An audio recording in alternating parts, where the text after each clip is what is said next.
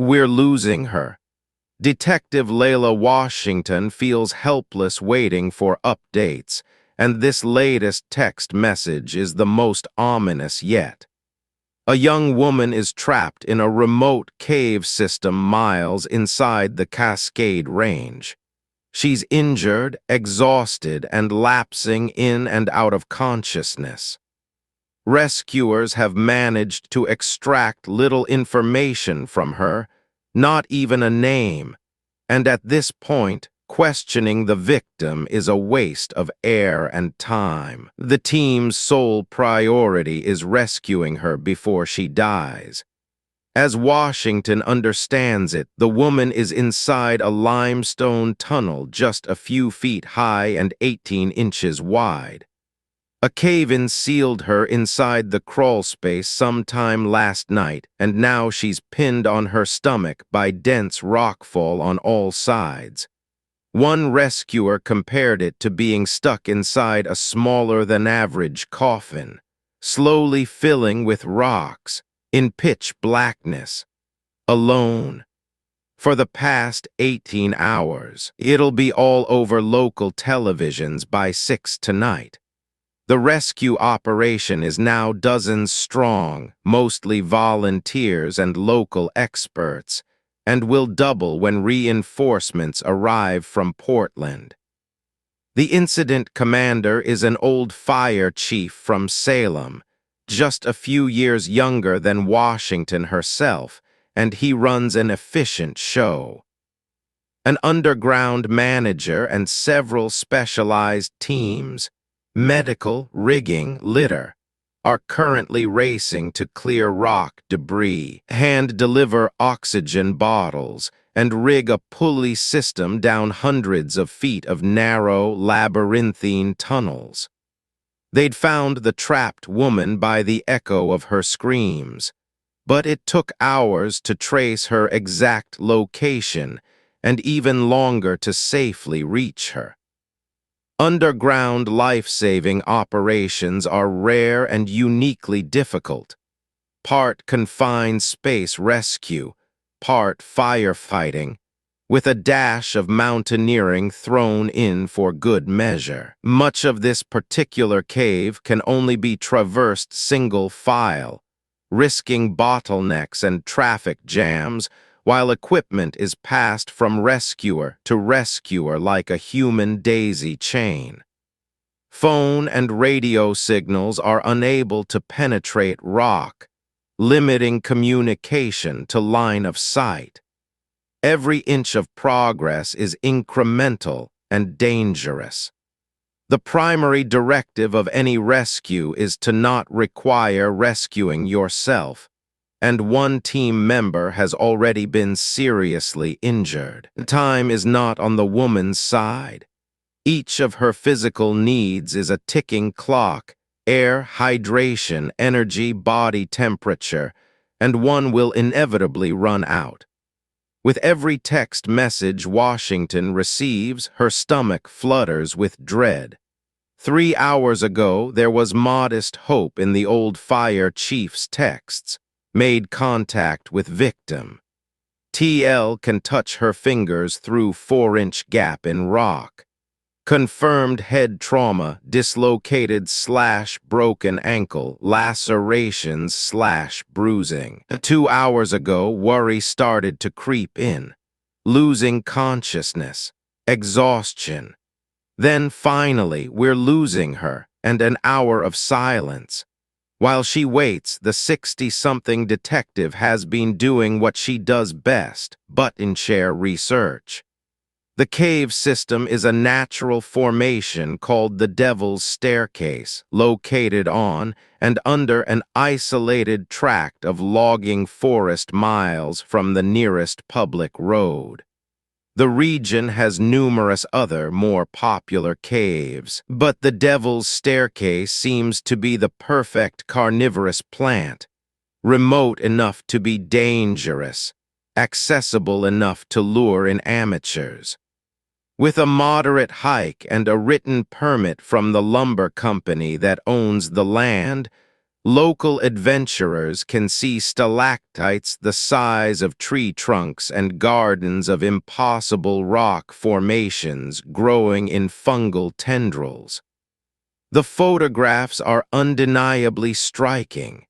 However, more curious and foolish interlopers sometimes ignore the warning signage and explore deeper, where the lower tunnels tighten into treacherous crawl spaces and the dangers multiply. Under millions of tons of earth, a single disturbed rock can trigger a fatal collapse. Pockets of trapped carbon dioxide can become invisible death traps. Groundwater levels can rise and fall without warning. Worst of all, some of the cave's most cramped tunnel crawls, termed squeezes by enthusiasts, are as narrow as 10 inches wide. What would possess this unknown woman to venture to such a depth? The most inviolable rule of cave exploration is to never go alone. Either she was incredibly reckless, or she was fleeing something even deadlier. Detective Washington hopes the woman survives to tell her story. The mountains, seen from Washington's second-floor desk in the Stevens County Sheriff's Office, look like sleeping giants cloaked in evergreens. On a drizzly afternoon like today, she can barely see them at all. Somewhere out there, a young woman is locked inside a vault of rock, fighting for every breath. Keep fighting. She's a tough gal, the incident commander had texted earlier. She's got sisu. Odd word choice. Washington had to look it up. Apparently, sisu is a Finnish term for grit and determination in the face of hardship. There's no English language equivalent for it, because sisu isn't derived from any single act of bravery. It's tireless, sustained, long-term. Worryingly, recent rainfall has also flooded the trapped woman's crawl space with several feet of groundwater. By all estimates, she should have died of hypothermia yesterday, but apparently she'd managed to lift herself up onto stacked rocks and suspend her body a few inches above the deadly cold. It couldn't have been comfortable, but it kept her alive. She'd understood that prolonged contact with the water meant death. Sisu, Washington agreed. Whoever this woman is, she clearly has some survival skills. The detective can't help but root for her. Keep me updated, she'd texted back. She's a POI in a homicide. This was also no ordinary caving accident. A body was discovered outside the Devil's Staircase. By the time Washington herself had hitched a tooth-rattling ATV ride up the mountain at 6 this morning, the site was already thoroughly contaminated by the rescue operation. It'll be a miracle if much physical evidence survives at all. But the violence of the death is unmistakable. The decedent suffered a fatal gunshot wound and stained the rocks with several liters of blood. And the trapped woman knows what happened. According to a few fragmented communications gathered hours earlier, she'd apparently battled for her life against a killer or even multiple killers. Maybe she'd defeated them. Maybe they are still out there making preparations to strike again. Keep fighting, girl. They've almost got you out, but the rescuers are racing against uncaring physics. The woman is fading with exhaustion, her air is becoming unbreathable, and the water is rising. Sisu buys only so much time. Washington checks her phone. It's already been 70 minutes since the last update. Since we're losing her, this young survivor has already defied the odds once. Hopefully she can do it a second time. And then once the rockfall is cleared and she's hoisted inch by inch into the blinding daylight, when she's stabilized in a hospital room, hydrated, rested, bandaged, and ready to speak, she can sit with Detective Washington and tell her story from the day's beginning. Every detail from the moment she left her front door. Who are you? And what happened to you? Tess DeWater stopped to hold her apartment door behind her, hesitant to let it click shut. She worried she'd forgotten something important. A car horn bleated down on the street, but she ignored it. Since she was young, it had always been difficult to leave her house. She had to verify everything and obsessively check every lock, every faucet, every potential fire hazard. Some people say Jesus is their co-pilot. Tess was stuck with an asshole named generalized anxiety disorder. She held the door open just inches now. What am I forgetting? Today was going to be dangerous, but her nerves would keep her sharp. Tess reminded herself that she'd accounted for everything that might go wrong, that all possibilities are finite, and that only so many things can happen, especially in a controlled environment like a cave. She pulled the door with her fingertips just millimeters now, until the lock engaged. Then she lifted her hand from the doorknob and made herself walk away, trying not to look back and second-guess, third-guess, as the unease lingered like moth wings inside her chest. Something unexpected will always happen. What haven't I thought of? Too late now. The apartment door was already behind her, gone, and Tess hurried down the front staircase that always smelled like urine, past the row of locked tenant mailboxes in the lobby, out the security doors to the weedy parking lot where her best friend, Allie Merritt, idled her black Subaru Outback. A newly added bumper sticker read, "No baby on board, feel free to crash into me." Allie rolled down a window. "Get in, loser." Tess slid into the passenger seat, and Allie floored the gas before she'd even settled. The final chorus of My Chemical Romances. Helena howled through brand-new speakers as Tess's safe little life vanished behind her, her bed, her laptop, her books, the brick apartment complex shrinking in Allie's rearview mirror. "It'll go fine," Tess told herself. "It'll go fine." Buckling her seat belt, she asked, "How often do people die in caves?" "I guarantee more people die in cars. More people ride in cars. Most people don't go into caves." Allie smirked as she accelerated through a yellow traffic light. "And today, Tess, you'll get to do both." The morning sky was blood-red.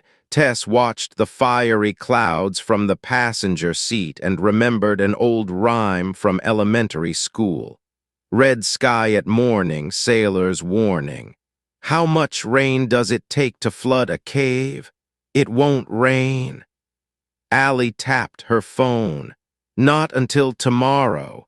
Tess had never seen herself as the kind of person to go spelunking. As Saturday outings go, strapping on a helmet and a headlamp to scuttle down a damp, smelly tunnel wasn't exactly wine tasting. She didn't dislike the idea. It was the kind of adventure she'd resolved to seek more of in her otherwise sedentary life. But it's always hardest to get up and do the thing the morning of. At 6 a.m., on a weekend, your bed is always softest, your coffee warmest, your half-read novel the most enticing. Safety is cozy.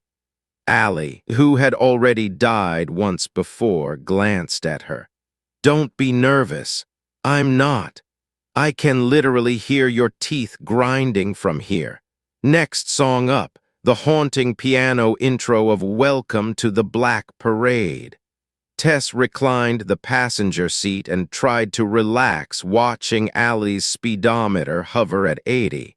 Once you've driven on the Autobahn, apparently nothing else is fast enough. Positive thoughts, Tess. Spelunking accident will look cool on my headstone. The only dorks call it spelunking. We're going caving. What's the difference? Cavers rescue spelunkers. It's a dick-measuring thing, Tess said. Got it. Maybe some history on the devil's staircase will gird your loins. Leave my loins out of this. Imagine it's 1920. Allie swerved to change lanes and Tess gripped the door handle with her fingernails.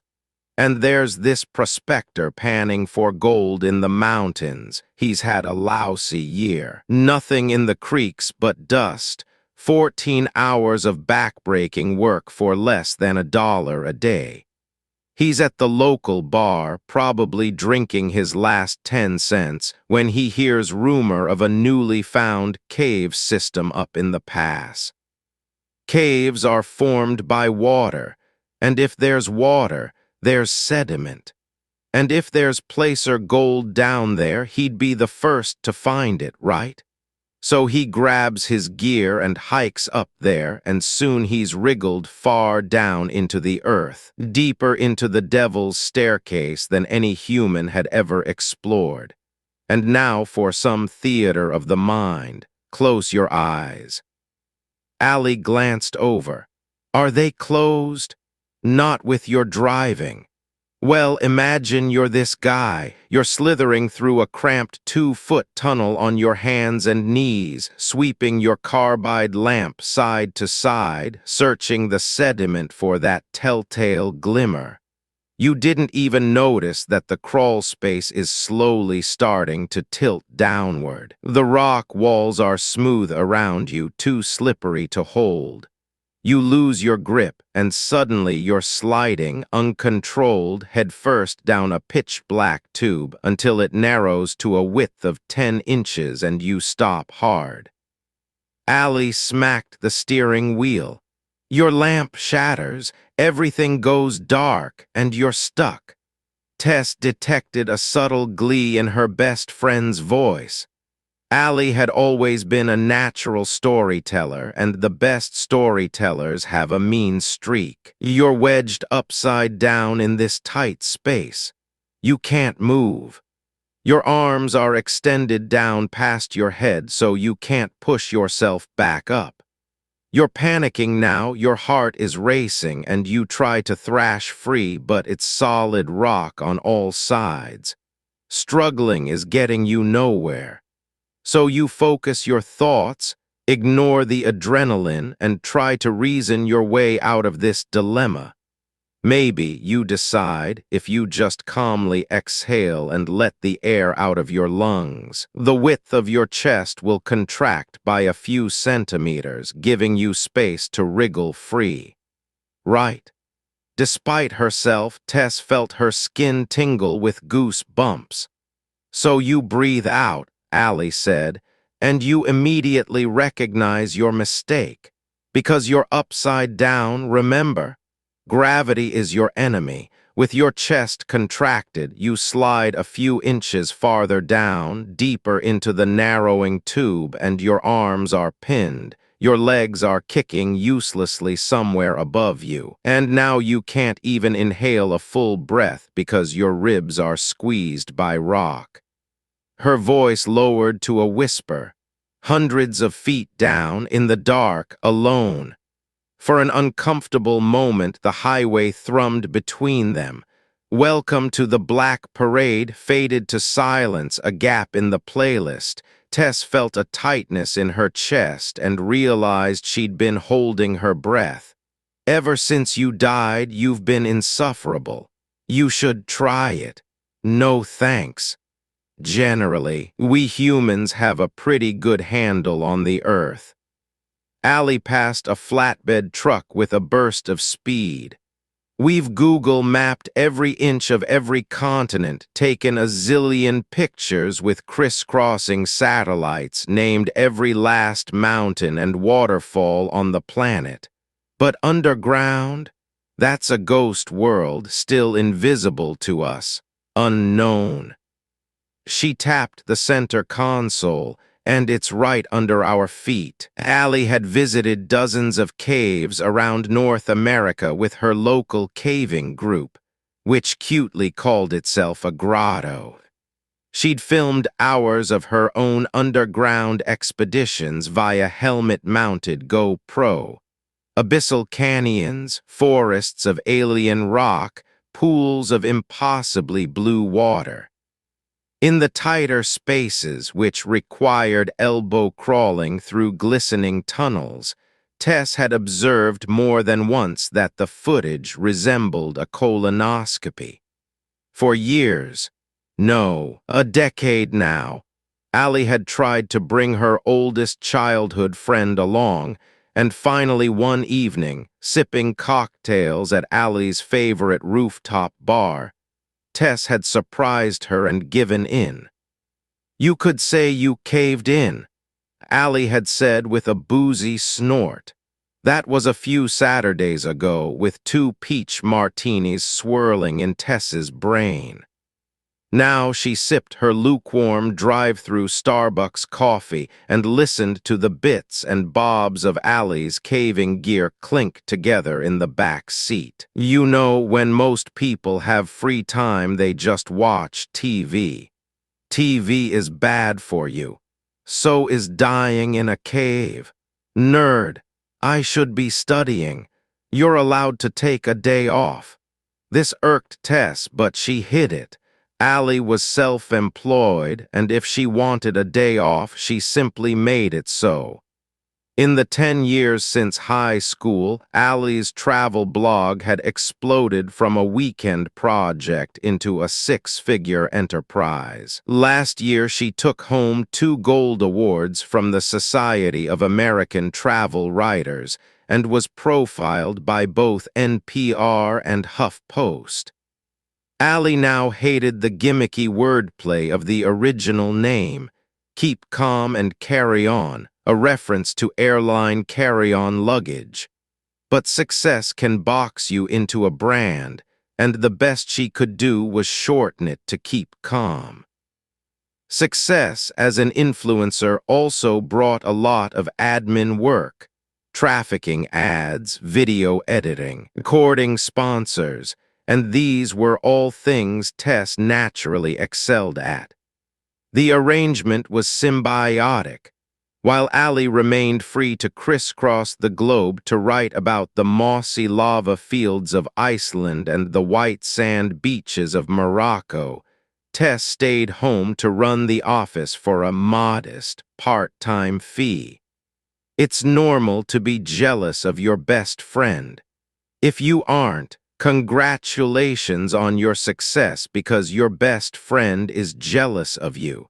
And Tess wasn't one to wallow. She was on her 3rd year of part-time law school, on track to graduate next year.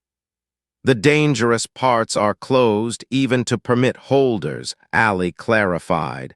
We'll stay in the beginner-friendly section called the upper vault. It's easy, safe, and the scenery is spectacular. Perfect for a first cave. She hesitated. Still, it would have been safer to bring Ethan. Tess bit her tongue. She'd agreed to this trip under one condition, that it would be a one-on-one outing, nobody else, especially not Allie's boyfriend. He likes you, Tess. I'm an acquired taste, never trust someone who likes me. He's also afraid of you. A best friend is part Rottweiler, and I appreciate that, Allie said, but remember, Ethan is more of a Chihuahua. Tess laughed. Last year on Ethan's first date with Allie, he'd suggested a spontaneous outing called a penny date. The rules were simple. You drive together without a destination, and at every intersection, you flip a penny. Heads means you turn right and tails is left. After 20 coin flips, you stop and have your date wherever you are. No exceptions. When Tess had asked Allie where they'd ended up, she'd laughed, a cemetery. But Ethan had been committed to the rules, and so was she. They ate picnic sandwiches among the headstones and walked the grounds. They read epitaphs. They argued about whether an afterlife existed. On the way out, they cleaned up some litter. It was the stupidest way Allie had ever spent an afternoon, but in the same breath, she'd admitted it was one of her favorite dates ever. She still had the penny. Allie talked about Ethan often. Even today, on a girl's trip deep into the mountains, he was still with them, his territory marked. His sunglasses in the console, his receipts in the door, his cologne in the seat. "Remember," Tess said, "Chihuahuas have a nasty bite." Allie smirked. "So do I." They were passing through the outskirts of Flower Gold now, a rusted-out skeleton of a mining town with more abandoned buildings than occupied ones.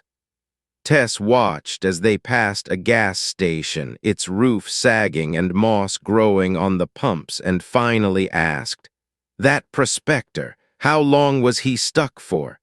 Allie sipped her coffee. "He totally died." "Awesome." "No one knows exactly how. Rescuers worked non-stop for days, but he was too far down, almost impossible to reach. They tried to lift him out with pulleys, but he couldn't fit. Getting desperate, they decided to break both of his legs with hammers to make him fit, but before they could try that, he'd slipped away. Suffocation or cardiac failure from the sustained terror. You're really selling this. Never go caving alone, Allie said, and always establish a surface watch, someone on standby to report you missing the minute you're overdue. I'm guessing that's Ethan. Allie grinned. Chihuahuas were bred to be sentries. Then she swerved a hard left off the highway, and the transition from pavement to gravel rattled Tess's teeth. As the Outback's suspension jostled over potholes, she tried to sip her coffee without splashing herself and considered all the ways a cave might decide to kill you. Crushed by rocks, suffocation, hypothermia, falling, drowning. "We'll be safe today," Allie added. "I promise." The next My Chem song on her playlist came up, Famous Last Words, and Tess couldn't help but laugh nervously. It looked like a gunshot wound in the earth. There was something unsettling about how the cave blended into the hillside of mossy rocks and knuckled tree roots. Your eye might pass over the shadowed cavity without registering its true depth. Even at a distance, Tess felt an exhaled coolness on her skin. That's it, in all its glory. Allie slid off her backpack. What do you expect? Tess wasn't sure. Signage, maybe? The cave's entrance looked too small, too cloistered, under sticks and dead leaves. To enter, they would stoop under lichen-coated boulders and brush aside hanging green sprouts as if trespassing into a witch's lair. The way Allie had described the Devil's Staircase, also known as the Devil's Stomach or the Devil's Throat, Tess had envisioned a majestic tunnel wide enough to drive a truck through. Not this. "More like the Devil's Butthole," she said. "I'm sorry, are you unimpressed? I thought it'd be bigger." "It is on the inside. Is there a minotaur?" "Sadly, no, but plenty of bats and spiders." Tess found herself oddly fascinated by the darkness within. Something about it looked like a special effect, a portal of absolute black on a bright morning. A creature could be staring back at them from just a few feet in, and it would be fully invisible. A part of her was irrationally afraid to get any nearer. 100 feet felt too close already, and just as irrationally, she dreaded the thought of turning her back to it. The helmet she'd borrowed already felt like wearing a bucket, the interior chafing her sweaty scalp. It smelled like pine and cinnamon, probably Ethan's cologne. She rubbed her arms. These spiders, how big do they get? Let's focus on the positives, such as, you'll be happy to know there's still cell signal out here. Tess had researched this already but played along and checked her phone anyway. Just a bar or two on her extended network. Calls might be patchy, but it was certainly enough to contact 911. As long as we're outside the cave, Tess clarified. Right. Well, yeah. Have they invented a phone that works underground? 200 years ago, Allie said. It's called a landline. Funny. The forest felt prehistoric out here. There'd been no trailhead or parking lot. Allie had just pulled over and parked on the edge of the dirt road at some unremarkable spot she'd mentally landmarked. Then they'd hiked for almost an hour on a primitive horse trail over punishing switchbacks. A creek crossing, and acres of freshly logged wasteland stripped to bare soil. By then Tess's calves had burned and her throat was raw, but she'd kept pace with Allie. Ever since they were teenagers, Tess had always been highly conscious of their different bodies, and particularly their different skin. Allie's was tanned gold from hours of sun, always flecked with healing bruises and exotic insect bites from far-flung lands. She had a white scar under her chin. Her left pinky finger was broken once and couldn't fully curl. Her body was a record of every risk taken and lesson learned. Tess envied it not because it was pristine, but because it was so well used. Tess's skin was still new, soft, baby pale, corpse-like in the winter months and instantly sunburned in the summer. When she was a teenager, other kids called her Wednesday after the goth daughter in the Addams family.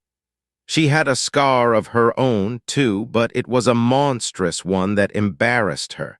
She wore clothing to conceal it, a massive red chemical burn stretching down the entire length of her back, from collarbone to hip. Skin grafts had been unsuccessful, and it had been infected twice. She'd had it since she was 14. Allie exhaled. Damn, what? She pointed a quarter-mile down the forested valley to a parked jeep camouflaged in the undergrowth. From this distance it looked like a green toy car with a kayak atop its peeling roof. I hate running into other groups, she said, but it's safer to have more people around, right? Depends on the people. Allie studied the faraway vehicle for a moment longer but said nothing. She seemed reluctant to comment on the more troubling fact. Off-roading was prohibited out here, meaning whoever drove that vehicle was either an employee of the lumber company or a trespasser. Let's trog up, she finally said.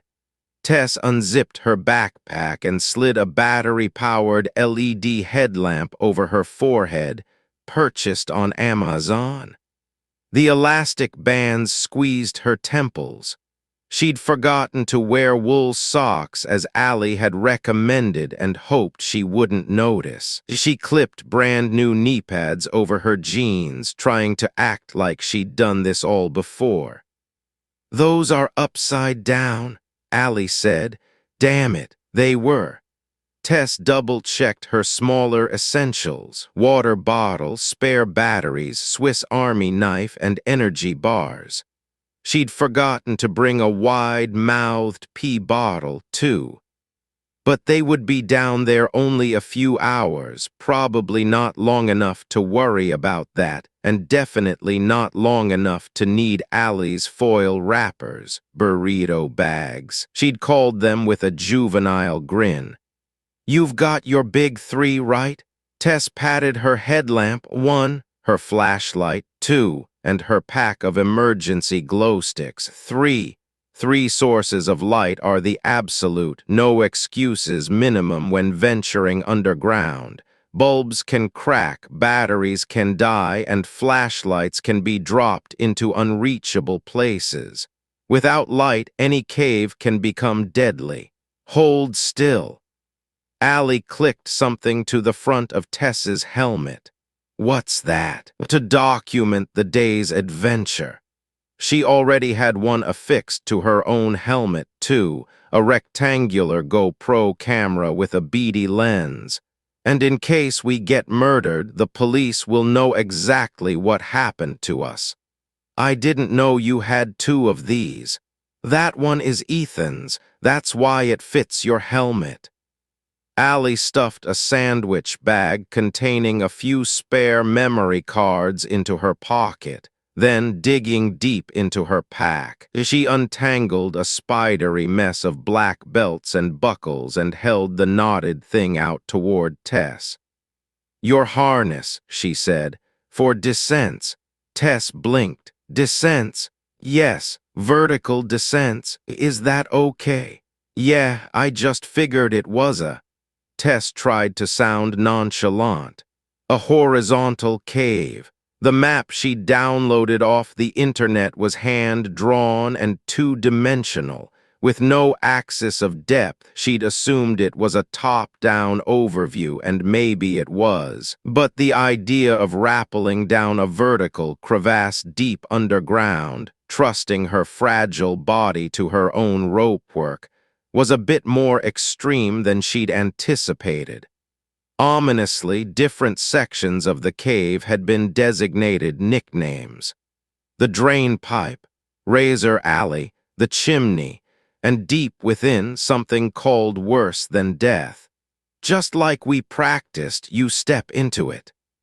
Allie guided the loops around Tess's right leg, then her left, and the harness rode smoothly up to her hips, like hooking up to a zip line. She'd never zip-lined before, or rock climbing. Nope, but Tess worked up a stoic smile. "Seriously, how big do these spiders get? Big enough that they can't sneak up on you. I hate you. You've got this." Allie drew the belt tightly around Tess's waist. "I know this is outside your comfort zone, and I'm happy you're doing it. They say to do something every day that scares you, so check." Allie held her smile, but her eyes dimmed with a faraway look.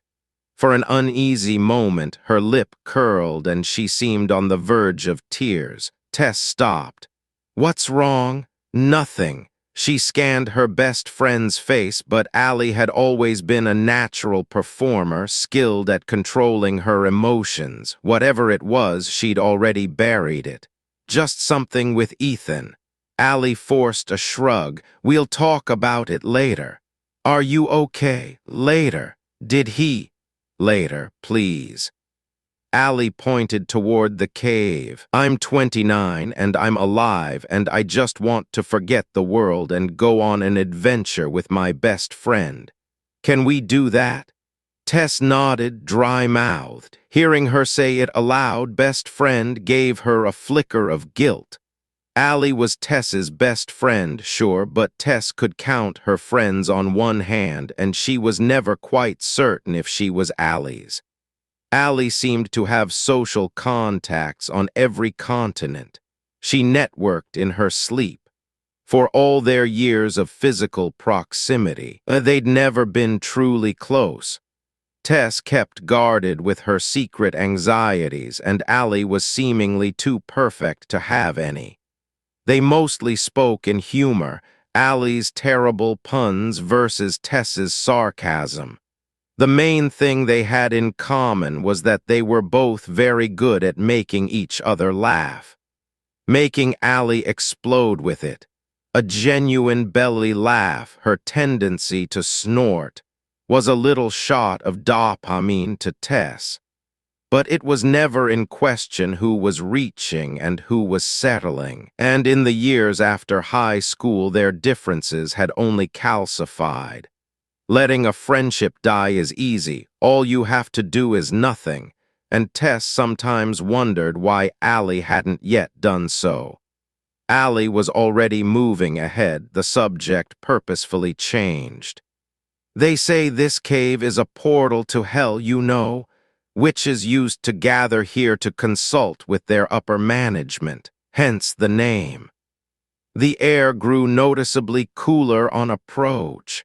Allie's voice already seemed different, slightly tinny, like the opening in the earth-swallowed sound. Tess could feel her heartbeat in her neck, now accelerating. It'll go fine, she reminded herself. As for the other word Allie had used, it had been a long time since Tess had done anything that could be considered an adventure.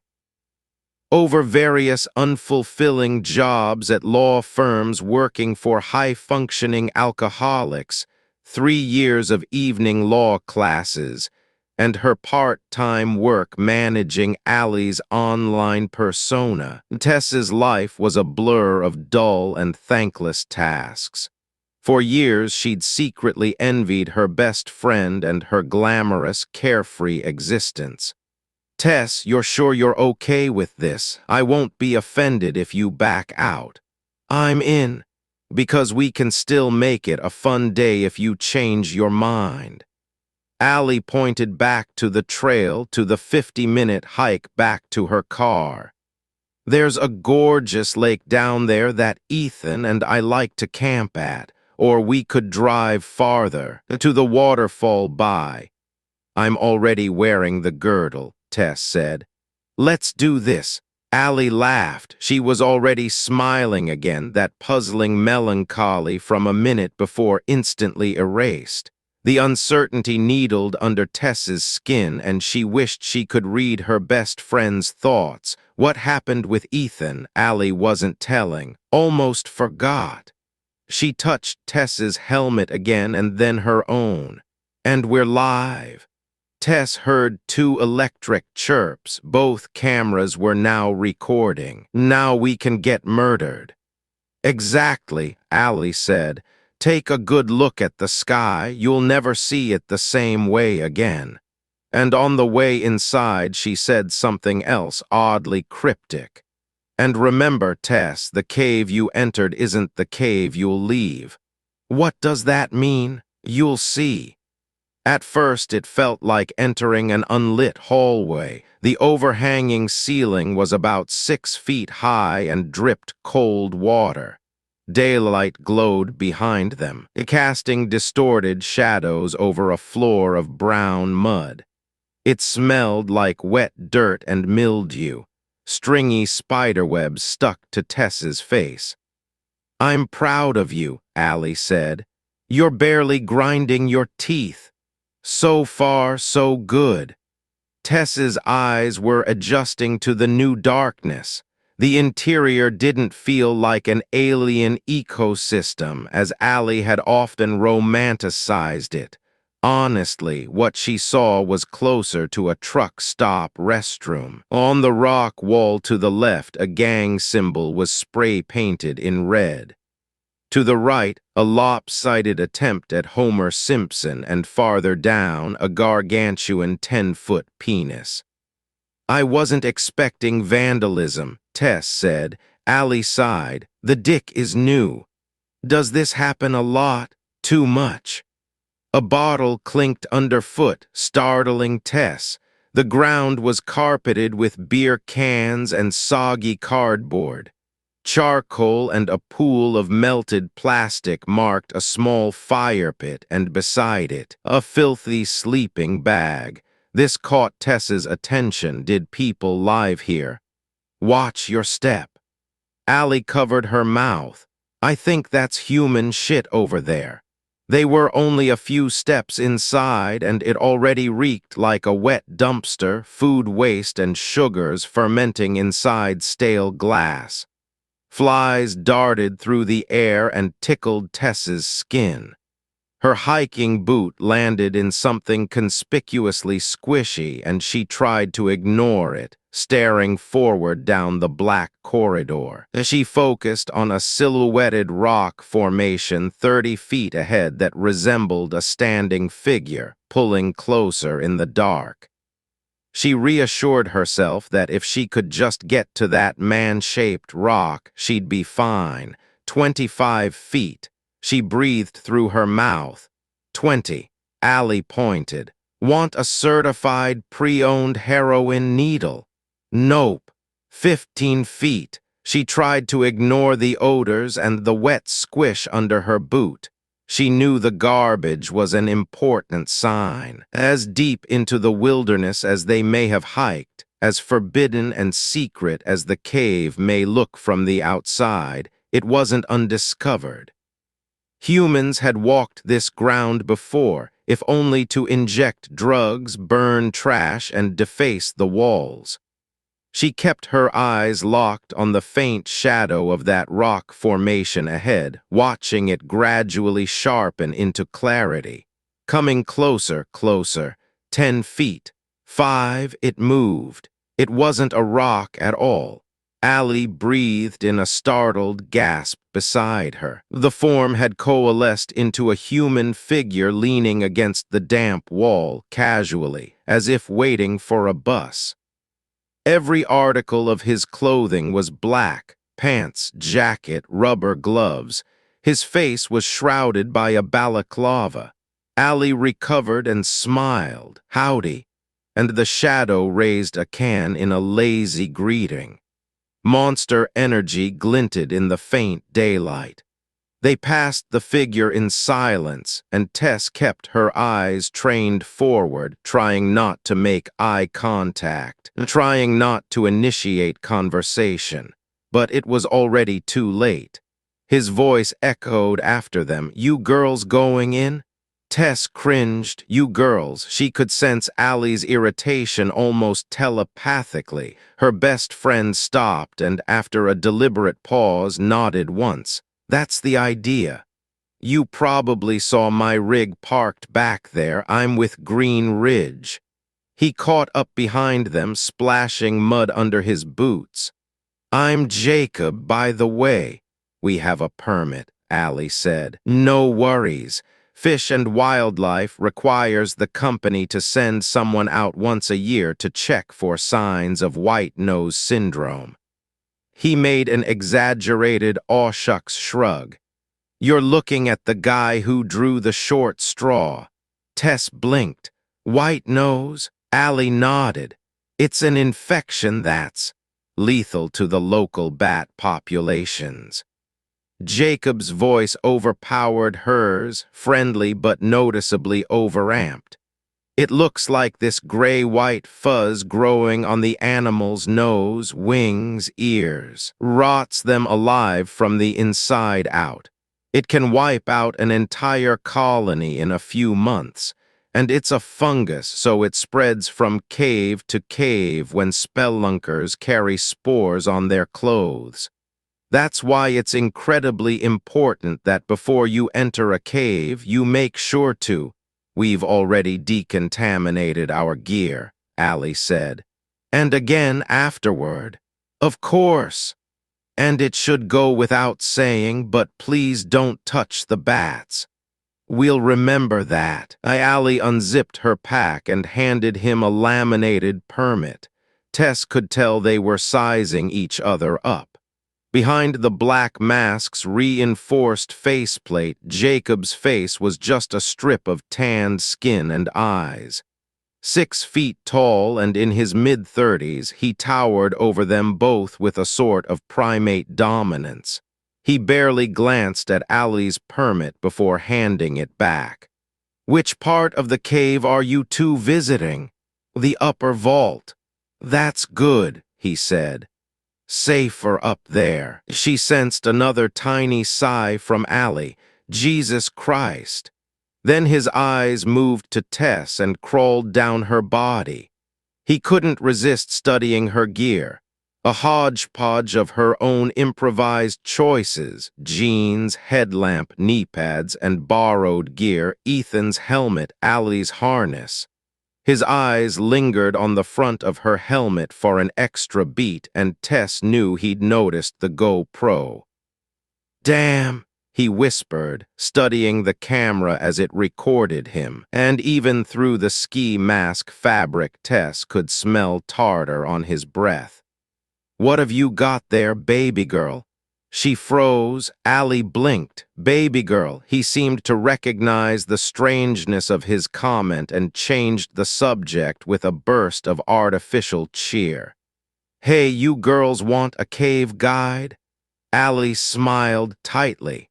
"Thanks, but we're good." "You sure? I know where to find some amazing stuff down there, secret places no one knows about." He took lumbering steps as he followed them. "I'm not due back to the office until 4. I'd love to tag along with you." "We're not interested." Another big step. "Come on, I'm not so bad. No thanks. I promise I'll stay out of your way." "Fuck off," Allie said. She'd uttered it so softly, so calmly, that Tess didn't immediately comprehend what had been said. It sank in with the delayed echo of a gunshot. 5 seconds passed. 10. Finally, Jacob's posture changed. He stepped back, tilted his head, and audibly licked his lips behind that strange face mask. "Your loss." Then Tess felt Allie tug her shoulder with a hissed whisper, "Forget this guy." And just like that, they were moving on deeper into the cave. She sensed the man's eyes on their backs, watching them both melt into the blackness. When they were far enough in, Tess muttered in her best friend's ear, "That was stupid. We have no idea who he might be." "You're welcome. One weird comment isn't worth getting murdered over." "It's fine." Allie grinned, all teeth. "I wouldn't have murdered him." "Take your time, Tess. Every detail you can remember." Detective Washington has interviewed more survivors of traumatic events than she can remember. Domestic violence, car accidents, suicide attempts, and even a mass shooting on a college campus. Already she senses this young woman is somehow different. "Honestly," she adds, "I'm amazed you're alive." The survivor nods. Teresa Tess DeWater is now awake and under observation at Sacred Heart Medical Center. Doctors have identified a concussion, a ruptured eardrum, a sprained ankle and wrist, and 2 bruised ribs. Her hands and elbows are torn raw, lacerations stitched on her skin like cruel hashtags. Some have needed sutures, while others have been glued and butterfly bandaged. Her flesh has swelled and darkened to a rotten purple in places. Presumably, these injuries weren't caused by the cave alone. She'd smiled politely and held still while Washington took pictures. "Hold your wrists out, please. Lift your leg, please. Look directly at the camera, please." After hitting her marks like a trained seal, Tess now reclines in her hospital bed with a blanket and a pulse oximeter on her finger. She hasn't touched the Starbucks cup on the flimsy tray in front of her, although Washington had called ahead to ensure the order was exactly right. This woman survived a nightmare yesterday. Most victims would still be unconscious, but somehow she's awake and alert, ready to make a voluntary statement. What was the incident commander's word again? Sisu. An oat milk latte was the least Washington could do. "Your age again?" 28. Washington doesn't feel old when she speaks to young people. Only when she sees other old people and realizes they are younger than herself. Stevens County has one of the oldest mandatory retirement ages in the state, but with decades of service in her rearview, she's also well aware that she's past her pension's mathematical break-even point. For years now, she's been essentially getting up every morning to work for free. You and Allie left the city at 7 that morning. Washington checks to ensure her digital recorder is still running. It's an hour drive plus a 50-minute hike, so that meant it was still well before noon when you'd geared up to enter the cave. And that's where you encountered this stranger for the first time. Tess nods once. When he spoke to you, did his little speech sound rehearsed? Anyone can toss around a few facts. At that point, did you suspect he wasn't really a Green Ridge employee? I had a bad feeling, but I couldn't confirm it. Did he show any kind of identification? No.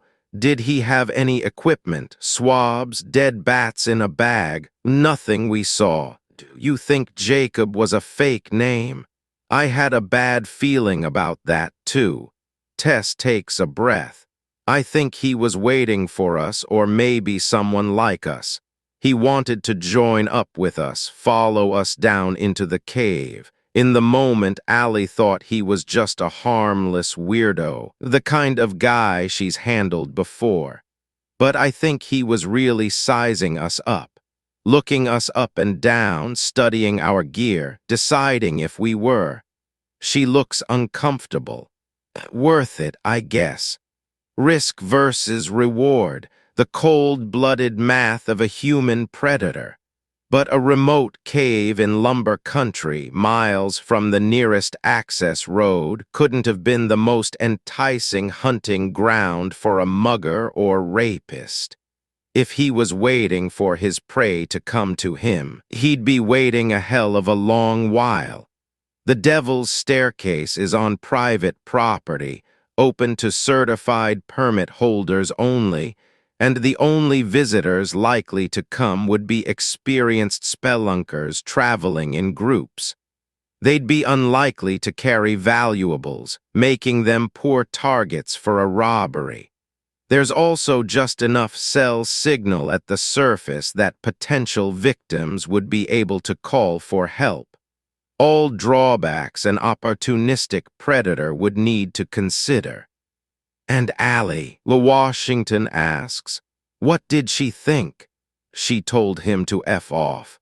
I like her already. Tess nods stiffly. Can you remember anything else from that first encounter? Anything else this guy said or did that can help me understand what was happening inside his brain? Anything that might explain what happened next? The survivor shakes her head. She's trying, but it's all she can remember. An investigator must be careful not to overdo it here. All memory is filtered through the tissue of the beholder. In a real way, your recollection becomes a part of you. And as romantic as that may sound, it means your brain can easily overwrite the original with new memories. The human mind is the ultimate unreliable narrator, and a careless interviewer might accidentally talk a witness into remembering something they didn't see. What did he call you again? Tess grimaces like she smelled something rancid. Baby girl. That's right. Something about it. She rubs her scabbed arms, makes me sick. The name, the way he said it, like property or a toy. Washington circles the word in her notes. She'll run it through search engines later. There are few originals in the world, and when someone says something memorably unique, it's almost always lifted from a movie. But you never know. She wonders how many women this guy might have addressed as baby girl over his years. Was it flirtation? An affectionate pet name? An insult? With the worst specimens out there, all three can be true at once. He tried to hide it, but he kept staring at the cameras on our helmets. Tess remembers. I think he knew he was being recorded. It's entirely possible, then, that those two GoPro cameras saved Tess's and Allie's lives in that initial encounter. The stranger may have intended to attack both women in that moment, right at the cave's daylit entrance, until he saw the two cameras and decided to adjust his plan. What did he want from them? Why was he really there, all unknown? Tess, I'm sorry for what I have to ask you now. The detective takes a breath, aware she's treading sensitive ground. Do you think there's any chance that Allie's insult, provoked the stranger into doing what he did next? Tess says nothing. Her lip curls, a microscopic spasm of grief. No, not grief. Anger. This was not Allie's fault, Washington quickly clarifies.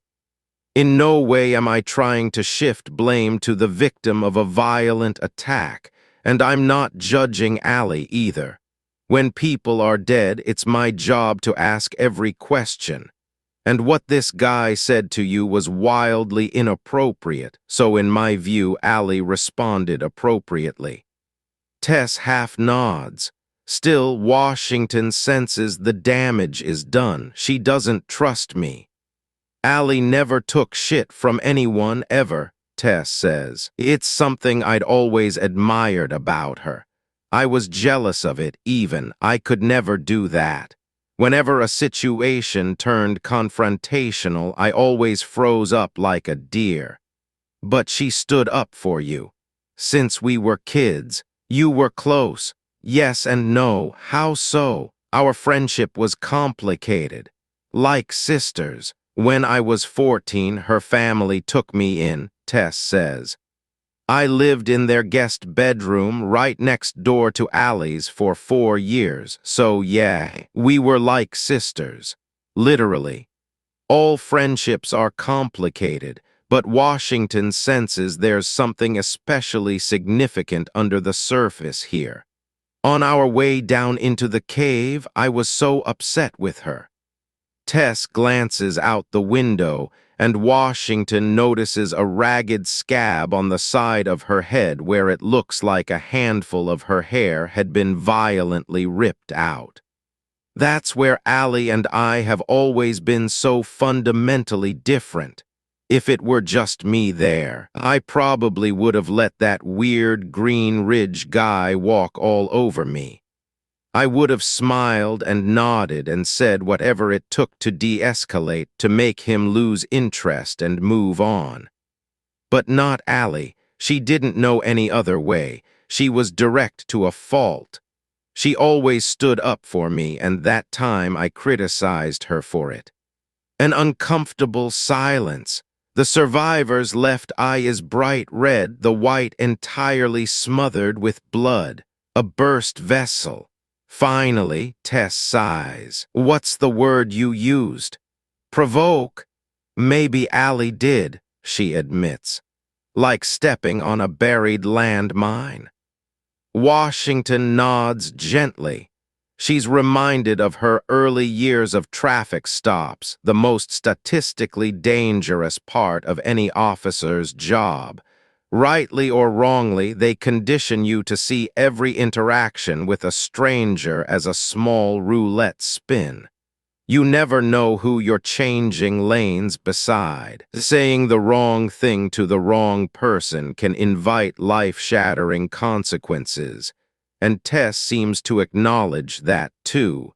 She adds, you can't blame someone for stepping on a landmine. Of course not. I kept looking back, Tess says. As we went deeper underground, I couldn't shake a gut feeling that the guy was behind us, following us down. Although Washington was the first detective to arrive outside the Devil's Staircase this morning, she was reassigned to a support role within an hour. She'd barely had time to view the body or introduce herself to the rescue team. This was all under the pretense of utilizing her superior information synthesizing experience, but she's not stupid. It's about her age. Her lieutenant was worried a woman in her 60s might break a hip on the rough terrain. She's used to being underestimated and she even likes it, but not being condescended to. So here she sits instead, miles away in an air-conditioned hospital room with Tess. Washington has never actually set foot inside a cave before, and at her age, she knows she likely never will. She's watched a few horror movies of varying quality and a documentary about the 2018 Thailand cave rescue, but she knows nothing can compare to the experience of the real thing. The temperature, the odors, the textures. Your body must instinctively recognize the sheer weight of millions of tons of rock and soil packed densely above your head. On some visceral level, you understand you don't belong there. I'm curious, Tess, what's it like inside a cave? She hesitates. It's hard to describe. The highest level of the cave system is nicknamed the upper vault, at a depth of between 25 and 100 feet. Experts on the rescue team described it as a labyrinth of spacious catacombs containing stalactites, stalagmites, and even more mystifying jargon like coralloids and speleogens. It sounded like a world from a science fiction novel. Washington tries to visualize it. I'm assuming it was cold, yes, and wet, yes, and dark. Very. Was it like a maze or more linear, both in different places? These are all weak descriptors. Surely they can't do the physical experience justice. Washington needs more. What are the walls like? The ceiling? The floor? Tess is silent for a moment. Her hair is still crusted with mud, hardened into knots. She studies the scabbed cuts on her arms, the blackened blood under her fingernails, and whispers something too faint to hear. It sounded like it's not a human place. I'm sorry. That's what makes it so hard to describe. There are no walls or ceiling or floor. Tess stares at a point just over Washington's shoulder as she speaks, giving the detective the unsettling feeling that someone is standing silently behind her. All of those surfaces jumble together. They are human words, a human way of understanding an interior. Underground, you have to navigate in 3 dimensions. There's no floor plan, no logic. You crawl and climb and twist and drop. Maps can't even prepare you for it. Caves weren't designed for humans. They couldn't care less if there's enough space for you to squeeze through. Lots of them must be impossible for a human body to fit. She takes a shivery breath. And if you pretzel yourself deeply enough into it, far enough down, you'll stay there forever. In the rescue operation's early hours, one of the team members had said something similarly ominous. Not all lost cavers are recovered. This is well known within the caving community. Victims around the world remain wedged inside their final resting places to this day, as unreachable as the frozen bodies atop Mount Everest. Ali always said, when you leave a cave, the entire world becomes new again, like a near-death experience. Pretty much. And the entire time, while she led me farther and farther down, a part of my brain, the paranoid control freak part, the part that's always afraid to leave my apartment and envisions flooding faucets and burning kitchens, imagined taking a wrong turn somewhere and having to retrace my steps back. Or worse, adding to my mistake with another wrong turn and another, losing my way back completely. The Devil's Staircase is a complex web of tunnels, honeycombed with multiple routes, switchbacks, and hidden passages. The idea of becoming lost inside it unsettles Washington. She draws a line on her notepad and writes, 25 feet. Tess and Allie's descent began here in the upper vault. From this point, both women's fates were locked into a chain of events that would culminate in the region's largest underground rescue effort in decades. Boulders would be chiseled and lifted, pulleys would be installed, and critically, only one woman would return to the surface. What happened down there? Okay, Tess. Washington leans forward. Take a deep breath. Are you ready? She nods. What happened next? Allie looked back. Think he's the one who took a shit back there. Tess wasn't in the mood for jokes. The daylight drained away with every step, and the graffiti and trash seemed to be thinning out. Most of the vandalism was concentrated at the mouth of the cave, maybe because few vandals were willing to descend deeper. You didn't have to say that, Tess said. No, but it just felt right. I'm serious. So am I. Allie climbed over a car-sized boulder. If we'd been nice to him, he would have taken it as permission to invite himself along and keep trying to flirt with you. Trust me, you can't smile your way out of some situations because some people don't listen to nice. You have to learn to stand up for yourself. Allie punched Tess's shoulder, a light but precise jab. I won't always be there to back you up. Tess smiled, but it was too dim to see. She'd always prided herself on having more subtle talents. Years ago, Allie's older cousins often played a drinking game called Changeling, where one player was randomly selected to play the role of the secret monster. At the end of every round, the group would take a vote on the creature's identity, while that player won if they survived 3 votes. Whenever she was the changeling, Tess always won, and the cheap beer, Lake House rules. The winner shotguns a natty light, somehow only amplified her devilish skills. She could feign disbelief and suspicion. She could redirect attention and play others against each other. Tess was in her element, hiding in plain sight, and of everyone in that lake house, only Allie had ever had a chance of piercing her best friend's lies, and only sometimes.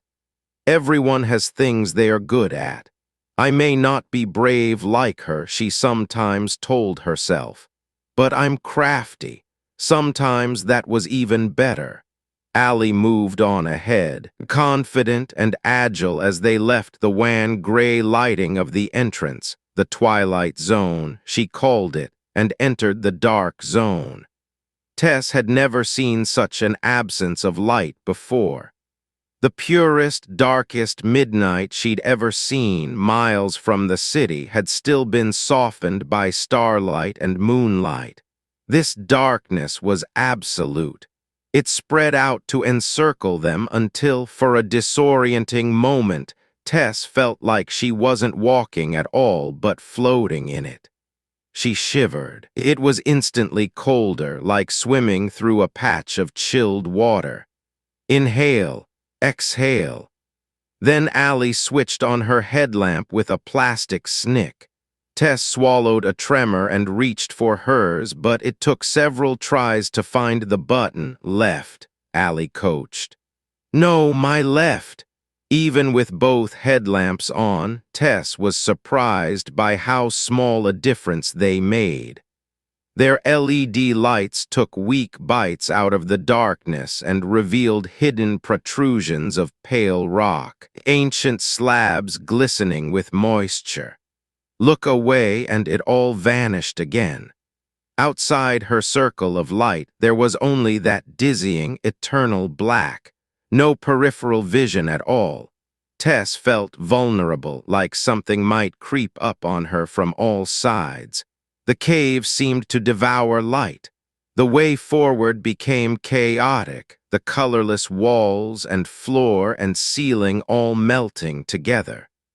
Allie led the way through a jumble of multi-ton boulders, some to be circumnavigated, some to be clambered over with slippery boots. Over, under, scooting, sliding. The trick to keeping your balance in such an unpredictable environment, Allie explained, was to keep 3 points of contact on something solid at all times. Traversing this place was a surprising workout, assaulting muscles Tess hadn't used since elementary school. She was already sweating under her clothes, her glasses fogging. The tunnel lowered, and giraffe-like Allie had to stoop under overhangs, her headlamp sweeping low. Tess was 5'2", small-framed since birth, and she navigated this world with surprising ease. Failure to thrive, her mother had described her infant years. It had always felt like a not-so-subtle insult to Tess, like a space shuttle stalled on the launch pad. The odor had changed, too. The wet soil and mossy smells were far behind, replaced with something dense, bacterial, sickly sweet. The odor of decay, almost like rotting meat. Allie perked up as if she'd remembered something important. By the way, Tess, if you see any giant bugs, immediately close your mouth. Why? Just trust me. I really need to know why I should close my mouth. They are called spider crickets, Allie said.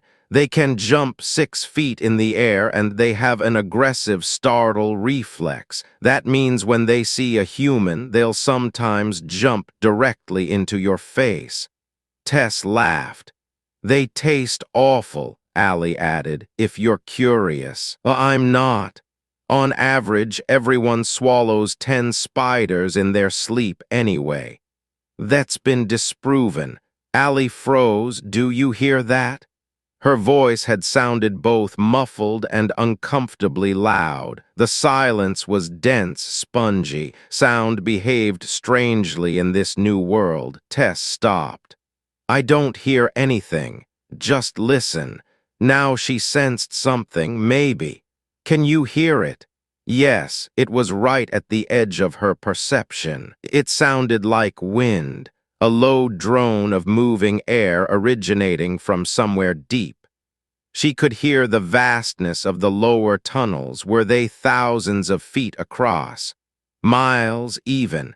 As she listened, she started to detect something else, a low and guttural vibration from below. Almost a growl, like something was snoring. She shivered. What's that? The Minotaur. Funny, every cave has one. Seriously, what is it? Caves breathe in a way. Allie's breath misted in the glow of her headlamp. Since warm air rises, air flows in and out consistently as the surface temperature changes. Caves are surprisingly well circulated. So we won't suffocate. Not up here. But, Allie said, farther down, carbon dioxide can sometimes sink into low spots and accumulate in pockets. It's called foul air. Invisible, odorless, and when you're belly crawling in a confined space, extremely dangerous. What are the signs? Rapid heart rate, difficulty breathing. I mean, how do you know if the air is safe? Allie flicked a cigarette lighter and held it up for Tess. She had a way of making the smallest gesture look effortlessly cool. See the nice healthy orange with blue at the base. The weaker the flame, the worse the air you're breathing, and the faster you need to move your ass back to the surface. What if it doesn't ignite at all? She snapped it shut. you'd already know. At least the cave's air felt breezy and fresh, aside from the roadkill odor. The smell of decaying flesh wasn't unusual, Ali explained, because predators sometimes dragged carcasses inside caves to eat in shelter. It's not uncommon for cavers to find the ground carpeted with crunchy white bones. A naturally formed graveyard.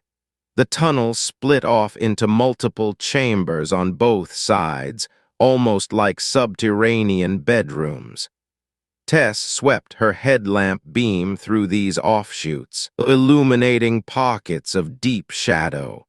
Some were obvious dead ends, while others might have gone on for hundreds of feet farther. She imagined if she sliced her light fast enough, she might glimpse something peering out at her from one of those bedrooms, catch it before it could retract its strange head.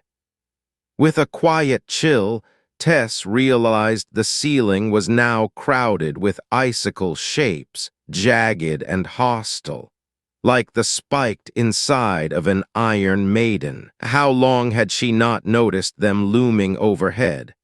They were 4 feet long, colored coppery red like hardened spears of dried blood. Water droplets beaded on the sharpened tips.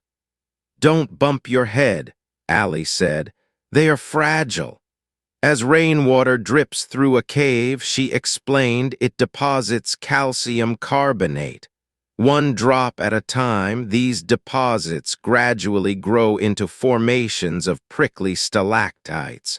Where those same droplets land below, stalagmites form. The movement of water simultaneously erodes and accumulates, sculpting over millennia. "Reminds me of a caving joke," Ali added. "Let's hear it."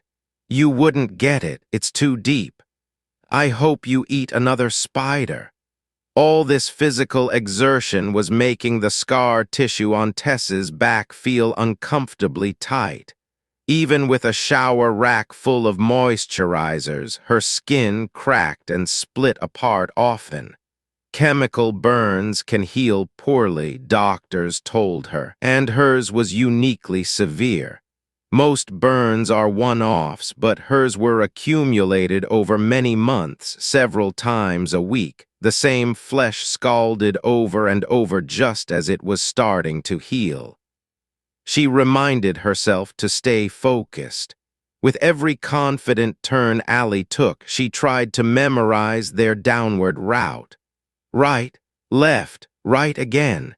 Every step taken was a step farther from the surface. Every obstacle passed would be passed again from below. Tess tried to draw a mental map of the cave behind her, but the natural formations were all so chaotic. It felt like navigating a dream. "I understand now." Her voice sounded distorted, like she was speaking near a live mic. "What?" "The riddle you told me. The cave you entered isn't the cave you'll leave." Tess glanced back, lighting the tunnel with her weak headlamp. "It's not like walking down a hallway in a cave. Everything looks different when you're going the opposite way. So to avoid getting lost, you should periodically look back and memorize what you see." "Exactly right," Ali said as something snapped between them like a bullet. Tess jolted, feeling a flutter of air on her cheek. The gray blur was already gone, just a bat. "We won't get lost," Ali clarified. "I've got most of the cave memorized. If I had to, I could find our way back up by touch. But the most important thing I need to stress, in case we somehow get separated down here. If you see a warning sign with the Grim Reaper on it, do not go any farther, not even a single step." "Why not?" "Just don't, okay? Grim Reaper sign equals death, got it." "That reminds me, want to see something cool?" Before Tess could answer, her best friend switched off her headlamp. Click. Allie's circle of light disappeared and the dirty walls dimmed around them. The chamber's illumination instantly reduced by half. Tess felt an ice pick of fear in her stomach. "What are you doing?" A whisper in the dark. "Turn yours off too." "Why?" "Just trust me. A little tradition and something everyone should experience at least once in their life." Allie's voice circled Tess like a ghost. "Whenever I take a group here, this is where we turn off our headlamps, our flashlights, every light source we have. And we'll all stand together in this perfect silent blackness, so black you can't even tell if your eyelids are open or shut. You lose track of your senses, your arms and legs. The dark stops being an absence of something and becomes a mass, a solid thing all its own, enveloping you and inches from your face. I swear it feels soft, velvety, almost cozy. A grin in her voice, oddly melancholy. Everyone experiences it a little differently. Some people hyperventilate or have panic attacks. But to me it feels like I'm merging with the cave, like I'm a tiny creature being digested inside its giant stomach, and its enzymes are slowly breaking me down. It's like being dead again. If I stand still long enough, I swear I can feel myself drift apart until nope. Tess gripped her headlamp defensively, now the only light. "Mine stays on. Please, no chance." "Here," as she reached for Tess's helmet. "I'll turn yours off for you. I will bite your hand off." A breathy laugh in the dark. "Fair enough." 2 years ago in Mexico, Allie died. She'd been hiking back to her hostel from some unspecified beach when a vine dropped down to slap her head. She'd raised an arm to brush it from her hair and felt 2 needles of incendiary pain in her wrist. It wasn't a vine. It was a fer-de-lance, an oddly whimsical name for a venomous snake that had dropped from a palm overhead. This species is known to be a skillful tree climber, but apparently this particular snake wasn't and fell 10 feet to belt Allie Merritt on the head. Even then, she'd had the presence of mind to grab her phone and snap a clear picture of the viper. A local man helped evacuate her as her wrist slowly swelled into a fleshy balloon. But through a combination of bad luck and washed-out roads, it took several hours to reach a hospital with the appropriate antivenom. It was there she died. Her heart stopped for 20 seconds before being successfully restarted. The main thing Tess remembered was Allie's perfect calmness through the whole ordeal. She'd laughed and joked over the phone on her ride to the hospital, giving woozy updates on her swelling hand and other concerning symptoms as they manifested. Fever, headache, a taste of metal in her mouth. Allie hadn't even seemed concerned about losing her right hand to infection, which doctors had noted was a distinct possibility. She'd kept a stoic smile and a gallows sense of humor through the whole nightmarish week. Keep calm and carry on, indeed. Maybe Tess was just a coward and a control freak. Well, yes, she knew she was both of those things, but she couldn't imagine accepting death so serenely. How could anyone? Allie was like a supernatural creature, perfect and graceful and somehow never afraid. For years now, while Allie was working abroad, Tess often used a spare key to enter her apartment. She'd secretly rummage through Allie's closets and racks and vanity drawers, careful not to leave a trace. Sometimes she'd wear her best friend's clothes, always a little big, a little loose on her slight frame, and inhale Allie's perfume, smell her pillows and bedding. With the lights off, she'd walk around the cavernous apartment in clothes that didn't quite fit, smelling like someone else. Allie never suspected it, and maybe this was just her imagination, but Allie's living spaces had always felt curiously vacant to Tess, like a hotel room.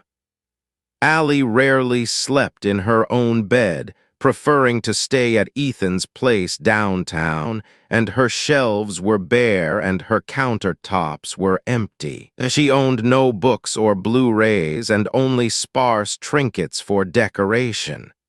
She valued space and near-military cleanliness, never indulging in guilty pleasures like trash TV or processed junk food. But, as Tess had discovered on one of her stealthy excursions a few months ago, Allie did keep 3 handguns in a hard case under her bed. They were well used, rich with the candy odor of solvent. Allie had always loved plinking steel targets with her dad ever since she was a teenager. But such a hobby might not go over well among a travel influencer's main demographic of affluent, college-educated women aged 18 to 49. Allie Merritt had her secrets, like any other mortal. You just had to dig for them.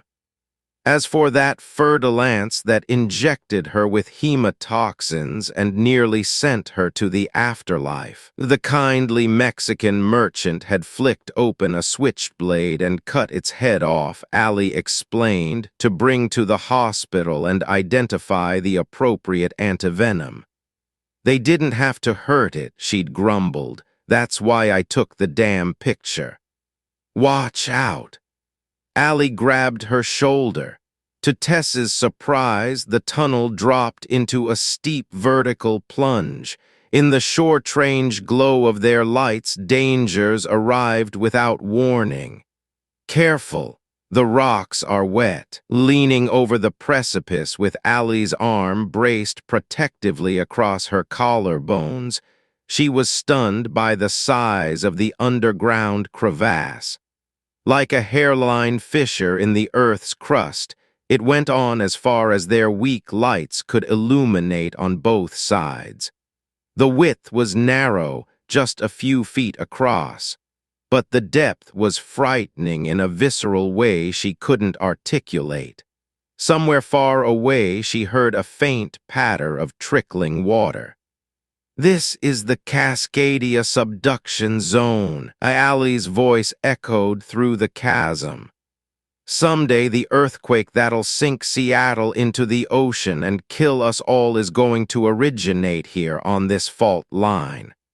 Really? She laughed. Nope. The true scale and depth of the Devil's Staircase was dawning on Tess. She remembered entire sections of her paper map had appeared stunted like lopped tree branches. They weren't dead ends, as she'd assumed. They were only unmapped, leading to undiscovered routes. It amazed her that all of this could be underground. How had it not collapsed? Time to catch up with your old friend. Allie pressed a metal gadget into her hand. It looked like an oversized paperclip, oblong and awkwardly shaped with a stepladder of stainless steel rungs. It looked like any number of the gadgets teenage Allie used to practice within the tree behind her house. Remember, it should all be muscle memory. I was 16. Same age you learned to drive. Also, you let me fall. I knew you'd still be butthurt about that. Allie pointed down into the black stillness. We call this the Great Wall. It looks scary, but it's a basic descent. No overhangs, no rebelles, nothing intense. Perfect for a beginner. You'll carabiner to your harness like this. She felt Allie's hands moving over hers in the dark, strangely intimate. And you thread the rope through the brake bars. The Great Wall. Tess tried to remember had she seen that name on her map. Then, by squeezing the bottom 2 bars, you regulate friction so you'll descend as fast or as slow as you'd like. See? Allie clicked them open and shut. What's the rope anchored to? We use this. She looped an orange rope around a boulder the size of a fridge. It must have weighed a half-ton. She patted the porous surface as if giving it a blessing. We call this a BFR. Big fucking rock. Big friendly rock. If there's kids in the group. Your grotto brings kids here. Haven't lost one yet. She rolled her eyes. But I've tried. Allie had zero patience with children. It was the closest thing she had to a character flaw, and Tess secretly enjoyed it. Now she pointed out the anchor bolts they'd use as backups. They looked like tiny steel loops drilled into solid limestone, artifacts of explorers who came before. Cavers must always use multiple anchors on descents. Allie explained, to create redundancies if a connector fails and to keep your rope from rubbing against protruding rocks. Or else you know what can happen. Tess glanced back. What if someone cuts our rope? That'd be a dick move. I'm serious. No one is going to cut our rope.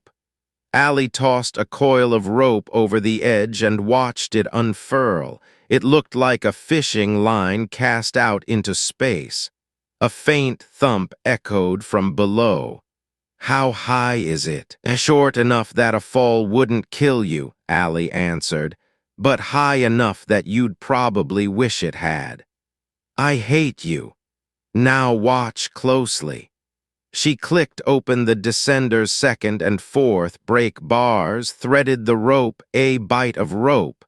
She called it between the first and third bars, then closed the second. Then again below the third, shutting the fourth. She narrated every step, how she'd squeeze or spread the bars to control friction, the importance of making sure she didn't thread the rope backward, which could also result in you-know-what. Tess listened and absorbed, but a small part of her brain fixated on the BFR behind them. That boulder, plus 2 anchor bolts installed years ago by strangers, would suspend their bodies above a bone-shattering drop.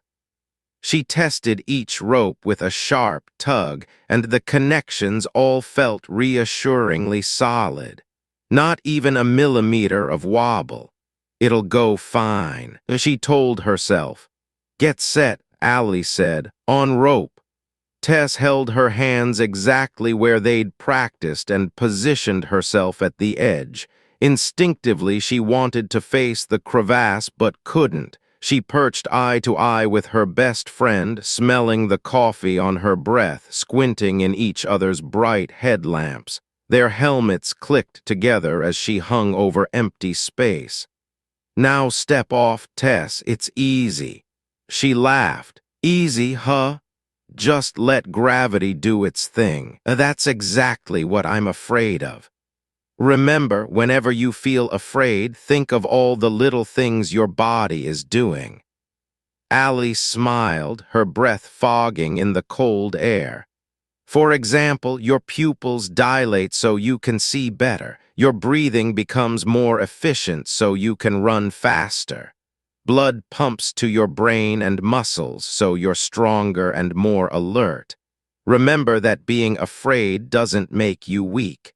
In a measurable way, it actually makes you stronger. Fear is power. How does crapping your pants make you stronger? That's your body lightening its load. Gross. Trust me, Tess. Her eyes softened. I'll be right here and I promise no one is going to cut your rope. If anything happens, I've got you. It felt like they were teenagers again in Allie's backyard. Tess remembered gripping her descender with sweaty fingers, a different gadget back then, bright red and flinching at every microscopic sway. the low creak of branches under their weight, the smell of tree sap, and Alma herself.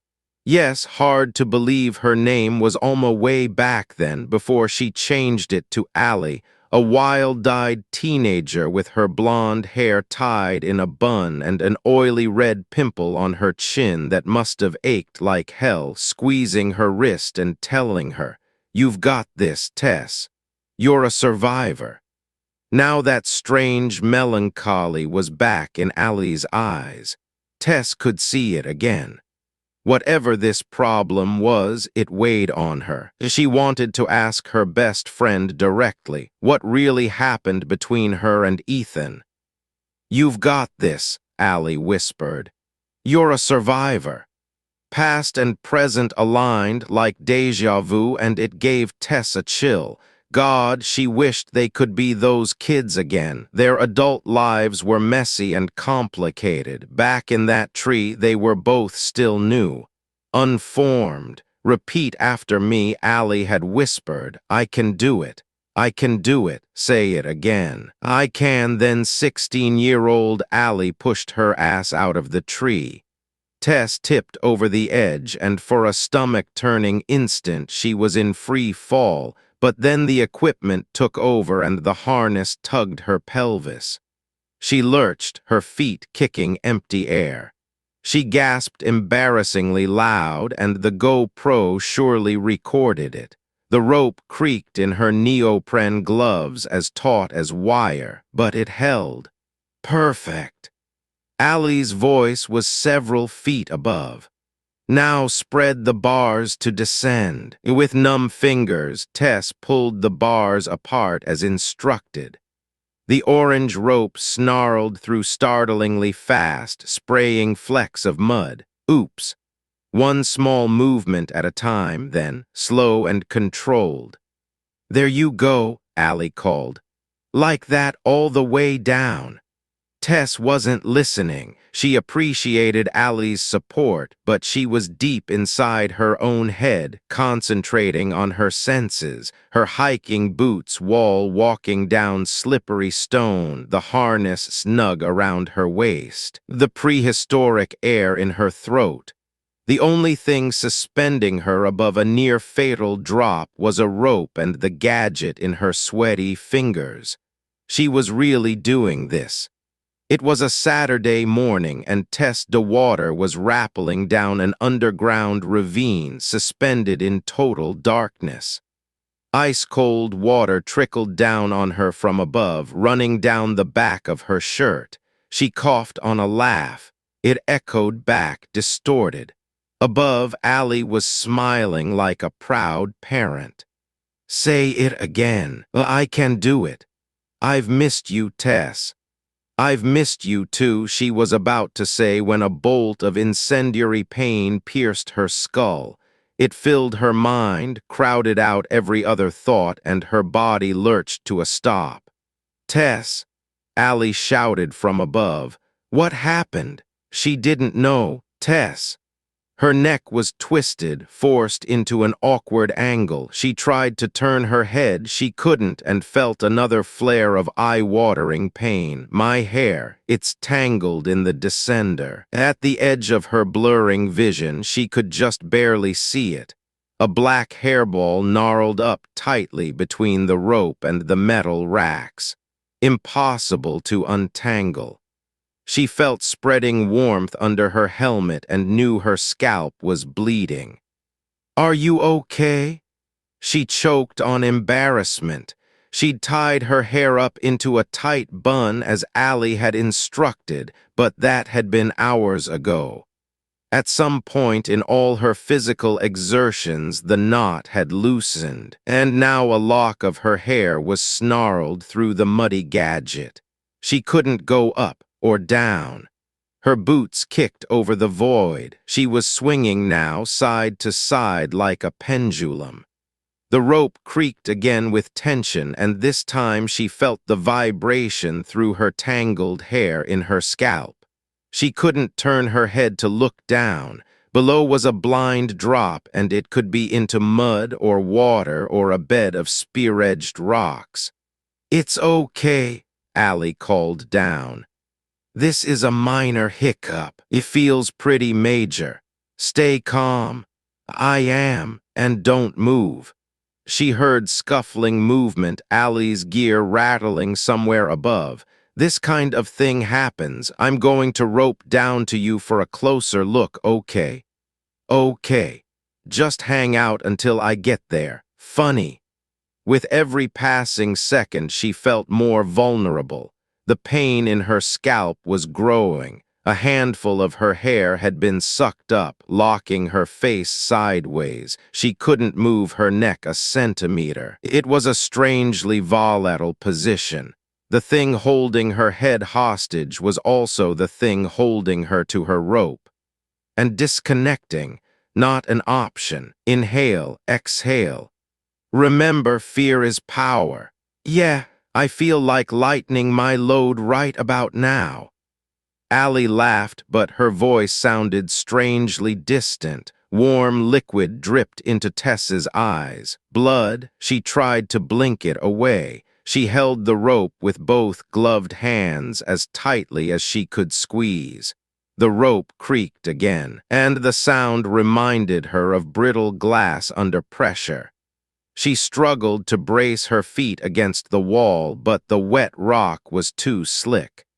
Don't do anything stupid like detaching, Allie called from the ledge above. This is perfectly fine. I'll be down in 2 minutes. Okay, she croaked without air. Breathing was becoming difficult, like she was inhaling water.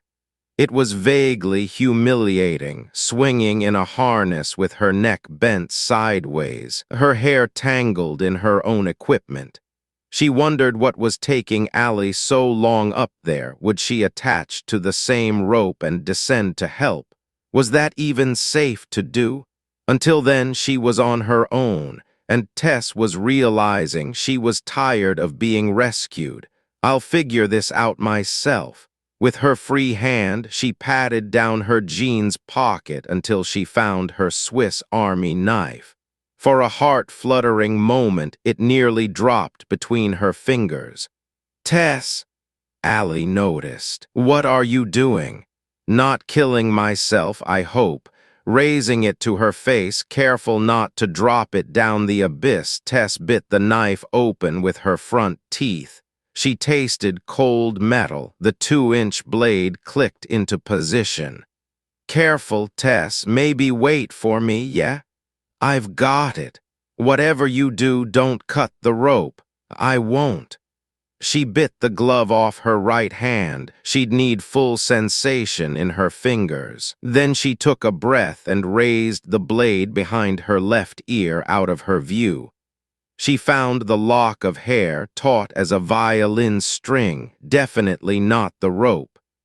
She touched it with her bare fingers several times to make absolutely certain. Then she started to cut in a slow, sawing motion. Come on. The knife's edge was blunt. The motion made her entire body swing. Come on, her hair snapped suddenly, quicker than she'd expected. Without resistance, the knife sliced forward, out of her control, but cut only empty air.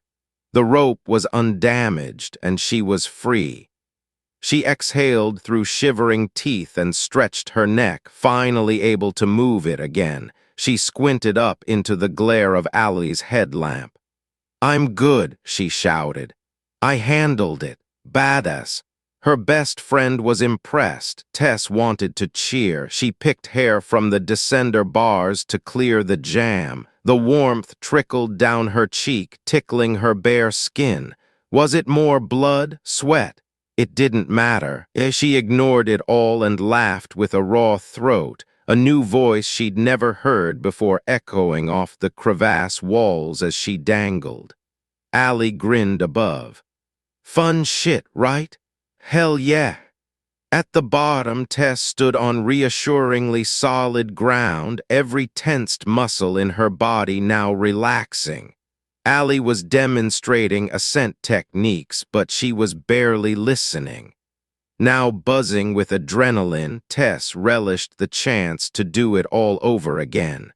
Hell, an even higher drop. 100 feet. Bring it on. She didn't feel embarrassed anymore. She was empowered. Shit happens. Hair buns come undone. She'd handled it. Allie was halfway through showing how to tie something called a Prusik hitch when she froze. She dropped the rope, the lesson instantly forgotten. Tess, do you see that? See what? Allie raised a finger to her lips. SHH, as if someone might hear them. Then she pointed up. Just look. She stared up the crevasse at the steep ledge they'd rappelled from. It was now pitch black. Their lights couldn't reach the ceiling of sharp stalactites, but Allie covered her headlamp with her palm anyway. Cover yours, too, she whispered. Do you see it? Please tell me you see it, too. I see it, Tess said. The light reflected down the corridor of limestone, glinting off rivulets of trickling water, replacing every color with red. The tunnel suddenly felt like a photographer's darkroom. She heard a sharp intake of air beside her and realized the unbreakable Allie Merritt, the woman who'd already died once before, was finally afraid. Still, she stepped forward. Who's there? Allie's shout was startlingly loud in the limited space. It echoed strangely, and Tess heard a disembodied mimic of her best friend's voice. Who's there? As the tunnel's sonic trickery did its thing, her voice rebounded to silence. No answer. The red light didn't move. Every shadow held still. She glanced back at Tess, just a blink of uncertainty, and then hardened again. Whoever you are, you need to back off. I have a gun.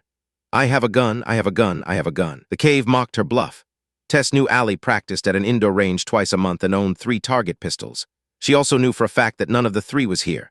This part of the tunnel was linear, one way forward and one way back. There were no formations to hide behind, no alternate routes to skirt. The hovering red light saturated the entire world, turning the rock, the dripping water, Allie's skin all red. Everything livid, arterial red. That's the only way back, Allie whispered, past the red light. What is it? I don't know. Then it moved. Allie shivered with a jolt, and it seemed to levitate closer to them, throwing new shadows. Red light and black swirled, the tunnel a giant kaleidoscope. Tess, Allie whispered, stand behind me. She did. The ball of fiery light intensified, and a new form separated from the darkness, a human figure wearing a red headlamp. As it strode closer, Tess kept her eyes locked on the sandy floor. She didn't need to see his face. She already knew who it was and what was about to happen. A familiar voice echoed, "Nice to see you girls again." Allie said nothing. "How's the cave?" His red beam spotlighted her. "Spectacular, right?" She took a step back, nudging Tess too, but there was nowhere to retreat to. The rock walls were suffocating. Cold stone enclosed them on all sides. The figure's wide shoulders blocked the tunnel. Tess felt her best friend's neoprene-gloved fingertips press her collarbone, holding her back. And in Allie's other hand, something glinted, held low, concealed purposefully behind her hip. Her survival knife. Shielded from the man's view, Allie thumbed the blade open with a soft tick. "So I need to get something off my chest." Jacob strode closer, his face still obscured behind that balaclava. "When I introduced myself back there, I lied about being affiliated with Green Ridge. The truth is I'm more of a private contractor working in the area." Allie's voice was brittle. "What do you want?" "Just to talk. We're talking now. And I understand how this looks. But please let me reassure you, I have no bad intentions here. Cross my heart." He patted a hand to his barrel chest. "To be honest, what you said to me back there hurt my feelings. So I figured I'd follow you two down here. Maybe I figured after some time to think about your nasty words, you might take this opportunity to apologize to me." Allie's grip tightened on her hidden knife. "You came here for an apology." "Yes, that's all." "Yes, and after I apologize, you'll just leave?" "Yes." He straightened a glove. "I don't believe you." "Cross my heart," he repeated in a gentle and pleasant voice. "But I'd need to get closer to properly hear this apology. I believe in mutual respect, and apologies are best done face to face. So I can safely get close to you, I'll have to ask that you both kindly take a few precautions." He tossed something down the tunnel. It splashed into a puddle at their feet, and Allie's headlamp illuminated it, a bundle of white zip ties. "It's strictly for my own safety," he clarified, his voice muffled by fabric. "Please understand. If I'm going to get close enough to hear your apology, I have to make sure I'm not making myself vulnerable. You've already shown hostility toward me today, so I'd say some caution on my part is warranted, don't you? You never know who you're meeting in the woods." His red glow flicked down to the zip ties. "So," he added, "I have to kindly ask you both to tie your wrists, please." Allie glanced back at Tess with wide eyes and shook her head once. The motion was both furtive and sharp, the message clear. "Don't do it." Sorry, I know it's awkward. He stretched his shoulders, lazy and cat-like.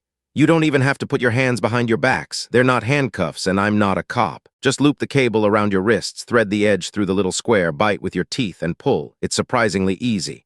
Allie said nothing. She was a coiled rattlesnake, every muscle tense. I've been very polite so far, he added. Wouldn't you agree, Allie Merritt?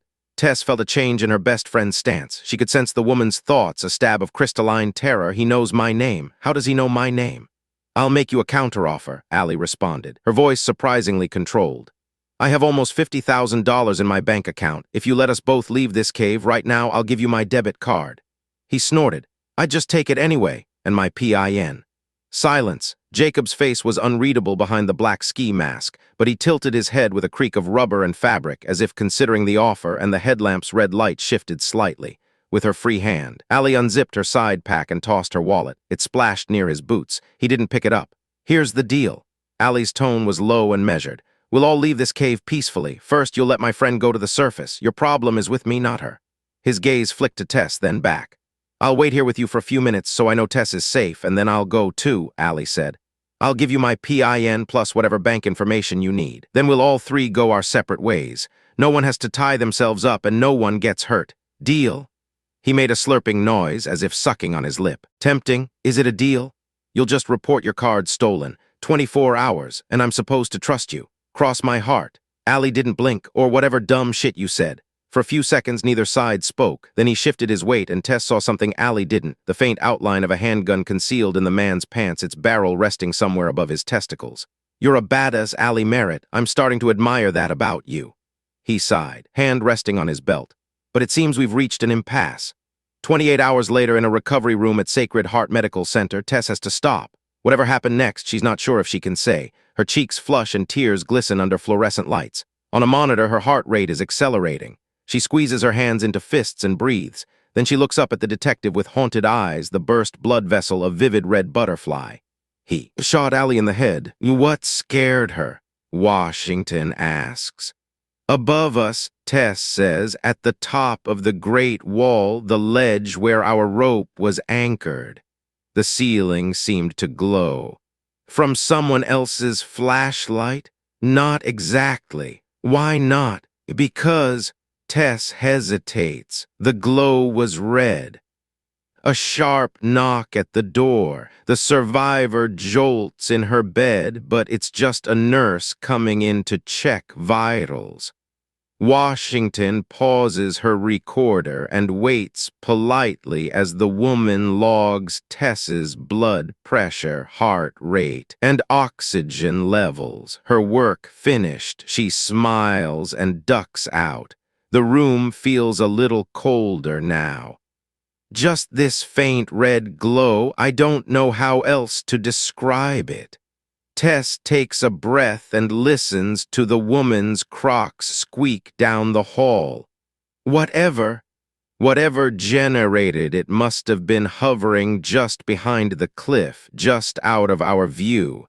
It was right at the edge of my perception there, but not there, like an optical illusion. Washington taps her pen against her thigh, a thoughtful tick. In the late 20th century, legend goes, Soviet engineers once tried to dig the deepest hole on Earth someplace under remote Siberia. 9 miles down, their drill head broke through to an unexpected hollow cavity. In this impossible space, the unmanned apparatus measured a temperature of 2,000 degrees Fahrenheit, hot enough to melt cast iron. Puzzled and curious, the engineers lowered a microphone and recorded several seconds of staticky audio, a chorus of wailing human screams. The cries of the damned, if you believe that sort of thing. Washington sure doesn't. How long did this red glow last? About 5-10 seconds. Then it faded. It was so subtle, I honestly couldn't say if it was ever really there at all or if I just imagined it because Allie saw it first. I was creeped out, but I tried to act calm. We both stared up into the dark and waited for a few minutes, but it never came back. Did you want to leave the cave? Honestly, yes. Did you suggest it to Allie? She shakes her head. Why not? I didn't want her to think I was a coward. Tess hesitates, reconsidering.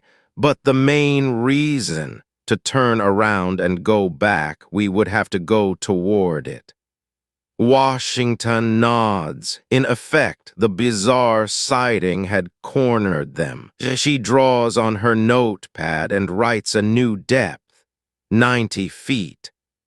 According to the rescue team, the bottom of the fissure, dubbed the Great Wall, is approximately 9 stories underground. At this point, Tess and Allie were farther down than most of the New York City subway system, far beyond any radio or cell signal, and now they were faced with a troubling dilemma: continue deeper underground or face the unknown glow head-on. What did Allie think? I'd never seen her scared before, Tess says. But I think she was more concerned than she was letting on. To make me feel better, and maybe herself too, she climbed back up the rope to check it out to see what it was. She went alone. Tess sighs. She was always the brave one. There's nothing up there, Allie announced when she returned, tugging rope through her descender. I didn't mean to scare you. Tess studied the space above. It was probably another group passing by. As she added, cavers bump into each other all the time. It can be spooky when you see unexplained lights. Why was it red? Light dims as it bounces down tunnel walls. Allie shrugged. Or maybe for the first time in caving history, 2 people saw the same bogey. The same what? A bogey, a cave hallucination. She packed up her ropes and slings in her bag. It's normal for your eyes to play tricks on you down here. Sooner or later, everyone in the group sees inexplicable things in the dark, so we just call them bogeys. Everyone sees them. Everyone. How do you know they're not real, then? It's a type of dissociative identity effect, I think. Spend enough time in darkness staring at deep pools of nothing, and the part of your brain that recognizes faces and patterns goes haywire. Your mind insists on seeing something. Tess had heard of this before. The common but poorly understood psychological effect is what makes the Bloody Mary myth so enduring. If you stare long enough at your reflection in a dimmed mirror, you'll experience a similar thing. The human brain isn't designed to repeatedly receive the same information for a prolonged time. After a few minutes, it'll begin to misfire. Some people see gruesome deformations in their own reflection. Others see animal visages or dead family members or worse. Allie claimed she'd seen her own face melt like clay. For some reason, teenage Tess never saw anything in the mirror. No matter how long she waited, she saw only her own unimpressed face underlit by wavering candlelight. Maybe you're already a monster, Allie had teased. Tess always was the best changeling after all. As they ventured deeper, their surroundings changed. The rock surfaces were smoother and cleaner down here, rippled with wave-like patterns. Some were sculpted into surreal curtains and frozen waterfalls, reminding her of melted candle wax or even hardened snot. This alien material was red-brown in some places, sulphurous yellow in others. Flowstone, Allie called it. In a shallow pool of clear water, she pointed out clusters of pale white orbs resembling amphibian eggs, cave pearls, she said. The stalactites and stalagmites were growing larger, too, some joined into columns as thick as tree trunks. The two women sidestepped between them, like they were exploring an underground forest. "I have a surprise for you farther down," Allie said, shifting her pack to fit through. "When you go deep enough underground, the laws of physics don't quite work." "How so?" She flashed a devilish smile. "It's a surprise." The strangeness of this environment unsettled Tess. It was all dead rock, but somehow it was also alive in a perverted way, always changing, silently twisting and rearranging itself in the dark, only freeze-framed by their lights. "Now I need to know what this surprise is. Be patient. Am I being murdered? Don't give me ideas." The walls, too, were studded with strange, warty nodules. They looked oddly painful to Tess, like hives or blisters. She was afraid to touch them. This speleological formation, according to Allie, was called cave popcorn, or cave syphilis if you prefer. Gross. Good luck unseeing it now. Even this far into the underworld, there were still faint signs of human exploration. Anchor bolts glimmered in the rock faces, but much rustier than the ones on the Great Wall. Decades older, maybe. Tess wasn't sure she would trust her weight to them.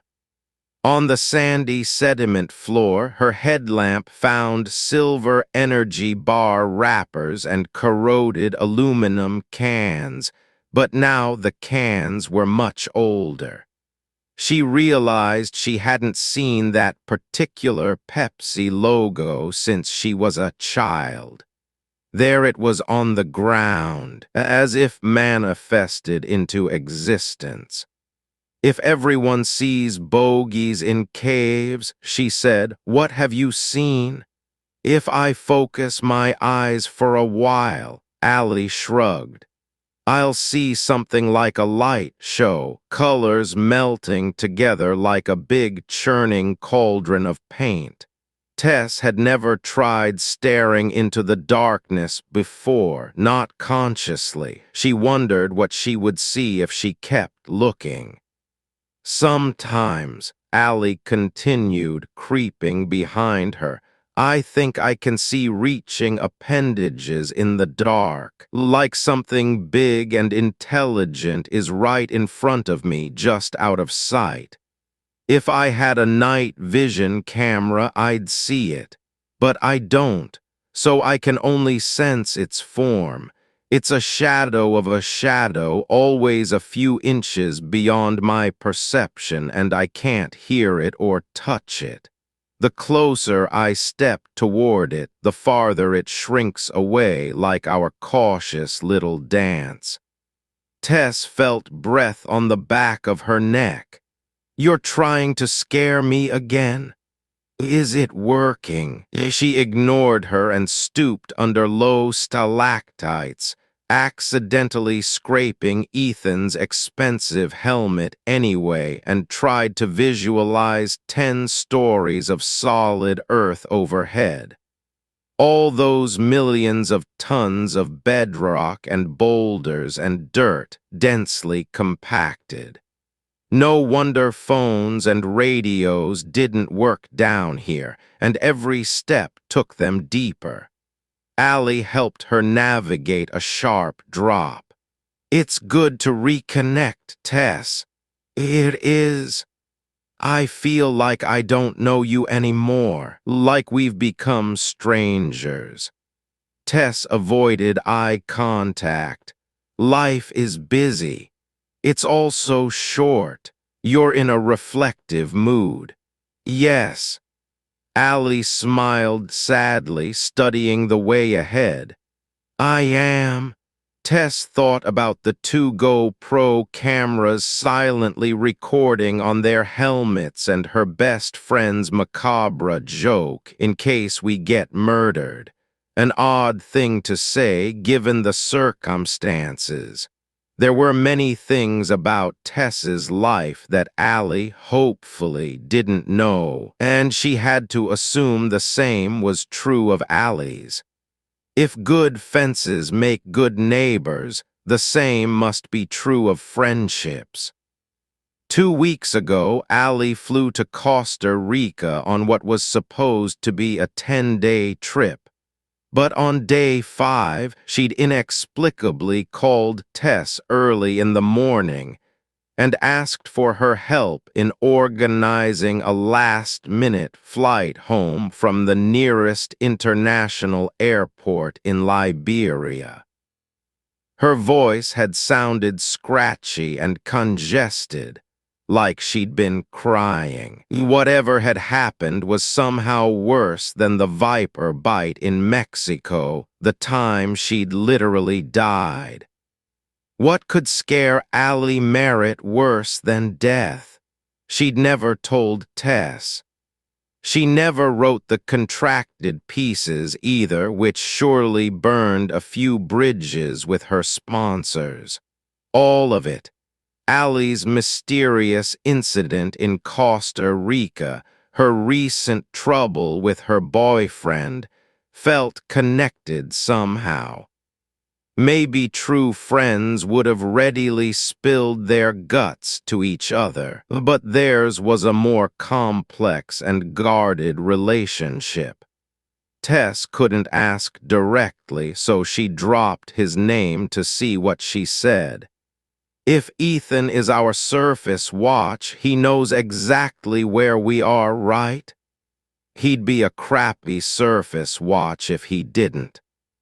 Just more jokes, smirking half-answers, their shared language.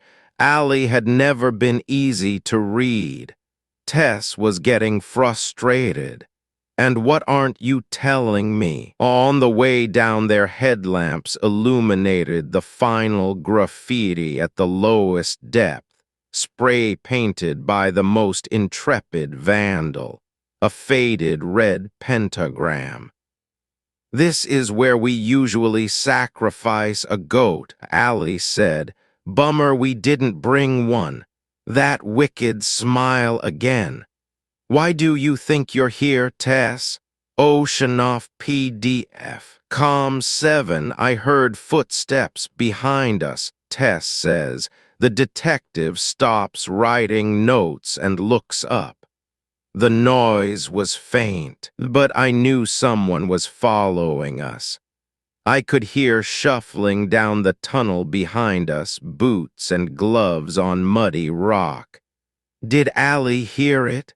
When I told her to stop, the footsteps went quiet too. She hesitates. It was almost supernatural how perfectly they'd matched our pace.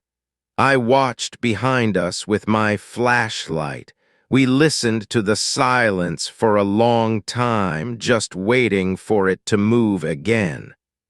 Of course, Washington knows this would have been an inconclusive test. A stalker would know better than to reveal himself.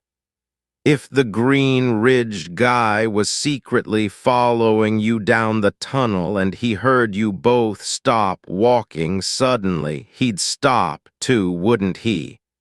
That's exactly what I told Allie. She wasn't afraid. She had an explanation for everything. Tess shrugs with an emotion the detective can't quite pinpoint.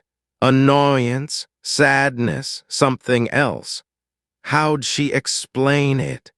She just smirked at me like it was all a joke. She said she was sorry she'd forgotten to show me something.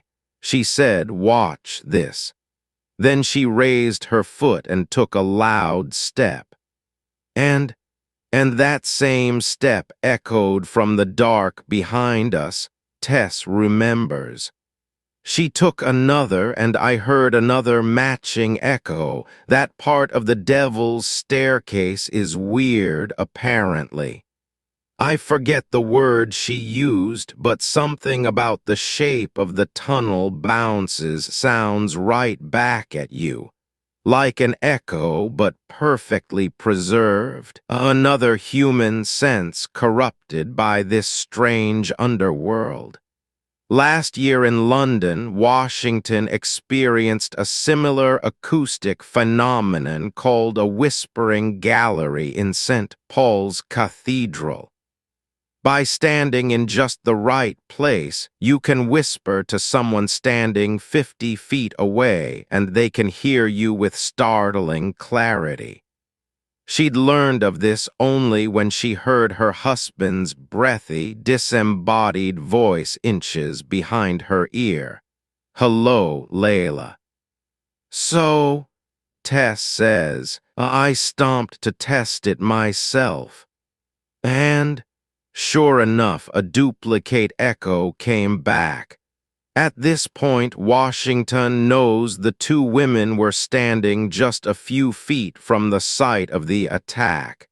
Tess and Allie were right at the precipice of a life-altering act of violence. They had no idea what awaited them, except maybe Tess did.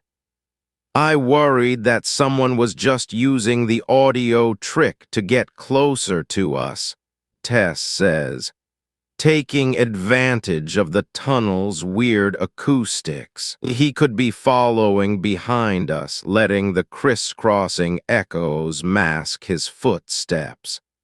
An admittedly cunning strategy for a stalking killer. Anywhere else in the cave's tomb-like quiet, the slightest human movement would stand out and be easy to track. Anywhere except there in that particular tunnel. This man knew what he was doing. And Tess's voice weakens. Allie thought I was being paranoid. It's only paranoia until you're right. Most rational people would see ordinary events in the blur of daily life. An inappropriate remark from a lumber worker, an optical illusion, a known auditory phenomenon. The greater picture forms only after the tragedy, after people are dead. But this young woman, in her intuition, managed to sense the danger before it chose to reveal itself. Tess was an intelligent woman, canny and perceptive. "You're good with details, Tess." "I've always been a bit of a control freak." "How so?" "I've never been comfortable being a passenger in other people's cars or flying or even getting on a roller coaster. The sensation of being powerless bothers me." "Where'd it come from?" She shrugs. "A survival tactic, I think." "Bad home?" She nods. "How bad?" "I never met my dad, and my mom had a drug problem." Tess sits upright in her bed. She'd convinced herself that I was possessed by the devil. When I was little, I even believed it, too. She told me over and over that I was different from the other kids, that I didn't have a soul. She said I had the devil's yellow eyes, what she called deceiver's eyes. She said I was his baby, not hers, and that I had a forked tongue. She made me pray dozens of times a day. Walking around that tiny house was like navigating a minefield. I learned to say the right things and avoided saying the wrong things. Her eyes flick to the floor, embarrassed. I still catch myself lying about things I don't need to lie about, like what I had for breakfast. Compulsive white lies are a common reflex among survivors of domestic childhood abuse. When pain or punishment can come at any moment, you learn to adapt. And if you said the wrong thing, Tess takes a breath. Then she lowers her hospital gown to expose her bare shoulder. Under the fresh cuts and bruises, the skin on her back is blotchy red with scar tissue. Her flesh is hard and almost shiny like plastic. Candle wax even, it's a burn, but no ordinary one. Washington's stomach turns. Acid, bleach, Tess says, to burn away the devil. I missed that part of the Bible. So did my mom. I'm sorry, Tess, that's terrible. For months and months, as bad as it got, she kept threatening that if I ever told anyone about it, she'd throw my cat into boiling water. Tess covers up again. It was Allie who convinced me to be strong and tell the police anyway. And your cat. I snuck her out of the house in my backpack. Clever. Allie's family took me in during the criminal investigation. Her parents are lovely people. I owe them everything. I ended up living in their guest bedroom for most of high school. Allie and I were basically sisters for a while. And your mother, still in prison, never convicted. Why not? Bungled prosecution, mishandled evidence. It just never came together somehow, and the judge had no choice but to dismiss it. Remarkably, she doesn't seem bitter about this, seeing how the system can fail from the inside. It's why I decided to go to law school. To do it right? Tess nods. It took me years to be brave enough to speak up about what was happening to me, and I only found the courage because I had a friend like Allie. If she hadn't been there, I would have kept avoiding confrontation at all costs and stayed in that house until she killed me. Her eyes harden. I want to do right for the next kid. Now, Tess is just a year away from taking the state bar exam. Good for her. Most of the law students Washington has met are in it for the money, her nephew included. Often they know just enough to be dangerous, like a toddler with a firearm. Tess is clearly different. I wish we'd turned around, she whispers. I wish I'd listened to my gut and not trusted Allie's word that everything was normal. I sensed something was wrong, I could feel it, but I was too timid to speak up about it. What happened isn't your fault. I could have stopped her. If Allie was as stubborn as you say, I doubt it. I could have, if I pushed harder. Let me propose an alternative version of the day, then.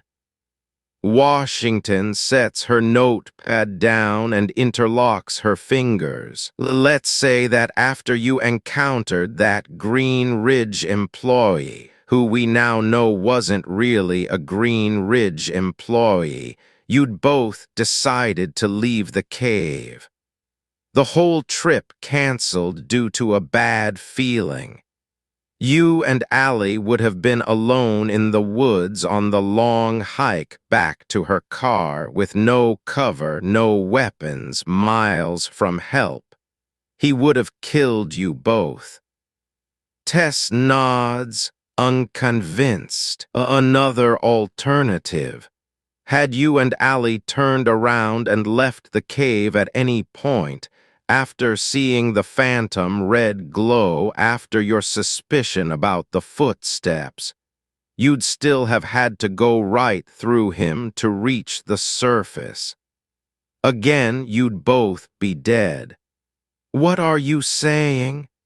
As I see it, you and Allie were already in this man's fatal trap the moment you set foot in the devil's staircase. You couldn't feel it, but his snare was already around your necks, and you both made the best choice for your own survival, maybe even the only thing that saved you. You kept going deeper into the cave. You stayed ahead of him out of his reach. That's what kept you alive that day. It's why you're here in this hospital, Tess. The survivor nods reluctantly.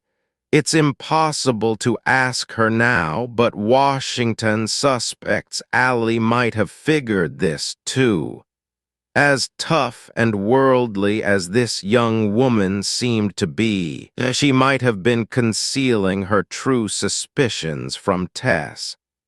The devil's staircase is full of hidden dangers, and an experienced caver like Allie might have planned to use them to elude a dangerous enemy or force him to lose interest and move on. Or maybe she even knew a lot more. As Tess described it, throughout the day she'd seemed almost willful in ignoring and minimizing her best friend's fears. Did Allie have a secret motive?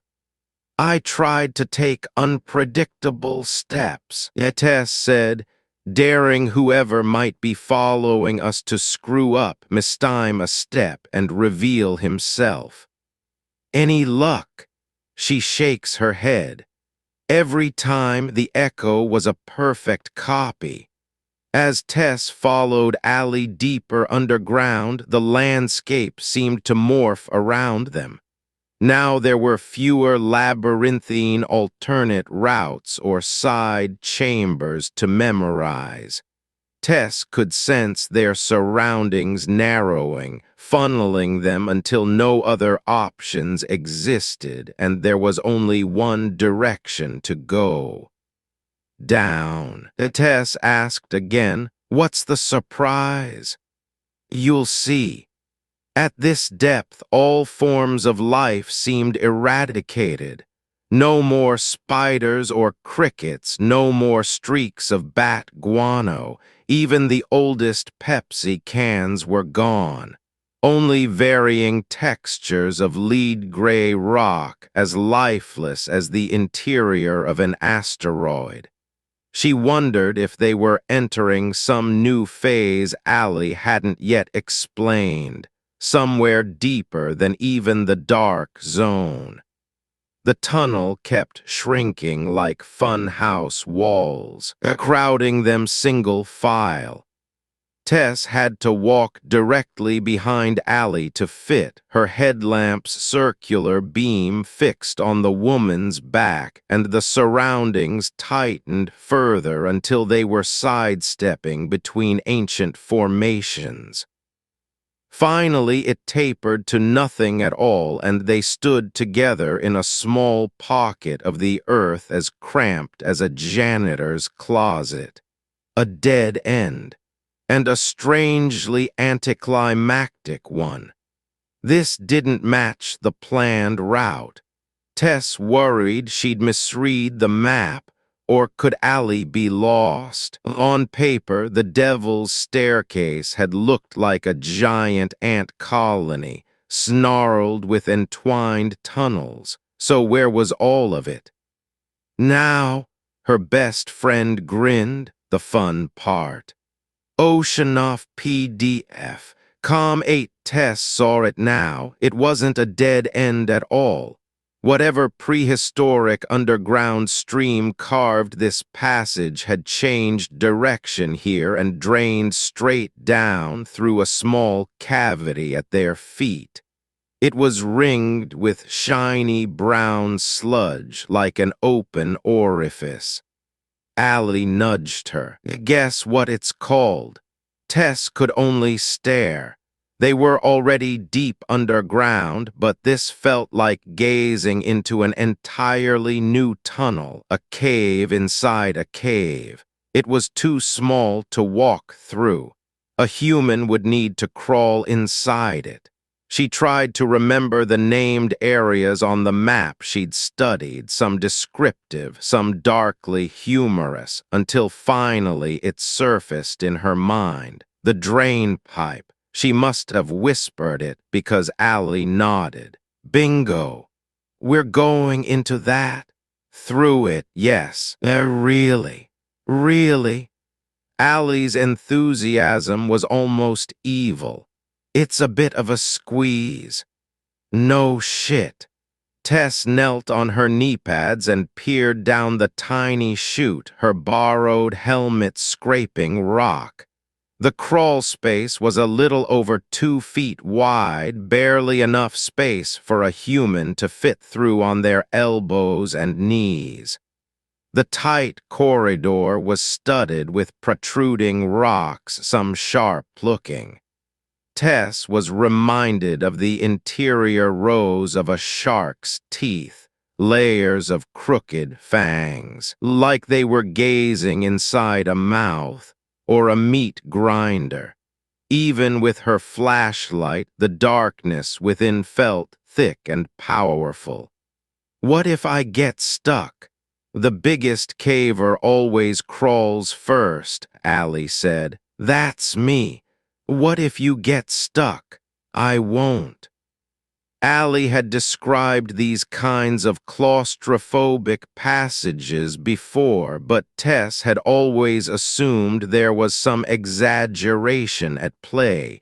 Even her GoPro footage had been misleading. Now that Tess was underground herself, she understood that first-person video could never convey the oppressive darkness of a cave, the closeness, the pressure of it. Nothing compares to the physical, full-body experience of being there, and it was about to get significantly worse. Ethan calls it Bishop's Crawl, Allie said. Why? Remember the part in Aliens when Lance Henriksen's character has to crawl a mile down that long, narrow pipe? Your boyfriend is weird. I usually scoot in feet first, Allie said, lowering one muddy boot inside to demonstrate. It looked like she was feeding herself down the throat of a python. About 15 feet down, there's a few extra inches of overhead space where you can turn your body around. It's a long tunnel, really long. I know this is breaking the rules, but I always tell people to crawl head first the rest of the way so you can use your headlamp to see where you're going. Above the opening, something glimmered in Tess's light. A metal sign bolted into rock, rust-eaten and slimy. She palmed away mud to reveal a black stencil. Entrapment hazard, proceed at your own risk. We've already passed 2 of those, Allie said. That's just the lumber company covering their asses. Remember, as long as there's no Grim Reaper, we'll be fine. Great. Tess knew Allie was trying to make her feel better in her clumsy way, and it was reassuring nonetheless to find more evidence that humans had been down there. She'd never imagined she'd miss the graffiti and Pepsi cans. She realized she'd never actually asked Allie how deeply she'd explored this place. She led a group here at least twice a year. Had she traversed the entire system? The cramped lower reaches where that prospector died over 100 years ago. She imagined acres of narrow tunnels under their boots, all hundreds of feet farther down. So far down, the only way to rescue the trapped man had been to break his legs, and it hadn't even worked. "Trust me," Allie said. "This is why you wore knee pads." She nodded weakly. "Everyone does bishops crawl a little differently. You either baby crawl on your hands and knees or go flat for a full-on belly crawl, whichever is more comfortable, and watch out for sharp rocks. When it gets tighter, and it will, in a few spots, you'll want to roll over and squeeze through on your back so you can breathe easier. Keep one arm forward and one arm trailing your body so you don't get bunched up in a spot you can't escape from. Remember, you're smaller than me, so if my ass can fit, so can yours. If I get caught on something, what do I do? You won't. But if you do, I'll guide you out of it. The most important thing to remember is to stay calm. If you hyperventilate, your blood vessels swell and your body actually gets a few millimeters bigger, which won't help. And don't thrash or panic, because all you'll do is bruise yourself. Remember, the cave will always stay the same shape, unless it collapses. Let's not jinx ourselves." Allie patted smooth rock. "The bogies are listening." As Tess studied the cramped tunnel, she felt a faint breeze on her cheek, like the exhaled breath of something waiting at the bottom. "Feel that?" Allie pulled off a glove and held out her bare palm. "If it blows, it goes. If there's an air current, there's more cave. I'm guessing my surprise is at the bottom." She grinned. "Sure is. That doesn't sound sinister at all. I promise, Tess, what's down there is amazing. It's 1,000 times cooler than anything you've seen so far. It's a long, tight crawl to get there, but it's worth it." Tess said nothing. Like the presence of the cameras, she hadn't expected this. She was sensing a hidden motive under Allie's words. "Why change the plan now? Why didn't you mention this before?" "We were supposed to stay in the upper vault," Tess said. "That was it. The real cave, 90% of it, is still down there." Allie hesitated, suddenly vulnerable. "I'd planned on making it a quick day, but watching how you handled the problem with your descender. I thought maybe you'd be up for more of an adventure, seeing more of the cave with me." "With me." There was a hopefulness in her voice that broke Tess's heart. "Well, what do you say?" "Describe the next few minutes carefully, Tess. Try to remember every detail." At this point, Washington knows the two women were standing where it happened. The long, cramped tube known as the drain pipe, or Bishop's Crawl to Allie and her grotto, is the first truly challenging section of the cave. Rescue crews described the crawlway as between 2 and 3 feet high and sloping 30 degrees downward, crowded with loose cobble and pools of sandy mud. There's no room to stand up or even crouch. Not everyone is psychologically capable of entering such a space. It made Washington think of an iron lung, the antiquated mechanical breathing apparatus. Some polio victims had to live inside them. Why do you think Allie wanted you to go down there so badly? I don't know. Did she try to guilt you? Of course not. Do you have a guess, a feeling? Allie always looked out for me. I think she wanted to give me the opportunity to face something that scared me and defeat it. She tugs her gown to hide the scarred flesh on her back, so I'd be reminded that I could. And I couldn't do it, Tess says. I kept thinking back to her story from that morning, the guy who crawled down a cramped little tunnel like that one, how he slid into a narrowing squeeze until he couldn't move or breathe. And my throat closed up. I couldn't. Honestly, Washington can't say if she'd have done any better herself, even if her joints were up to it. It's not fear or weakness that holds most people back from entering such dangerously confined spaces, but simple evolved instinct. Like jumping off a building or inhaling water, your body just knows it's a bad idea and fights you if you try it. Was Allie disappointed? She understood, I think. She told me I didn't have to do anything I didn't want to, which only made me feel worse. But the truth was, you wanted to go down there. Tess nods, then she forms a wistful, genuine smile.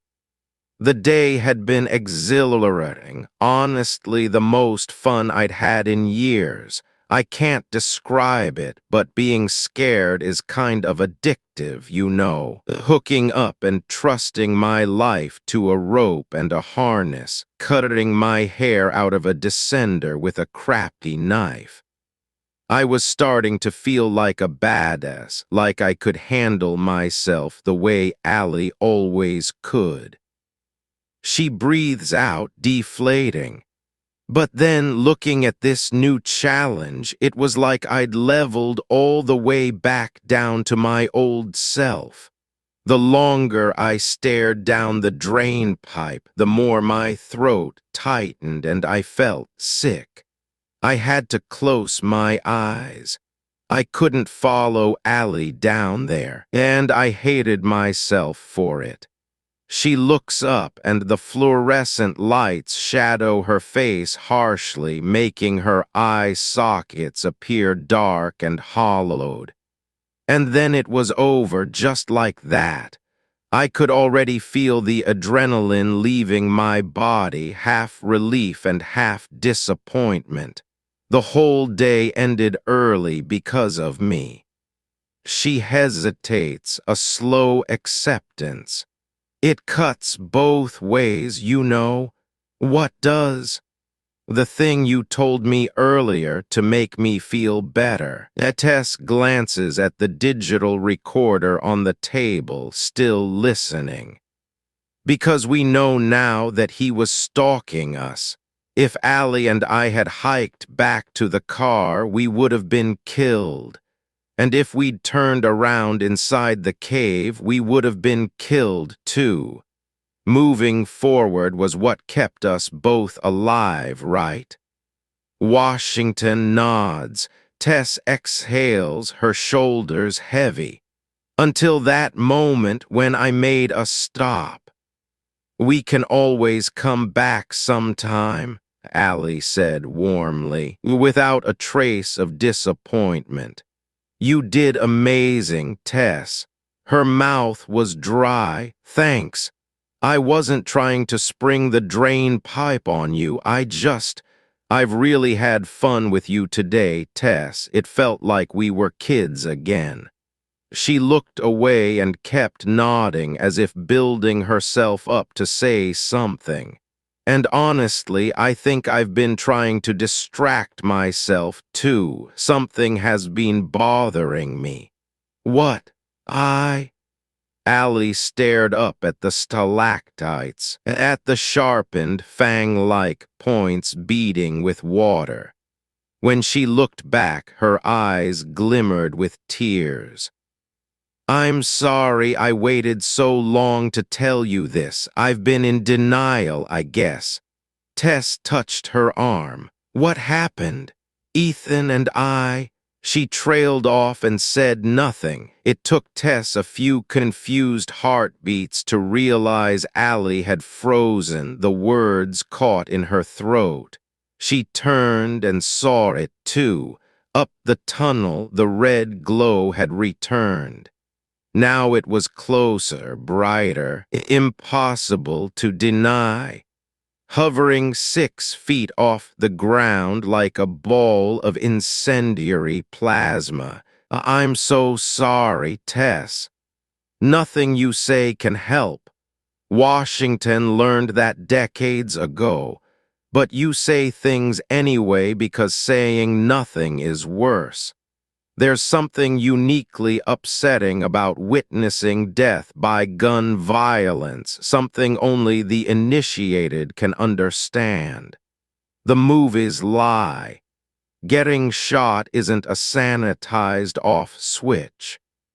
The physics of a fast-moving projectile penetrating skin, tissue, and bone are frankly horrifying. Even if shot fairly in the head, the human body takes a few seconds to fully die, and those seconds can be sickening and messy. Intact parts of the brain often struggle to reboot. Lower functions of the body reflexively cling to life. The eyes, nose, and mouth leak blood. Air wheezes out of slackening lungs in the victim's recognizable voice. Just by standing near the gunshot, Tess herself suffered a ruptured eardrum.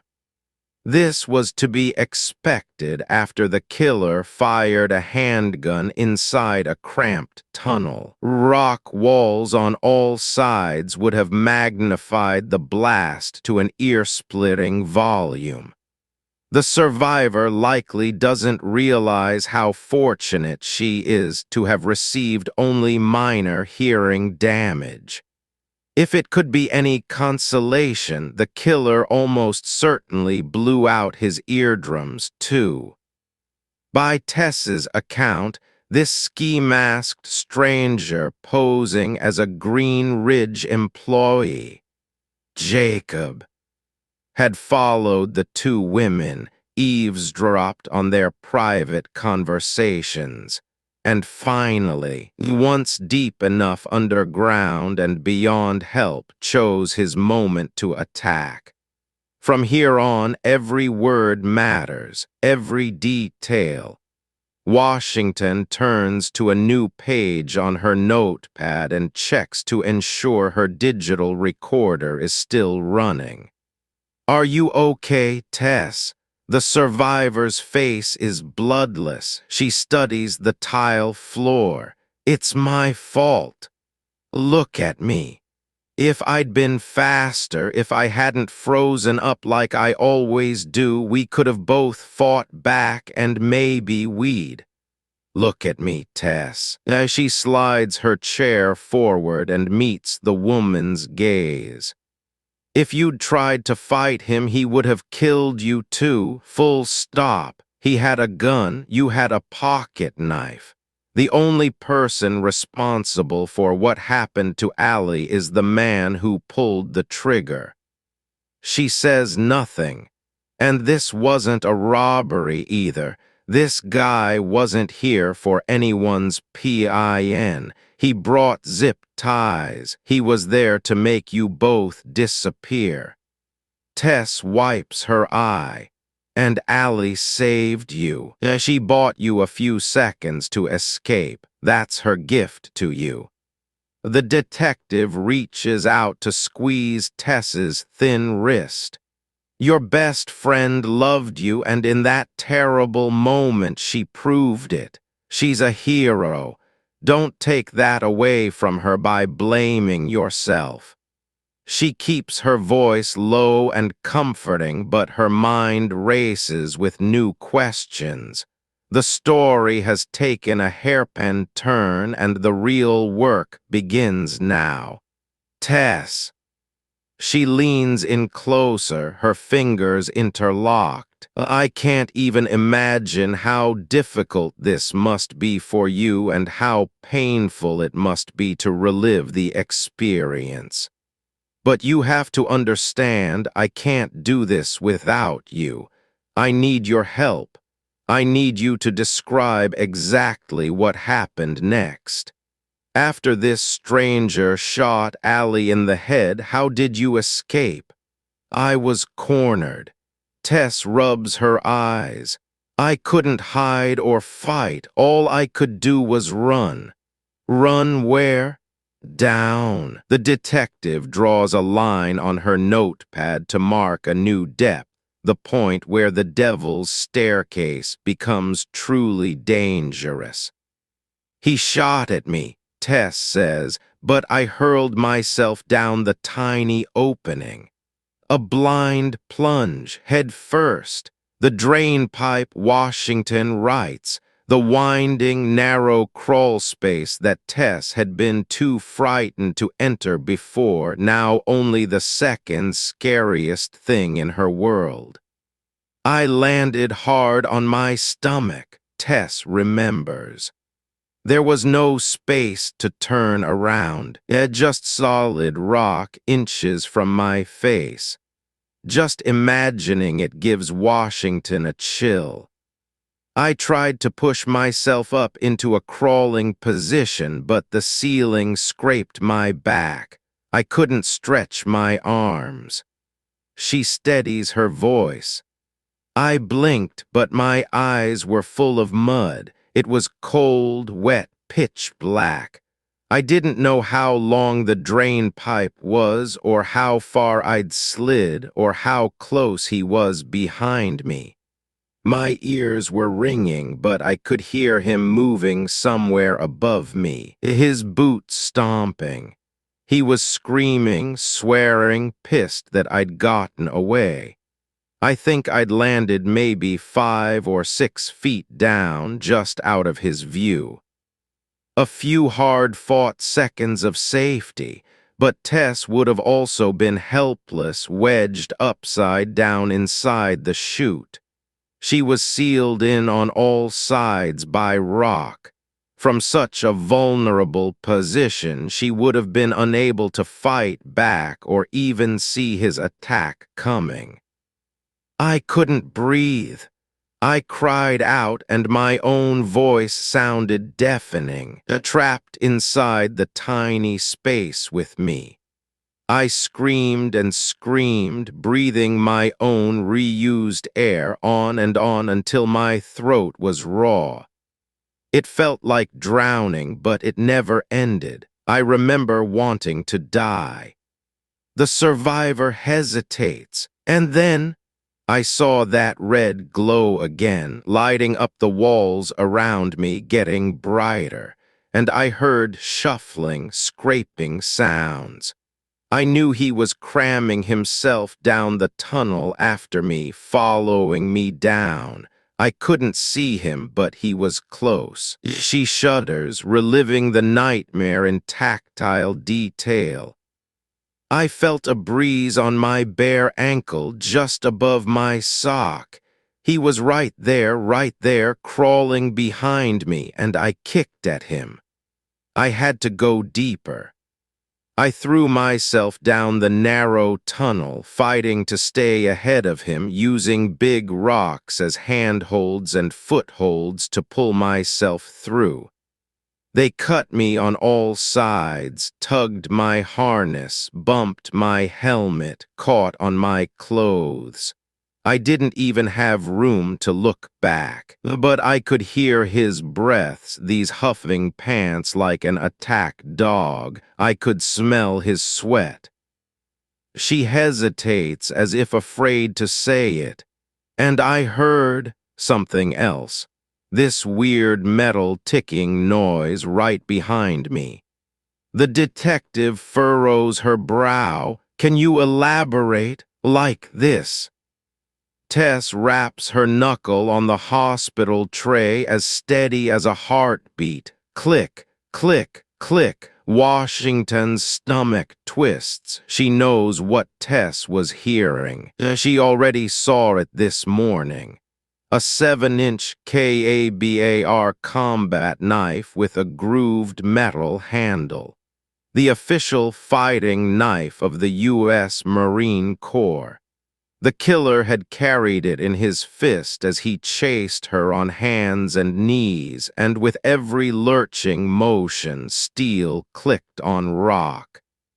I kept crawling, she whispers, trying to stay ahead of that sound. Wedged inside the tunnel, Tess would have had no defense against the killer and his knife. If he'd caught her, she could have only kicked blindly, her face and vital organs out of his reach, but her lower body vulnerable as he stabbed and slashed, severing arteries in her ankles, inflicting enough damage to ensure she bled to death in the confined space. A truly miserable way to die. He had a gun, of course, but he'd made the decision to switch to his knife. He'd probably, painfully, learned that a firearm was near useless in a cave. Fired in open air, a .45 caliber report is over 160 decibels, loud enough to damage unprotected ears. Indoors, sound bounces off walls and its power amplifies. The drain pipe made this 1,000 times worse. Firing a gun inside a shoulder-width crawl space inches from your face would all but guarantee permanent hearing loss. Then there's the risk of a fatal ricochet.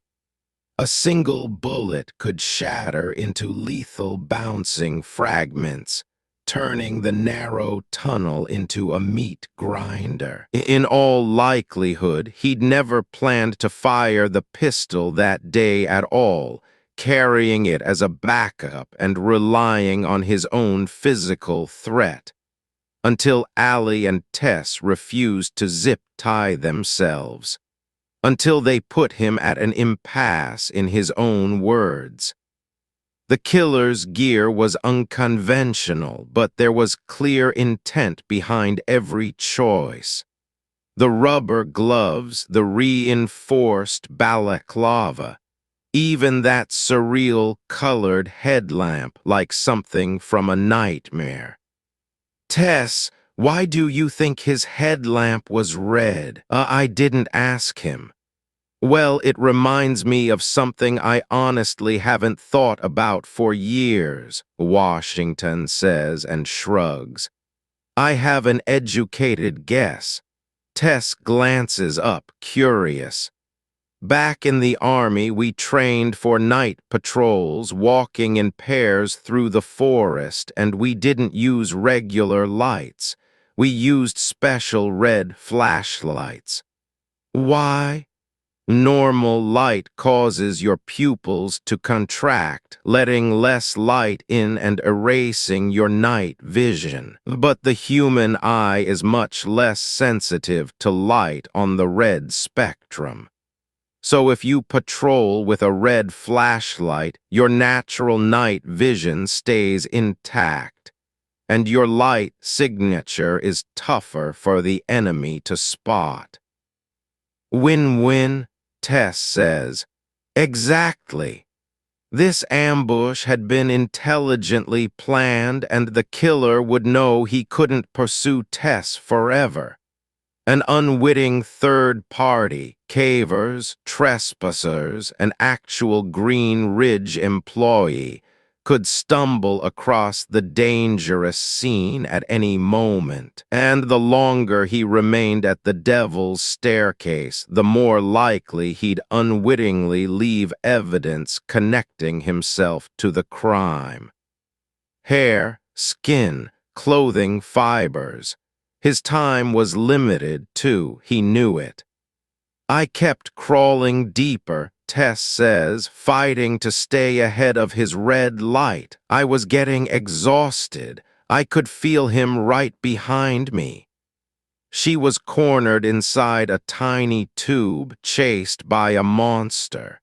That steel blade scraping rock behind her hiking boots, the seconds from plunging into her unprotected ankle. Click, click.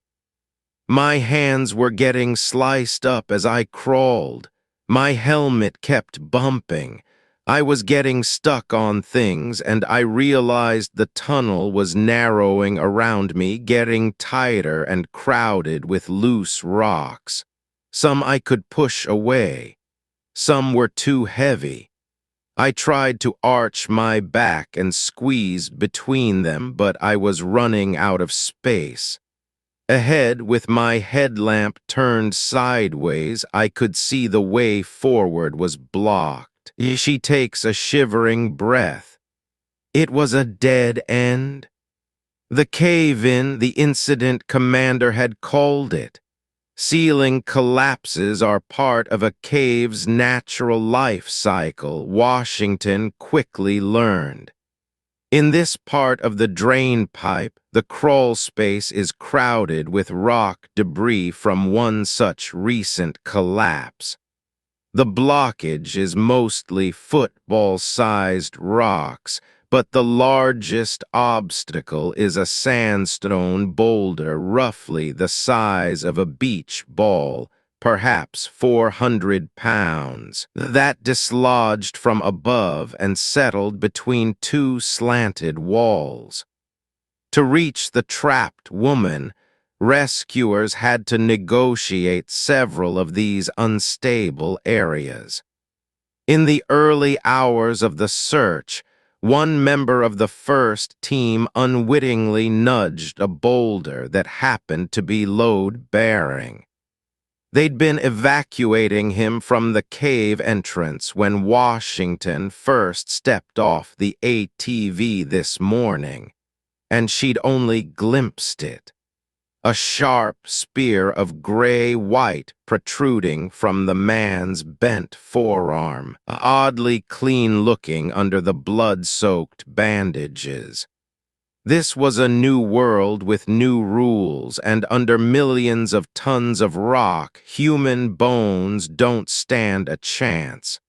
All it takes is a little pressure in the wrong place. This dangerous landmark put Tess halfway down the drain pipe. 130 feet, the detective writes, in total darkness, with a killer on her tail.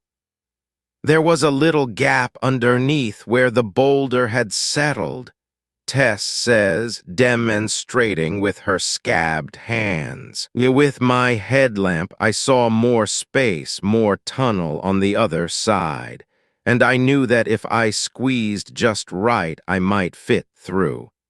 How wide was the gap? Maybe a foot. Jesus. I wasn't sure if I could fit. A wincing smile, but I knew he couldn't. The killer was broad-shouldered, a muscular 200 pounds, much bigger than Tess. As physically strong as he likely was, he wasn't built for tight squeezes. Certainly not 12 inches between slabs of solid rock. This would be an advantage if it worked. Thinking of what I'd have to do, it made me want to throw up. Hell, it makes me want to puke. It would have been a nerve-wracking test to wriggle under the suspended block. Like all loose cave debris, it could have been unstable. If it shifted only an inch, it could pin Tess in place and crush her lungs inside her rib cage. Another truly miserable way to die. But the death that followed her was even worse. The red glow was brightening around me. He was catching up fast, crawling just a few feet behind me. I knew that if he touched me, I was dead. His Marine Corps KABAR knife would plunge into the soft flesh of her legs, raking through tissue, severing arteries, and scraping bone. I couldn't fit through with all my gear, Tess says. So I took off my side pack and pushed it through. Then I rolled my water bottle through. I had to slide everything through the tiny gap as fast as I could. Go, Tess. My helmet, too. I pulled it off, pushed it sideways so it would fit. Go, go, go, last myself. She steadies her voice. I remembered what Allie told me. I flattened down to my stomach, exhaled all the air from my lungs, and squeezed in. I got stuck. She swallows. But I kicked and pushed hard. I had to stretch one arm out and twist my head sideways, scraping my ears against rock, and I slithered through. On the other side, I tucked my feet out of his reach. There was just barely enough space to turn around, so I reoriented my body and faced him through the gap. I realized how close he'd been. That ski-masked face now stymied, her voice hardens, and I realized I had the advantage. The killer couldn't reach her through the rock fall. What could he do now? By the skin of her teeth, Tess had outraced him and ventured too deep underground to follow. She'd used the cave's hostile geography against him. Good job, Washington says. You'd made yourself unreachable. No, not just that. What? He wasn't staring at me. I realized he was staring at my helmet, Tess says. At first, I didn't understand. Then I touched it, and I felt the plastic mount on the front, Allie's GoPro. Still recording, her voice shivers with adrenaline. It had been recording the entire time, ever since Tess and Allie had first entered the Devil's Staircase that morning. Every word, every breath, every detail Tess had craned her neck to see. The waterproof action camera had seen, too. By her account, she'd filmed glistening formations and abyssal drops, her mishap on the rope, her unresolved final words with Allie. And the moment this man shot her, in high definition. Now Washington understands the true depth of the killer's dilemma. According to Tess, she hadn't just witnessed her best friend's murder. She'd unwittingly filmed it. And she was wearing the recorded video footage on her helmet. No wonder this man chased her so aggressively down the drain pipe. He had no choice. He was locked into this high-stakes situation as surely as Tess was, and now he couldn't reach her behind the cave-in. Even if he fired his pistol through the narrow gap and shot the woman in the head at the cost of his own permanent hearing loss, the camera and its damning footage would still be unreachable on her body. I stared back at him, Tess says. I tried not to think about Allie. I told myself I'd grieve for her later when no one was looking. Face to face with her killer, I had to be strong. Did you speak to him? I told him. I'd filmed what he did to Allie. Every minute, every second was on the record. Her voice lowers. I told him that whatever happened, I'd make sure he went to prison. In a heartbeat, the terrified survivor transitioned from prey to hunter. She'd outwitted this dangerous man, captured him on video committing murder, and the footage was right there on her helmet, just out of his reach. Washington can't help but enjoy the woman's victory, as tenuous as it may have been. Tess only nods in slow, robotic motions. A tear rolls down her cheek. For Allie, grief has aftershocks, Washington knows. They hit unpredictably when your guard is down. It can feel like a form of torture, rediscovering your loved one's absence from every tedious angle. When you find their favorite coffee creamer spoiled and forgotten in the back of the fridge, when you realize you should probably delete their number from your phone. She can see it rippling through Tess now, the same soul-deep shocks that would have first hit her in that tunnel. Her best friend of 16 years was dead. The girl whose family took her in, the restless spirit who lived to explore the world and the places underneath it, the larger-than-life, enigmatic Allie Merritt was gone forever. She'd be proud of you, Tess. She wipes her eye with her thumb. I hope so. Oceanoff PDF. Com 13, what did Allie's killer say? Nothing. Did he seem upset? I couldn't see his face behind the ski mask, Tess says. But he seemed calm, almost methodical, like he'd considered this as a possibility, and he was prepared for it. I could hear him moving on the other side of the boulder, scrapes and thumps. He was rummaging around, maybe looking for any gear I'd left behind. Then he left, back to the surface. He had to crawl backward like a big python. I watched his headlamp disappear up the tunnel. Eventually, it was just that red glow slowly fading. You beat him. Barely. How'd it feel?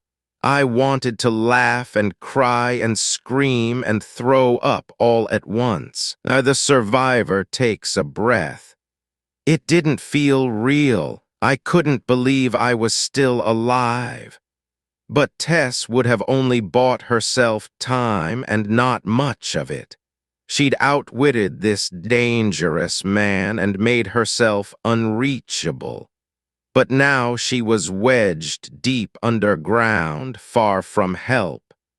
Allie's killer knew he couldn't leave a witness alive, let alone a witness with incriminating video footage of the whole thing.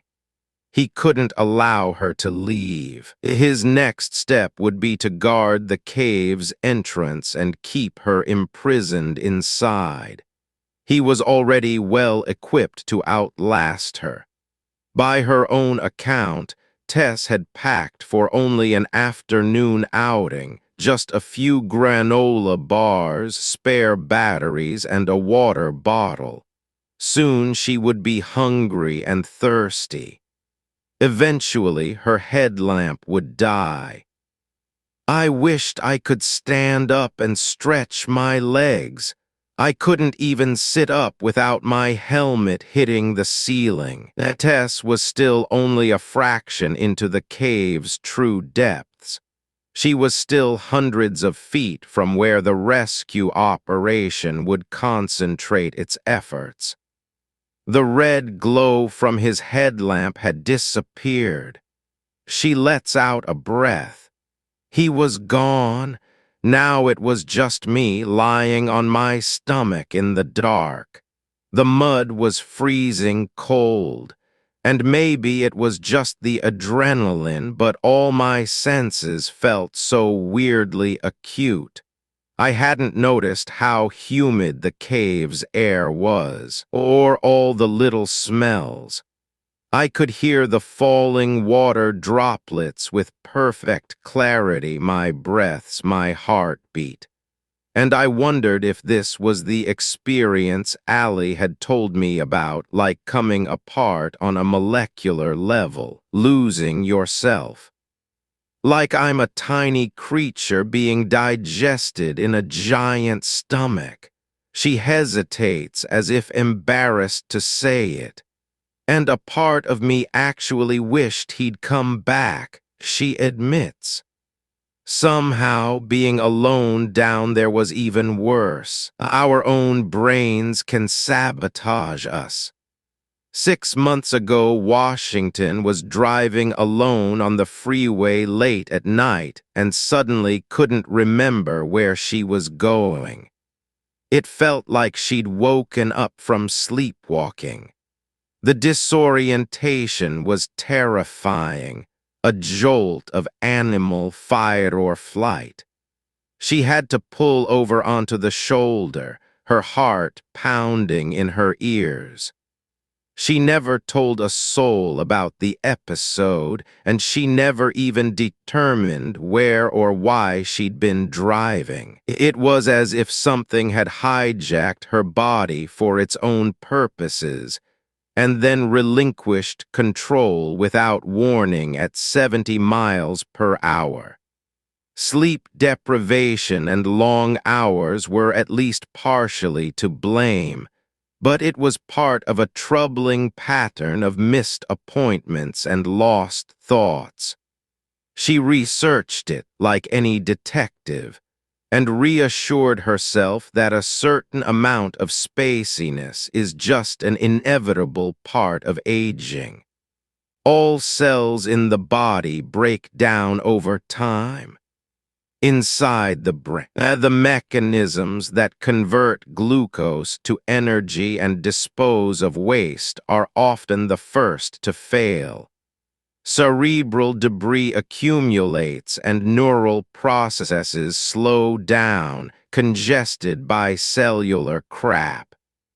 Individuals with higher IQs are more likely to notice the signs because they simply have further to fall. It's only something to worry about if other people notice your mental glitches. At the time, this made her feel better. But that's the thing. Maybe other people have noticed. She's felt the sympathetic eyes on her while she grasps for a word for just a second too long. She's sensed the polite pauses, the moments a conversation shifts gears to accommodate her. Once that seed is planted, even normal brain farts become further evidence of neurological decline. You can't win against confirmation bias. Last week, her lieutenant had quietly taken her into his office and recommended she subject herself to a cognitive assessment. No disrespect, he'd assured her. Of course. But Washington knows she's here at the hospital because of her perceived frailty, and not just her body. She's been sidelined, seated indoors to question tests and take notes, while the real work happens miles away. A cave is a uniquely challenging crime scene to process. Because the interior environment is protected from rain, wind, and most predatory animals, physical evidence can stay intact for years. This is not a good thing. It means the sprawling tunnels have already been contaminated by thousands of prior humans, each leaving behind their own perfectly preserved footprints and handprints. Add in all the stray hairs, clothing fibers, and general waste, and the devil's staircase is a daunting trash heap of unrelated leads to sort and eliminate. Then throw in a day-long rescue effort on top of that, with rock chisels and oxygen bottles and scores of boots and gloves touching and moving everything. The incident commander had already assured the sheriff's department, twice, that his people were being mindful of the parallel criminal investigation, but saving the trapped woman had to take priority. It's impossible to safely navigate dangerous crawlways without also obliterating evidence.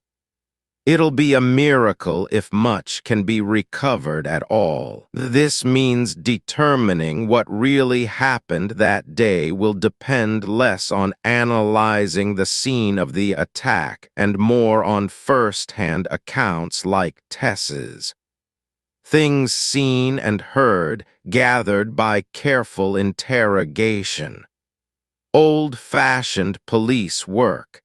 It's amusing, then, that the powers that be may have unwittingly reassigned Washington to the most crucial role in the entire investigation. This is an opportunity and a risk. Don't blow it. If she does, she might find herself facing more than a cognitive test. It's important that we establish a timeline. Washington tells the survivor.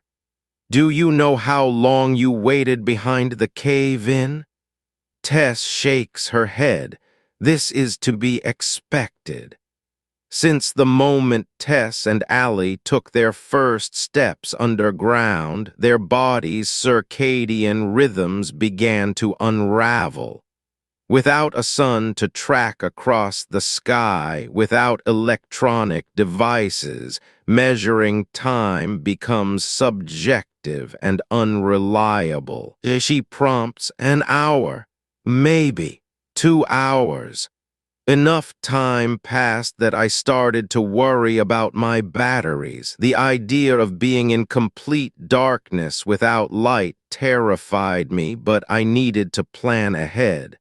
I kept my headlamp off. I avoided using my flashlight. I checked Allie's GoPro, still recording. The battery was 20%, I think. It would die soon. Did you watch the footage?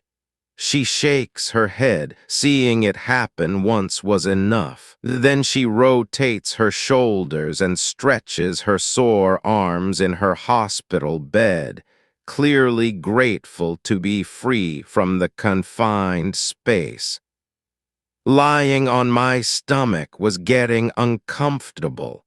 My elbows and knees went numb at first, and it gradually turned into pain. Eventually, it was unbearable, like a full-body hernia. I wished I could stand up so badly. My body needed space. Could you hear the killer? I kept holding my breath and listening for him. Every now and then I heard scrapes and scratches in the dark, like something heavy being dragged. Weird noises echoing down the tunnel. Maybe my senses were playing tricks on me. What had Allie called them? Bogies. The longer a person remains wedged in this sensory-deprived state, Washington knows, the less reliable their first-hand experience becomes. It's a situation the human psyche simply isn't designed for. When subjects are left alone in an unlit room for long enough, a psychological phenomenon called the prisoner's cinema can develop. Some see light shows, as Allie herself described, while others claim to see strange colors or even ghosts and demons, until it becomes impossible to untangle memory from hallucination. In ancient times, followers of Pythagoras ventured into caves to receive visions from the gods. No drugs required. Even before facing the prospect of her own cognitive decline, Washington has always found it disturbing how little it actually takes to unravel our minds, merely darkness and quiet. During this stretch of missing time, the male suspect, Jacob, was surely in damage control mode. His highest priority would be keeping his second victim contained in the cave. "I knew I had to wait," Tess whispers. "No matter how uncomfortable it got, if I crawled back up to the surface, he would be there waiting for me." He couldn't leave the cave. He was locked into this life and death standoff with Tess, a meek and petite woman he'd presumably judged to be easy prey, and under no circumstances could he allow her to escape with the GoPro footage. He was probably hiding somewhere just outside the drain pipe in silent ambush, hoping to lure Tess out so he could cut her throat. She was wise to stay prone down there inside the narrow tunnel, as painful as it must have been. "I knew he was on a ticking clock, too," Tess says. "He couldn't wait forever." "How so?" "Allie and I couldn't just disappear in the mountains. I work Mondays and Thursdays at a law office, and if I was a no-show, my boss would look for me. Eventually. And even better, Allie had set up a surface watch, remember? A responsible person who wouldn't be present on the trip, but who'd know everything, where we went, where we parked, when we were due back. I knew that when Allie failed to check in with him in the next few hours, he'd take the appropriate steps and report us missing. His name remains unspoken, like she doesn't want to say it. Washington writes, Ethan Ramirez, Allie's boyfriend of a little over a year. Physician on his second year of pediatric residency, hiking enthusiast, frequently credited on Keep Calm as Allie's photographer and travel partner. At first glance, an uninvolved party to the attack. Ethan would report us missing, Tess whispers. All I had to do was stay alive long enough. Were you and Ethan on good terms? Sure. Can you describe him? Just under 6 feet tall, black hair. I know what he looks like. What kind of person is he? Tess licks her lips like she's trying to think of something nice to say. Ethan always seemed like a decent guy.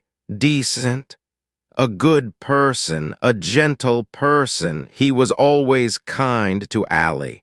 Good, gentle. Tess is being surprisingly vague about Allie's boyfriend, someone she should have strong opinions about.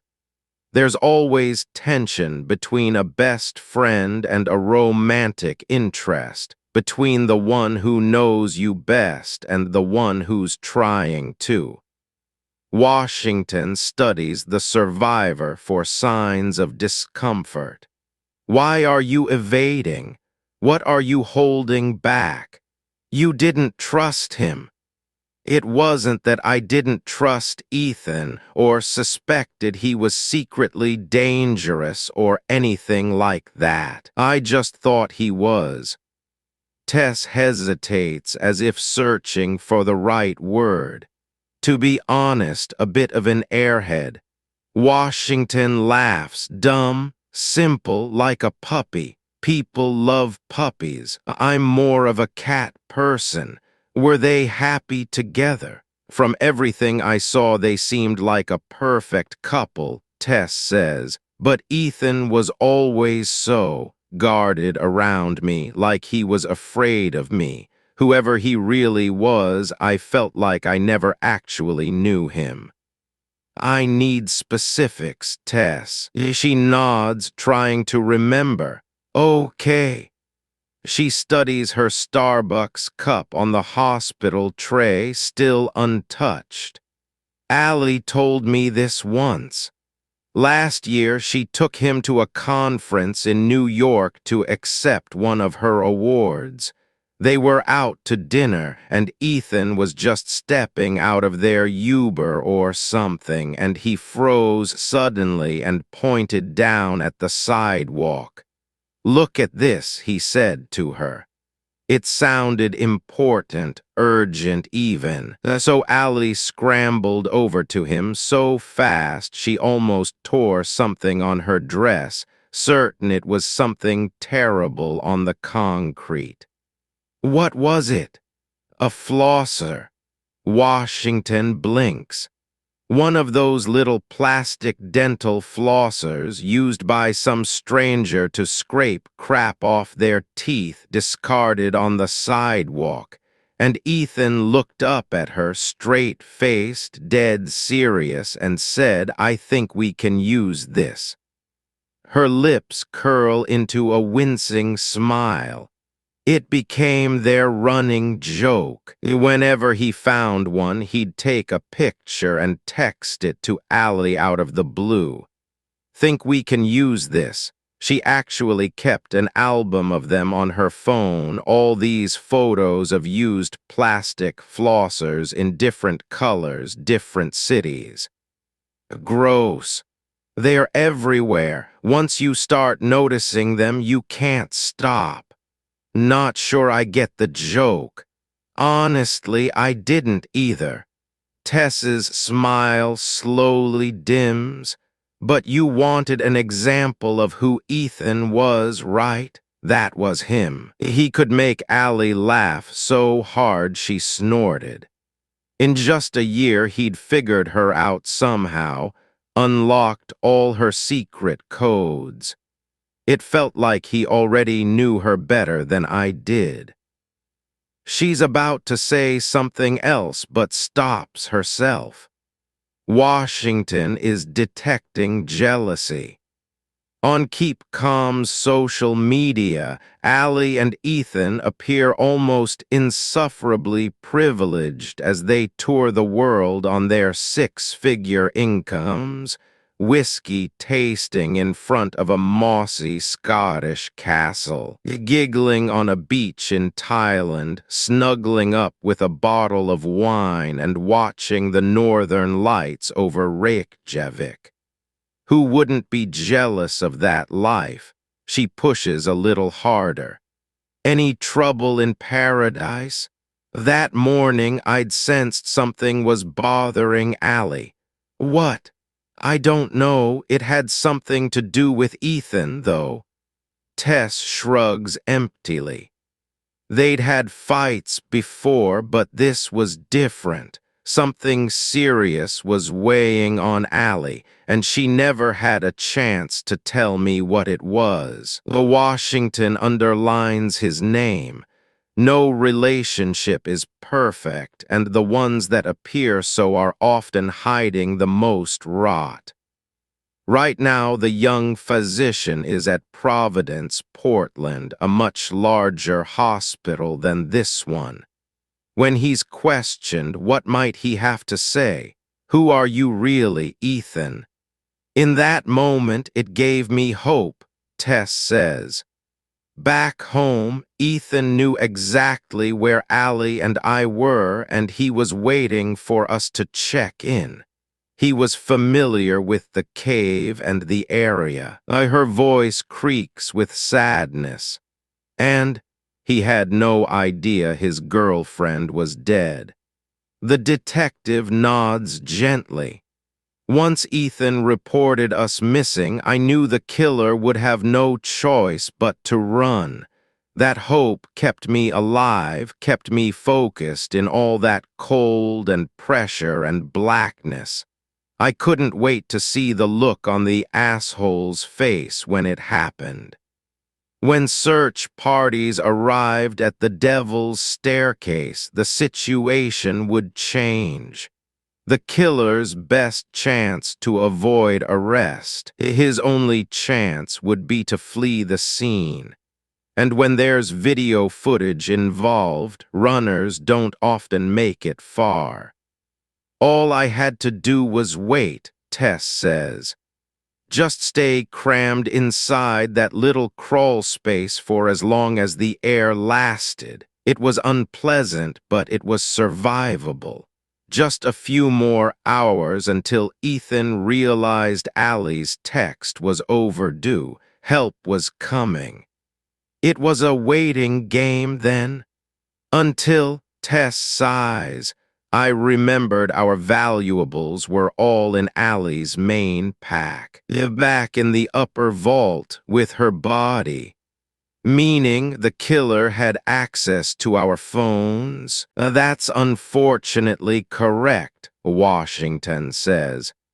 Inside the suspect's vehicle, we found your phone and Allie's both smashed to bits. But first, he'd used them to send these 2 text messages. She slides a piece of printer paper across the tray table.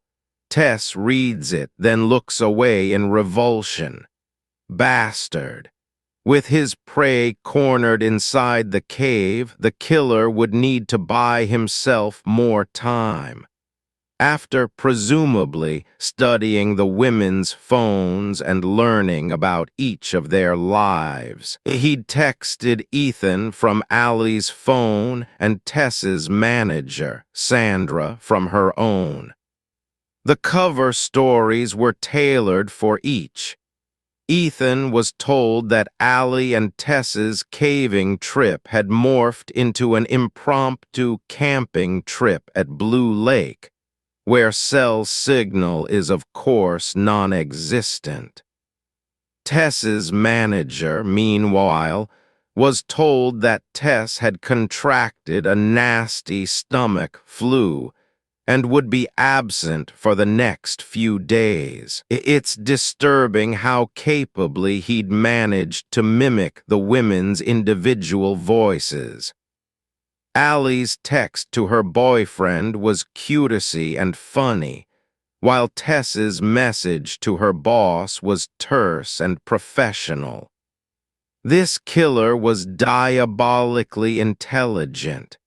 In fact, he was too intelligent. No random stranger should have known so much about Tess and Allie both. The passwords to their phones, their mannerisms, the people in their lives, to act out such a convincing deception. Her gut tells her there's another layer here.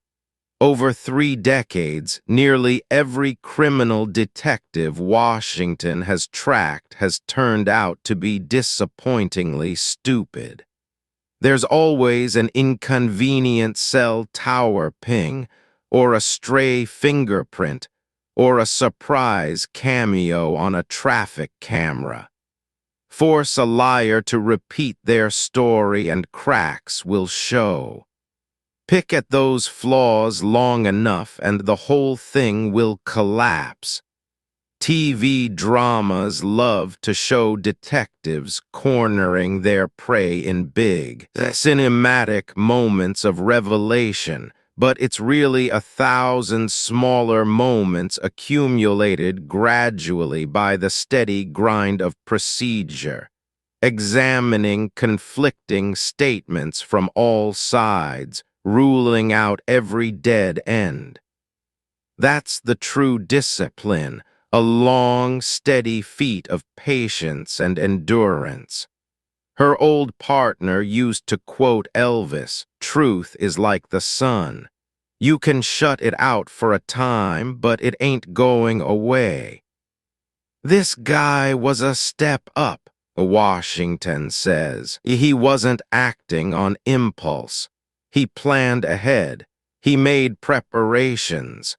And when you turned out to be more difficult to kill than he'd expected, he proved he could improvise, too. With 2 clever text messages, he'd bought himself at least several days before anyone noticed the 2 women were missing. He was back in control. While I waited in the tunnel, I imagined Allie's voice in my head encouraging me, guiding me. Tess flashes a pained smile. I swore she was still with me somehow. With her index finger, she's tracing something on the hospital tray table. 3 repetitive motions, 3 sides, a triangle. I know I'm just being wishful. Her smile wilts. I was alone. You're a survivor, Tess. Allie used to say something like that. She knew you best, maybe. She shrugs. I couldn't stop thinking about one of Allie's favorite memories. She'd always described it so vividly I felt like I was there, too, even though we weren't friends yet. I can remember it, even though I wasn't there. That's how good a storyteller she was. She was camping with her parents somewhere by Steen's Mountain, I think. And early in the morning they shook her awake, and they led her out of the tent into the sunrise to see dozens of wild horses grazing at the edge of the meadow. Her dad had whispered in her ear that every horse on the continent was owned by someone, except for a few feral herds that still roamed free, no more than a few thousand. These were old breeds brought over from Europe by Spanish conquistadors centuries ago, their manes untrimmed, no shoes or anything. They'd never been touched by a human and never would. Allie always said she envied them. Tess hesitates.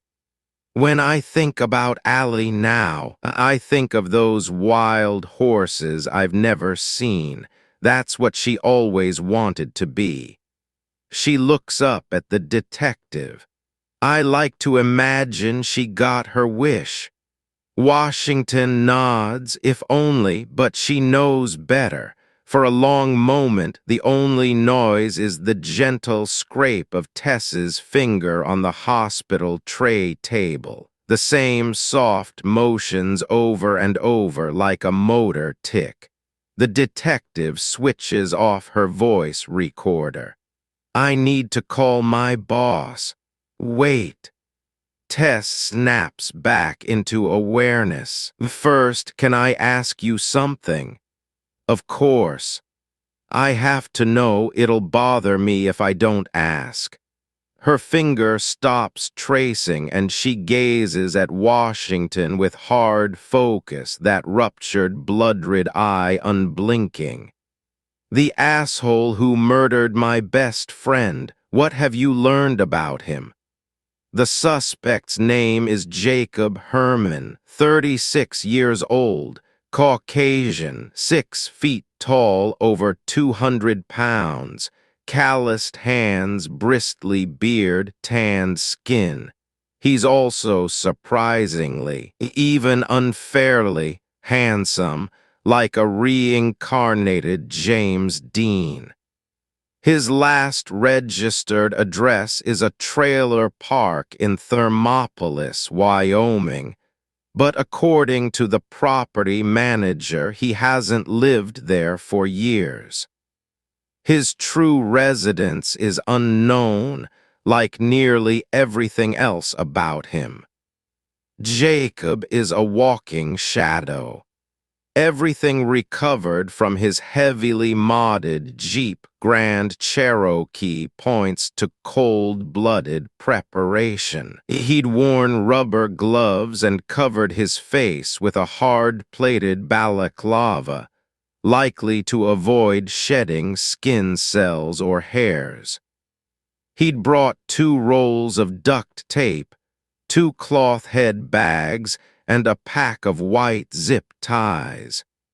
In a leather sheath he carried that steel KABAR knife, and of course in a crotch holster he carried the .45 caliber Colt 1911 that Tess had witnessed firsthand, its serial numbers diligently filed off. He'd wisely chosen not to bring a phone, likely aware that his carrier's GPS data could be used to place him near the murder. Other items found inside his vehicle suggest the Spartan lifestyle of a man living comfortably off the grid. A light fiberglass kayak on the roof for fishing, a propane camping stove, and a Citizens Band radio mounted to the dashboard. The floor was littered with yellowed paperbacks, some Nietzsche, some Jack London, and a surprising amount of Tom Clancy. The sum of all fears was on the console with its spine bent halfway in, right at the chapter where a terrorist's nuclear weapon incinerates the Super Bowl. Whatever his background, Jacob Herman came to the Devil's Staircase fully equipped to commit a violent crime.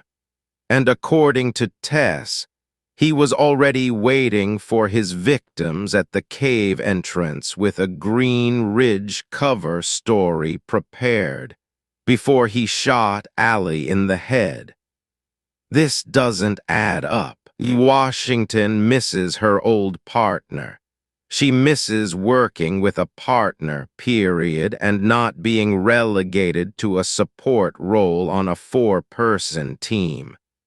The lieutenant running the case is educated and pin-sharp, but he's also 35.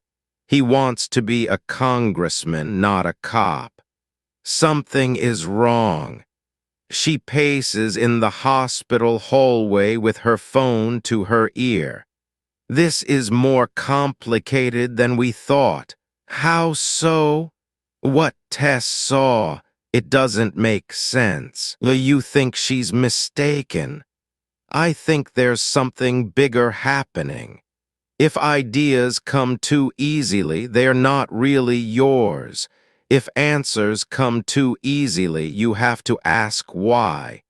Occam's razor is not your friend. Washington thinks back to the first wellness check she'd made during her first year in law enforcement. She'd rung the doorbell at an unassuming house, and an elderly man had answered. Back then, he'd reminded her of her own grandfather, although he hadn't been much older than she is now. Apparently, his adult children had been concerned about his growing isolation after his wife's death, but the guy had smiled and insisted he was just fine. He showed her the truck he was busy restoring in his garage, an old F-Series pickup. The wiring had been chewed up by mice, he'd explained, and the carburetor was gummed up with ancient gas. But he'd been working on it for months as a way to process his grief, and he was close now to taking it on the road. Layla, then only a deputy, so heartbreakingly young, shook the old man's hand and wished him luck. 24 hours later, he was dead. Never make assumptions, ever. For starters, I don't buy this as a random attack, she tells the lieutenant. A killer doesn't just gear up, rehearse a cover story, and wait inside a cave in the woods for two strangers to walk in. Jacob Herman couldn't have known Allie and Tess were coming that day unless he already knew who they were. Focus on your witness, he says. We need to look at Allie much more closely, her past, her associations, and that boyfriend of hers, Ethan. For now, he reminds her, just focus on your witness. She can hear the polite denial creeping into his voice. No disrespect, but fucking schoolboy. It may be his case, but he's barely running it. Happy to send 3 worker drones out to gather information and type it up for him so he can review it all at once. It's lazy, compartmentalized work. She knows that the rest of the team sees her as a sad, lost dinosaur, and she was sent to Sacred Heart because Tess's witness statement was expected to tie the whole thing up, not raise new and urgent questions. God, she misses her partner. Hopefully Tess can help me. Washington looks back. I'll keep you posted. Returning to Tess's room, she pulls up her chair and restarts her audio recorder. How famous is Allie Merritt exactly? Last year she made Forbes's 30 Under 30, Tess says, and Keep Calm gets almost 1 million unique visitors a month. I assume that's good. It's outstanding. She started it herself from the ground up when she was 18. Tess smiles, both proud and wistful. Ever since she was little, she'd always wanted to be Carmen Sandiego. Her favorite movie was The Secret Life of Walter Mitty. While I went to college, she bartended and saved money to pay for these random trips, just wherever she wanted to go. 1 month it was Peru, the next it was Romania or New Zealand. And then she'd return home and write about the crazy things she did, what she saw, who she met. She traveled cheap and smart.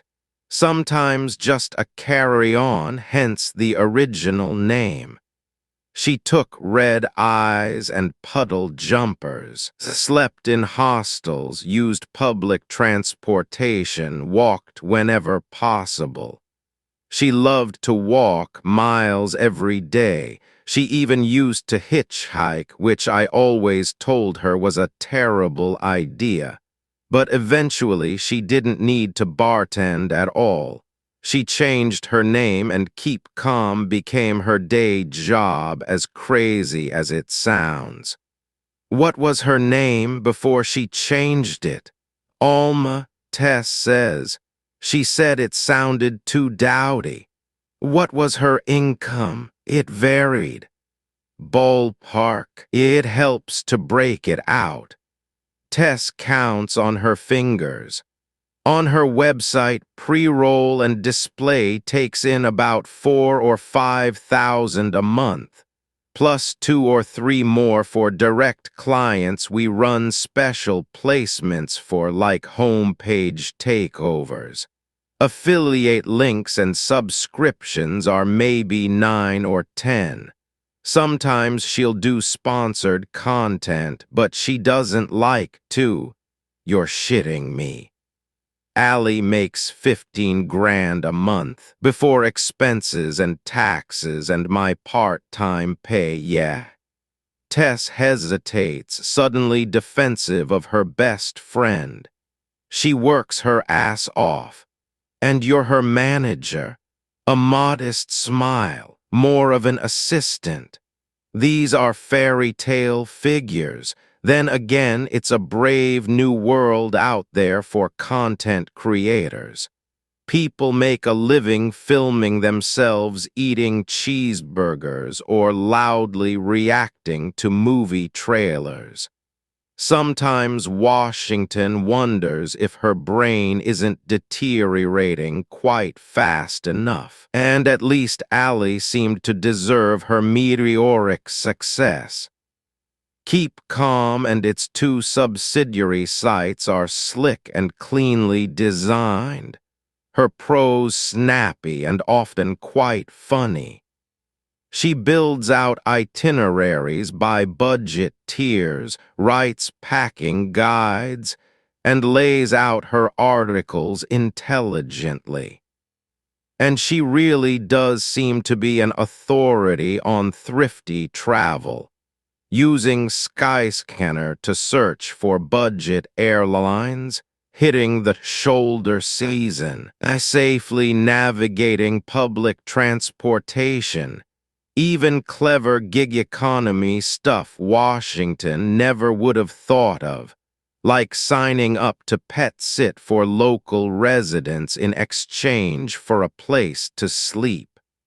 Most important, Allie herself is a warm and likable presence in her self-shot videos, grounded and gracious to her hosts and never afraid to try new food.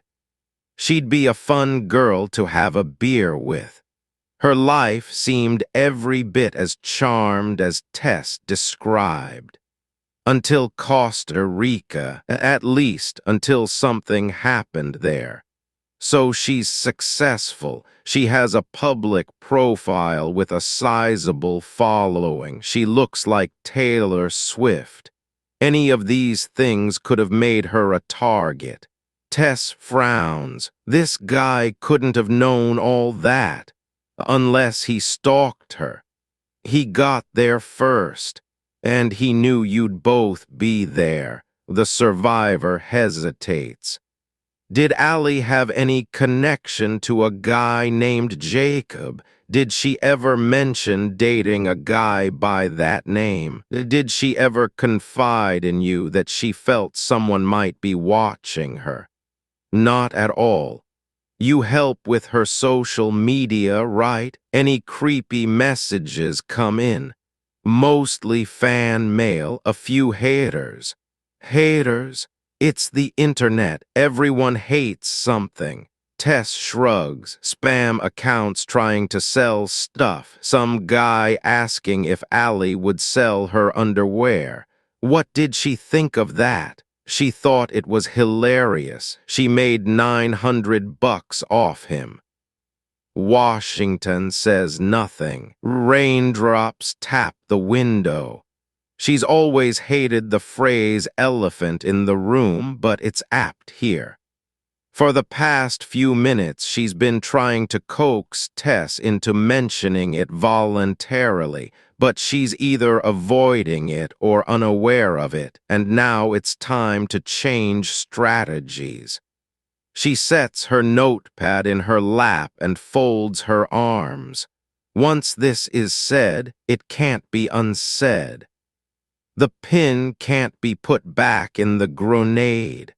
She studies the survivor's non-verbal reactions closely. You were aware of your best friend's recent legal trouble, right? Silence. Tess blinks. I'm sorry. Allie is currently under federal investigation. For what? Wire fraud. Tess stares numbly like she can't comprehend the words. Wire fraud. Other charges are likely, too. The field office hasn't returned her call, but Washington knows they must be circling something big. No doubt they are scrutinizing Allie's business records and bank accounts, matching up every transaction, looking back years into the past. Tess looks ill. That has to be a mistake. She would have already been served a target letter and a boatload of subpoenas. Washington tilts her head skeptically. She never told you, even though you were her manager, assistant. If it's true, it means Allie's career, her public profile, everything she built might have been on the verge of crashing down around her. If charges were filed, she'd be looking down the barrel of multiple felonies. Prison? Maybe. She already made more money than she could keep track of, Tess says. She didn't need more of it.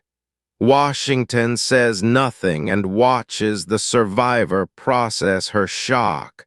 On the monitor, her pulse has spiked again, understandably.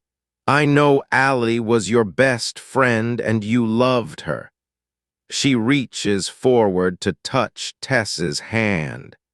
But no matter how close you may have been, she still kept secrets from you. And other things happened that day, too, that you couldn't have seen or heard. Have you heard of the Rashomon effect? Tess shakes her head. It means two people can remember the same event differently. Ultimately, all memories are subjective. You might remember Allie Merritt one way, but the truth, the real Allie, might be something else entirely. The events of the day are an interlocking puzzle. Every person present at the Devil's Staircase saw something wholly unique, and no one, not even Tess herself, witnessed the full picture. What did Allie see, and what did Jacob see? While I waited in the dark, Tess says, I heard singing. Washington blinks, singing. She nods. The killer's voice. She nods again. Did you recognize the song? No. What were the lyrics? It was mostly the same lyric over and over, Tess says. Maybe that's all there was to the song, or he only knew that part. The man downstairs, he waits and he waits. The detective looks at her sideways. An old country song? You know it. It sounds like one I remember. And I heard something else from the dark, like grinding machinery. The survivor's voice is faint, shaken, almost a screech like metal on metal, and every few seconds a click in a steady rhythm. It started slow but got faster. I didn't know what it was. Washington does, and she knows that song intimately, too, in some long-suppressed part of her brain. It's a classic earworm. She was 10 years old when it released, and she remembers hearing it on her father's radio almost every night while she did her homework. A scratchy and oddly malicious electric voice from across the kitchen. The man downstairs, he waits and he waits.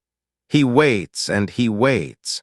And baby, he's waiting on you. Part Roman II Jacob Herman braced his sister Jack under the boulder and inserted the ratchet handle. Down here, space was tight. Every quarter turn, the handle clicked against rock. Turn, remove, reinsert. At first, nothing seemed to happen, and then just when he was getting frustrated, the suspended boulder shifted with an ancient groan. Loose grit peppered his helmet.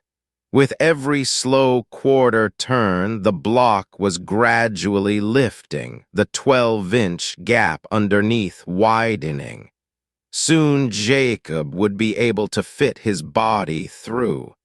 Behind the obstacle, he heard movement. The trapped woman heard him and knew she was no longer safe. She was retreating, crawling deeper inside the cave. So Jacob worked fast, flat on his belly. He tried to keep singing as he worked. The man downstairs, he waits and he waits. but the cottony tinnitus in his brain kept crowding out the tune. He'd fired his pistol hours ago, but his eardrums still throbbed with pain. Warmth dribbled from his right ear, a clear but yellow-tinged liquid that wasn't quite blood. Firing his gun underground had been a mistake, a big one. The whole thing was supposed to be easy. A carefully timed ambush in the tunnel, some scare tactics and zip ties to make her compliant, and a stab and twist to the windpipe to bleed her out quick. 5 minutes tops.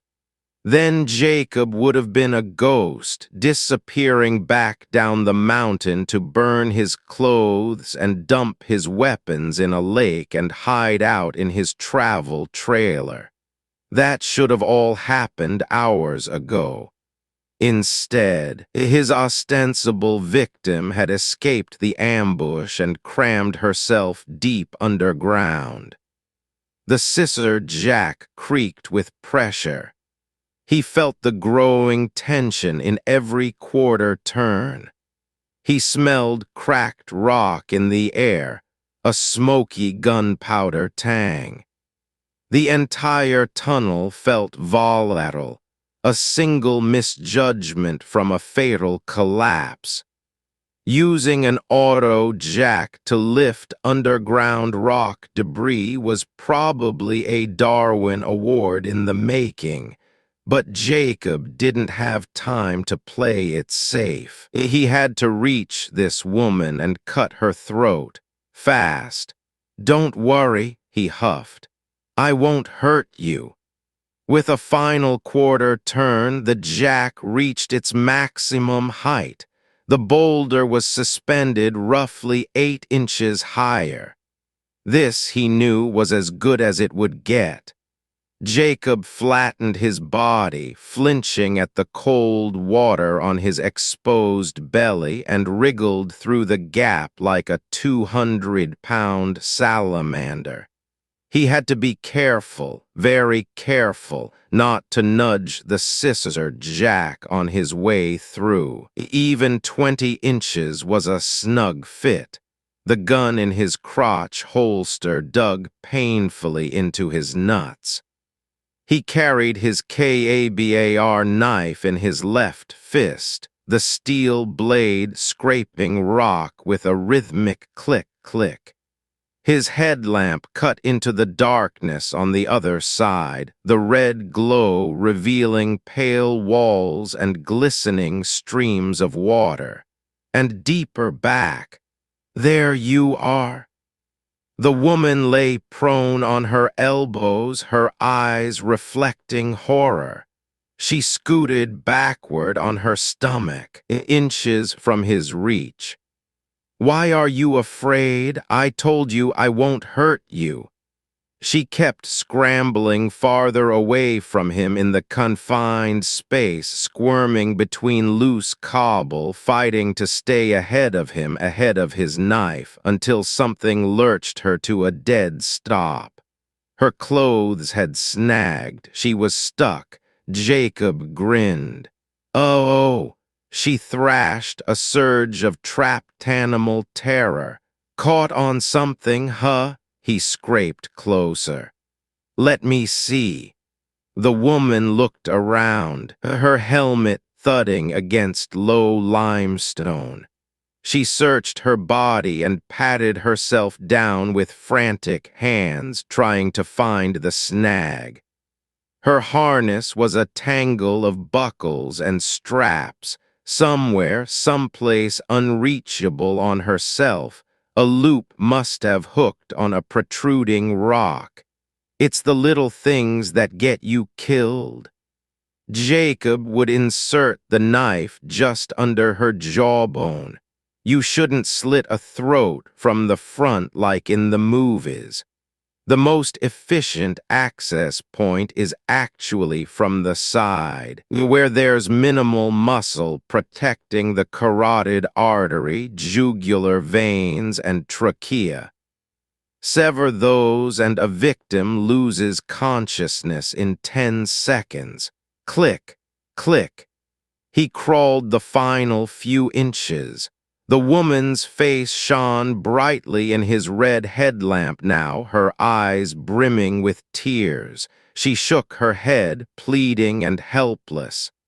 Close enough to touch her now, Jacob could smell the black coffee on her breath, the shampoo in her hair, the onion-sweet odor of her sweat. He'd always loved how girls can stink so delicately. "It's okay, I'm your friend." As Jacob said this, he tilted her head to expose her throat.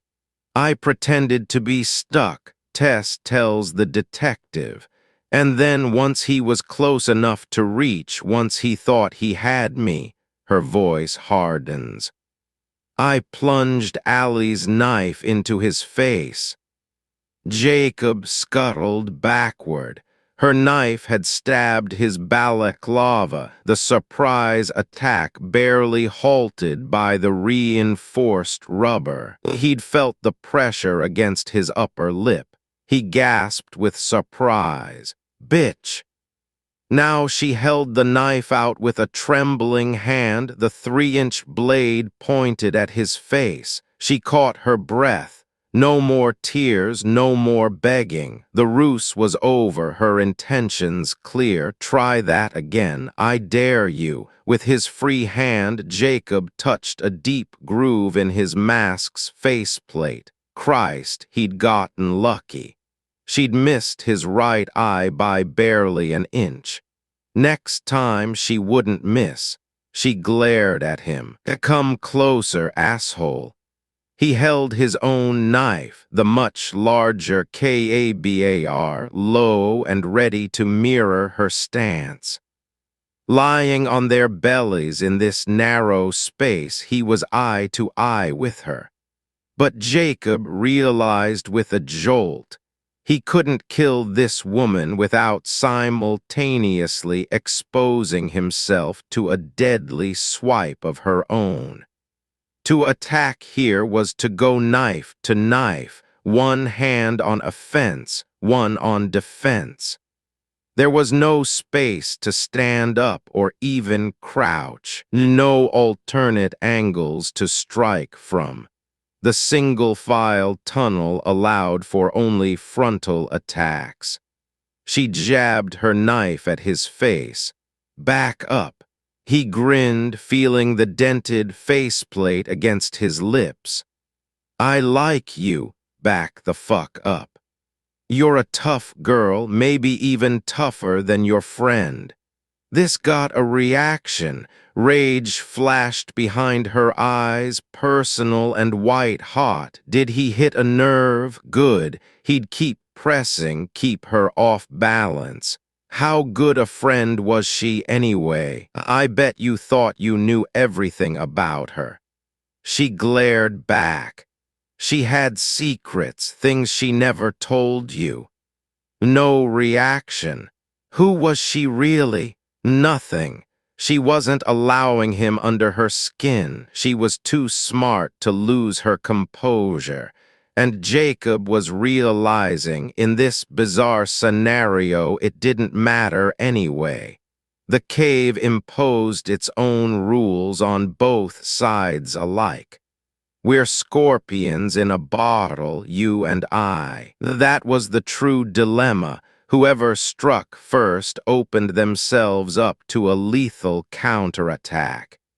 It would be near impossible for one scorpion to sting its enemy without receiving a fatal sting in return.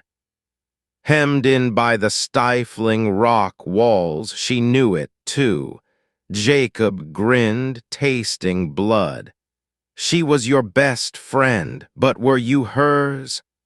"I kept crawling backward," Tess remembers. "Scooting on my hands and knees, staying ahead of him, just out of his reach. As described by rescuers, The 2 to 3 foot crawl space of the drain pipe has only a few small pockets with enough space for a crawling human to crouch or turn around. It's more of a water slide than a cave. Cold, cramped, clogged with muddy sediment. Washington has never particularly cared for water slides, but with everything she's learned about this section of the cave, it feels like the closest comparison. Years ago, she took her kids to a local water park, and her oldest teenage son had wanted to ride the highest slide. It had looked like a 5-story tangle of blue hamster tubes atop metal legs, precarious and leaking. The torpedo, it was called. She'd watched him climb the stairs and enter the top, but then he never exited the bottom. Apparently he'd crossed his arms wrong in there, or he'd tried to sit up or something. Those are details you forget as you get older. What matters is, her son got stuck a third of the way down the stupid slide, stalled in a low dip without enough speed to clear the next rise. Worse, he'd become disoriented inside the 3-foot tunnel and hadn't known which direction to crawl, forward or backward. The curved tube walls were too slippery to climb. He was trapped, panic rising. And what would happen when the next teenager came hurtling down feet first like an oblivious human missile? All the while, Washington could only stare helplessly at the blue superstructure, hearing her son struggle and scream inside. The lifeguards turned off the water and fished him out through a special trapdoor, a process that took 15 minutes and drew a crowd. Someone made a dumb joke about calling in the Oompa Loompas. Her son was fine, pale with fright, his voice hoarse, but fine. And it still breaks Washington's heart trying to imagine what he'd experienced in there. And he'd been trapped for only 15 minutes. He knew I was afraid, Tess says, but you almost killed him, that's something. Inside the cave's chokehold, Jacob's gun was temporarily useless to him. Had his victim fled anywhere else, she surely would have taken a bullet to the back. She'd saved her life by venturing deeper underground, for now. The cave felt endless, Tess says.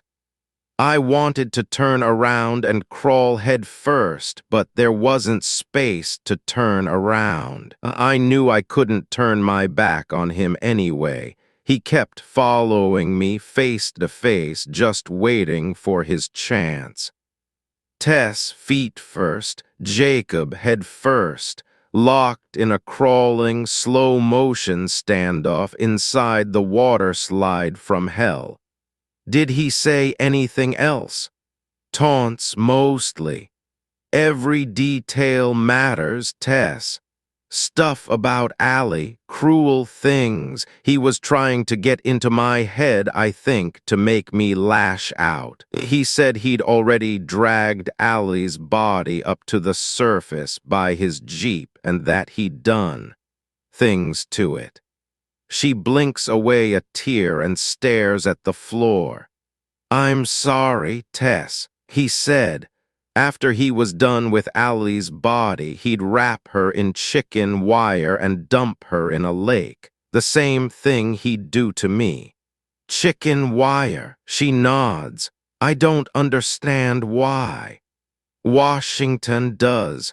Chicken wire will hold a body together underwater as it decays and swells with buoyant gases, preventing any body parts from floating to the surface. There are several deep freshwater lakes within a few miles of the cave, and in such a remote location they'd be difficult to fully search. A body might never be found.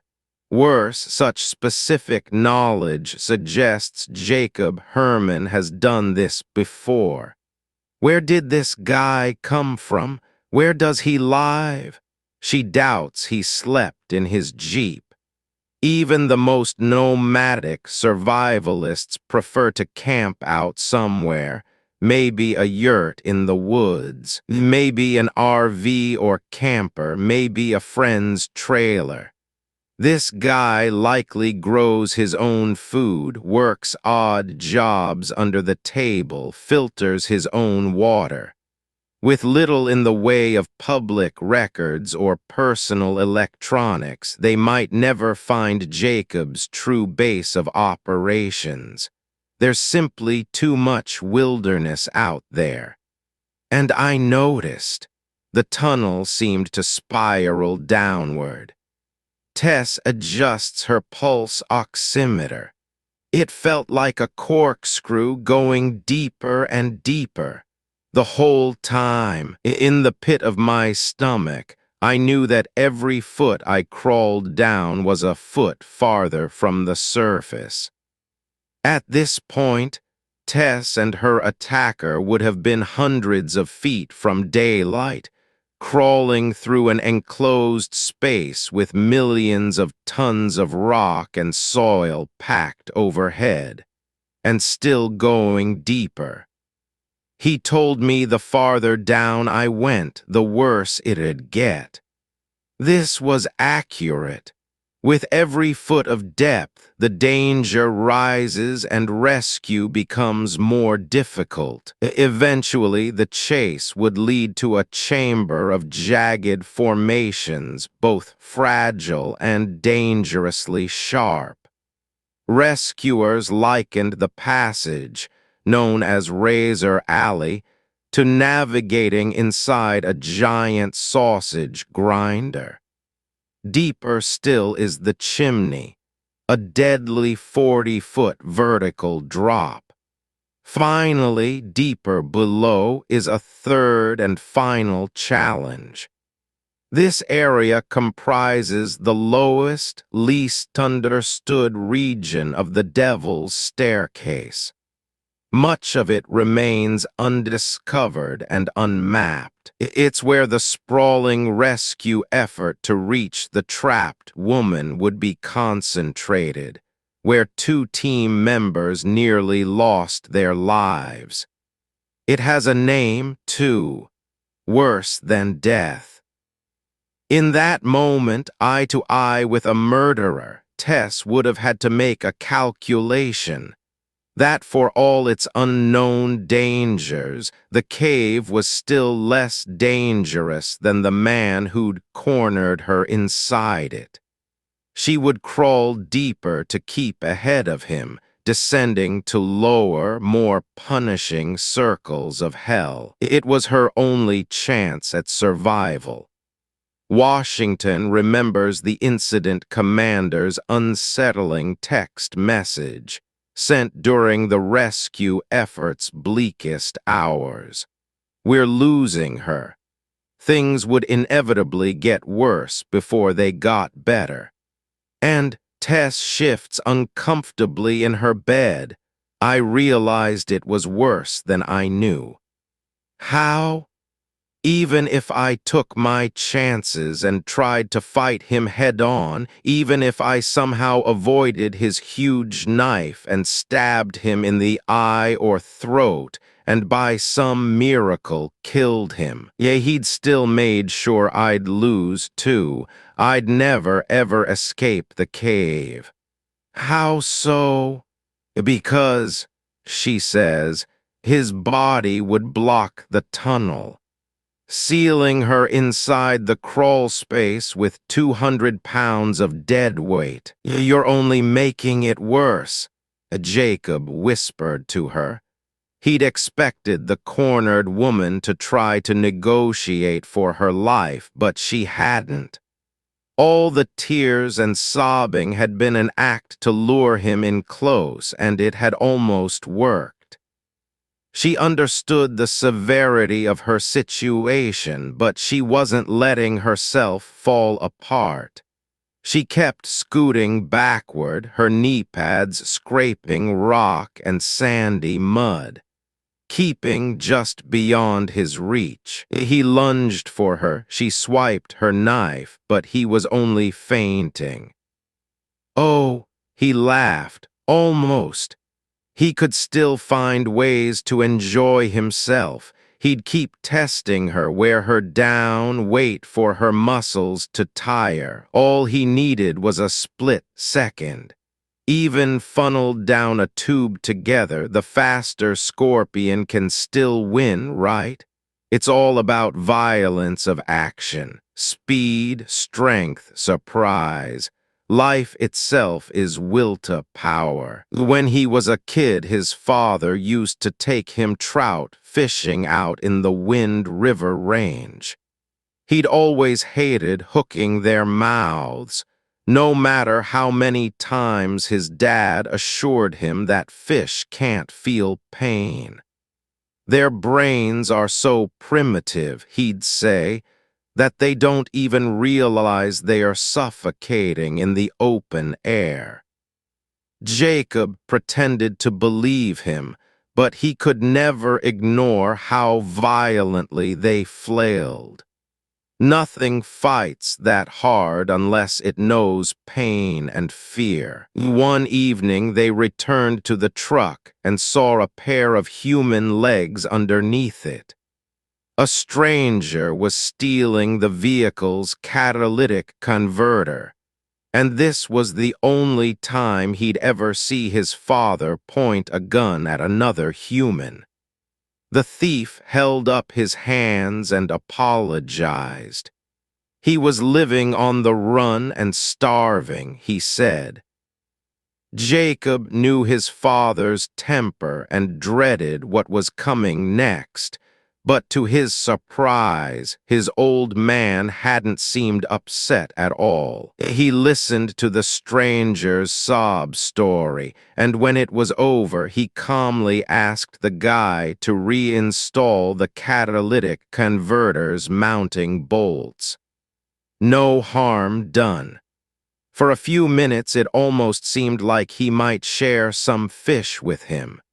Then politely he asked for the man's wallet, his keys, his backpack, his coat and boots. Finally, with a rumbling cruelty in his voice, he commanded the thief to strip naked. Boxers, too. It was sundown, early October in the high plains. With the wind chill, it couldn't have been far above freezing. Even as a kid, Jacob had sensed he was witnessing something forbidden, and certainly something he should never tell his mother about. But it was also an exhilarating sensation, being bad together with his dad. He remembered laughing timidly and asking his father if he could make the guy dance. The thief made a few half-hearted disco moves at gunpoint, his yellow teeth chattering. Then they left, riding away with the guy's clothes draped in the truck bed beside an icebox full of trout. Jacob remembered watching the pale figure disappear in the mirrors. He'd looked like a gray alien, chest heaving and barefoot on cold gravel. Jacob and his dad had laughed for miles of dusky highway, their voices joining to form a new melody he'd never heard before, and then miles more of contemplative silence.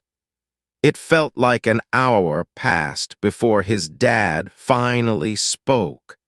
Remember, Jacob, a living being seeks above all else to discharge its own strength. Life itself is will to power. For most of his life, he'd believed those were his father's words. It wasn't until later that he learned they were Friedrich Nietzsche's. He'd never seen the man read anything thicker than a little nickel. As an adult, Jacob read voraciously with a particular interest in the works of Nietzsche, hoping they might offer hints to understanding the enigmatic man now long gone from stomach cancer. Which ones had his father read? What else resonated with him? Or, disappointing but possible, had he only picked up the quote from an action movie? Now he noticed the cave walls seemed to narrow around him and his victim, the glistening limestone faces constricting closer. The air was cloyingly humid. Even through his balaclava he smelled a sour odor like wet socks. Wriggling through this sewer-like space took noticeably more effort, and his skin was slick with cold sweat. It was oppressive, staying on your belly for this long under such pressure from all sides. If the woman's harness caught on a rock for real this time, she'd be in serious trouble. And still she kept going, deeper and deeper. God, he wished he could just shoot her in the forehead. It would be over so fast. But firing a gun inside the drain pipe would be catastrophic unless Jacob solved two big problems. First, the threat of fragmentary ricochets after the slug exited the back of the woman's head. Second, the cost to his own hearing. He could cover one ear with his hand while he fired the gun, but the damage to his unprotected ear would be ruinous. It was fine. There were still other ways he could kill her. You know I can just guard the cave's entrance, right? He felt their breaths swirl together in the confined space, nicely intimate. I can make sure you never leave this place. I've got your phones. I've got most of your supplies and gear. Hell, I can wait all week. You can't. How long do you think you'll last? She stared back. Long enough. You know the rule of threes, right? He counted on neoprene-gloved fingers with his blade. Generally speaking, you can last 3 weeks without food, 3 days without water, and 3 minutes without oxygen. Down here, which do you think you'll run out of first? She said nothing. Tick-tock. He tapped his wrist. She had to know she was cut off and cornered. She could keep retreating to maintain the space between them, sure. But for how long? Eventually, she would run into a dead end or a hazard she couldn't navigate, or the smothering rock walls would open up enough that Jacob could chance one more risky gunshot. To one end or another, her time was running out. You could always apologize, Jacob suggested. Fuck off. I'm serious. You don't know who I am or what I want. Maybe it's money. Maybe it's revenge. Maybe if you apologized to me, really apologized, and showed genuine regret for what you did, I'll take pity on you and decide to go home. She enunciated. Fuck off. How about we make a deal then? He pointed at the GoPro mounted on her helmet. You give me your footage and your knife, and I'll let you live. You're lying. Cross my heart. I know you're lying. Hope to die. He grinned. Stick a needle in my... Zero chance, she said. She meant it. This woman had a certain animal cunning that he admired. She knew the survival knife clenched in her sweaty fingers was the only thing keeping her alive. I know you don't trust me, but what other options do you have right now? Jacob patted the low ceiling, the rock bumpy with wart-like growths. Either you and I negotiate our situation here and figure something out, or we try to fight and slice each other to bloody pieces. In a knife fight, the loser goes to the morgue and the winner goes to the hospital. In all likelihood, neither of us will leave this tunnel. Or, she said, I crawl deeper. That's fine, too. All bad options, dilemmas upon dilemmas. He could see the calculations running behind her eyes as she tried to reason her way out of a no-win situation. I'm not stupid. I'm keeping my knife. She chewed her lip. But I might give you the footage. He grinned. Here we go. I'll give you the GoPro's memory card under one condition, which is you leave. She glared back into his red light, unblinking. He could see all of her in sharp detail, the blood vessels in her eyes, the microscopic pores in her skin. You take the footage and turn your big ass around and crawl back to the surface. You get in your Jeep and disappear. We never see each other again. Just like that. Just like that. Sounds nice. A happy ending for everyone, but you know I need guarantees, too. Jacob pointed with his knife. If I abort my mission and leave you here, I'm just supposed to take it on faith that you won't talk to the cops. You can't, she said. You have no reason to trust me either. At least she was honest. What matters is I haven't seen your face yet. She pointed at Jacob's balaclava, at the rubber faceplate scarred by her knife. I can't describe what you look like. And once I give you the memory card, the police won't have your voice or clothes or any other information that might help them identify you. It won't matter if I spend hours in a little room with some detective, racking my brain and trying to remember every last detail. What matters is I won't have enough. And her voice splintered with emotion. And you already know my best friend won't. Can't tell them anything either. Jacob slurped on his lower lip and considered this. No face, no case, as they say. He'd already eliminated the first camera. He'd feel better with both removed from the equation. That's the offer, she added. Take it or leave it. Fine, we have a deal. He held out a gloved hand. I'm not going to hand it to you, dipshit. She pointed. Back up.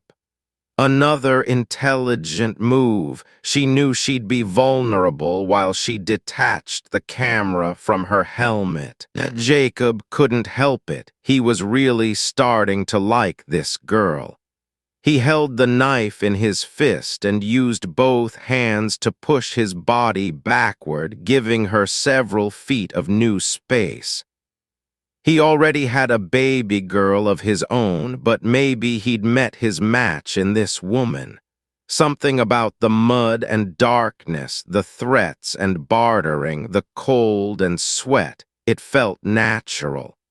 The cave was a crucible for predator and prey alike. Life itself is will to power, my son. There, he said, I feel safe now. I knew it was the smart choice, Tess says. But what? She sighs. It felt like I was betraying Allie, cutting a deal with her murderer, giving him exactly what he wanted. To save your life. Only if he was telling the truth. It's a difficult decision, and there can be no half measures. If Washington were cornered by an armed killer inside a shoulder-width tunnel, she couldn't be sure what she would do either. I know Allie would have handled it differently. Tess brushes back a strand of hair. And the whole time, all I could hear was her voice in my head urging me to stop, warning me that I was making a mistake by taking the easy option. He was just waiting for his chance to shoot me or stab me. He was a liar. Never negotiate with a liar. Keeping the footage wouldn't bring her back. She would have wanted me to. Tess, I think Allie would have wanted you to take any chance to save your life. The detective smiles tightly. Any chance. Bargaining with Jacob might have been the most logical choice, but it was still risky. The video footage would have been Tess's most powerful leverage. Once Jacob had the memory card, his options would open up. He'd no longer need to recover the evidence from her body, so he'd be free to kill her by more indirect methods. He could stack the drain pipe's entrance with boulders, for example, sealing the woman inside to die. Thanks to his text message alibis, it would be days before anyone knew to report Allie or Tess missing. I knew. She takes a breath. I knew that even if I hadn't seen his face, he wouldn't leave me alive. Just like how he'd said he just wanted an apology from Allie if we'd only just zip-tie ourselves. Whatever he said to me was a lie. Giving him the footage wouldn't accomplish a thing. He'd still kill me. She faced two grim options then. Take the killer at his word, or double down on a suicidal deadlock. So, Washington leans forward. What did you do? Here. Jacob watched her toss it to the gritty mud between them. He picked it up to inspect in his red headlamp, a rectangular memory card no larger than a postage stamp, 128 gigs, and then he snapped it in half. Hours of footage instantly gone. She watched silently. You made the right choice. He tucked both halves into his pocket, joining the one he'd pulled from the first camera. He was fairly sure that once a memory card is broken, the data is irretrievably gone, but he'd melt the pieces down in his fire pit tonight to be sure. No loose ends. 2 cameras, 2 memory cards. Things were looking up. I haven't seen your face, she said. So hold up your side of the deal and go. At this, Jacob Herman smiled. God, this little dance of theirs was intoxicating. He wished it could last forever, even if he understood why it couldn't. He pulled off his helmet. Wait, she said, what are you doing? And the red light changed, casting wild shadows. Then he gripped the edge of his balaclava and peeled it off. Like a reptile sloughing out of its skin, it felt good to remove the sweaty fabric and rubber. His upper lip, starting to swell, felt better already in the cool air. Now, he said, grinning, you've seen my face. Her heart visibly sank. So now I guess I'll have to kill you anyway, huh? Her glare turned venomous. Liar, he loved it. Sorry, but you knew I was a snake when you picked me up. Jacob patted the broken memory cards in his pocket. And honestly, I'm a bit disappointed in you. After everything you saw today, you really thought we could just talk our way out of this and go our separate ways. I'm sorry, but I lied to you. I don't leave jobs half done. He grinned at her. I won't leave this cave until you're dead. He didn't realize I'd lied to him, too, Tess says. How? I gave him one of Allie's spare memory cards. A crafty smile flickers across her face. The real one was still in my GoPro, still recording. I was only testing him. The clarity in her voice is startling. And she says, now I had his face on video, too. The detective nods. Clever. I promised myself I'd get that footage to the police, whatever the cost. Tess hesitates, afraid to say the second part. For Allie, Washington can't help but be impressed. Tess had tricked the killer into playing his hand, and he was completely unaware of it. She's a skilled liar. Very clever. I tried to think of what Allie would have done, she says, and do that. She's tracing triangles on the hospital table again, that same nervous motor tick.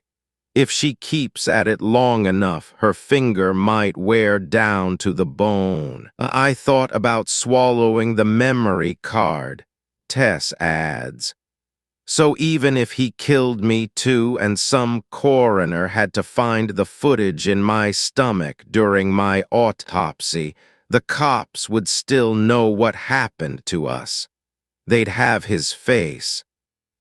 A GoPro's memory card must be at least an inch by an inch, maybe bigger. Would it even fit down a human throat? Swallowing an angular plastic chip would be painful, but it might be the only way to preserve objective proof of what happened. A memory card could survive for months or even years inside a corpse's stomach. Washington winces. Hell of a plan B. I liked plan A better. Survive? She nods, but then she seems to reconsider. It wasn't just about surviving, she admits. Slowly, I was realizing I didn't just want this man to go to prison where they'd clothe him and feed him and he could get old and fat reading books. That wasn't enough. She takes a breath. I wanted to kill him. I would too, Washington says. Tess seems surprised to hear this. Maybe these days it's unprofessional for an officer of the law to acknowledge that some people really do need killing. After an uneasy pause, the survivor asks, do you do a lot of homicides? It's almost all I do. What's it like? It ages you, Washington says. I'm actually 41. No, Tess ignores the joke. She's after something else, something on the edge of her tongue. I mean, what's it like to catch the person responsible for taking a life? The detective hesitates, searching for the right words. Tess waits. Most of the time they catch themselves, Washington says. They sit down in a little gray room with me for hours and slowly, with great effort, they dig their own graves. I just hand them the shovel and listen. Everyone wants to tell their story, and every story needs an audience. I give it to them. I smile and empathize and build rapport until they think they can tell me anything. And with every word, every detail, they keep digging themselves deeper and deeper until they are too far down that hole to climb out. And by the time they realize I wasn't really their friend at all, they've already given me everything I need. So bad guys talk themselves into prison. I keep them talking. Tess grins. Never interrupt your enemy when he's making a mistake. Exactly. The small wins are exhilarating in the moment, but the killer would have still held every advantage over Tess. And he still had that 45 caliber pistol. If she remained so stubbornly difficult to kill, Jacob would eventually weigh the risks and decide he'd rather just be half-deaf for the rest of his life. With every passing minute, she pushed him inexorably toward that decision. The standoff was temporary. That gun in Jacob's holster was a ticking time bomb. Jesus, Le Washington rubs her arms, surprisingly cold. Through all of that, I don't know how you managed to stay calm. I was scared shitless. I mean, you were composed, you improvised and adapted. She shrugs. Fear is power. I'm sorry. It's something Allie used to say. Fear is power. Whenever I was nervous, which was often because I'm a bit of a wreck, she'd always tell me, remember all the things your body does when you're afraid. Tess smiles, channeling her best friend's confident voice. Your pupils dilate so you can see better. Your breathing gets more efficient so you can run faster. Even your immune system gets better. She always told me it's okay to be afraid. Because being afraid doesn't make you weak. It actually makes you stronger. Nevertheless, the physical and psychological strain of crawling inside the drain pipe had to be overwhelming. Tess couldn't have been far from an adrenaline crash. Fear may be power, but the body can't stay on high alert forever. And the killer? He kept picking at me, trying to get under my skin. He told me it didn't matter how long I stayed alive. He'd outlast me, wait for me to die of suffocation or thirst or hypothermia. He kept singing that stupid song, just the chorus, like it was all he knew. The man downstairs, he waits and he waits. Maybe, Washington says, but there's an implication there too. Whether he meant to or not, he was giving you information. Tess's finger stops tracing. Do you understand where I'm going with this? I'd assumed he was bluffing, she says, trying to scare me. And that's still possible. But I think there's more to it. A multi-day siege on a cave would be a stretch for a lone killer. When exactly had Jacob planned to sleep? How would he keep eyes on Tess and ensure she didn't escape through a side passage? How would he guard the entrance to prevent witnesses from stumbling across the scene? The cave was simply too much square footage for one man to control. What are you saying? I'm not trying to alarm you, the detective says. But as hard as you fought that day, I think you only saw part of the picture. I don't understand. I think there was a second killer involved.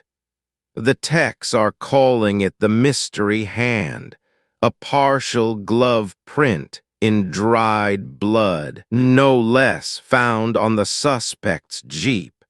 Even in the photographs sent to Washington's phone, it's clearly too small to be Jacob's. Someone else was present that day, even if this mystery hand She hates calling it that, is the only supporting evidence thus far.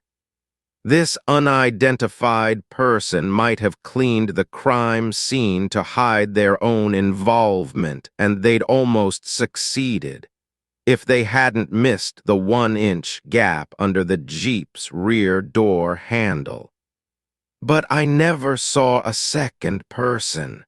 Tess says, I only saw him. I think whoever helped him helped from behind the scenes, out of view. Who? I don't know yet, that's the puzzle. Washington smiles gently. But we'll solve it together, Tess, you and I. Your job is to tell me everything you saw and heard on that day, every detail you can remember, no matter how small. And while you do your job, I'll do mine. Together we'll attack this thing from 2 directions, past and present. Tess says nothing. This is a major revelation for her, and it'll take time to settle. Washington can see the survivor reframing her thoughts now. She glances toward the hallway. That means the second one is still out there. Yes, right now. You're safe, Tess. That's a promise. She nods, unconvinced. But this is why I need your help. Washington sets her pen down. I'm starting to suspect that Jacob Herman was only acting under the direction of someone else. Someone masterminded this attack, and Jacob only carried it out. And it's our responsibility now for Allie. To do right by her, we need to find the true killer. For Allie, okay, Tess swallows. Where do we start? Well, it's probably someone who knows you both, someone who knew you'd both be at the devil's staircase, alone in the woods and far from help. Tess nods. She's mentally scanning her friends and acquaintances, everyone she's ever wronged in her life. But she's always been a loner. It can't be a long list. Maybe someone wanted Allie dead and you were just there. Like who? You're clever. I think you already know. Apparently, I'm not that clever. I think the answer has been right here in front of us the entire time. The detective flips back through her notes. Let's revisit the start of the day when Allie first picked you up from your apartment.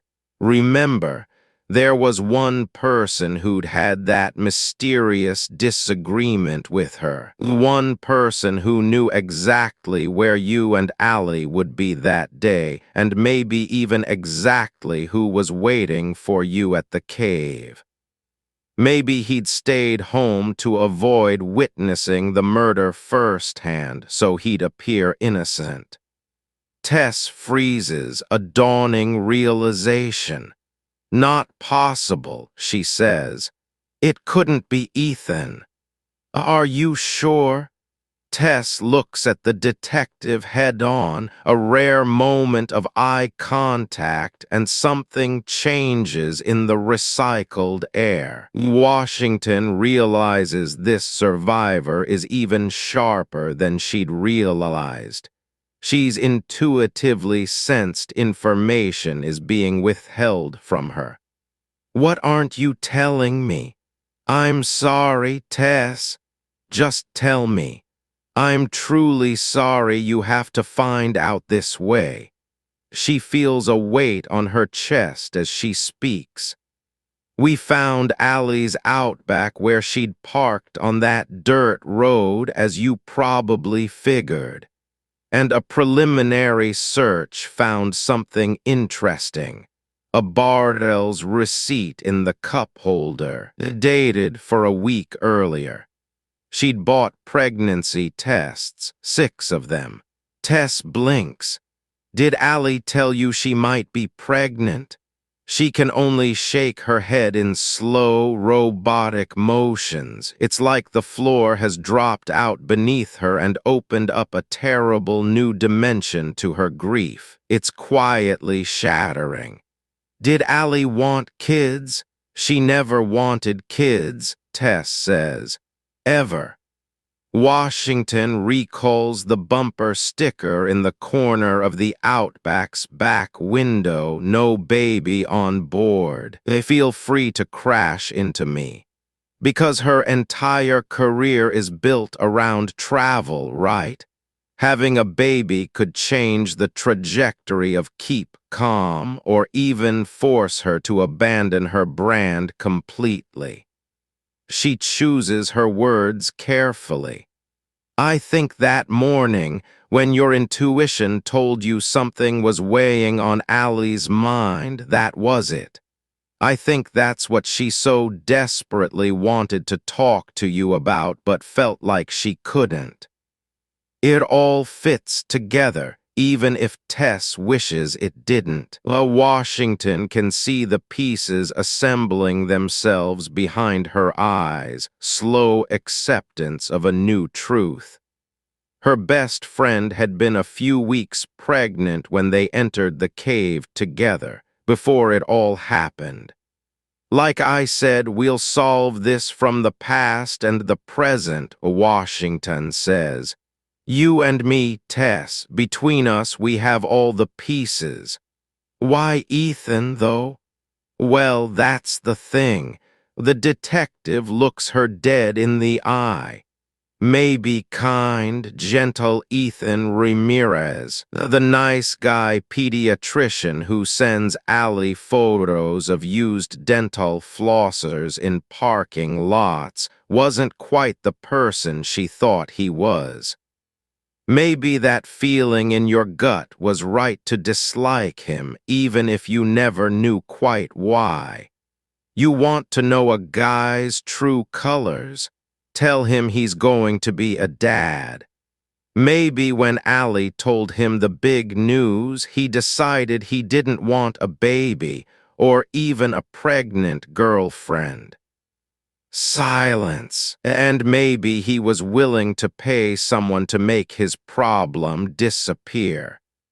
$30,000 is a lot of money, but weighed against the risks of murdering a woman, it's not a lot of money.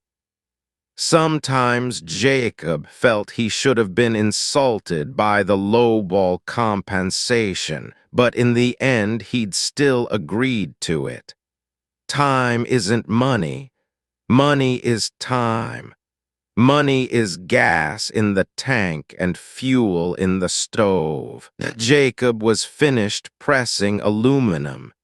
He'd long ago sworn he'd never work a regular shift again.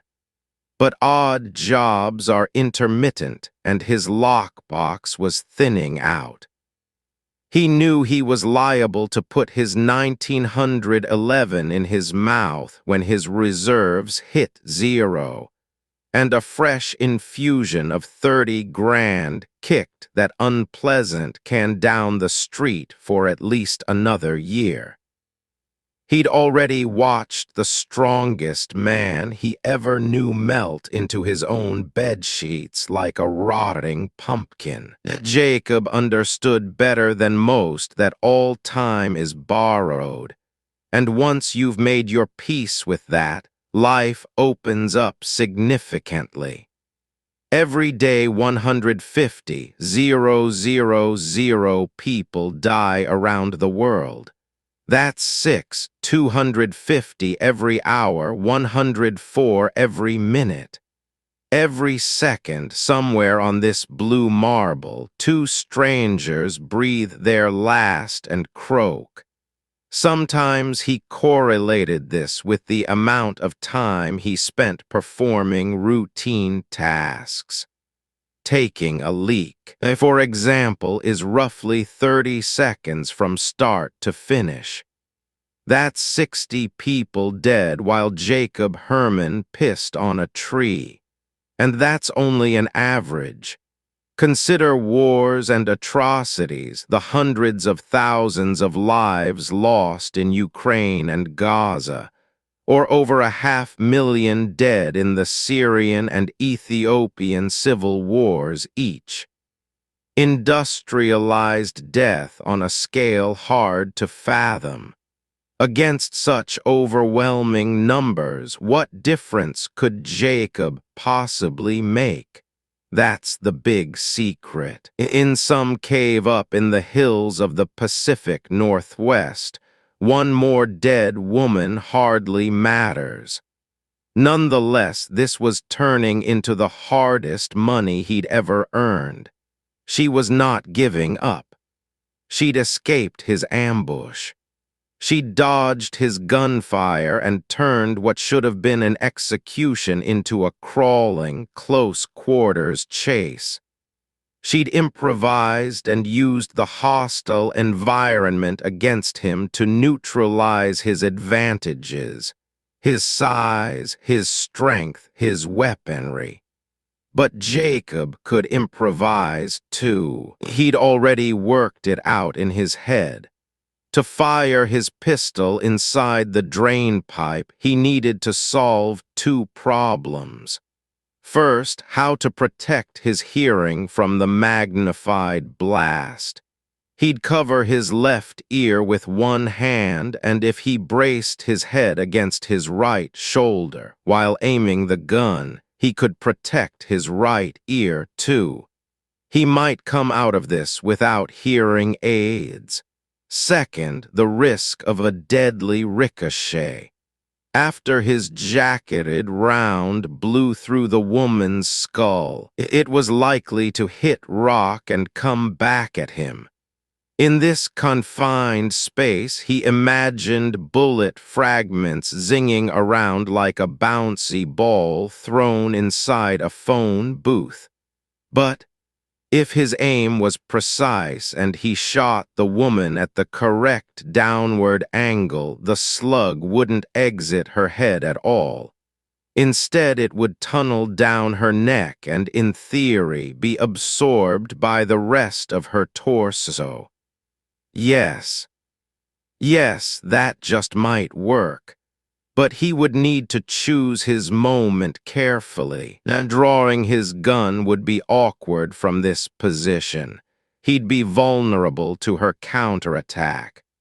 "What's your plan?" he asked her, his vapory breath misting in the red light. "Just keep crawling deeper and deeper until one of us gets stuck. My money's on your big ass. If I get stuck, you'll be sealed in, too." The woman's foot slipped behind her with a gritty scrape. The tunnel floor was slanting downward, slick with watery clay. This was good. "Careful," Jacob said with a grin. "You wouldn't want to fall." The rock faces were smoother down here, cut in uniform ripple patterns like the choppy surface of the ocean. He'd never known stone could look so liquid. Every now and then he'd even glimpse a straight line too perfectly straight to be natural, as if sliced by a laser. It stuck in his mind, refused to fit. This was a new world with new rules, and it was now impossible to ignore. The tunnel's decline was steepening. As he forced this woman deeper into the earth, her muddy boots were losing traction, and she had to arch her back to keep balanced. Centuries of erosion had wiped away all handholds and footholds. He could see the calculations running behind her eyes. To retreat any deeper down the slippery tunnel, she would need to use both hands to grip the curved walls. She'd be unable to counterattack with her knife, not without sacrificing her hold. One scorpion won't be able to sting. This was about to become untenable for her. He pressed. Do you even know what's down there?" She said nothing. "You seem like a smart girl." Jacob watched her. "You would have done your homework. You must already know about Razor Alley and the chimney, and of course you know what else is down there, right?"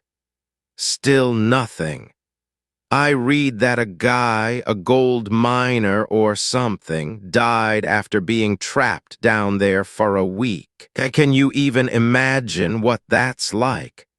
Being alone, no light, unable to move, squashed inside a tiny little tube with solid rock on all sides. It's got to be one of the worst ways to die. Being disemboweled or burned at the stake would hurt like hell, but it'd be over in a few minutes.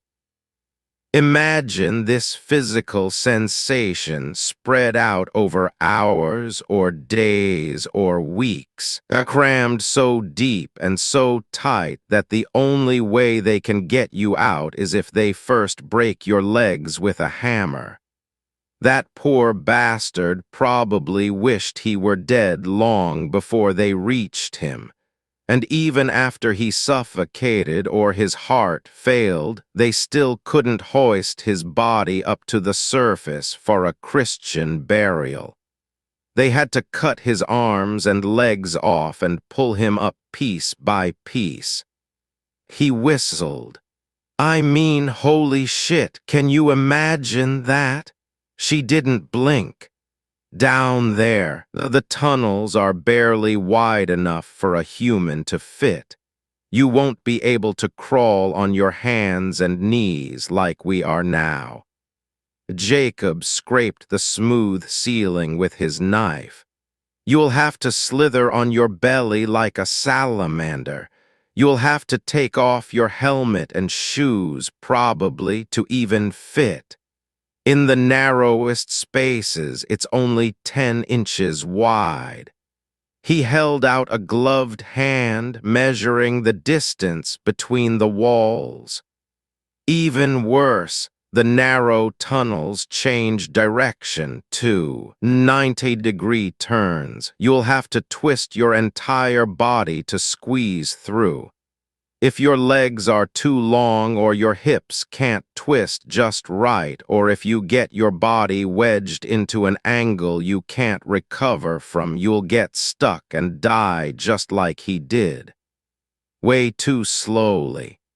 10 inches, much tighter than the drain pipe. Just thinking about it caused the hairs on Jacob's forearms to prickle. He grinned. Hence its name. He didn't need to say it. She already knew. Worse than death. Gripping her survival knife with pale knuckles, the woman moved again, scooting her body away from him. She was right at the precipice now, an inch from letting go. She kept her eyes locked on him, spotlighted in his red headlamp as she finally spoke. Her teeth chattered, her voice trembling. "I'm but gaining strength. I'm going to make you chase me through it, asshole." The details of the rescue still boggle Washington's mind. The depth, the danger, the sheer psychological agony of being locked under millions of tons of settling earth. The experience must be worse than any nightmare. Rescuers found the poor woman only because they'd heard her screams echo up through cracks in the porous bedrock, and they were searching the cave deeply enough to hear it only because of a single distress call sent via Citizens Band radio late last night. Just a few words, really, uttered by a weak and near-unconscious voice. The individual was also apparently inexperienced with radio protocols, having tried several frequencies before finding the emergency channel by luck. That distress call saved the woman's life. And although it originated from the radio mounted to the dashboard of Jacob Herman's Jeep, the caller wasn't Jacob. In fact, when Tess discovers who it was, she'll be quite surprised. But for now, Washington files that away in her mind and listens to the survivor's testimony. Jumping ahead will only muddy things. Her story will get there. I knew I had to go deeper, Tess says. Farther down into a place he couldn't fit. From there, the drain pipe slopes downward into a slippery ramp marked with coffee cake layers of shale and mud. Cavers are advised to descend cautiously and use a fixed rope as a backup. But Tess wouldn't have had time to go safely. There was only one option faster than climbing: falling. I let go, she says, and I slid down, like a water slide, basically, but pitch black. She shuts her eyes, reliving every detail. My helmet rattled my brain. I crossed my arms and braced my feet against the walls, trying to slow myself. Sliding feet first down the cramped tube would have been a calculated risk. She couldn't have known what she was dropping into below. Every surface inside the cave is as hard as concrete, some of it dappled with unpredictable bumps, some of it sculpted dagger sharp. If she broke an ankle or knocked herself unconscious, it would all be over. Her only advantage was her mobility, her ability to stay ahead of the killer. At the bottom, I landed hard on my tailbone. She pats her forehead. I think that's when my headlamp broke. One source of light down, two remained. I couldn't see. I found my flashlight and turned it on, but there was too much mud on the lens to see. She takes a shivering breath. And he was catching up. His red light was growing around me. 200 feet, Washington writes. With her gutsy stunt, she'd bought herself 30 seconds at the cost of her headlamp. Few cavers are determined enough to crawl all the way down the wet, slippery drain pipe. But those who reach the bottom, it's said, are rewarded with a spectacular sight. I wiped mud off my flashlight. Tess's voice wavers. And what I saw all around me. What? It's hard to describe. Allie's surprise, tears glimmer in her eyes. I think so. When you go deep enough underground, the laws of physics don't quite work. Early this morning on a bumpy ATV ride, Washington had listened to a quick primer from a local volunteer on what makes the Devil's Staircase unique. A solution: caves' natural formations are all created by the same interplay of gravity and water, he'd explained, and those forces are inherently predictable. Stalactites form where water drips. Stalagmites rise from where it lands. Where water pools, rimstone dams form. In almost any cave around the world, a trained eye can easily read the gravitational physics that formed it. Except here. In this place, the formations don't grow vertically. They grow sideways, almost organically, like plants or fungus. These gravity-defying sites, still unexplained by modern science, are called helictites. The phenomenon is often too deep underground to be formed by wind, the volunteer had explained, and capillary forces aren't strong enough to create structures of such size. Helictites are physically impossible, one of our planet's natural mysteries, and this lower chamber of the Devil's Staircase, a small appendix-shaped room nicknamed Razor Alley, contains one of the largest known concentrations of them in North America.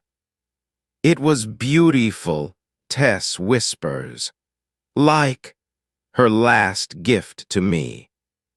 Allie Merritt, who'd cruised the Nile River and sipped cocktails in lower Manhattan and camped atop Arctic ice floes to watch narwhals, had seen and tasted more of the world than most people do in their lifetimes. And still it seemed to be this underworld that fascinated her the most. The unknown, the dark, the depths. For just a few seconds, Tess wipes an eye, I'm sorry. It's okay. I know it sounds stupid. Washington scoots closer. There's nothing stupid about it, Tess. I know she's gone. I saw her die. But I swear to God, I felt like Allie was still there with me somehow. Like the last of her was holding on to the world by her fingernails, refusing to move on, refusing to leave my side. Not until I was safe. Not until we killed him. Together, she swallows and nods. The sight she witnessed is difficult to imagine. The photos Washington has seen are indeed spectacular, but in a cold and threatening way. She knows one should never confuse beauty with safety. Humans don't belong underground. I knew he'd kill me if I tried to fight him head-on. She exhales. But there was another way I could win. How? By being like Allie, she says. By staying ahead of him, by going deeper into the cave, deeper than he could follow me. Forward momentum at all costs. The Devil's Staircase is a grueling trial, relentless in the ways it attacks your body and mind. Hours later, even expert-level cavers on the rescue team would suffer its psychological effects while fighting to save the trapped woman. By outlasting him, by being braver than him. She takes a breath, like Allie would have done. Jacob Herman landed hard on the bottom, bruising his knees on rock. He shone his red glow on the walls around him and saw they were wriggling, covered in worms. His gut dropped. But his lizard brain was just a fraction of a second ahead of his upper brain. Of course, they weren't worms. They were worm-like formations made of stone, all flash-frozen solid. Hundreds of them, maybe thousands. They grew off the walls as thin as angel pasta, wispy and needle-sharp. At his feet, he noticed more strange sprouts emerging from the ground to knee-height, crooked cordyceps stalks bending and reaching. He was surrounded by impossible shapes, and the longer he looked, the more of them he saw, like they were multiplying around him. The odor of wet socks was stronger down here, earthy and pungent. But Jacob found space to stand up. Yes, he could finally stand without scraping his helmet. The cave had expanded to the size of a small bedroom, lowering the chance of a ricochet. His gun was viable again. He knew he needed to end this chase quick to run the woman down and plant a 45 caliber slug in her brain before she wedged herself someplace he couldn't follow. Everywhere, more worms blossomed in his red light. More solid tendrils emerged from the walls, some as thick as antlers. Surreal chandeliers hung from above, too, like alien flowers blooming in reverse. He balanced himself against a radiant formation the size of a standing child, and it shattered at his touch. Fragments hit the ground like glass shards. Careful. A needle of rock had pierced his neoprene glove, impaled right under his thumbnail. With gritted teeth, he pulled it out, a bloody toothpick, pale as fishbone, very careful. He knew the woman was close now, but she'd turned off her flashlight, making herself difficult to track. It felt like his opponent had joined forces with this hostile environment somehow, harnessed its power against him, movement ahead. He raised his pistol, his left hand covering his left ear, right shoulder to his right, and jerked the trigger. The blast shook his teeth, a microsecond of nuclear white. Did he hit her? He couldn't tell. His night vision was fried now. He breathed in the smoky scent of burned gunpowder. This was hide-and-seek Marco Polo with a gun. With his red spotlight, he pursued the woman through a coral reef of moving shadows, stooping and crawling under jagged shapes. Some snagged his clothes and slowed him down. Some snapped away freely. Tiny forms crunched underfoot like bird skeletons. Ahead, he glimpsed the woman's helmet. He fired again. But she was agile, rolling and crawling, and somehow always a half-second ahead of him, rock debris peppering her as his bullets tore gouges out of the fragile terrain around her. She navigated this foreign landscape with skill and confidence, but she was running out of space. Jacob knew the chimney was coming up. He would corner her there at the precipice, shoot her in the head, and finally end this exhausting day. He couldn't imagine any payout being worth all this pain. Not 30 grand, not 300. His ankles bled now. Fingers of rock clawed into his jeans, his socks, his boots. The Colt 1911 single-stack magazine held 7 rounds. How many left? Head shots only, he told himself. He'd have his chance soon.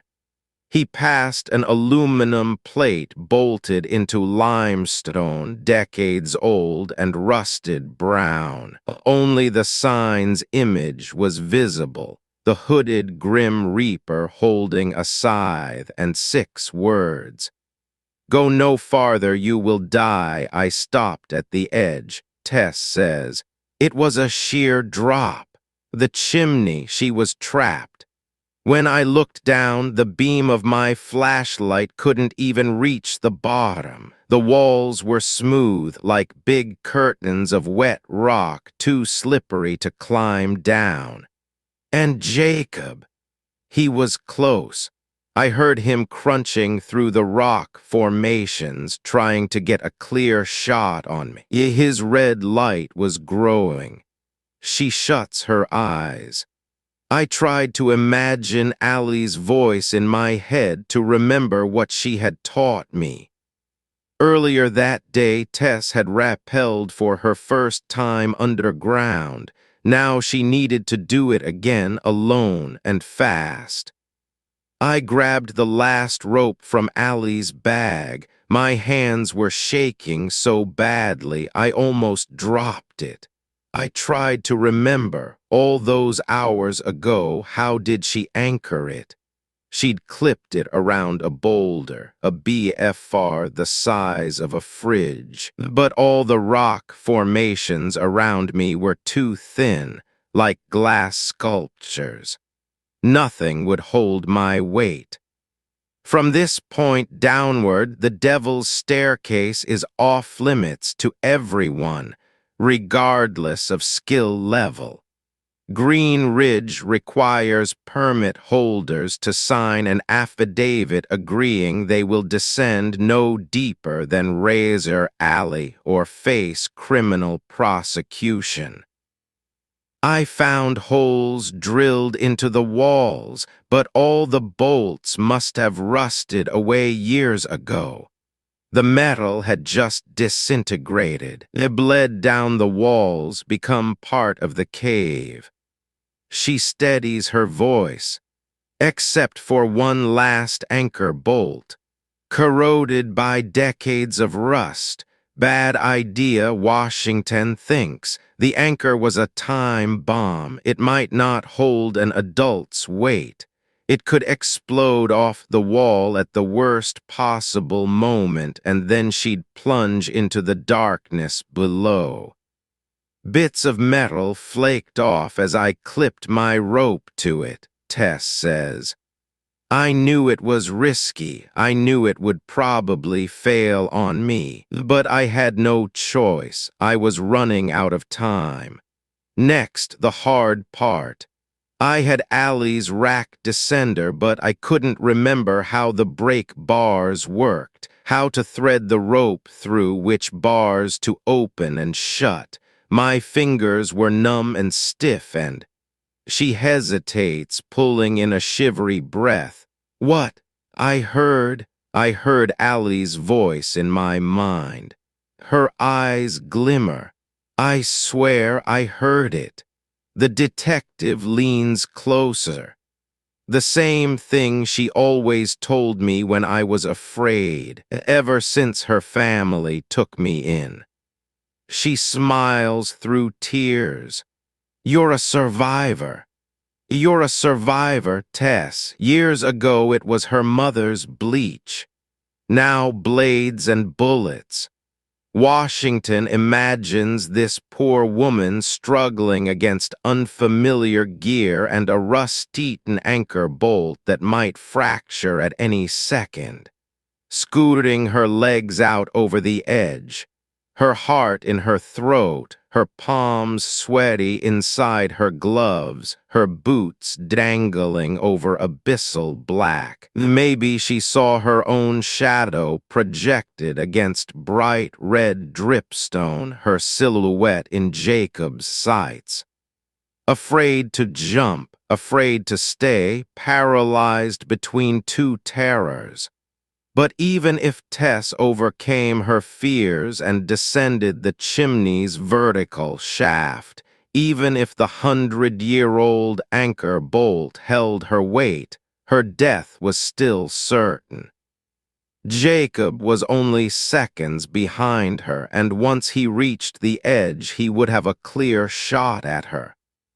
On the rope, Tess would be exposed and defenseless. In this situation, there were no good choices. Option 1, die where she stood. Option 2, die on the rope. Tess has been silent for several breaths. Did you jump? She wipes an eye. Tess, She steadies her voice. Allie was the bravest person I've ever met. She was never afraid. All my life, I'd wished to be like her. And I tried to imagine if our places were reversed. If it was Allie there with the rope in her hands, what would she do? Tess looks up. The burst vessel colors her left eye vivid red. At this moment, Washington knows Jacob would have been just feet behind her, the gun in his hand, brittle formations crunching underfoot as he raced to catch her. I realized I had one more choice. Option 3, fight. Something punched Jacob in the windpipe, hard. 200 pounds of inertia carried him and slammed him down on his back. His helmet cracked against rock. He gasped, eyes watering, choking on his own larynx. His thoughts raced. She tricked me, she set a trap, she used the rope to set a goddamn trap. The resourceful woman had held her climbing rope up at neck height, 5 feet off the ground, and let him charge straight into it. He'd clotheslined himself. Now she tackled him. But Jacob still had the gun in his hand. He rolled over, twisted the Colt 1911 barrel into her face. But now the rope was tangled under his armpit, and she pinned his wrist like a gooseneck. He couldn't point the gun. His finger jerked the trigger anyway, a tooth-rattling blast into the ceiling, and stalactite chips showered them. Her other hand, his mind screamed, "Knife! Knife, knife, knife," coming straight at his face, but he caught her wrist. His eyelashes fluttered against a pinpoint of steel. The blade had stopped millimeters from the soft jelly of his eyeball. He felt her hot breath on his face. She was already on to her next move, fighting with an untrained but instinctual intelligence, almost feral, repositioning and bracing every pound of her body weight onto that knife. Trying to drive the blade just a little deeper, straight down into his eye socket. She tried. She used all her muscle, all her leverage. It wasn't enough.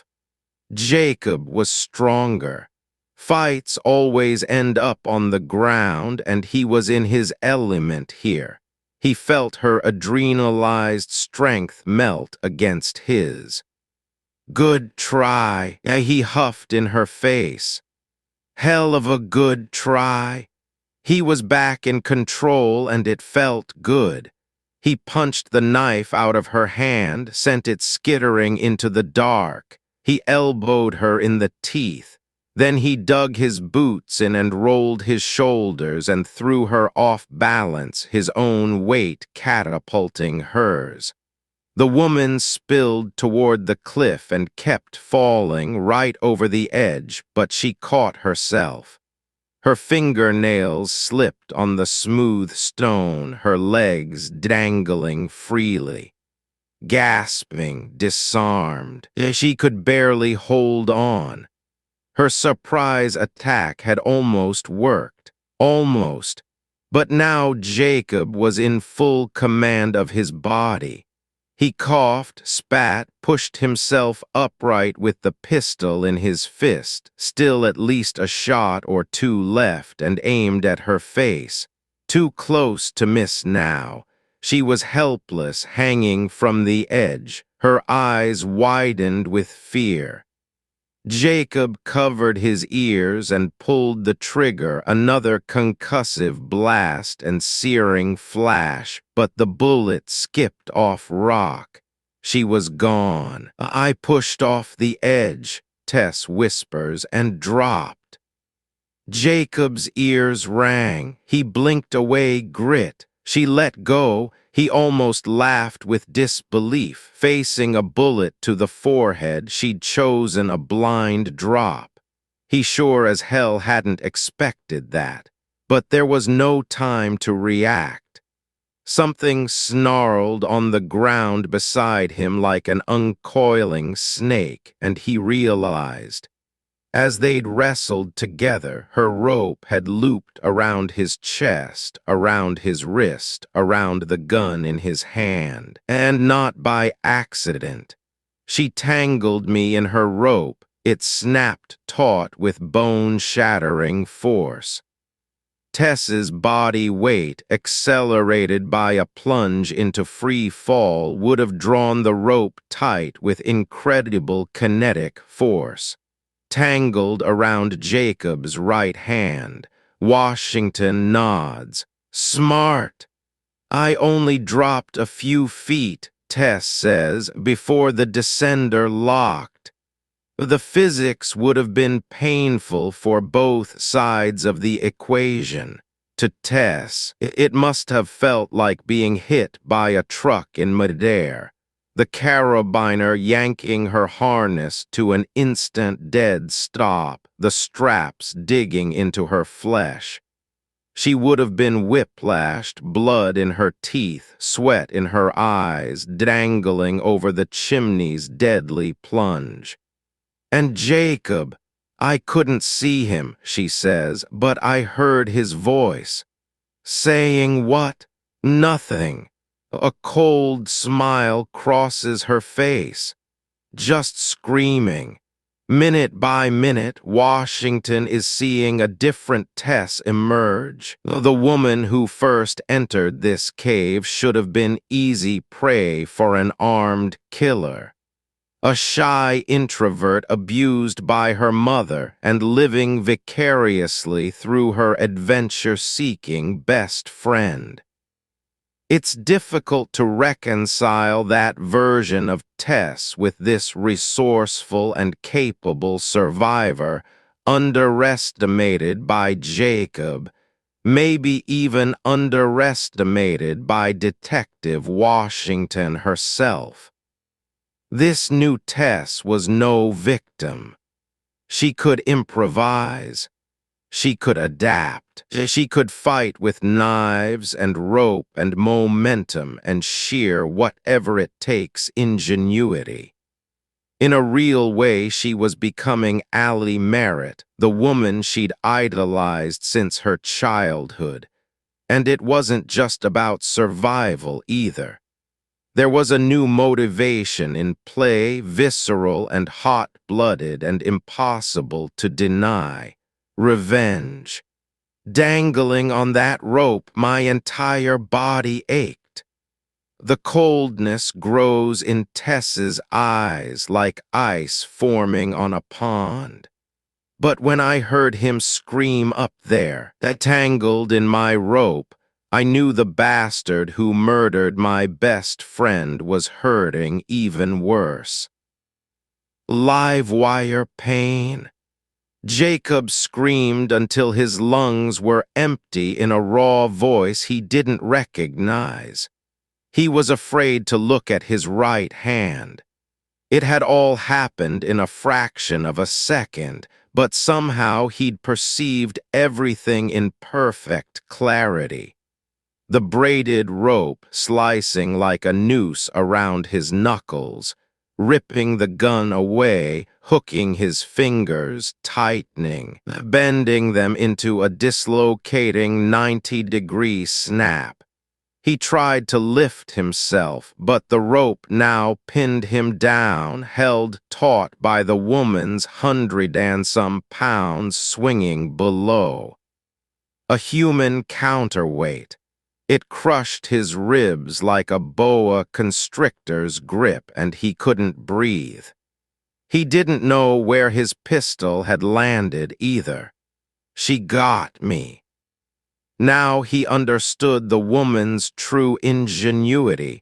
Facing a bullet to the head, she'd made a split-second calculation. She knew they were entangled in the same rope, so she'd weaponized her own inertia against him.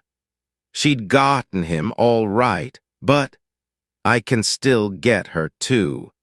Down the cliff, the woman was suspended over a fatal drop, 4 stories above a floor of jagged bedrock.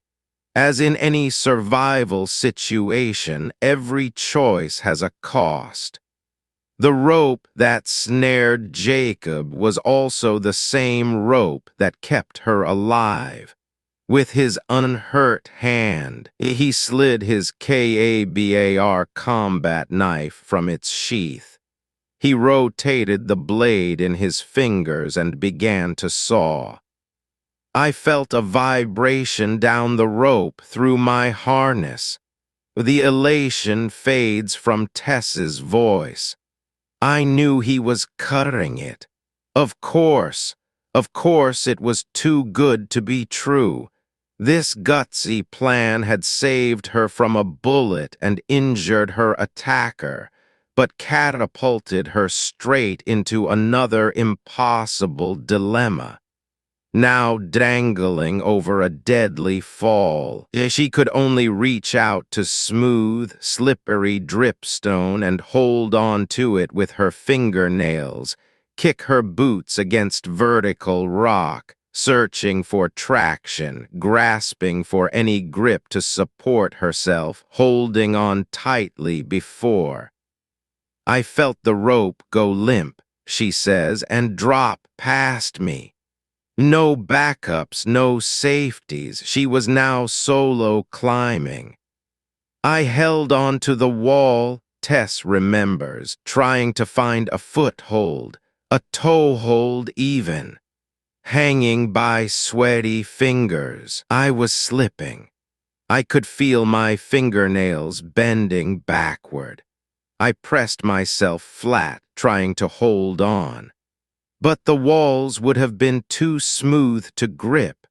The chimney is almost entirely flowstone, every edge rounded off and frozen into waterfalls of calcium carbonate.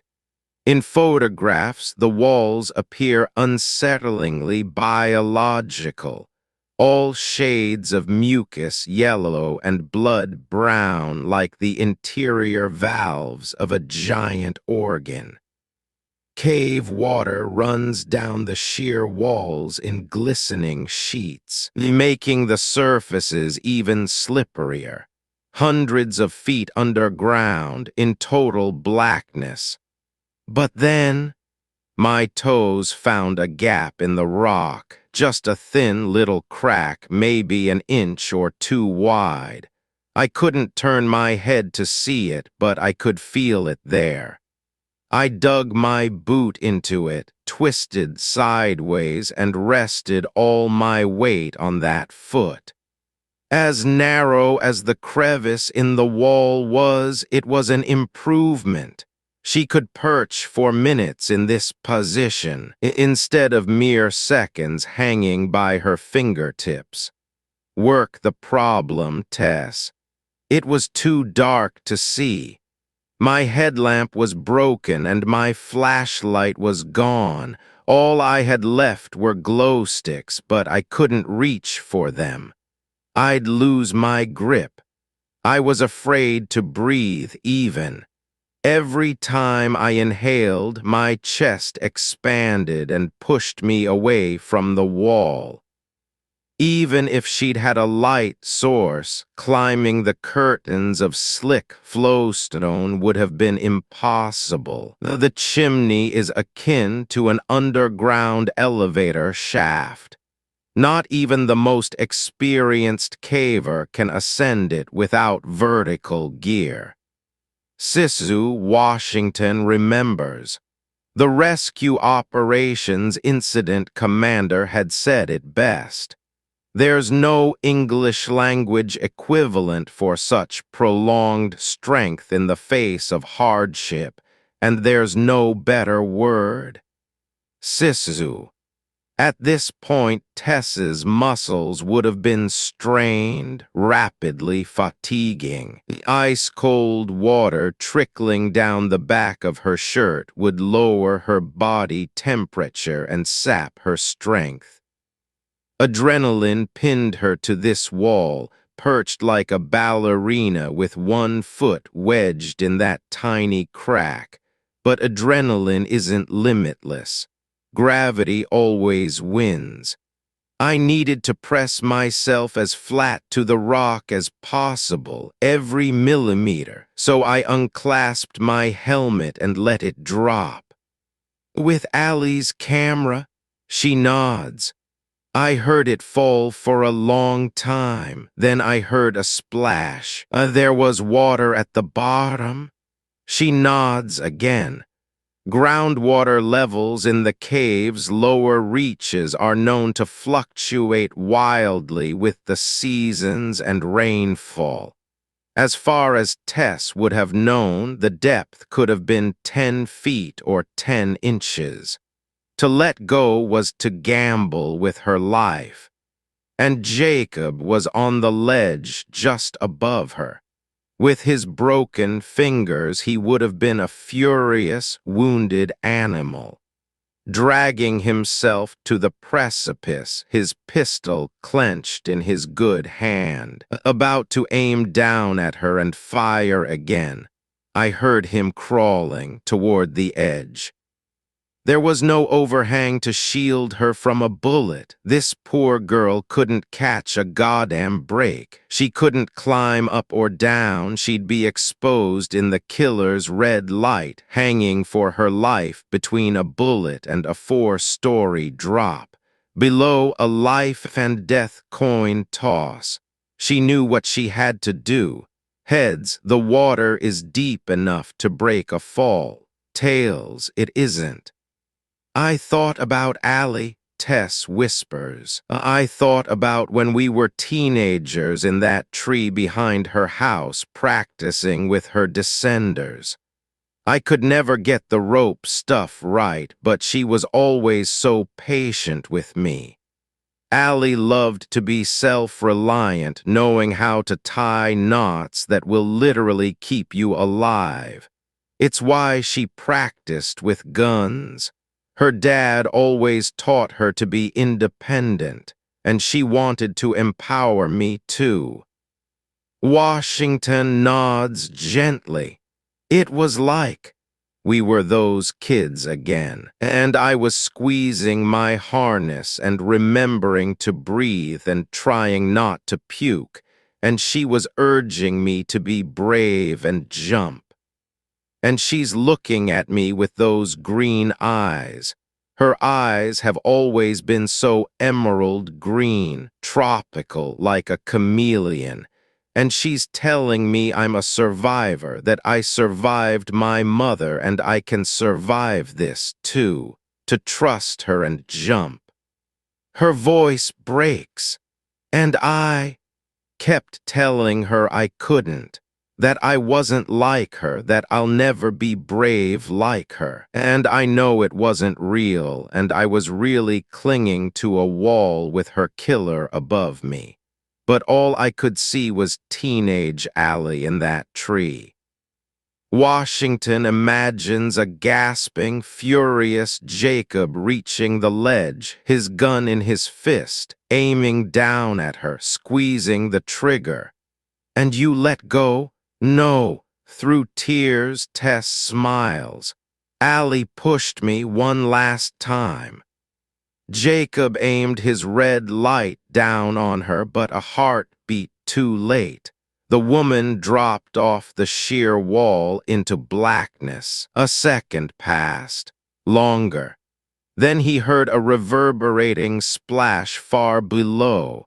The echo rang off the cave walls like a grenade. He heard water droplets land, ripples lapping against rock. Goddamn it. Staring down into the darkness made him dizzy with vertigo. He scooted back from the ledge and sprawled onto his back, cradling his hand. He dreaded seeing the damage. Peeling the neoprene glove off his broken fingers would be excruciating. This whole thing was supposed to be simple. It should have been over in 5 minutes, an easy execution. Zip ties to bind her wrists, a KABAR to cut her throat, and a gun for backup. And now 5 hours later, here was Jacob Herman with leaking eardrums and mangled fingers. God only knows how many floors underground, with his prey far below and out of reach. Still, he knew the situation had a reassuring upside. He couldn't reach her down there at the bottom of the chimney, true. But with her rope cut, she had no way to climb the smooth curtains of vertical flowstone. She was confined down there. "Nice stunt," Jacob shouted, hearing a distorted echo swirl below. "I'm impressed. I really thought your friend was the brave one. Joke's on me, right?" No answer, but he knew she was somewhere down there treading water, rubbing her eyes, shivering in the pool's piercing coldness, trying to plan her next move. "You're cut off from the world." He forced a wincing grin. "You know that, right? And I won't leave this cave. I'll camp out here for as long as it takes until you freeze or suffocate or starve. I'm patient. I can wait days, weeks even. No one is coming to save you." He caught his breath. The man downstairs, he waits and he waits. His voice was hoarse and off-key. His hearing was spongy, fresh fluid pooling inside his ear. He cradled his smashed hand and almost laughed at the wild hilarity of their chase, the bullets and broken bones and close calls. He'd found his match in her all right, but her victories were only temporary. "And baby, he's waiting on you." Detective Washington is losing her lieutenant's patience. It's late in the day, the unknowns are accumulating, and this phone call is going significantly worse. It's all in Tess's statement. She flattens to a wall as nurses wheel a bed past. Just listen to what she's saying and you'll see it, too. Have we questioned Allie's boyfriend yet? It'll take time. Whatever Ethan's story is, we'll need to compare it with Tess's statement.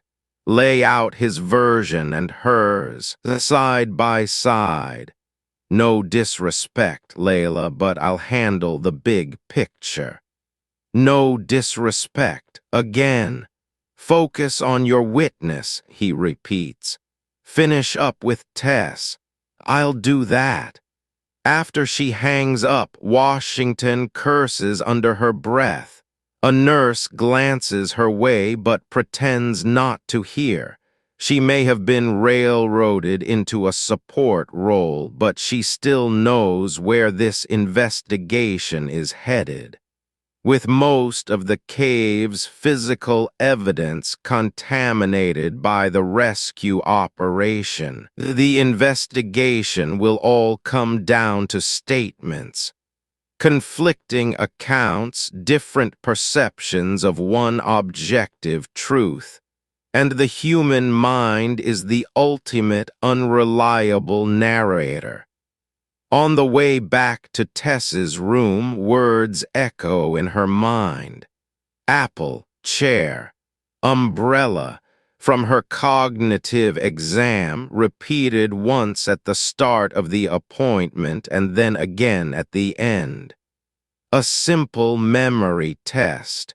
And of course, they had to be basic words, written on a whiteboard in primary colors like a kindergartner's homework.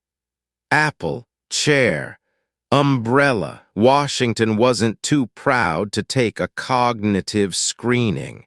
She wasn't bothered by the inconvenience of splitting up a busy workday on short notice. She didn't even mind that now, 5 days later, those 3 childish words are still engraved in her mind like a chorus to a maddening song she can't forget. Apple, chair, umbrella. What bothers her is that at the start of the test, she'd been given 5 words to remember, and she'd retained only 3. As she returns to Tess's room and restarts her digital recorder, Washington is starting to feel like she's grasping in the dark. Did Jacob say anything else? While you were trapped down there treading water, did he say anything else that suggested why he was really there or who he was working for? I don't think so. Try to remember everything, Tess. God, she wishes she could enter this survivor's mind and know what happened for certain. Play back, pause, rewind like Allie's all-important GoPro camera.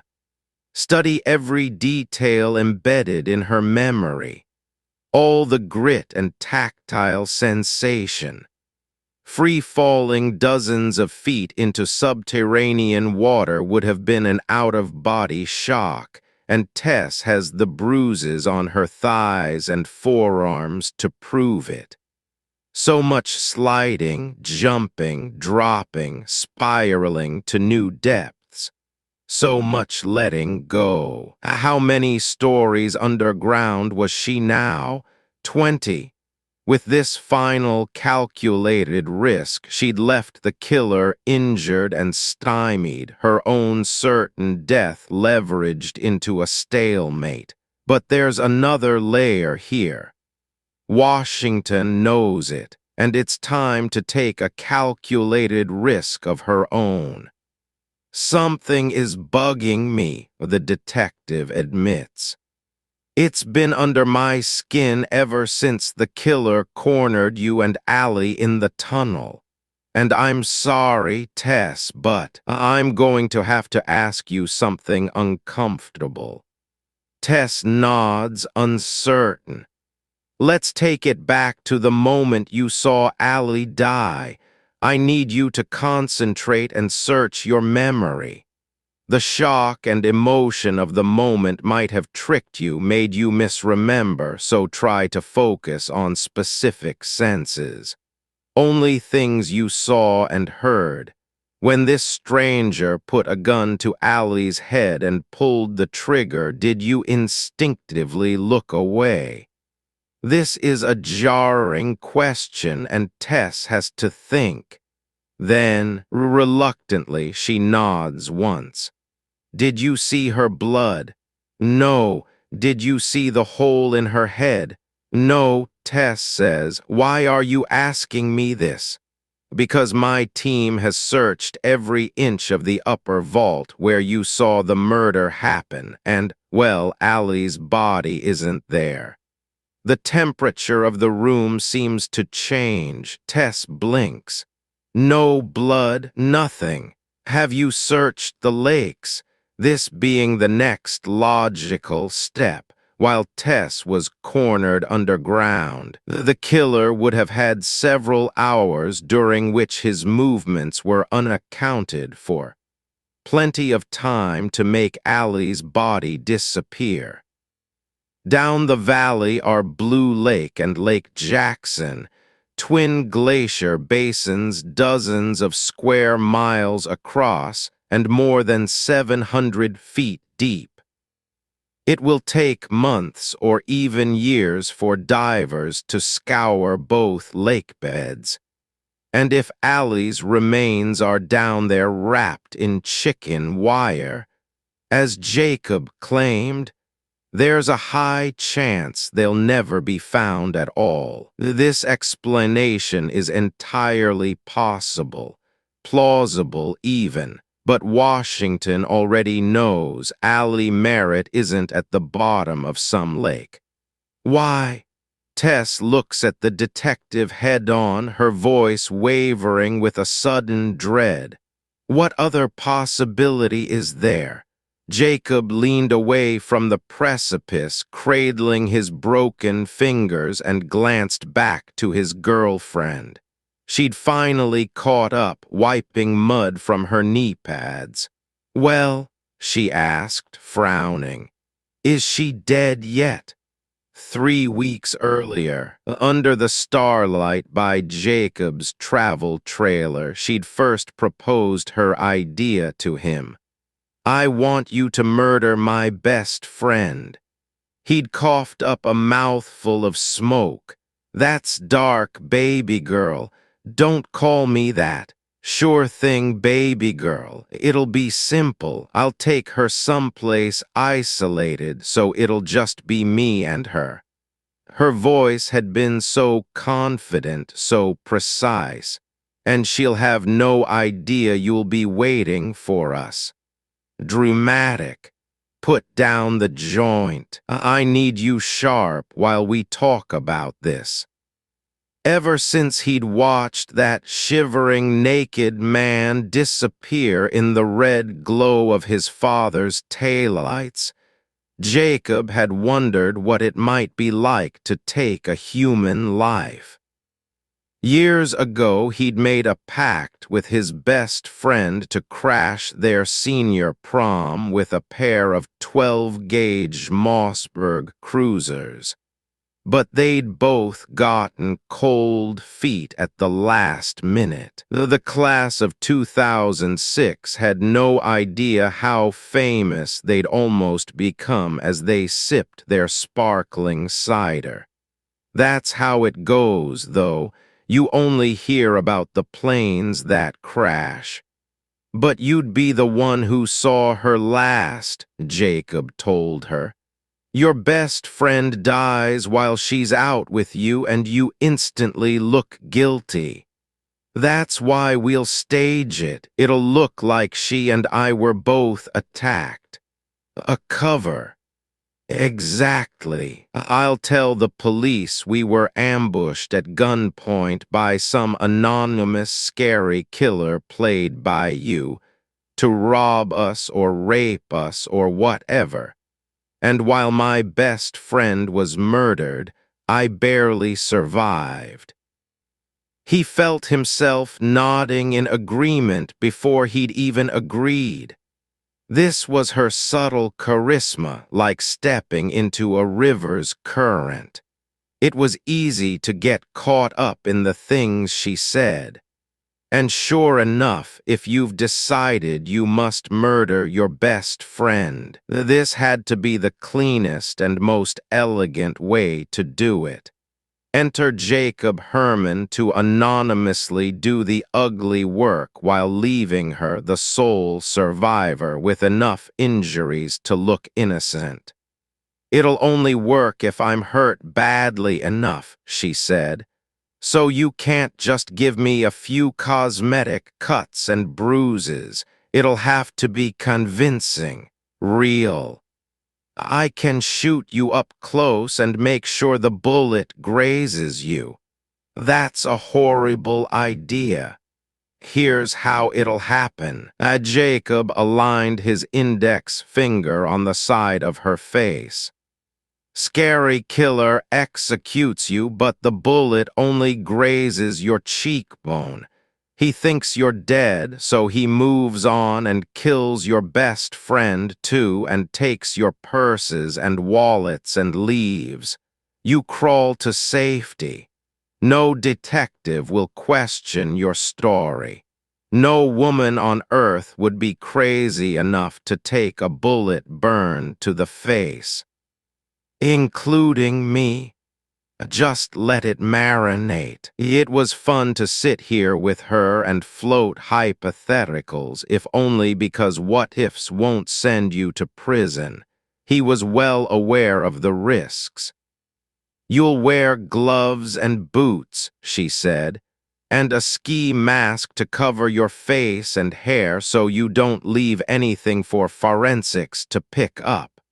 Nothing, zero. Not a single skin flake or fiber. Whatever you wear, you'll burn. Do you understand? The cops will study the scene afterward, every centimeter of it, so there can be nothing connecting the murder to you and nothing suggesting I had any knowledge of what was about to happen to her." "I fully understand," Jacob said. "I've read a lot of detective novels. Not funny. I think I'm delightful. Not when you're stoned." She was thinking aloud, her mind buzzing with an altogether different high. And to be safe, you and I don't know each other. None of my clothes can be in your trailer. None of my fingerprints, no texts, no emails, nothing that leaves an electronic trail. Police can look all that up, and as far as they'll know, you and I have never met, Jacob. I can't have them wondering who my secret boyfriend is.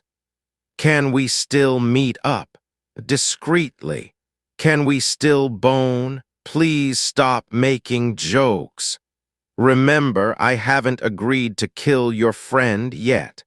She looked at him with clear eyes. You will. Somehow this felt like an insult to Jacob, a class thing, and he no longer felt much like joking. It was the quiet certainty in her voice. She knew damn well the power she held over him, how much money it was, how anyone would want it. Jacob had seen a man stripped and humiliated over a truck's catalytic converter. On a clear night out in the Gypsum River Valley, far from the power lines and radio towers, the sky is an ocean of stars. This place felt like an old world, still wild and full of secrets. His father had always told him they had Comanche blood. The trailer hadn't changed since Jacob was a kid. He just towed it with his Jeep now instead of his dad's old truck. He used to spend entire summers in these forests with his dad, moving from plains to riverbank just like their ancestors. Salmon in July, whitetail in August. He'd learned how to tell time with shadows and the sun, which plants were edible, and the irreplaceable flavor of meat cooked over pine wood. One autumn, Jacob remembered returning home to find his mother gone, her closet emptied. She'd left a window open somewhere, and the entire house had been cold. He eased back into his camping chair. We're like Bonnie and Clyde. We're nothing like Bonnie and Clyde. I think we are. I swear to God, Jacob, when you say things like that, it makes me nervous about doing this with you. He laughed. He loved to pick at her.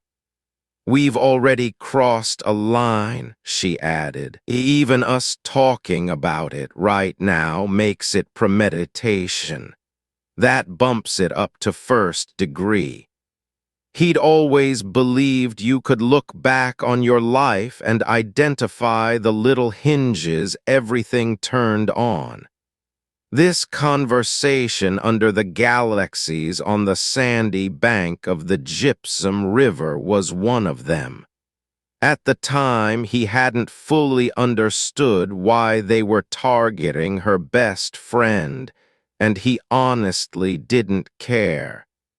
There'd be time for questions later. It felt like the start of a science fiction book he'd read as a child, something wild, dark, exciting, and dangerous. Jacob wasn't that pizza-faced kid with a duffel bag full of Walmart buckshot anymore. Suicide by cop sounds romantic only when your teenage brain hasn't finished developing. This friend of yours, you're sure she won't suspect a thing? She trusts me. Will she try to fight me? She's 100 pounds.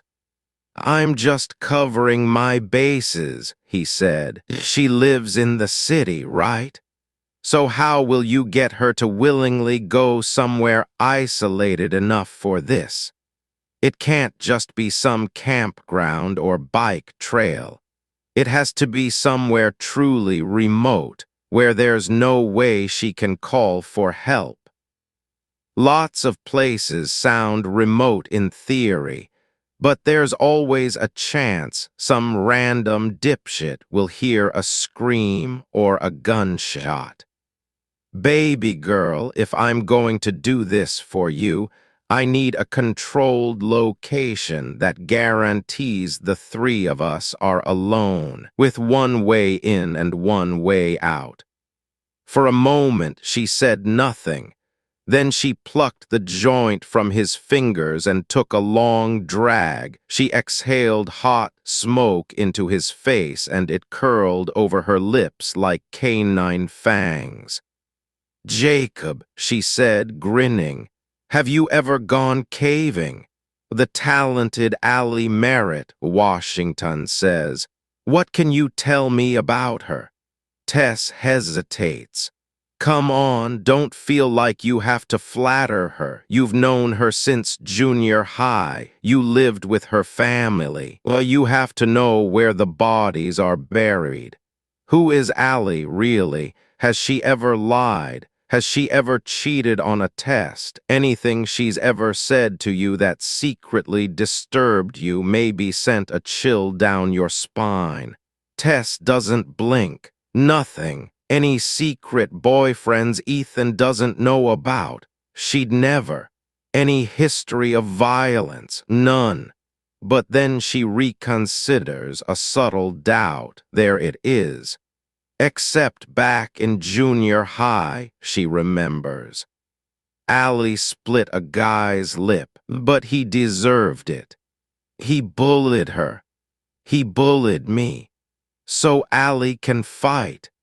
Anyone can, Tess says, if they are pushed hard enough. And of course, Allie isn't just anyone. She's worldly, intelligent, an enviably successful travel influencer, and apparently a crack shot with a handgun. She's also the target of an ongoing federal investigation. At this very moment, every transaction her personal business has made over the past 5 years is under a microscope. Almost 50% of digital advertising is estimated to be wasted. Metrics are weightless and theoretical. Impressions can be faked. Tracking pixels can be spoofed. If you traffic the ad space or boost the social media deliverables yourself, as Allie does for her wide network of partners, it might be tantalizingly easy to take a client's payment while only telling them you're running their pre-roll or co-branded post. She'd reinvented herself from Alma to Allie, shedding her identity with apparent ease. To Jacob was she baby girl. What has she really been doing with Keep Calm behind all the sponsored tropical trips? What about her moral character? She's always been nice to me. Not what I asked. She was basically perfect. I'm sure her breath still stank in the morning. And, of course, no one should ever confuse being nice with being a good person. A stillness falls over the room. Washington's eldest son is 40 now, but back when he was in elementary school, he'd had 2 teddy bear hamsters, littermates named after his favorite Nickelodeon cartoon. One night he came running into her bedroom, sobbing and red-faced with blood on his hands. He'd been crying too hard to speak. Without warning, Stimpy had chewed the flesh off Wren's skull. Her husband hadn't known what to say. Honestly, neither did she. They are animals, she'd tried to rationalize. Sometimes animals are just unpredictable. She'd later learn online that hamsters can happily cohabitate for years before suddenly resorting to violence and even cannibalism. And as she hadn't had the heart to tell her son, Humans are just as capable of sudden, seemingly unmotivated and self-defeating evil. Tess shakes her head. Allie's dead. I saw it happen. Memory can be unreliable, Tess. The survivor shifts forward in her bed, her two starchy sheets crinkling, her muscles tensing almost imperceptibly. Her gaze meets the detective's. I know where you're going with this. Do you? And I'm telling you, you've taken a wrong turn. Whatever the feds think they saw is a mistake. I lived with Allie and her family for years. I know her maybe better than anyone. She wasn't a criminal. She wasn't leading some secret life under Ethan's nose. She was a genuinely good person. Tess is searching her memory for examples. When we were younger, we used to play this drinking game with her cousins called Changeling. Washington jots this down. Changeling? It's like a monster in disguise, and whoever is randomly selected to be the changeling has to play it cool and shift the blame onto someone else. And Allie always lost. Always. She was a terrible liar, and I could always read her like an X-ray. That's her flaw. She was too honest. Were you jealous of her? This catches Tess off guard. Sometimes, sure, her success, just her life, the person she was, completely fearless. Tess smiles wistfully. I mean, she'd already died once before. What did she even have left to be afraid of? Nothing seemed to stop her. I used to think she was like a shark, like she'd die if she stopped moving. She could walk into a bar anywhere in the world without knowing a word of the local language and make friends. She could load her carry-on with 2 changes of clothes, her passport and her toiletry bag, and just go. The people she met, the places she wrote about, her life seemed too amazing to be real, like she was the main character in a movie. Tess shrugs, almost embarrassed.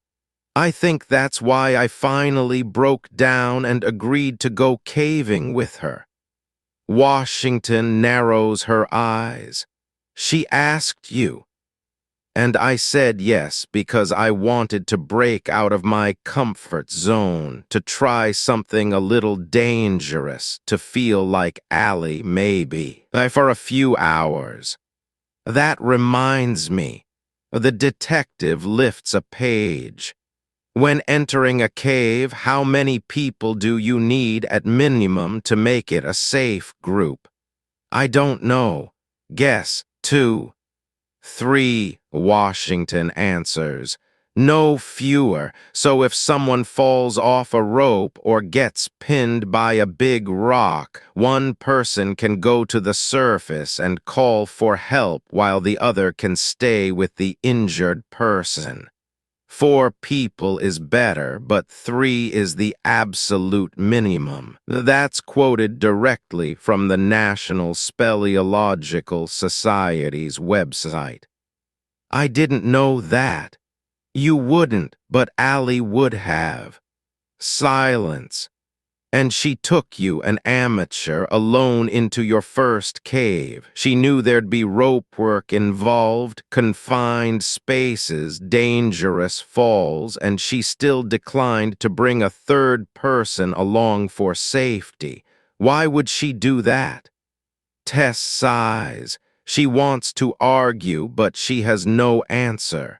Allie is charming and charismatic, but those who suffer from antisocial personality disorder often are. They can learn to navigate social interactions like any other complex system, memorizing the accepted dance moves, and drawing upon their often high intelligence to mimic and persuade. It's been said that 1 in every 100 individuals is a sociopath.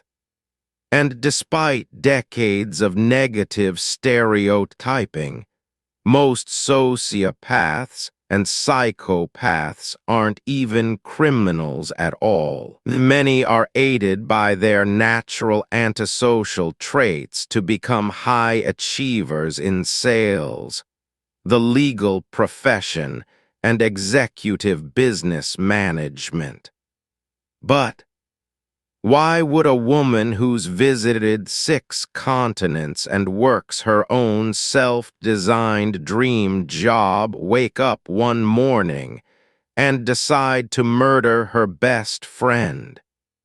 In Washington's experience, the people who possess the most tend to also be the most afraid of losing it. Tess worked part-time as Allie's assistant. Could she have witnessed something damning in the books somewhere? Maybe Allie paid Jacob to murder Tess as a cover-up. And then there's Allie's mysterious recent behavior to consider, chief of all her trip to Costa Rica, cut conspicuously short. What happened to her in Costa Rica? She wouldn't tell me. You never pressed. I respected her privacy, Tess says. She always respected mine. Stymied silence. But the pieces are all there. Washington knows. The survivor looks uneasy, her face going pale. It's understandably sickening to consider your best friend might have tried to have you murdered. And if so, she's now lost Allie in 2 distinct ways. The shock and grief must be unfathomable. Washington leans forward to squeeze Tess's wrist. Her flesh is soft, her lacerations still scabbing. We'll solve this, you and I, together. Tess bites her lip. I saw her die. Maybe you saw what she wanted you to see. I know her. My old partner used to say that no one ever really knows anyone, Washington says. It sounds nihilistic, but it's true. It's a reality of being human. You just have to accept it and think of people in layers, like a Russian nesting doll. We all have exterior versions of ourselves, polite and polished and professional. The whole world knows that layer of Allie, the smiling, globe-trotting influencer. And there are interior layers, the parts of ourselves we only show our closest friends and family, and then even deeper, the secret person nested inside, the true self, who we are in the dark when no one's looking and the lights are out. Tess nods. So who was Allie in the dark? Jacob would never admit it, but he'd always been a little afraid of her. It was in her eyes, maybe. The muscles in her face smiled and smirked, but those eyes never lost their clarity or focus, searching, scanning, judging. I'm a bad person, she'd sometimes lament. I think something is wrong with me. Like I'm broken, missing a part everyone has. It was true that his girlfriend could be a bit of a basket case, moody and obsessive, deeply lonely inside her own mind. Most guys would find this exhausting, but most people are boring. Jacob loved her for her hidden complexities, and when she suffered from these spells of melancholy, he'd always reassure her with the same monologue, that everyone is a bad person. Everyone. It's the way of things. The natural order is built on survival, self-interest, discharging strength. This wasn't quite Nietzsche, but more of a Jacob Herman original. He'd always invite her to think of the most altruistic people in the world. The charity workers, preachers, teachers, and volunteers. They are generous, yes, but only because doing the right thing makes them feel good. They are still satisfying a need like anyone else. Selfless people are selfish, too. They just get off differently. "I'm a bad person," she'd repeat. "Maybe." He'd kiss the top of her head, "But you're my bad person." Earlier today, he'd been thinking about this conversation while he spent almost an hour following the two women into the cave. He'd listened to them prod and encourage each other, the rattling of their gear and shared water bottles, their laughter ringing off wet limestone. It had all sounded so authentic. He could never occupy two headspaces like that, smiling and bonding with your best friend while secretly luring her to the site of her planned death. And now that plan had badly deteriorated. "This is bad." Jacob winced as he peeled off his glove. "She's too far down." "So follow her," she said. "My hand is wrecked." "She's half your size. She's tough. You have a gun?" "I can't rope down there and hold a gun with one hand." He pointed over the edge. "I'll be vulnerable. If she jumps me again, she'll win." Those clear eyes glared, focused enough to melt steel. Baby girl was used to getting her way like she had all her privileged life, but she was also cunning enough to know when to pivot. She never committed to losing battles. "So we change the plan, then?" She stood up and paced around the jagged, plant-like rock structures. "We just camp out here in the cave. We wait for her to die down there. She has, 3 days until she dehydrates. There's water down there. Can she drink it? The microbes might give her the shits, but it'll keep her alive. We'll seal her down there, then?" She pointed at the ramped slope leading back up the drain pipe, the peanut butter-colored rock glistening wetly in her headlamp.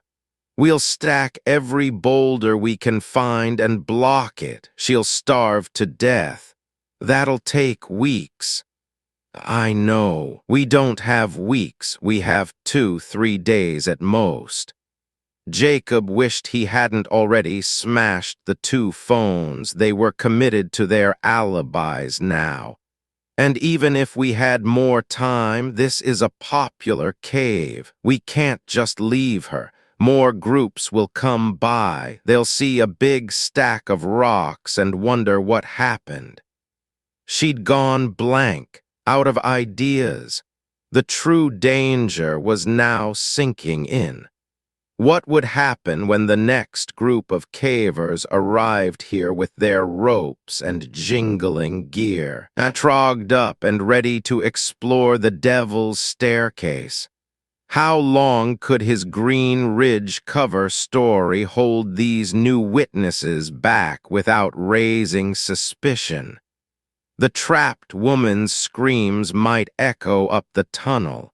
It would take only a single 911 call. Cave water dripped somewhere, a slow metronome. Tick, tick. Something about this place made Jacob viscerally uncomfortable. More tendrils seemed to gradually sprout at their feet as they spoke. The walls and ceilings were covered with wriggling creatures all frozen into stone, blazing red in his headlamp like a life-sized Hieronymus Bosch painting. He wanted to leave, badly. "She's your friend, baby girl. Stop calling me that. I'm just saying maybe you should be the one to—" "I can't touch her." She jabbed a gloved finger into his chest, her voice a breathy hiss. "Everything here has to show she was murdered by someone else, someone bigger and stronger than me. I can't have any trace of it on my body. No gunshot residue, no suspicious bruises. None of her blood. Every inch of what happens here needs to be airtight." He knew they were a hell of a long way from airtight. At this point, was it even possible to cover their tracks? He'd scattered Razor Alley with brass casings and bullet fragments and even some of his blood. The unplanned chase could have already left behind something damning, something that put Jacob Herman squarely in the sights of investigators. "You know her inside and out, right?" He nodded toward the edge, keeping his voice down. "Why don't you just try and talk her into coming back up? Drop a rope down, feed her some horseshit about how you miraculously survived the bad guy's attack and how you're pretty sure he's given up and gone home. Then you'll guide her up the rope to us and I'll be waiting right here." With his good hand, he made a stabbing motion. "Won't work, she's too smart. Or you could make a deal with her. We're past that. Both sides of this standoff were working against the clock, so whose time would run out first? Arguably, the desperate woman cornered at the bottom of the underground pit might even be in the better position. It made him sick. The droplets kept counting. Tick, tick. "Whatever," she pouted. "I'm sick of waiting up here. This has gone on for hours already. I'm sorry you're hurt, Jacob.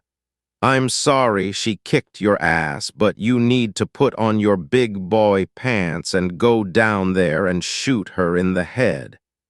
She didn't know yet, and he didn't want to say it, but he couldn't hide it any longer. She sensed his discomfort. "What?" He'd been avoiding this conversation. Saying it aloud would make it real, a solid and objective problem. For the past 20 minutes, he'd searched every inch of Razor Alley with his headlamp and flashlight. Behind every radiant growth of alien rock, inside every crevice, under every shadow with rising dread, he couldn't find it. "I dropped my gun," he said. "You what?" "When her rope broke my fingers, it ripped the gun out of my hand. I know it landed somewhere, but it's not up here." Her mouth opened. "Where is it then?" Jacob pointed over the edge into the darkness below. "With her." The more Jacob thought about it, the worse their situation was. It felt like an impossible riddle. How do you kill a woman who's wedged herself hundreds of feet down a tiny crawl space? He sighed. "And she stole your gun? With that gutsy rope stunt, she'd managed to both injure Jacob and disarm him." He had to assume the firearm was in her hands now. Confronting her directly was out of the question. Forget scorpions in a bottle. She'd outwitted him and turned this into a true stalemate. She couldn't climb the slippery walls of the chimney to escape, and Jacob didn't dare go down to face her. Both sides were now paralyzed, unable to make a move. "Whatever happens, we can't leave this cave until she's dead," Jacob said. "If she survives to talk to the police, you and I go to prison. That won't happen. So how do we fix this? I'm thinking. How do we kill someone we can't even reach?" "I'm thinking," she said. "Let me think." She was always thinking. That was her problem. Even the day they'd met, when Jacob first spied her across the tiny margarita bar by the airport, she'd been absorbed in her laptop and oblivious to the world. Of course, he'd noticed her legs first. He'd glimpsed palm trees on her computer screen and wondered what she did for work. It looked like something called Keep Calm, involving vacations or travel. It seemed glamorous. He'd wanted to talk to her, but he hadn't known how. She wasn't just out of his league. They weren't even playing the same sport. What could he possibly offer her? And apparently he wasn't the only one who'd noticed those legs. Some drunk guy in motorcycle leathers took the liberty of sitting by her. She kept politely declining his advances. He kept pressing. At one point, he waved his hand in front of her laptop screen, trying to get her attention. Finally, she'd paid her tab and left her beer half full. The motorcycle guy slurped the rest of it and followed her into the parking lot. She speed walked. Then she ran. By her car, he grabbed her wrist. She screamed. The man's exact intentions remain unknown to this day because Jacob Herman had silently followed and delivered a single, precise haymaker to the back of his skull. It's actually possible to punch someone in the head so hard that an eyeball pops out. This is a fact supported by science and confirmed by his own first-hand, pun intended, experience. The physics of it are sickening and so much worse than he'd intended. Motorcycle guy was instantly incapacitated, crying and cupping his hands to his face with one soggy red eyeball bulging from its socket. Every great love story begins somewhere, right? Jacob wasn't stupid. He knew he wasn't a catch in the conventional sense.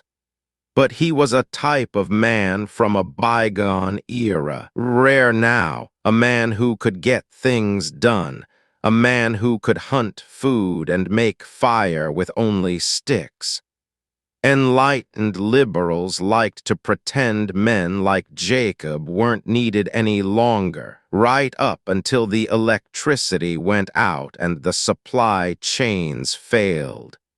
He understood his value. Even now, who really needed who? "You're in over your head, baby girl." It felt good to unload a few things. "You always were from the very start because you can't stand to get your hands dirty. You need someone else to do the real work for you. You don't want to see it happen or even listen to it. You just hang back in the shadows and hide." She stared at the ground, still lost in thought, ignoring him. "Go on, say something." Nothing. Jacob winced as he wrapped his fingers with medical tape. This was romantically enough, the second time he'd broken his hand for her.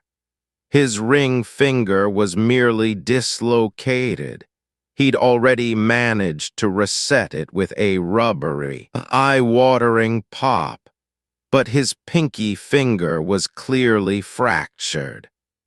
The rope had hooked under his fingers when it tore the gun away, peeling them 90 degrees backward.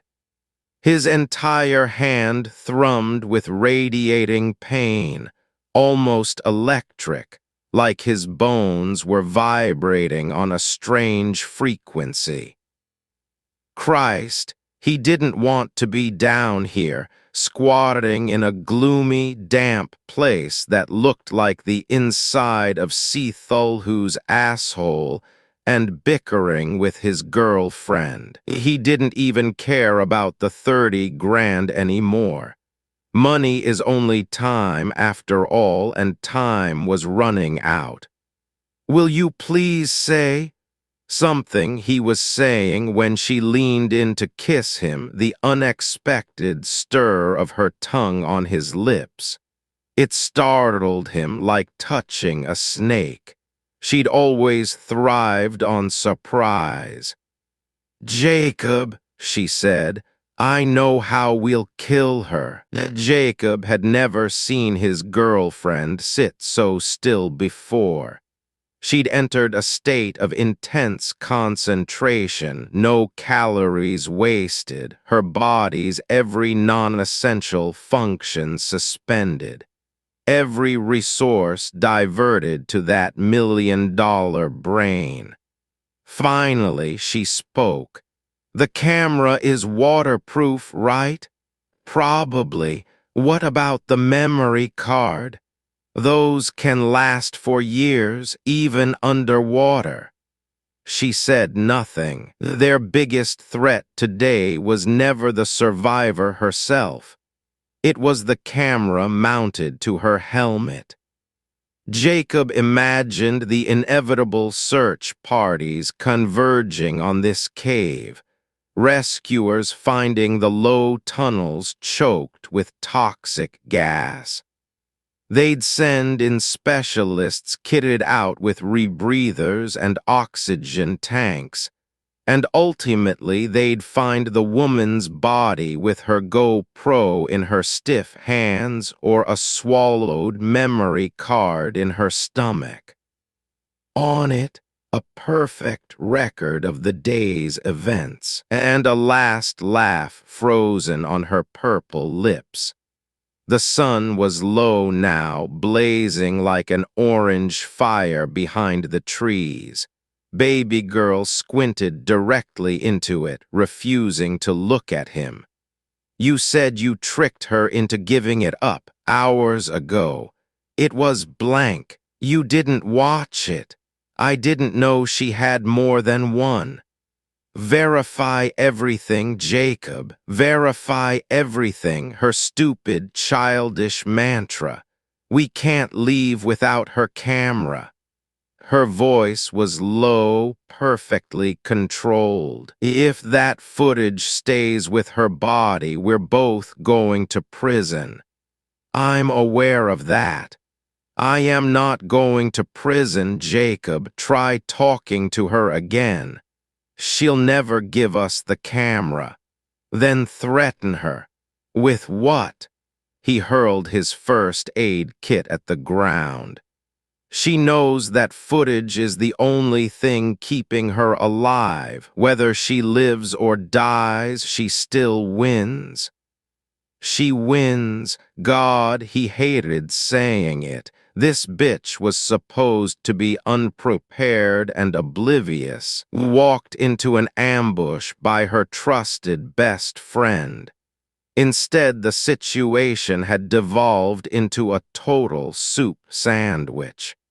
And Jacob knew he needed to be honest with himself. He wasn't even here for the 30 grand. He was here because he'd relished being needed, and a small, naive part of him had imagined this would consecrate their relationship. He never should have gotten involved. Now baby girl stood by his jeep and hesitated, working her jaw soundlessly. She was building herself up to say something truly serious, something she dreaded. "I love you." I love you too. That wasn't it. Jacob waited, watching her as she controlled her breaths and formed the words. We'll go down and fight her then, both of us.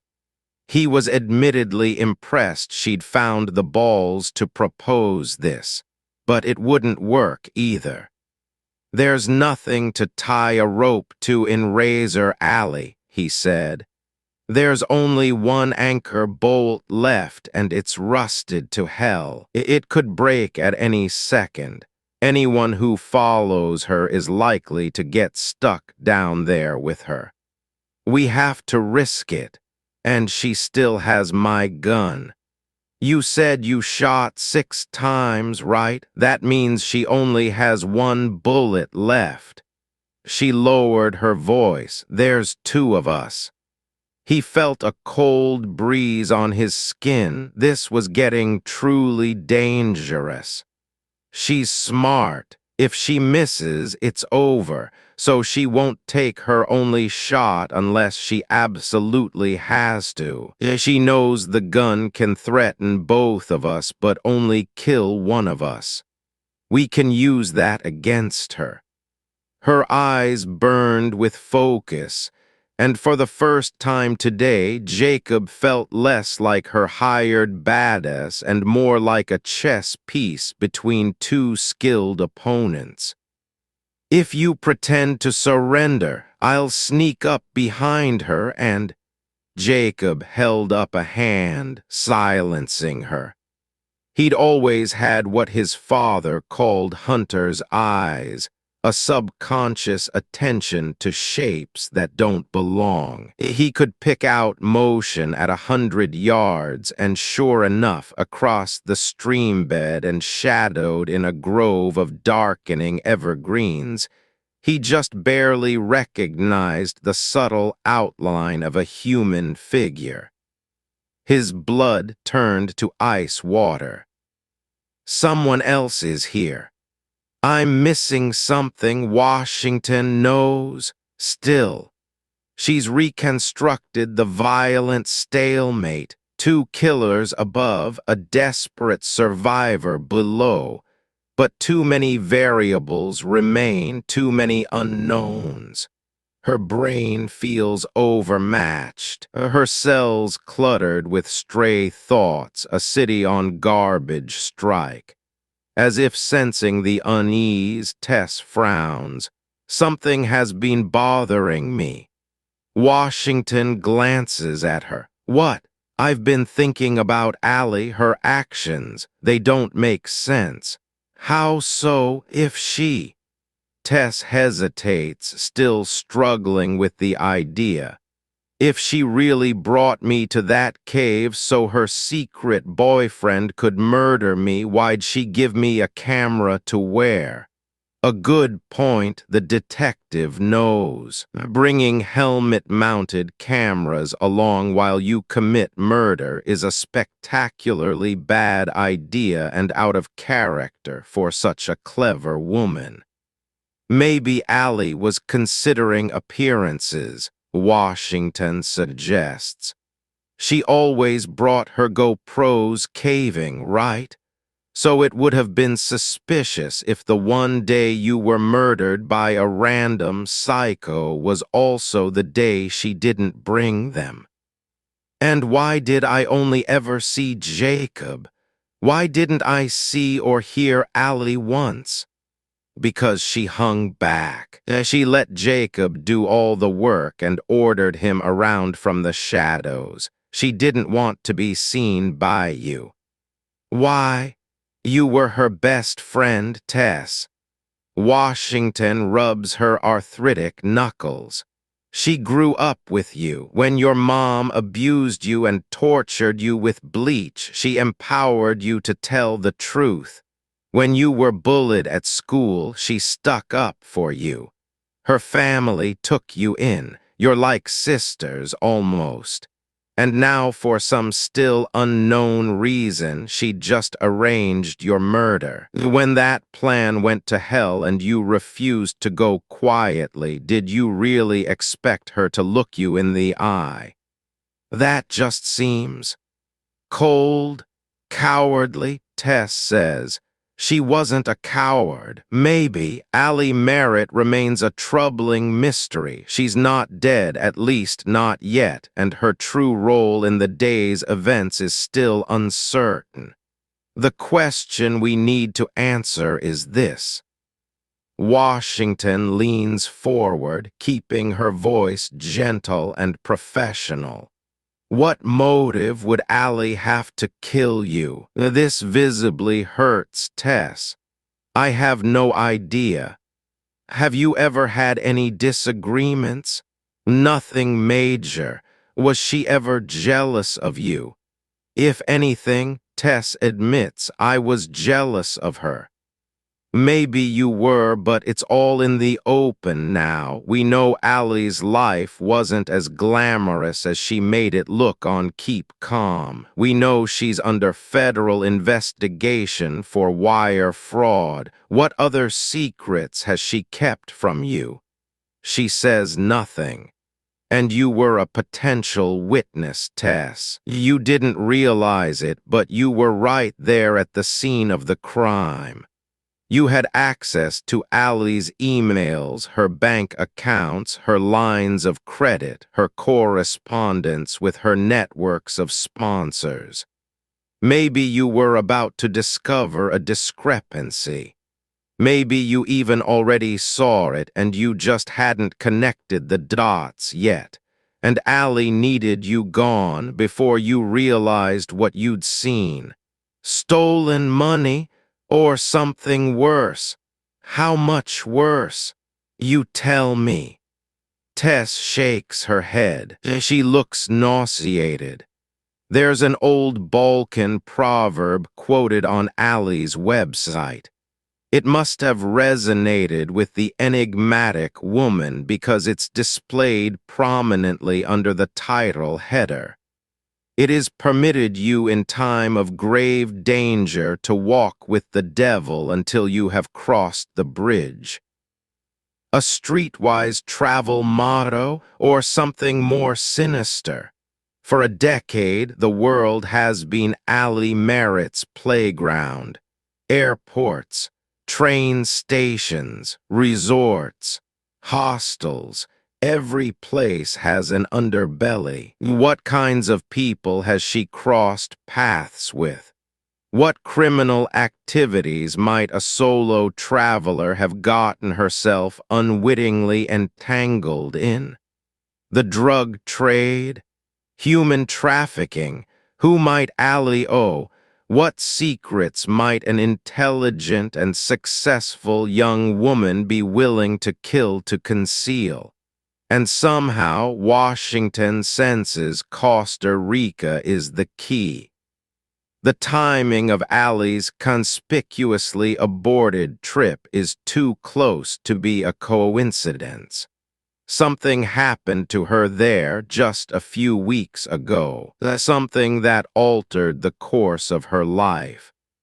That night she called you crying from Costa Rica. Where in the country was she? The northern zone, I think. Is that a rainforest? Yes. Remote.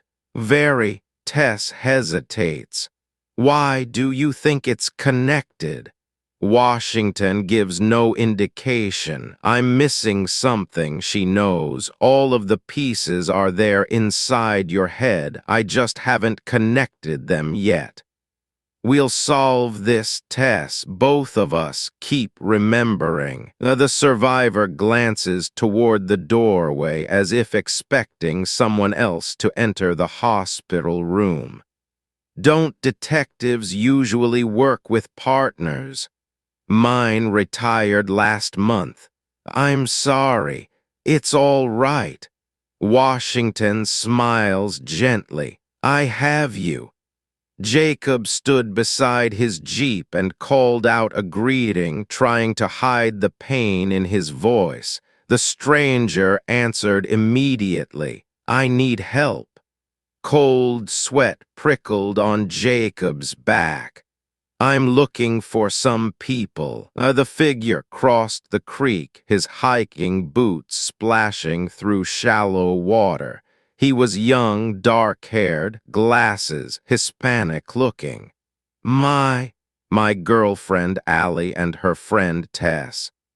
"It's you," Jacob realized with a shiver. He'd seen the guy only in photos. Ethan, what the hell was he doing here? He'd been assured that Ethan would be at home many miles away. Why was he here and why now? Jacob stood still.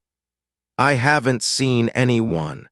Shit, shit, shit. And this oblivious boyfriend kept advancing up the rocky slope, just 20 paces away now. Jacob's stomach coiled and he concealed his splinted hand behind his waist. If this guy came any closer, he'd see something impossible to explain. Wait, stop.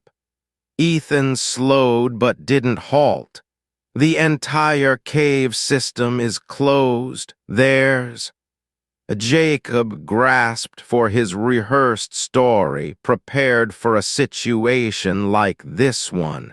It felt like years ago. "We're quarantining an outbreak of white nose syndrome." This stopped him. "I'm with Green Ridge."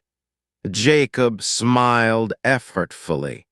"They sent me here to put up signs." Not his best performance, but Ethan seemed to accept it. He'd halted 10 paces away, just under the crest of the hill. One step closer, and he would have seen the rubber hose affixed to the jeep's undercarriage and leading into the cave. The only thing blocking his view was a rise of land. With his heart in his throat, Jacob glanced back to wide-eyed baby girl crouched behind the jeep's tailgate, holding her breath. If Ethan saw her, he'd recognize her immediately. Instinctively, Jacob touched his carry holster, but of course no gun. He still had his knife, though.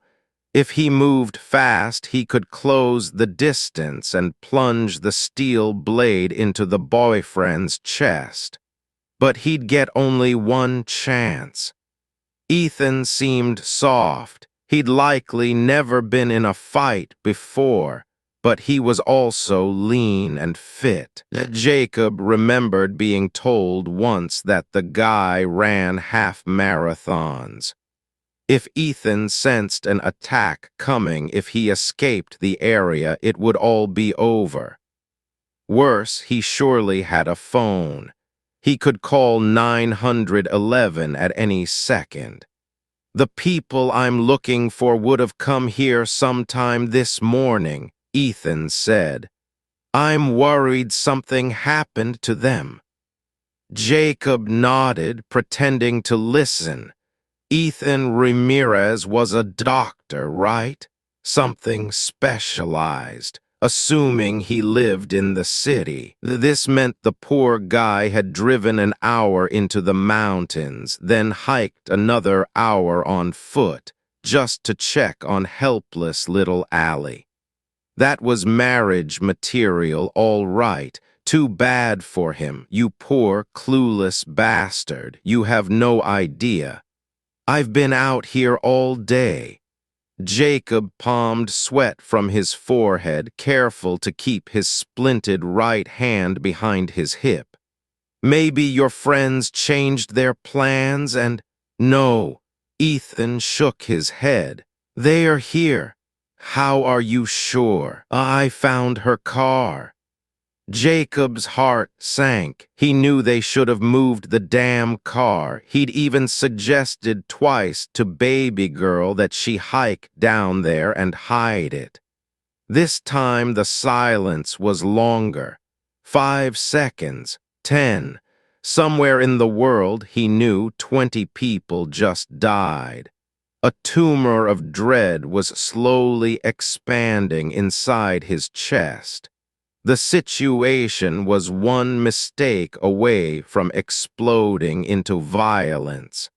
out of the guy's view. Jacob slid his unhurt hand behind his waist to lift the leather flap, resting his thumb on his Marine Corps knife. Ethan subtly tensed. He'd sensed the hidden motion. He definitely suspected something now. Jacob had a question of his own. Have you reported them missing? I called it in, but they are not overdue yet. Then what's the problem? It's complicated. Ethan stood still on the uneven ground, his eyes difficult to read, his hands at his sides. Allie texted me a few hours ago. She told me everything was fine, that she and Tess were going to camp down at Blue Lake for the next 2 nights. Jacob nodded, trying to hide his impatience. He knew this already. He'd watched baby girl send that very text hours ago before they'd smashed both phones with a rock. To his eye, her message had looked like a faithful girlfriend assuring her boyfriend of a perfectly plausible change of plans. What mistake could she have possibly made? He took a step forward, and Ethan took a matching step back. Loose rocks skittered underfoot. The sloped ground was unsteady. Ethan's eyes stayed locked on Jacob as if staring down a rabid animal. Allie made an appointment on Monday. An appointment? It was important. It's strange that she'd forget it. Goddamn it, baby girl. Of course she'd forget some small detail on the calendar. Of course she'd be too clever for her own good. Throughout their relationship, she'd loved to flesh out her lies with details. Pointless details sometimes. It was irresistible to her, maybe even pathological. But every detail is a bear trap planted somewhere in the future. Ethan took another step back, keeping his balance, trying to politely disengage now. Sorry to bother you, I'll keep looking on the trail. Maybe she rescheduled. He nodded once. Maybe. Yes, the boyfriend was definitely suspicious. He'd sensed the strain in Jacob's posture, the tension in his voice. He'd already guessed that Jacob was guarding something out here, that he knew exactly what happened to Allie and Tess. Ethan was only playing along, and as soon as he reached a safe distance, he'd call 911. That was the smartest way to play the volatile situation he'd stumbled into. Ethan kept backing away. He knew better than to turn his back, eye to eye on the unstable footing. Jacob matched his steps, turning his boots sideways on the crumbling earth. But the boyfriend was too careful to allow him within reach. He couldn't quite close the distance. Predator and prey danced a halting, uncertain dance. If he bolts, it's over. The guy was a runner. I'll never ever catch him. Then Jacob heard a rustle of motion behind him. He looked uphill to see baby girl, the quiet, clear-eyed woman Ethan only thought he knew. The root of today's mess, step out from behind the Jeep and into view. Ethan, she said, I'm sorry. The boyfriend froze, distracted for just a half second. It was all Jacob needed. He bolted forward, closed the distance, and plunged his steel KABAR into Ethan's stomach. Jacob twisted the knife. He felt the guy's slippery guts squirm around inside. And then Ethan fell free with a choked gasp and toppled down the hill, rolling, landing in the creek with a splash. This was now a double homicide. The blood was oily red on Jacob's knife, like new transmission fluid. Maybe it was the dreamlike cocktail of adrenaline, but he realized a part of himself was disappointed. He'd actually been rooting for the boyfriend, somehow, secretly hoping the poor, decent guy would escape anyway, just like he'd always still felt bad for his father's hooked fish. And Ethan had gotten so heartbreakingly close. Two people die every second, he reminded himself. Will the world bat an eye, then, if for just this 1 second he bumped it up to 3? Ethan splashed and writhed in the creek as Jacob approached, clutching his newly opened stomach with both hands as if trying to hold his organs in. The shallow water clouded red around him, long tendrils following the current. A knife in the gut was a nasty way to go. At least Jacob could grant him the mercy of a quick death. Wait, the baby girl slid down the hill after him. Give me the zip ties. Why, just do it. He passed the bundle to her. She pushed past him and pinned the boyfriend with a knee into his back. Ethan turned his head sideways to breathe, coughing on dirty creek water as she clasped his wrists together. His glasses fell off. She pulled the bindings tight around his wrists with a plastic snarl. It doesn't matter, Jacob said as he watched. Whatever we do here, we're both going to prison anyway. Your friend down there has already won because she'll never give us the camera. You're wrong. How do you figure? Her lip twitched. She was trying to smile. Her muscle movements were jerky, unnatural, like a corpse jolted with voltage. He knew it was all posturing, and she was scared shitless just like he was. She knew damn well what was at stake, but her voice was disturbingly confident. She'll give us the camera. How? We'll make her. She rolled the boyfriend over with her hiking boot. He sprawled painfully onto his back, his chest heaving with wheezing breaths, his jacket soaked with blood where Jacob's knife had opened his guts up. His eyes focused on her. Disbelief, then sadness. His lips moved. You! She looked away, suddenly nauseated. She belonged to Jacob, of course, but part of her still cared for Ethan, and this gave Jacob a morbid satisfaction. All her life she'd skirted accountability, micromanaged how people saw her, kept her little hands clean.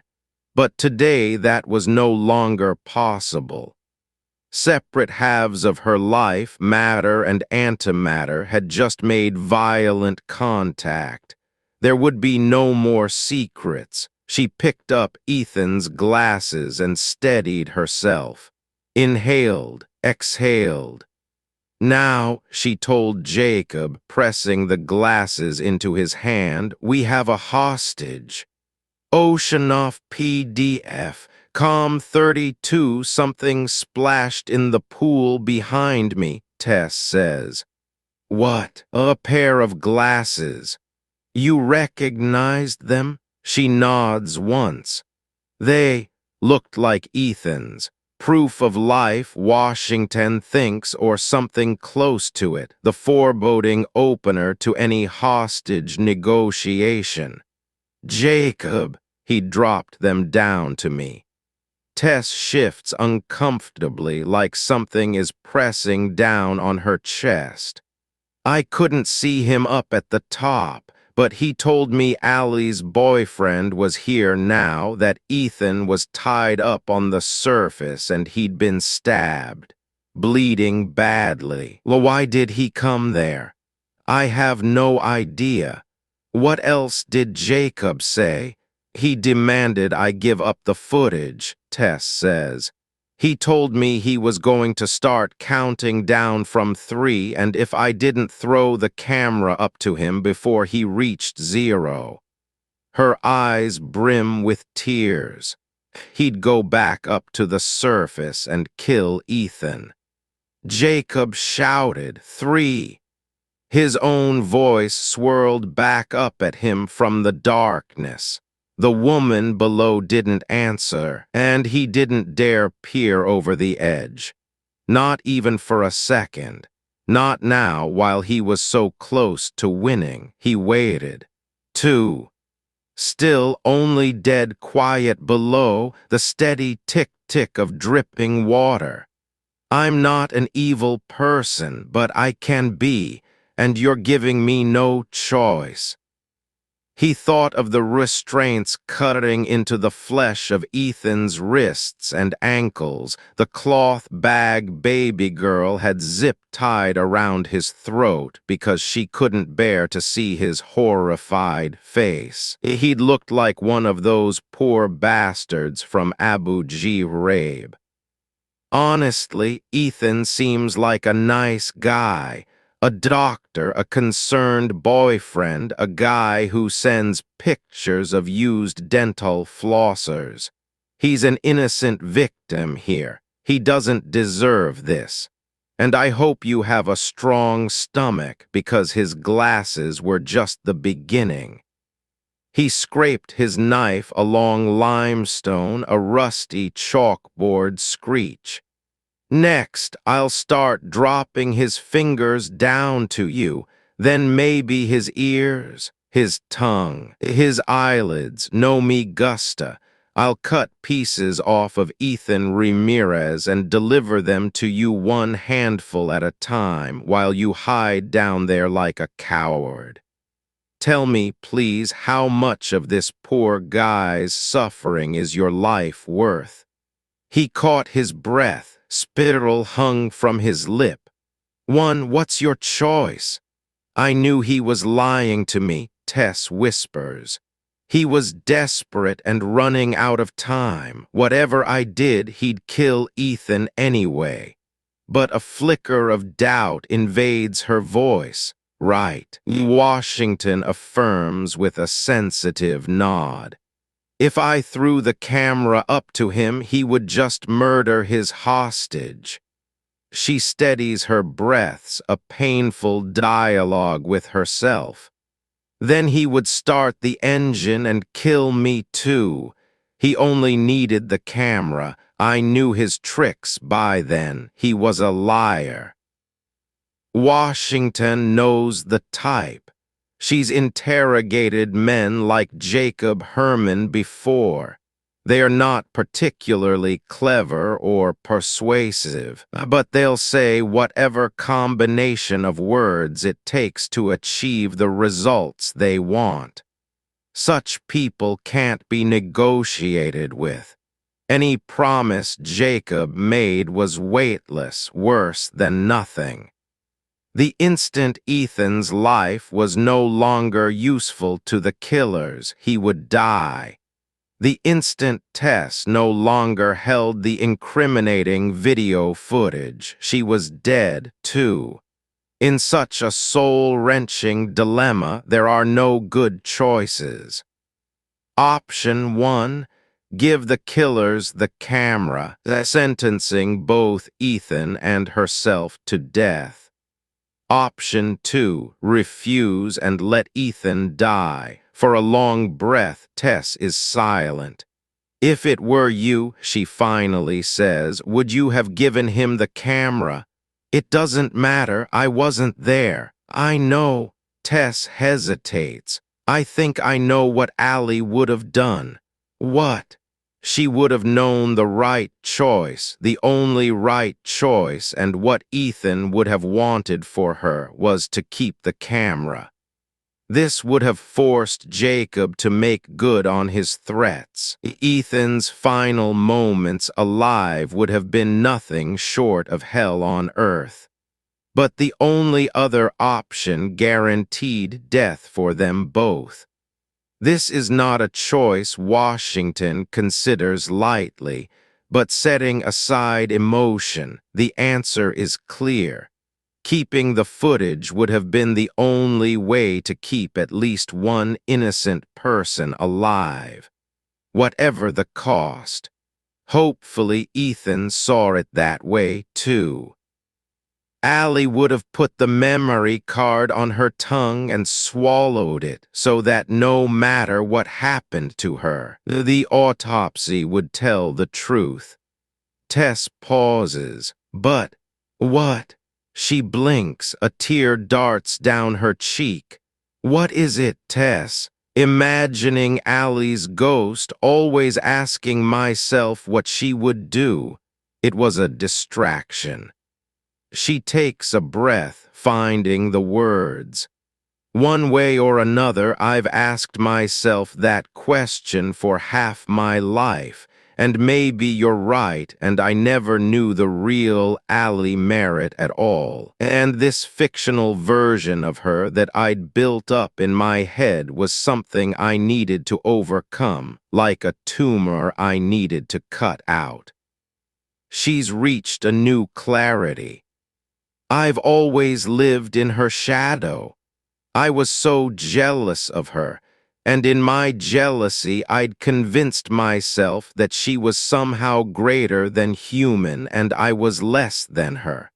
Not as brave, not as smart, just a supporting character in her story. And I told myself that to get through this moment, I wouldn't try to be her. I was done trying to be Allie.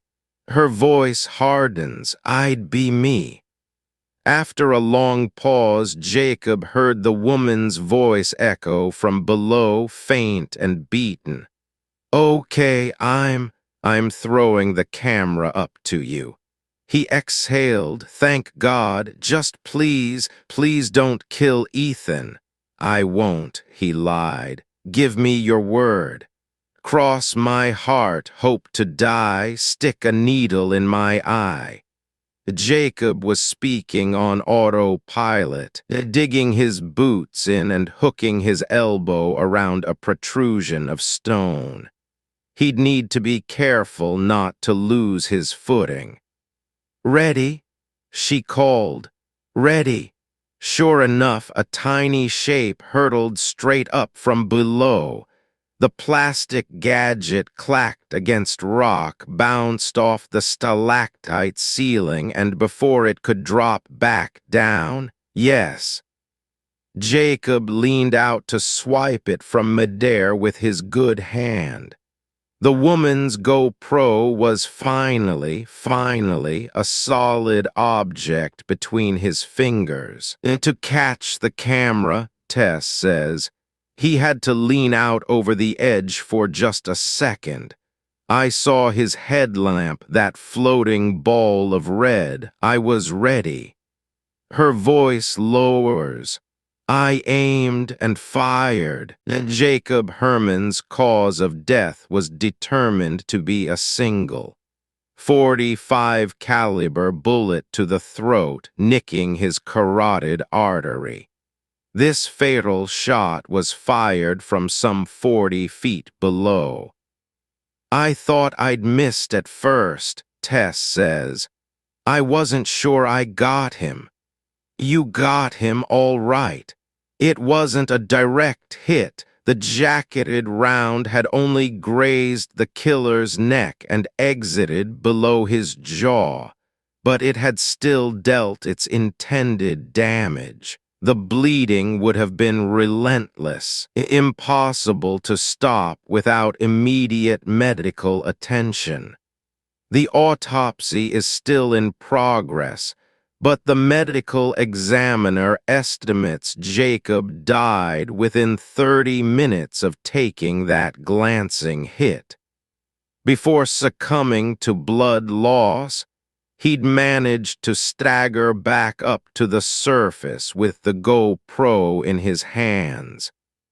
At last, he'd recovered the damning footage at the cost of his own life.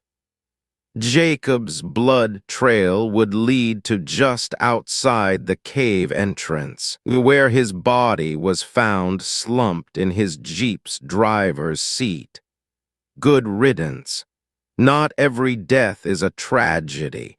It's not an investigator's job to make personal judgments, but Washington can't deny the visceral satisfaction in seeing Jacob slain by his own gun.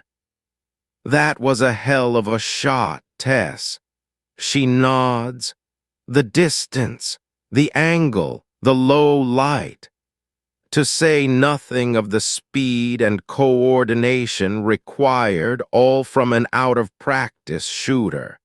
With that daring Hail Mary of a shot, Jacob Herman was eliminated from the world. It doesn't matter. Tess sighs. Ethan bled to death anyway. You did everything you could for him. It wasn't enough. I think you're a hero. She winces at the word. All I did was survive. Tess, survival is victory. Maybe you think you don't deserve it, or maybe you're beating yourself up for fighting back because that's how the world tells women to feel when they take charge of their fates. You aren't disposable. You don't owe anyone anything. No one else was looking out for you that day. Your last best hope was you. She glances at the waxy chemical scars on Tess's exposed shoulder. 14 years ago, you survived your mother, and maybe that's what made you strong enough to survive this, too. Another contemplative nod. Jacob was a monster, and you stopped him. I wish I could have saved Ethan, too. I know, Washington says, but maybe you saved the next person. You're right. That doesn't help. The detective manages a gallows laugh. For a long moment, no one speaks. Somewhere down the hall, a monitor beeps and a nurse's rubber clogs urgently squeak on tile. Okay, Tess, I'll say this once because I think you've earned it. Washington sets down her notepad and exhales. You know the curse of being good at something. You're asked to keep doing it. Homicides are my thing. No thefts, no narcotics, nothing else. If someone isn't dead, my phone doesn't ring. My partner and I would rotate to Multnomah, Clackamas, Jackson, anywhere someone was having the worst day of their life. And a few years ago, I was talking to a man who'd lost his teenage daughter on her walk home from school. Just a half-mile between her bus stop and her house, a 10-minute walk up a gravel road, and someone found her body on a mattress by the river with her hands cut off and cigarettes put out in her eyes. And I was sitting there in a dining room, speaking to a grieving father who was still processing the fact that he would never see his daughter, Isla, go to college or build a career or get married. And while we were talking, his phone vibrated with a text message. It was just someone from the funeral home confirming they'd received the girl's body for burial preparations. But the way they'd worded it, "We have Isla here." I saw it in his eyes, this awful lurch of hope. You feel before you think. It's how our brains work. A part of him thought for a split second that this whole nightmare was just an awful mistake and Isla was somehow alive. And that stupid text message, the emotional whiplash of it. God, I just wished I could fix it so badly. She swallows something heavy, so I can't stop. I feel like I'm not done yet, even though I know my body is. It's like a score I have to settle with the universe, maybe. Just once I want to sit down with a victim's parent or wife or child and look them in the eyes and tell them, I have something incredible to show you. Your lost person is alive and okay, and it's not a misunderstood text message. You'll see them again and touch them again. I want to bring someone back. She smiles, her vision glassy. That's why I haven't retired yet, I guess. I'm holding out for something impossible. And then Washington shrugs, I'll stop working for free. As Tess finishes her statement, the harrowing details of her survival in the depths, her dizzy and half-remembered conversations with paramedics, her journey to this very hospital bed, Washington finds her thoughts drifting to Allie instead. She senses yesterday's violent standoff at the Devil's Staircase isn't over. It's only entered its next phase. The survivor gathers her thoughts. That's everything, I think. I appreciate it, Tess. Truly. Every word spoken in this 96-minute interview has been recorded, and the detective's carpal muscles ache from 6 pages of handwritten notes. Her mind is buzzing. It'll take hours to sort and fully digest, to compare with the rest of the team's questioning, to match up with the bullet fragments and spent brass and blood droplets found inside and outside the cave. And of course, to track Allie's true path through the day. Near Jacob Herman's body, a GoPro camera was found discarded on the ground with its micro SD memory card removed. The all-important footage was missing. Presumably, Jacob had destroyed the chip like the others, or someone took it. The day is a bloody puzzle, and it's still missing a critical piece. We'll find Allie, Washington says. I promise. Tess nods, unconvinced. She's survived hell already. Her body is a patchwork of freshly scabbed cuts and purple bruises, an eardrum ruptured, a wrist and an ankle sprained.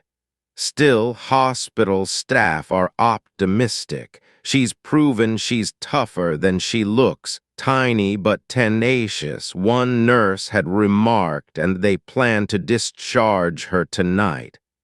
I'll be in touch if I need anything clarified. Washington closes her padfolio and stands up on sore knees. What's next for you? Sleep for a month. You earned it. She squeezes her wrist. And thank you again, Tess, for everything. The survivor smiles. If you remember anything else, you can reach me at any time. She lays a business card flat on the plastic tray. Call my cell, not the office. Thanks. If you feel unsafe, call me immediately. She rests a palm on her holstered weapon. I don't care if it's just a bad feeling or an eerie noise outside your apartment. Trust your gut, Tess. Your intuition is what kept you alive in the Devil's Staircase. If you get the slightest suspicion your life might be in danger, the sheriff's office has resources to protect you. A nurse enters and steps between them to recheck Tess's vitals. The clock is running out, Washington knows, and it's time to wrap this up. The survivor's discharge paperwork will be signed soon. Still, she lingers in the doorway for a moment longer. "You're like me, you know." "I doubt that," Tess says as the nurse wraps a blood pressure cuff around her arm. "I mean it." "How so?" "We're both underestimated," Washington says. "And maybe you've gone your whole life believing it's a weakness, but it's not. It's a strength, Tess. It's how we win even when the odds are against us.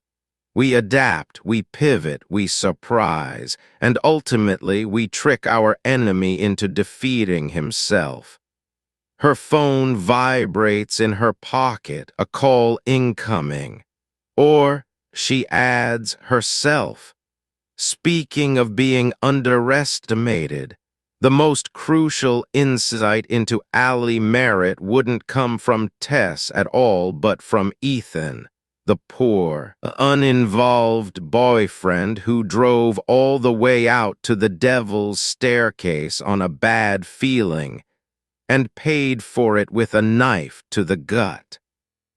The phone call was from a man Washington had been trying to contact for hours, an emergency surgeon up at Providence, Portland, who also knew his co-worker Ethan socially. And with a shaky voice, he relayed the disturbing things Ethan had told him. The details are shocking, but not exactly surprising. This statement confirms suspicions she's had from the very start. It all finally fits together now. She dials her lieutenant's number, but her thumb hovers over the call button. She rereads her notes and chugs the rest of her coffee, even the gritty black sludge at the bottom. She knows exactly what she has to do. Like the heroine cornered at the bottom of the chimney, the killer's stolen pistol gripped in her knuckles. Sights aligned, a single .45 caliber cartridge seated in the chamber, waiting for the killer to expose himself for just a moment. "I can do this." The badass woman in the cave had managed to hit her target, if only barely. So can I. Washington takes a breath and presses the call button. She imagines Jacob Herman dealt a fatal bullet, clutching his throat and staggering up to the surface with time most definitely not on his side. He'd had less than a half hour to live, but a lot can occur in 30 minutes. When the lieutenant answers, she speaks first. "I know what happened." By the time Jacob staggered back up to the surface, night had fallen. He'd bitten off his glove and clamped it to the side of his throat, feeling his heart beat through his fingers. He wouldn't dare lift his hand. He'd already lost an alarming amount of blood. She got me. She really did it. Unbelievable. Catching the camera was a calculated risk, yes, but an acceptable one. He'd exposed himself for only a second. How the hell did she make that shot? Throwing the GoPro with one hand, taking a two-handed grip and forming a sight picture, squeezing the trigger. Did she practice every month at the gun range, too? It was almost hilarious. What miserable luck. He staggered to his jeep and nearly tripped over the garden hose. He found baby girl down by the creek's edge, kneeling over Ethan's body. The boyfriend lay motionless on blood-stained rocks, his belly open and his wrists bound, a bag crudely zip-tied over his head. "Ethan's dead," she called up to him without looking. "No pulse." Jacob didn't give a shit. She gasped audibly when she saw the blood stain on his jacket. He turned away from her, gripping his throat like he could somehow hide it, assuring her he was fine in a croaking voice he didn't recognize. "Jacob, give me a sec." He needed to sit down. "Jacob, what happened?" He half sat, half fell on his ass, but managed to keep pressure on his throat. He dreaded what would happen if he removed his hand. He unzipped his first aid kit, upside down by mistake, and sutures and antiseptic wipes dumped onto the dirt. Goddamn it. He unrolled the last bit of gauze, just a few inches left, and pressed it to his neck. When she reached him, she hugged him. He couldn't remember the last time they'd hugged, and it made his insides melt, a feeling he couldn't articulate. The GoPro was an uncomfortable lump in his pocket. He tossed it to the ground. She saw it and froze. "You got it. It doesn't matter. We have the footage now. It won't help us." It hurt to speak, and explaining would take too many words. As he tilted his head back and wrapped duct tape around his throat, he realized the treetops were swirling counterclockwise around the dusky sky. He was sober, but he had the goddamn spins, and the gauze was already saturated like a clammy warm towel. The bleeding wouldn't stop. She wasn't listening anyway. "We can still salvage this if we're fast." "Wait, I'll start the engine." She hurried toward his Jeep. "We'll run it down to a quarter tank. That'll guarantee she dies down there while leaving you enough gas to—" "Stop." She whirled to face him, her eyes diamond hard. "It's over." He adjusted his grip and felt a new surge of warmth leak down the front of his shirt. "I need to get to a hospital." To this she said nothing, but he swore he could see something break inside her. Her eyes widened, just a microscopic change, and he recognized shock. Then panic, then anger, and then a bone-deep hatred. Or maybe it was all in his head. She'd always been a human inkblot test. "We're done here. Forget killing your friend. Forget all of this." Jacob struggled to stand up and felt a tingling sensation in his toes. Disturbingly, his injuries barely seemed to hurt anymore. His brain was full of cotton. Her bird-like eyes flicked between him and his Jeep, processing their dilemma. To save Jacob's life, they needed the vehicle. To suffocate the woman in the cave, they needed the vehicle. Doing both was no longer an option. She stepped closer. "Do you understand what that means?" "Yes. If we go to the hospital with a bullet hole in your neck, the cops will question us. And then it's all ruined.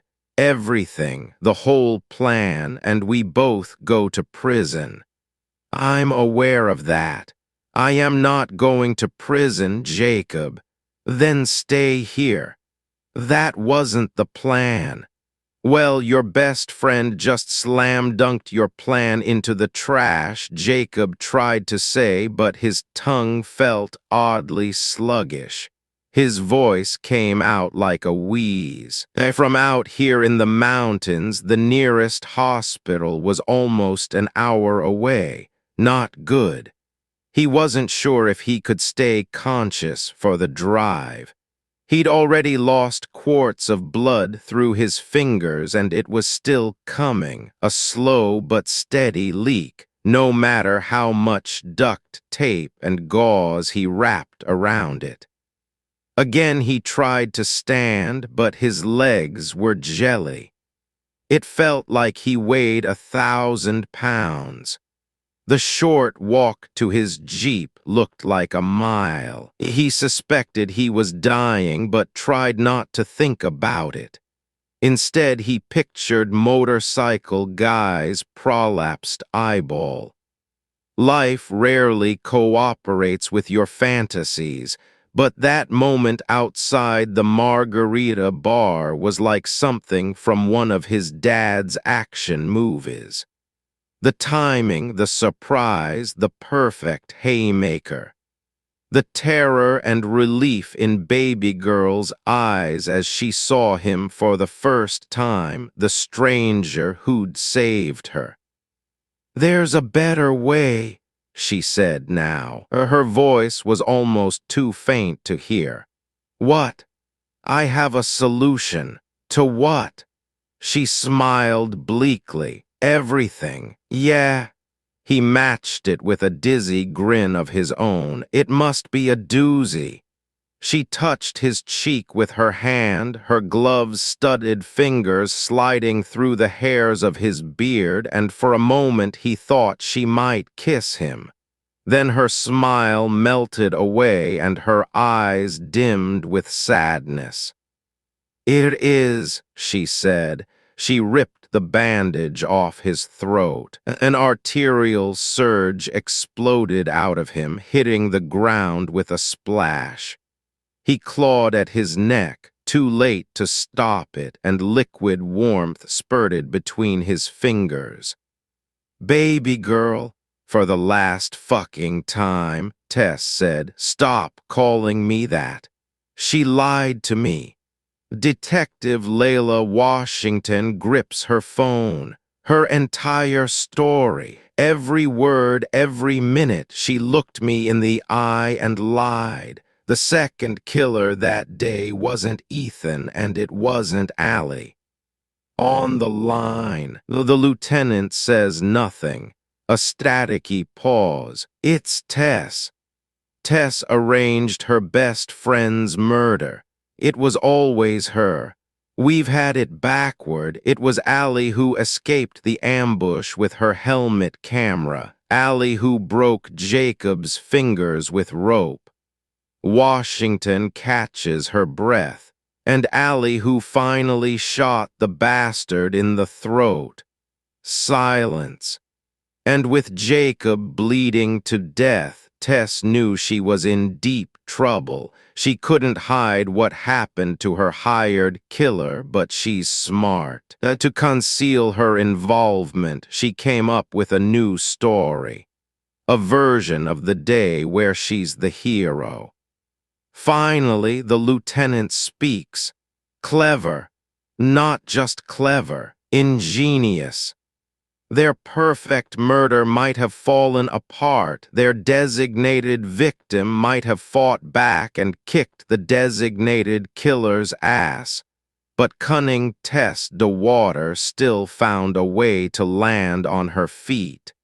She'd surveyed the crime scene, adjusted the evidence, and created a new cover story that explained everything. She'd understood a constant as old as human history, from shipwreck to massacre alike. The sole survivor gets to tell the truth. The dead can't speak.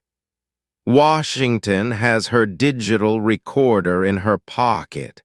She's captured 96 minutes of Tess's lies, every detail chosen for maximum effect. The survivor's performance from her hospital bed was flawless. Her tears, her regrets, her survivor's guilt, the expertly calibrated waver in her voice, the unmistakable raw talent of a pathological liar. Tess had to make sure we never found Allie's body. So in her story, her best friend took a bullet to the head. Then she made sure to suggest to me several times that the killer dumped Allie's body in some lake with chicken wire. It was all a misdirect, so we'd send our divers out there for months and search the wrong places so we'd never find Allie's remains at all. And we'd have to accept Tess's story. Exactly. Throughout the survivor's statement, an attentive listener might have detected subtle contrivances in Tess's storytelling. Nothing impossible or unlikely enough to challenge, but merely convenient. When Tess fought back in the tunnel, why did she conveniently have Allie's knife and rope? When she tricked the killer, why did she conveniently have Allie's baggie of spare memory cards? And when she ultimately shot him, how did she, an out-of-practice amateur, conveniently land that difficult shot? It was really Allie all along, fighting for her life. "Holy shit," the lieutenant says. Washington feels her skin tingle with adrenaline. She's always had a knack for remembering faces, but Tess has become a worrying hole in her memory, like trying to remember a dream. Dark hair, pale skin, small features. Her classmates used to call her Wednesday Addams, but Christina Rixey or Jenna Ortega. Tess is an optical illusion, solid enough to touch when seen from one angle, intangible from another. "I don't see a motive," the lieutenant says. "Why murder her best friend? I don't know yet." Tess had admitted herself that she was jealous of Allie's wealth, her prestige, and her jet-setting life with Ethan. Honestly, who wouldn't be? But Washington senses the women's friendship has other hidden depths. She thinks of Stimpy chewing Wren's head to a skeletal nub, the shock and grief in her son's sobs, and the hamster blood on his trembling hands, the sudden pivot to violence after years of peaceful cohabitation.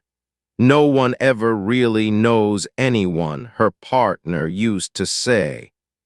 Whatever her reasons, she says, Tess masterminded the attack. If you're right, I am, or she's just Jacob's puppet. Do not make the mistake of underestimating this woman. Everyone who's underestimated Tess has paid for it. I've spent an hour and a half in a room with her. I've looked her in the eye. She's one of the best liars I've ever seen. Over the past 96 minutes, she'd watched Tess tell her thrilling final girl tale from a hospital bed. Washington herself had played the role of audience, gasping and cheering the self-described heroine at all the correct moments, building trust, feeding the survivor's vanity, letting her get comfortable and believe she was in the clear while Detective Washington quietly assembled the true picture in her mind. Never interrupt your enemy while they are making a mistake. And now, finally, it's time to go on offense. Her walkie-talkie crackles. "Baker 12, we're at the hospital, South Lot. Hang on." Washington holds her phone to the side of her face, her walkie to the other. "Baker 12, stand by in the parking lot. They're going to discharge Tess any minute. I'll send her down the south elevator to you. Bake her 12 copies. From the fourth floor window by the nurse's station, she watches the roof of a marked vehicle glide under sodium vapor lights to park at the roundabout. Light bar dark, engine silent. A sleek predator in wait, occupied by deputies Harris and Dunn. She waves to them. Baker 12, be ready. Then, speed walking down the hallway, Washington switches back to her phone. I'll take Tess myself. I've got a marked unit outside to transport her to. No, not yet. The lieutenant's voice is solid brick. What? Layla, wait, she halts. From here, Tess's room is 5 down. Call off the deputies, he says.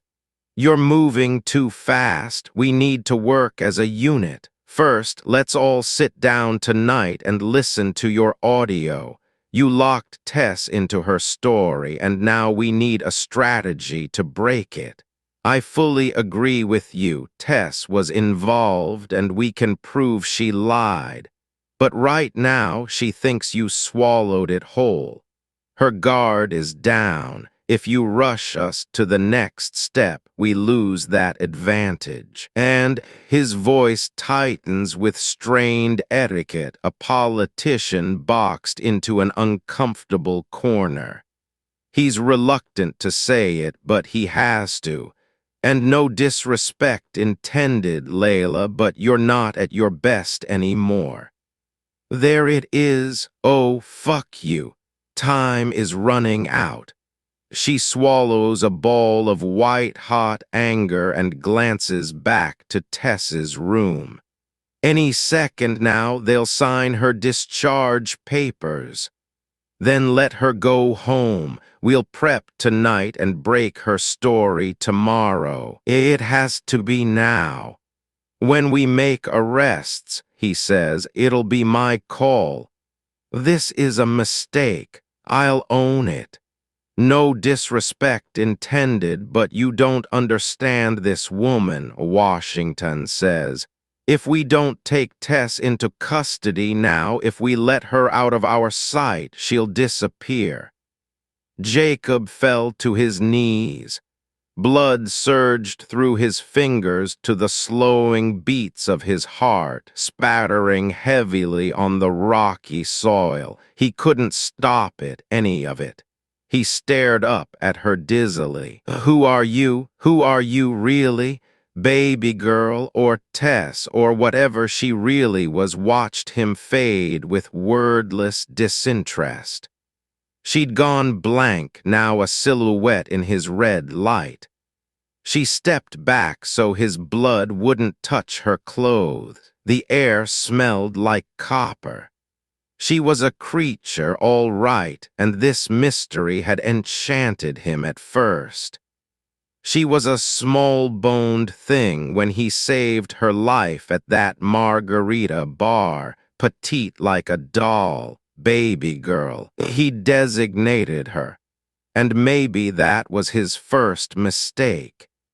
He remembered the moment his fingers first touched the scaly flesh on her back, like she was a shape-shifting alien caught mid-transformation.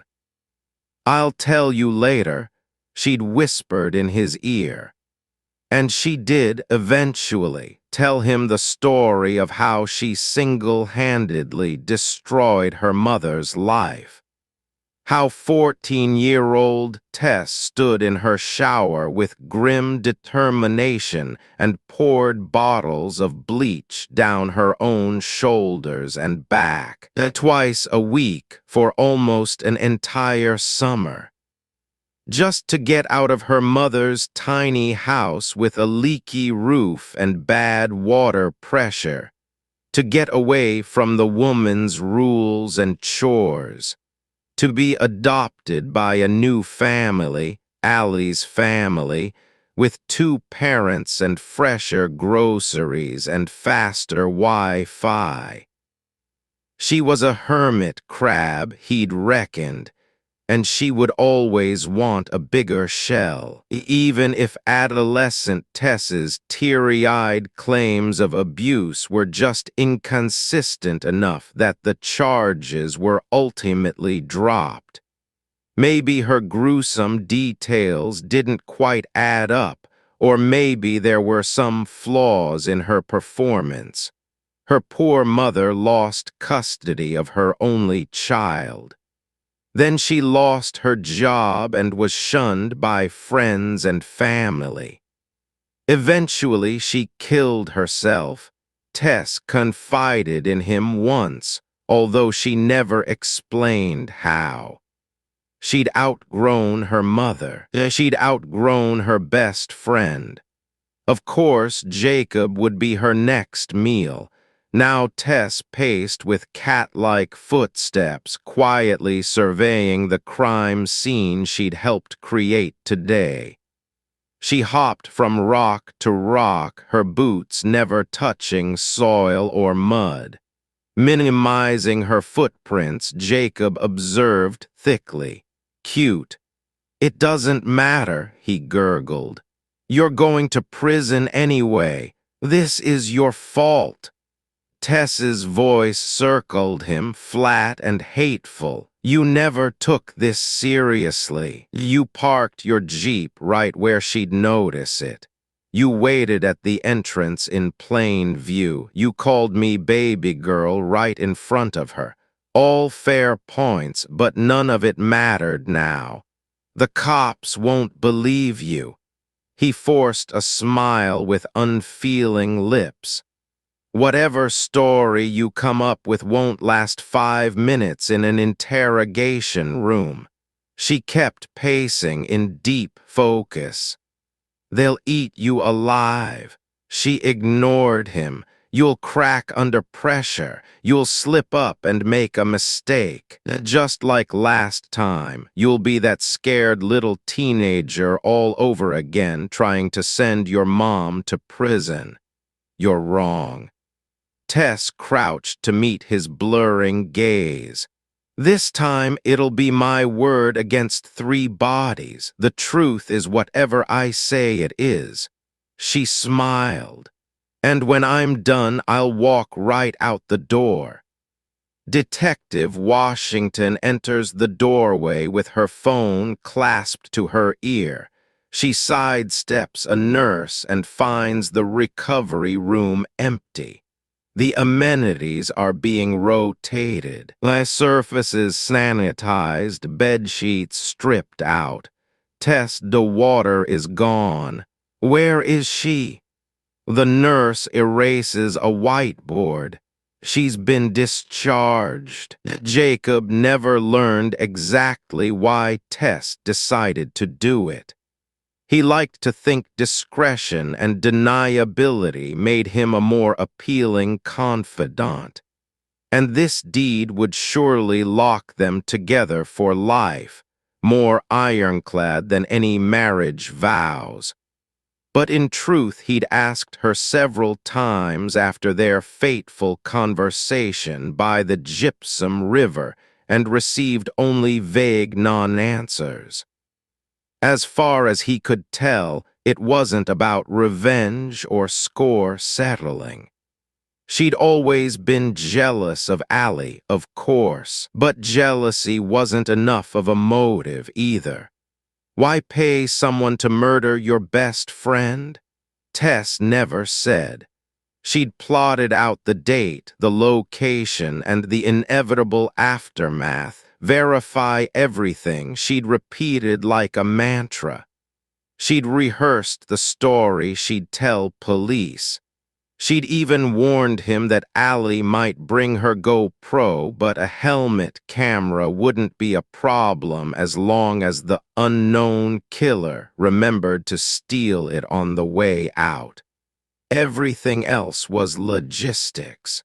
Where to do it, the bottom of the upper vault, how to do it, knife to her carotid, how to safely get close enough, coerce her into zip-tying her wrists. The nylon zip ties had been Tess's idea, too. Once both women were bound and helpless, Jacob would be able to cut Allie's throat without risking a counterattack. Tess, meanwhile, would heroically escape into daylight, flee the cave on foot, and tell her harrowing tale of surviving an unidentified, untraceable killer. Her plan was simple and near flawless. The only blind spot, the target herself. Allie was no victim. She never would have zip-tied herself, whatever he'd threatened. She'd known, perhaps from her years of street-smart travel, that women who surrender to their abductors are often never seen again. Of course, she'd try to bargain with her PIN. Of course, she'd conceal a knife behind her back. They'd underestimated Allie Merritt, and the planned ambush had stalled, leaving Tess standing paralyzed with no choice but to break character. Jacob just shoot her in the head. He'd drawn his gun, but Allie was fast. She was already in motion when he fired, ducking under two ear-splitting gunshots, fleeing the only direction available, down headfirst into the narrow drain pipe, with her helmet camera still recording. Follow her. Tess had shoved him. Finish it. And God, how he'd tried. Over 9 hours, he'd tried his very hardest. Now he felt Tess's boot dig into his kidney, doubling him over on the ground.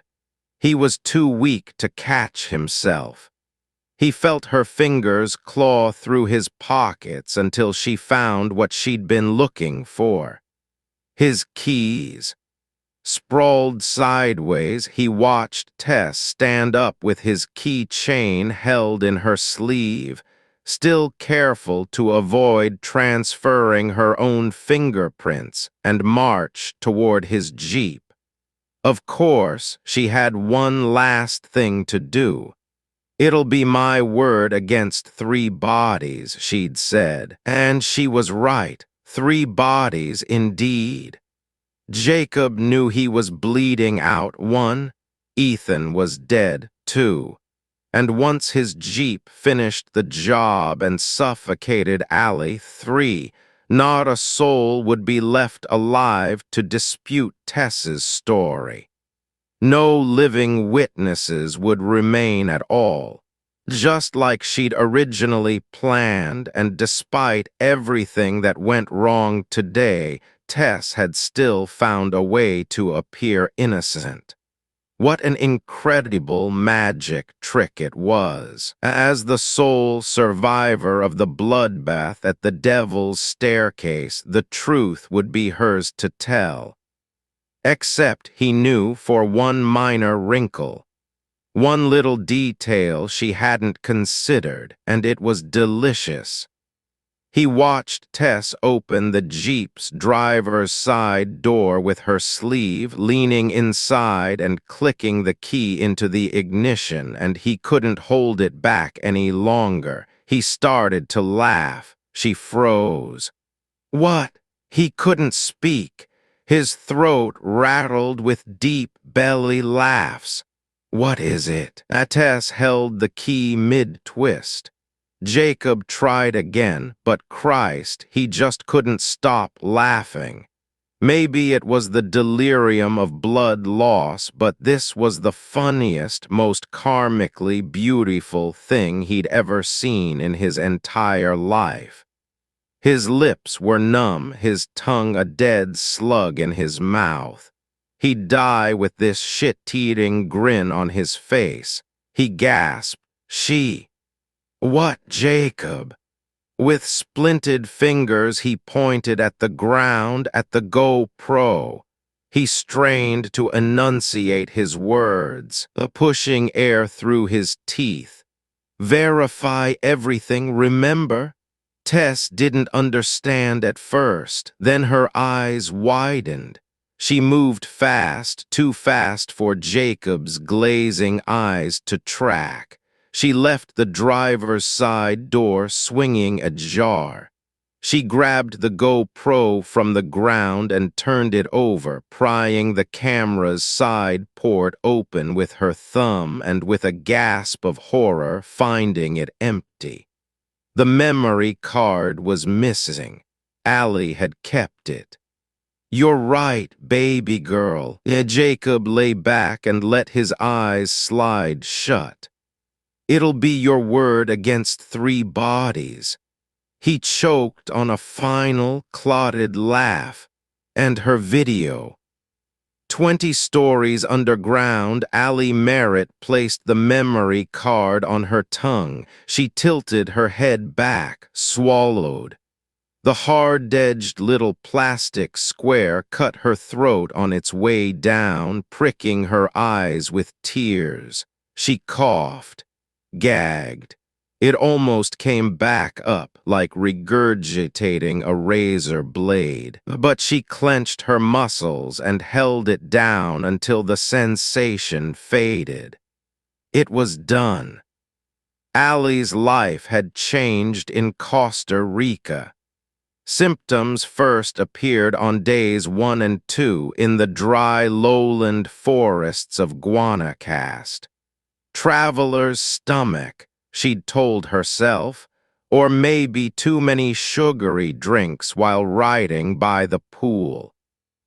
By day 3, she was hiking deep in the dense rainforests of the northern zone, and the heat and humidity were nauseating. She barely saw the capuchin monkeys her guide pointed out, or the poisonous blue jeans frogs, or the rare sloth. She'd hardly taken any photos, no notes, no sketches, no local profiles. She'd been too sick, unable to focus. Don't throw up. Eventually, the trail opened up to a 100-foot suspension bridge. She gripped the bungee cord railings with sweaty fingers, the footbridge sagging and swaying with every step. The treetops were far below her hiking boots, like walking on a slippery chain-link fence. She counted down the hours until she'd be back at her hostel. Don't you dare throw up. On her way back, the crowded public bus lurched up the mountain pass, and Allie's seat belt had been too tight, her insides now cramped and watery. The single-lane road was all switchbacks, washed out with streams of red volcanic clay. The bus heaved with every turn, and rainwater blurred the windows, and other passengers' elbows kept bumping her side. She gripped her seat and tried to focus on the murmuring Spanish voices around her. I will not throw up on a crowded bus, but there was no lavatory. Asking the driver to stop wasn't an option. The bus was currently finessing its way up the cliff like a 10-ton mountain goat. She couldn't fight it. Her mouth was salivating. She kept swallowing spit. I will not. I will not. I will not. Days later, after she'd cut the trip short and returned home exhausted and sick with aching breasts. It was still too early to take a pregnancy test, but she'd told Ethan anyway when he picked her up from the airport. He'd processed the news in silence, and then with a growing boyish excitement she'd never seen before. By the time he dropped her off at her apartment, the sky was graying with dawn and she only wanted to sleep, and he'd kissed her forehead and told her it was the best news of his life.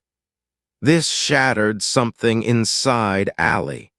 Of course, Ethan would be enthusiastic about having a kid. It wasn't his body or career. Allie's career was every airport, rail station, and bus stop in the world. She'd built her identity around traveling hundreds of miles a day, fast and thrifty and light. She imagined navigating customs with a stroller and a diaper bag, washing formula bottles under rural water spigots, installing a 20-pound car seat in every bus and taxi. And she had to stop because the anxiety became a physical weight atop her chest. How would she adjust to this? What would happen to keep calm? Allie's life, her identity, everything she'd worked so hard to build over the past decade was all about to be obliterated by the time bomb growing inside her. She'd been too embarrassed to tell anyone else, even Tess. She'd researched her condition in private like it was a shameful disease. And she'd reasoned, isn't pregnancy just the ultimate sexually transmitted disease? At some point, she saw an online chart breaking out fetal sizes by week. Week 6 was a lentil, week 7 was a blueberry, week 8 was a raspberry. And the lovey language and saccharine colors made her want to puke all over again. She hadn't been afraid of the fer-de-lance bite that killed her or the deepest, blackest caves her grotto could find, but miles into the northern zone of Costa Rica, she'd finally found her personal worst-case scenario, a thing that truly scared her. Back on that crowded public bus, she did throw up, but quietly into her satchel. Only one passenger noticed. "You didn't have to do that," he'd said in Spanish as she zipped her bag up, the fabric full and warm.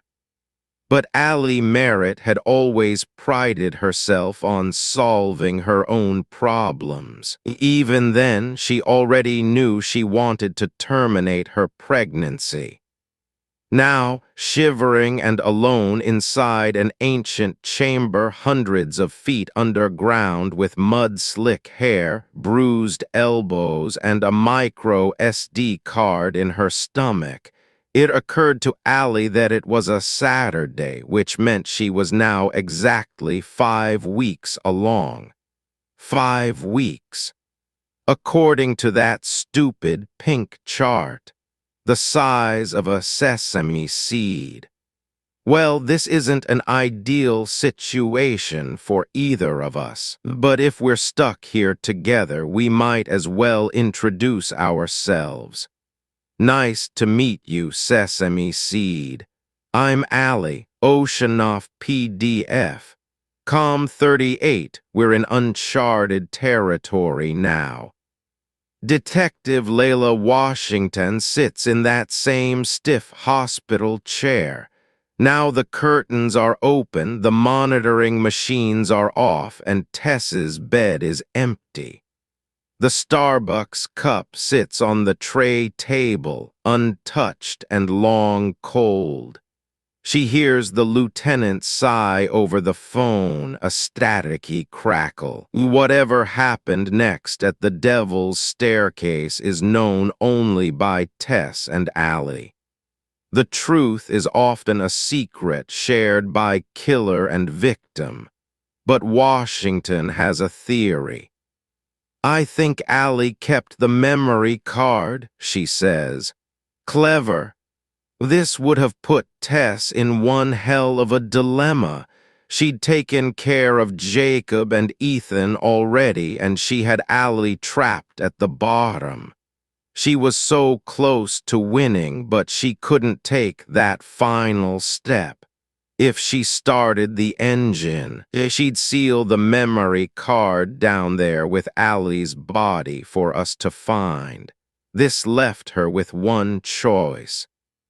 She hears a smile in the lieutenant's voice as it comes together. To rope down into the chimney herself. Yes, and fight Allie. She nods, hand to hand. No more hiding behind Jacob, no more lies. Tess DeWater is an intelligent and cold-blooded creature. She would have reasoned that Allie's last bullet was spent and the gun was no longer a threat. She would have armed herself with whatever weapons she had available.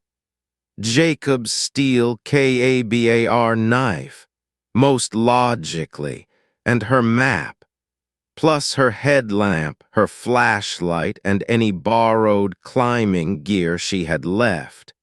She'd been forced into the very situation she'd fought so hard to avoid, a direct confrontation.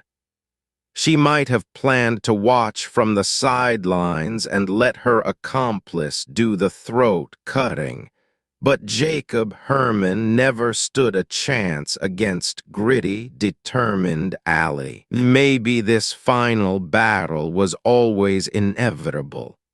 It certainly feels like it's all coming full circle back to the clear red morning Tess had first described hours ago. Two best friends visited a cave. One returned, and now we know who the real heroine is. Whoever won the fight, Washington says, would tell us the story. And Allie lost. She looks to the empty bed and says nothing. Oceanoff PDF. Calm 39, I can do this, Allie told herself. I've lasted this long. I can survive this, too. 40 feet up, she saw light. Faint at first, but it slowly grew into a blue-white glare. Shadows swirled across stalactites as the light source crept closer to the chimney's edge just out of view. Then soft noises echoed from above. A pack unzipping, rope uncoiling, the click of descender bars. Allie listened to the rustle of gear and waited for her former best friend to say something before she began her descent, to justify her actions or even apologize, and it took a few heart-sinking moments to accept that Tess had nothing to say to her at all. This fight would be different and so much harder than the clownish and sadistic man she'd shot in the throat. While her enemy prepared above, Allie would prepare below. I can do this. First, she needed a weapon. The male killer's. 45 was slide-locked empty. Her survival knife was long gone. She searched loose cobble to find a rock the size of a baseball, light enough to swing, heavy enough to crack bone. It would have to do. I can do this. She kicked off her boots, waterlogged and heavy. She would move faster on bare feet. She peeled off her harness and slathered her arms with handfuls of cold mud. It would camouflage her, make her slippery in a hand-to-hand grapple. I can do this. Surprise was her best advantage. She tossed her glow stick into the pool. It would only give away her position, and concealed herself behind an overhang of dripstone. She nestled into its contours comfortably until blackness shrouded her.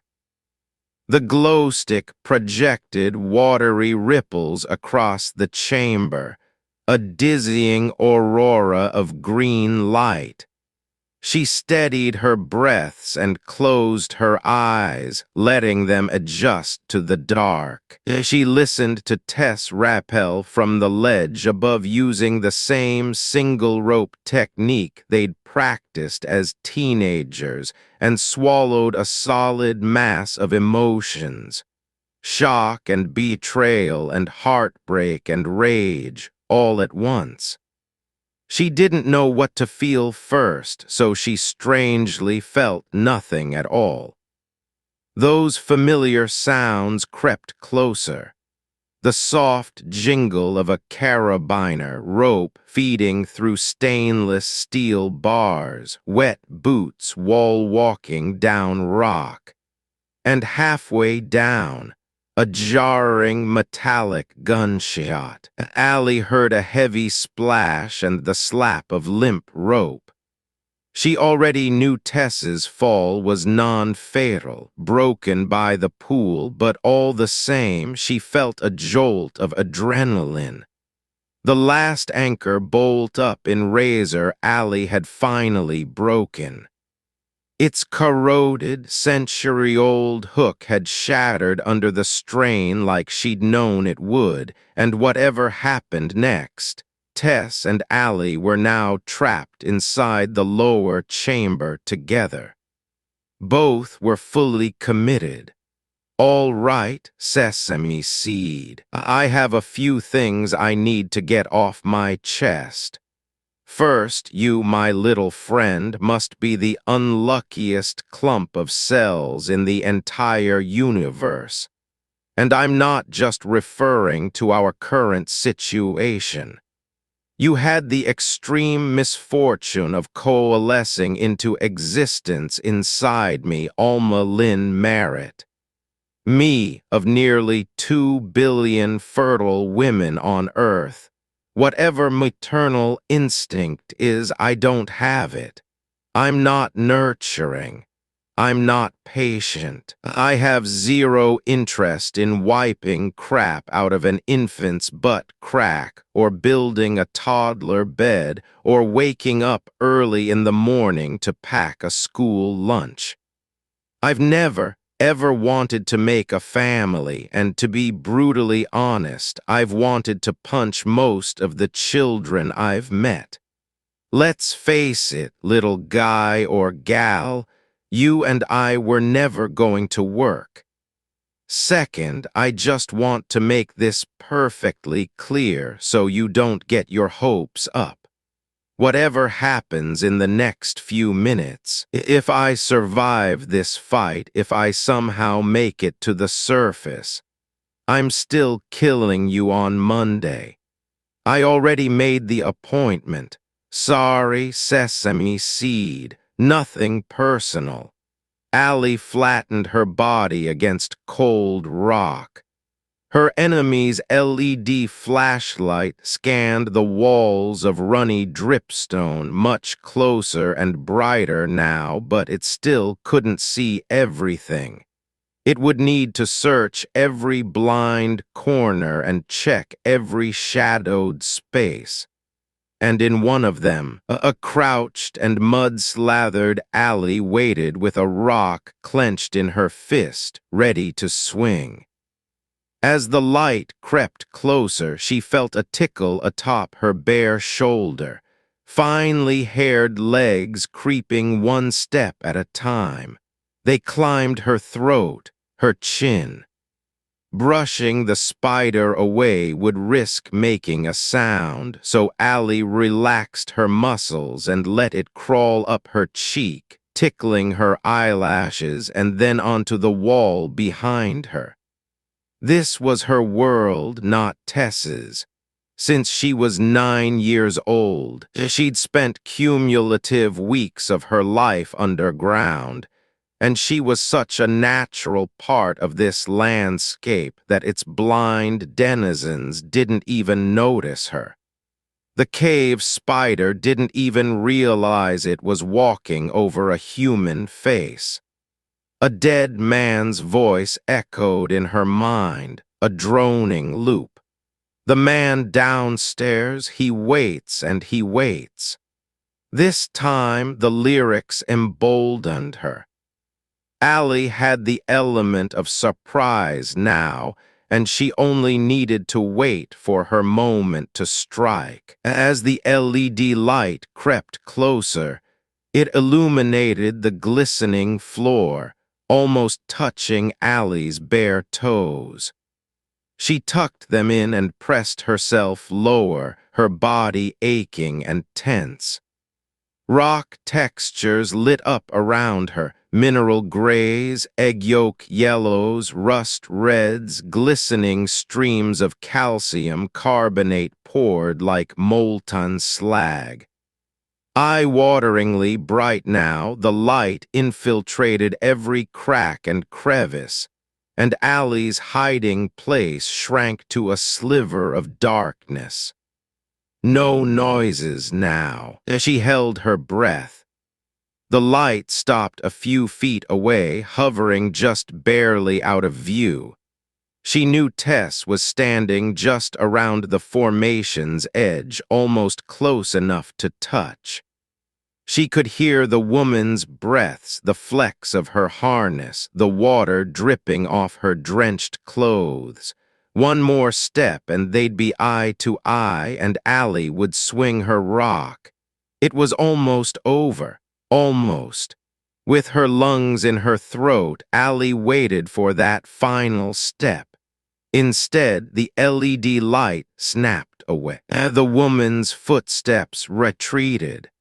The light source raced back to the base of the chimney, leaving Allie alone in the dark. She struggled to process this. Something had just suddenly changed, but what? Then under her own heartbeat, she heard it, too. A faraway echo off wet limestone, so faint and muffled that she'd mistaken it for another layer of the cave's ambience. It could have been there unnoticed for minutes, a low and throaty rumble, like a predator's growl. Every cave has a minotaur, Ethan used to joke, but she knew this was something worse. Oceanoff PDF. Com 40 back on the surface, Washington says. Jacob had one last surprise. Even in death. He crawled a bloody trail to his jeep, dragged himself up into the driver's seat, and with his last few seconds of consciousness, turned the key.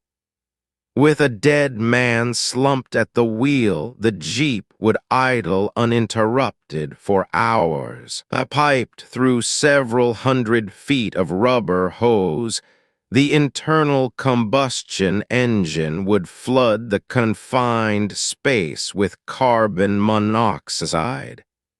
The air inside would become poisonous to breathe within minutes. A death sentence to Tess and Allie alike. He got his revenge on them both. Allie could already taste it. The fumes tickled her throat, sooty and nauseatingly dense, like inhaling campfire smoke. She could feel the weight of it descending the chimney, a blanket of smoggy air. How long already had the engine been running unnoticed? She watched Tess scramble along the chamber's edge, clawing her fingernails on smooth flowstone, searching for handholds, footholds, anything to climb. It wouldn't work. Allie stepped out of the shadows, still gripping her rock. Are we still fighting? Tess ignored her. Are we fighting or not? It doesn't matter. Tess hurried from wall to wall, her voice choked with desperation. We're both fucking dead. Allie knew the 4-story shaft was impossible to climb. She'd already tried it for hours today, searching methodically with her fingertips for any thin gap. She'd even tried creative solutions like tying her remaining rope to her water bottle to fashion a crude grappling hook. But there was nothing up there to latch on to. Nothing worked.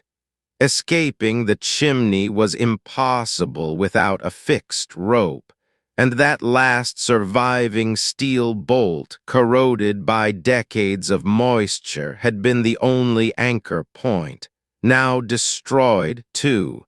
There's no way up. Tess coughed, wincing at the acrid stench.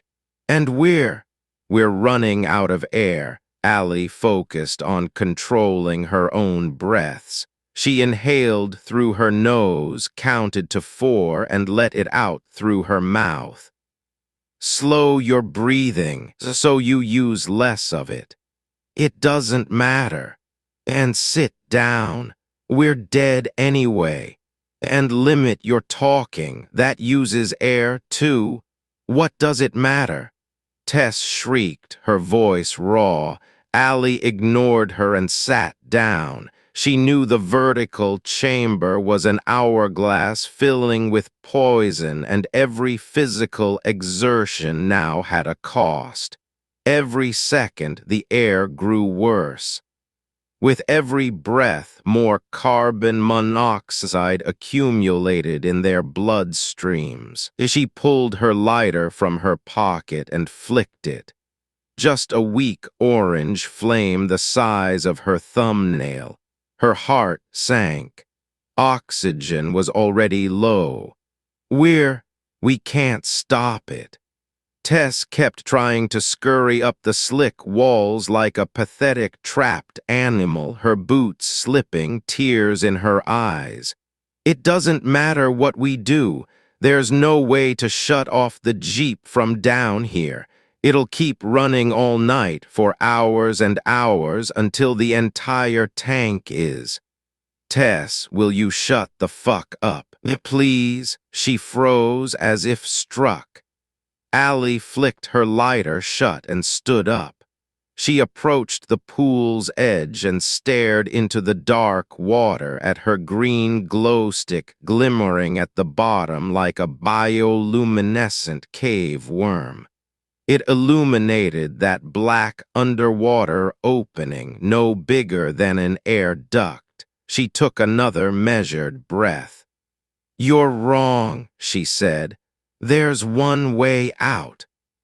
Allie had never entered worse than death before. She always stopped her summer expedition groups at Razor Alley. The team was usually made up of amateurs, and after an oppressive hands and knees crawl down the drain pipe, everyone was muddy, sweaty, and ready to see the sky again.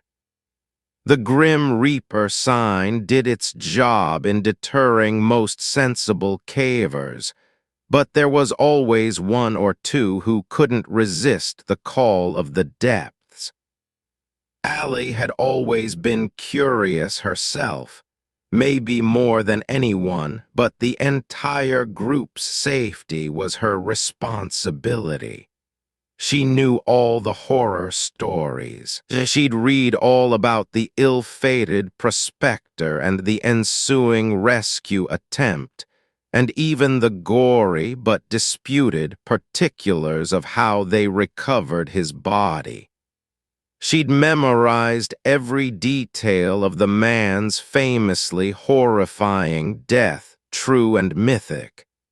She knew it was illegal to enter worse than death under even ideal conditions, and right now she didn't have her pack, her gear, or even her map. Also, conditions were far from ideal. It was underwater. "Tess." She looked back. "You had a map. Where is it?" But Tess wasn't listening. She kept pacing in a tranced panic, her boots sloshing through the pool's shallows, gulping more precious air, caught in her own cruel trap. Her boyfriend's ugly steel knife was in her hand, and when Allie approached, she slashed at her. I don't give a shit about fighting right now. Allie kept her distance, the rock in her hand. Do you have a map or not? I have it. Show me. Holding the knife blade out, Tess dug into her pocket and unfolded something. The map wasn't even laminated, just flimsy paper already soaked. How long does it say worse than death is? Allie pointed. How many feet? It doesn't say. Look at the scale, dipshit. It's... Tess's voice broke apart. 200 feet without air, through a winding, hostile crawl space, in some places 10 inches wide, underwater. It wrenched Allie's stomach, the enormity of it. Claustrophobia and drowning, two primal fears combined. Only professional cave divers would attempt such a plunge, and air tanks and flippers would never fit in such a confined tunnel anyway. Such a distance would take several minutes to swim through at minimum, and she didn't have the training to hold her breath for that long. To try it would be certain death. Her eyes and throat burned with irritation now. A headache pierced her thoughts like two hot knives behind her eye sockets. Soon, she knew, would come dizziness, fatigue, and confusion as her body started to shut down. Then unconsciousness, convulsions, respiratory arrest, death. Fuck it. Allie paced on shaky knees. There have to be elevated spaces down there, cavities in the ceiling where pockets of air might be trapped, even if it's just a small bubble, anything to get to the next breath and keep going. You're insane.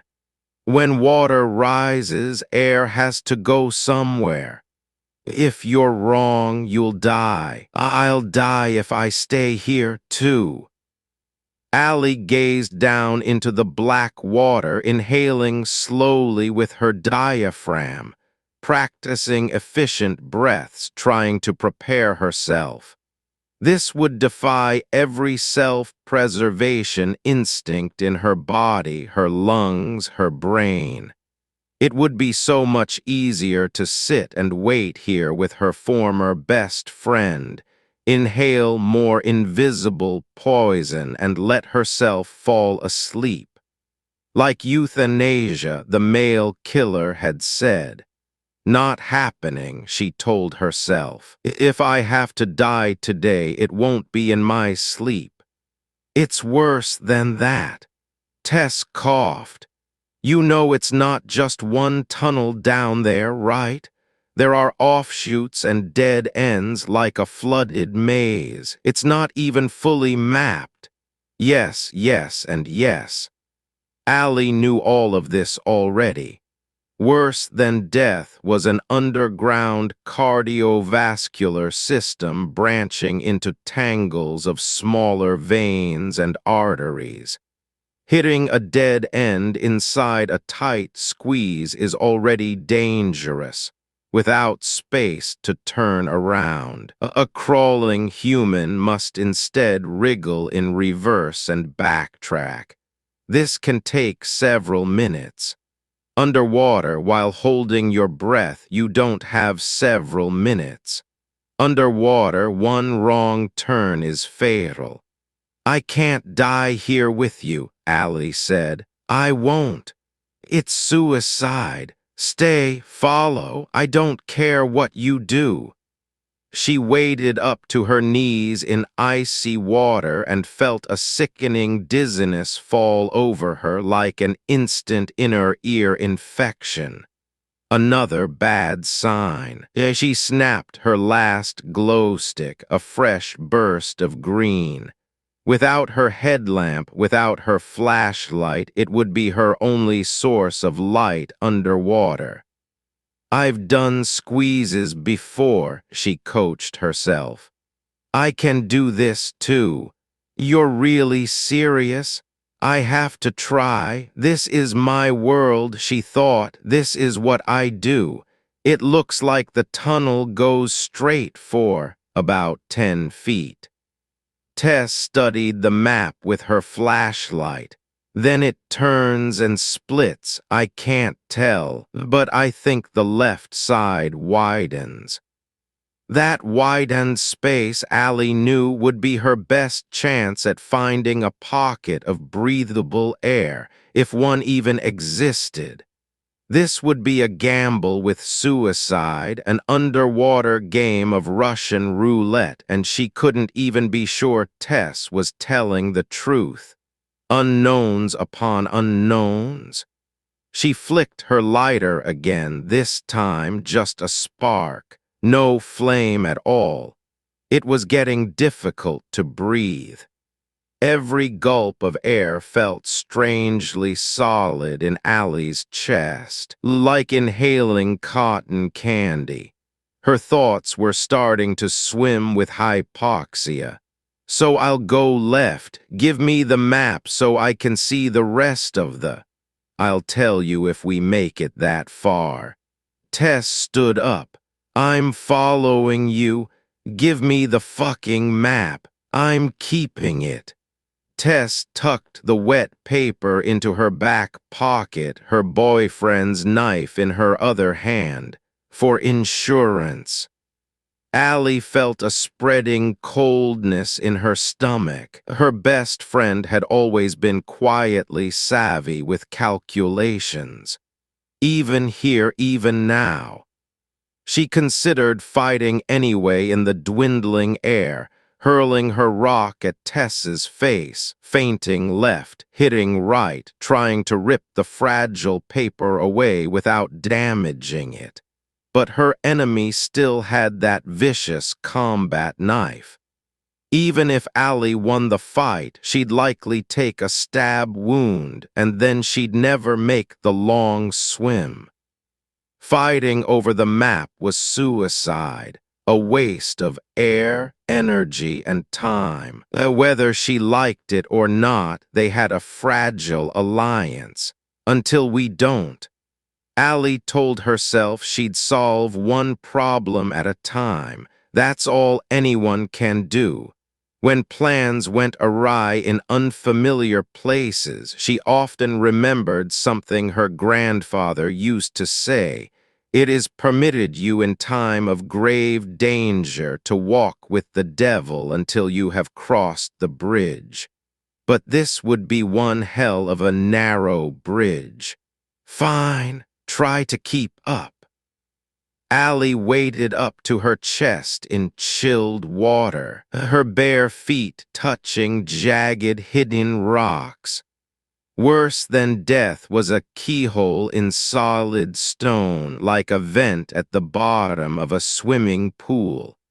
Her rock would only slow her down, so she dropped it. In the tight tunnels, there would be no space for shoes or a helmet or any gear at all except her water bottle, which she clipped to her wrist. It was empty, drank hours ago, but that was the point. The bottle itself was an emergency air reserve. One last breath on backup. Treading water, she inhaled before the plunge. Allie, wait. She looked back. For whatever it's worth, Tess's eyes glimmered. I'm sorry. The woman's form seemed to shift in the watery green light.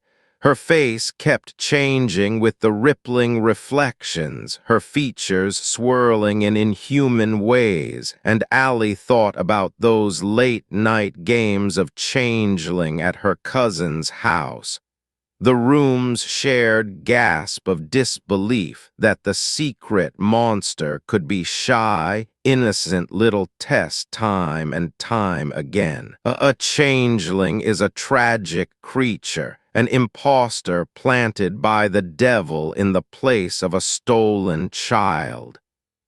They are masters of mimicry, dirt and dead wood enchanted to look and sound human but lacking a soul, and sometimes changelings even unwittingly trick themselves. Sometimes, as grown adults, they don't even remember what they are. Allie couldn't tell if she hated Tess or pitied her. She breathed deeply and submerged her face. I can do this. I can do this. I can do this. Please, God, help me do this. Up close, the hole was even smaller than it had looked from the surface. The murky water was full of particles, like swimming inside a snow globe. Her lungs burned already. Allie gripped the narrow opening with her fingertips, bit the glow stick with her front teeth, and wriggled inside. No time to hesitate. The physical sensation of enclosure was immediate. Knives of rock scraped her body on all sides, but she ignored her fear and struggled through. She'd survived squeezes before, some almost as bad as this. The only difference was the water. She estimated the tunnel was 18 inches wide and it would only get tighter. She needed to breathe. Soon, caterpillar crawling underwater, progress was painfully slow. Was she already too far down to swim back up? She reminded herself that it didn't matter. She'd only run feet first into Tess and drown anyway. Her only chance was moving forward, at all costs. She felt the jagged walls change shape around her. Yes, this was the turn Tess had described. She had to rotate onto her back and squeeze, fighting her gag reflex as cold water trickled down her nose. Next, the crawl space split into two paths, a right and a left, but she already knew the way.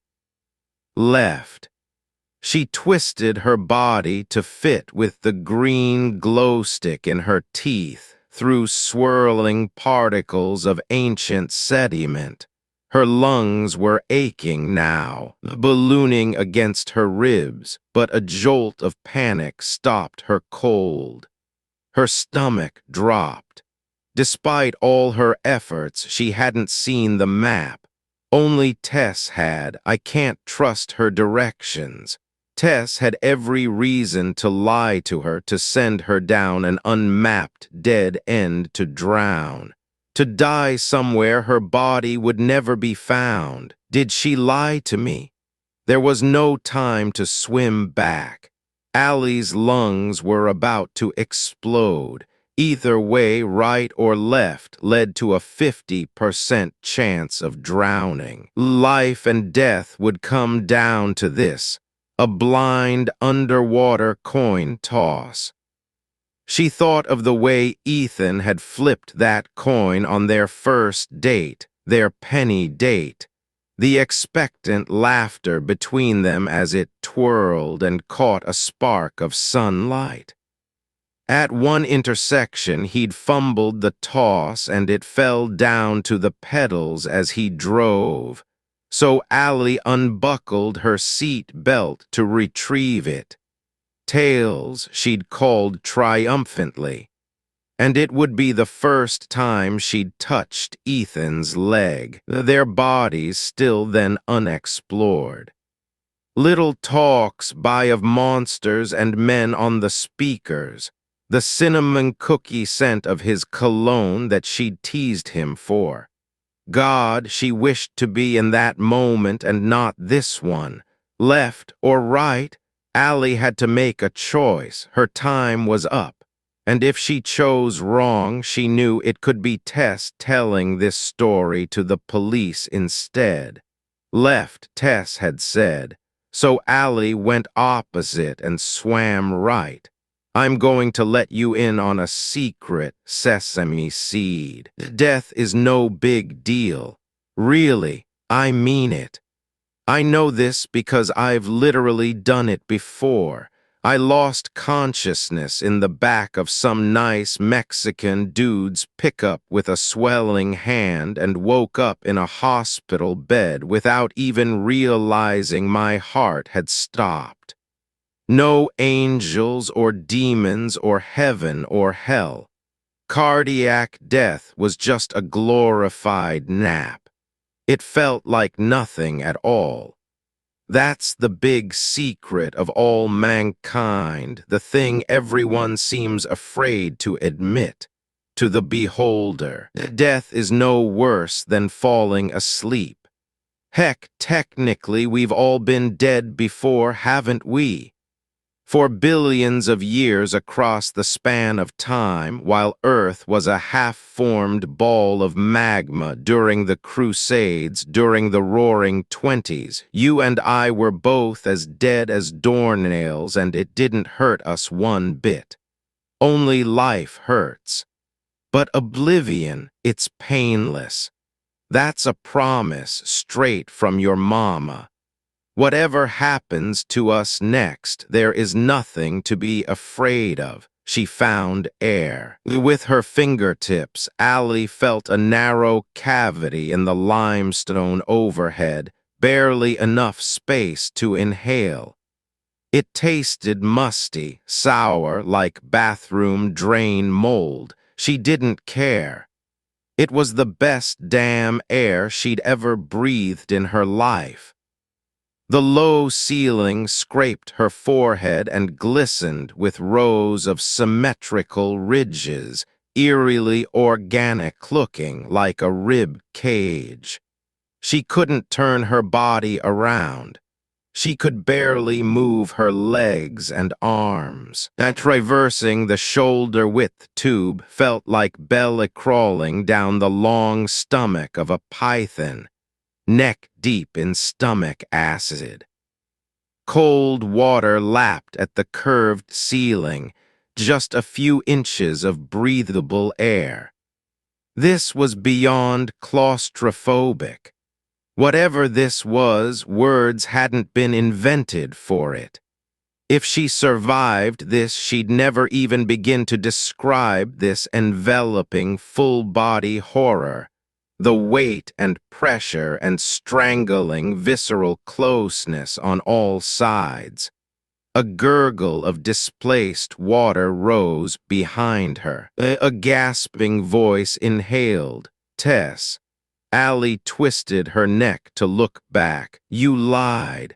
The woman wasn't listening, too much wild-eyed adrenaline. She coughed on dirty water, her hair plastered to her face in black tendrils. "You lied to me," Allie repeated. "It was right, not left. I read the map wrong. You went right. I was following you." Lies, lies, lies, all of it. Everything Tess said was too dangerous to trust. Allie knew she'd been a single wrong choice from a nightmarish death. From frigid water racing down her throat to fill her lungs as her fingernails clawed against rock. For decades, no human had dared to explore worse than death. The survey maps were all incomplete. Hundreds of feet underground, below the drain pipe and razor alley and the chimney and everything else.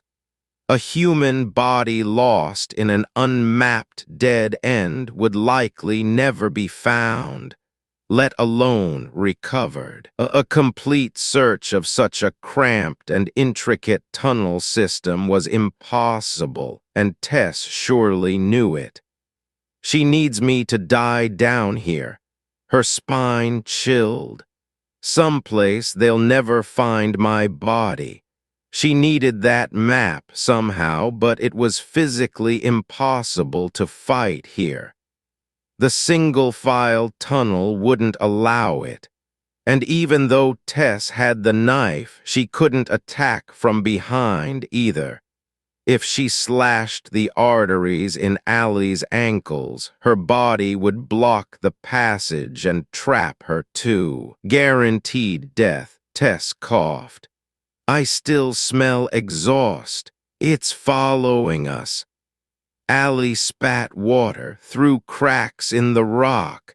Time was running out. Ahead, the crawl space submerged again into dark water. Another blind plunge. Another life and death gamble that there was another pocket of air deeper inside, that it could be swim-crawled to fast enough. All of it all over again. Allie's heart sank. Pass me the map. She reached back, so I know what's next.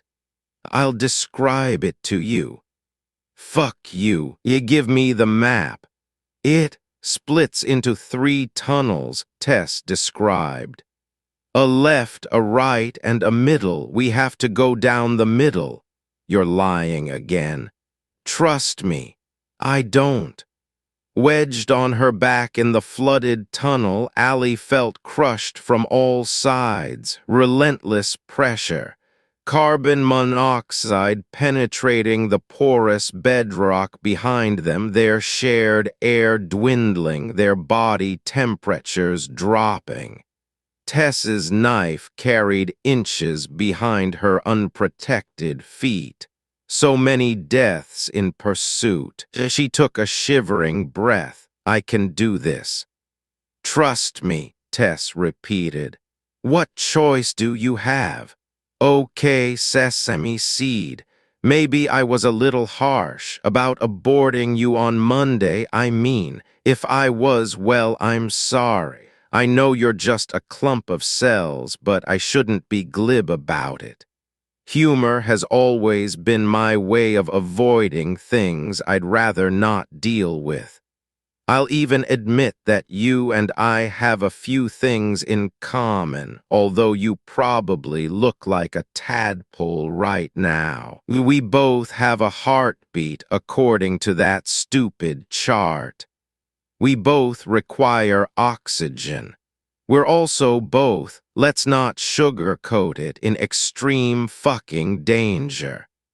We're hundreds of feet underground and wedged inside a flooded trench the diameter of an air duct, and the only thing more dangerous than this cave is the woman we're trapped with. We're crossing a narrow bridge with the devil, all right, and it'll only get narrower. She holds the map. She can't fight us physically, so she's fighting psychologically, using the cave against us. But your mama won't go quietly.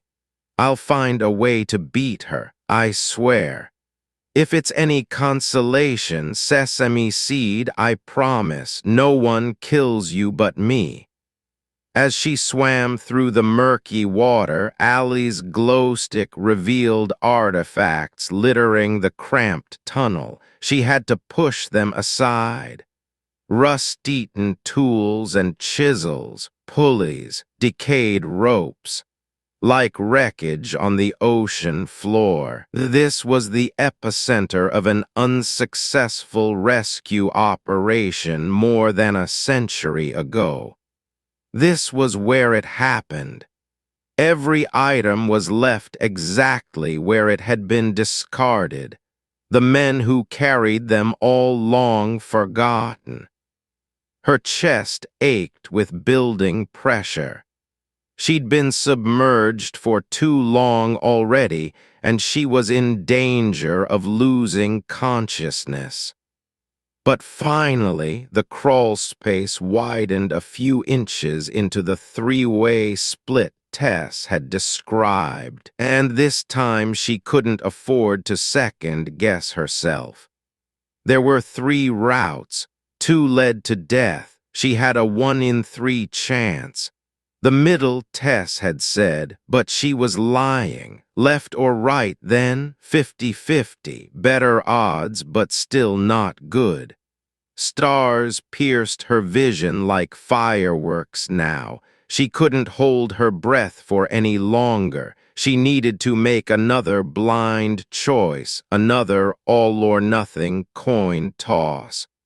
In her hyposic thoughts, she saw that penny twirling, slapping down on Ethan's forearm as it led them closer and closer to their first date at the cemetery of all places.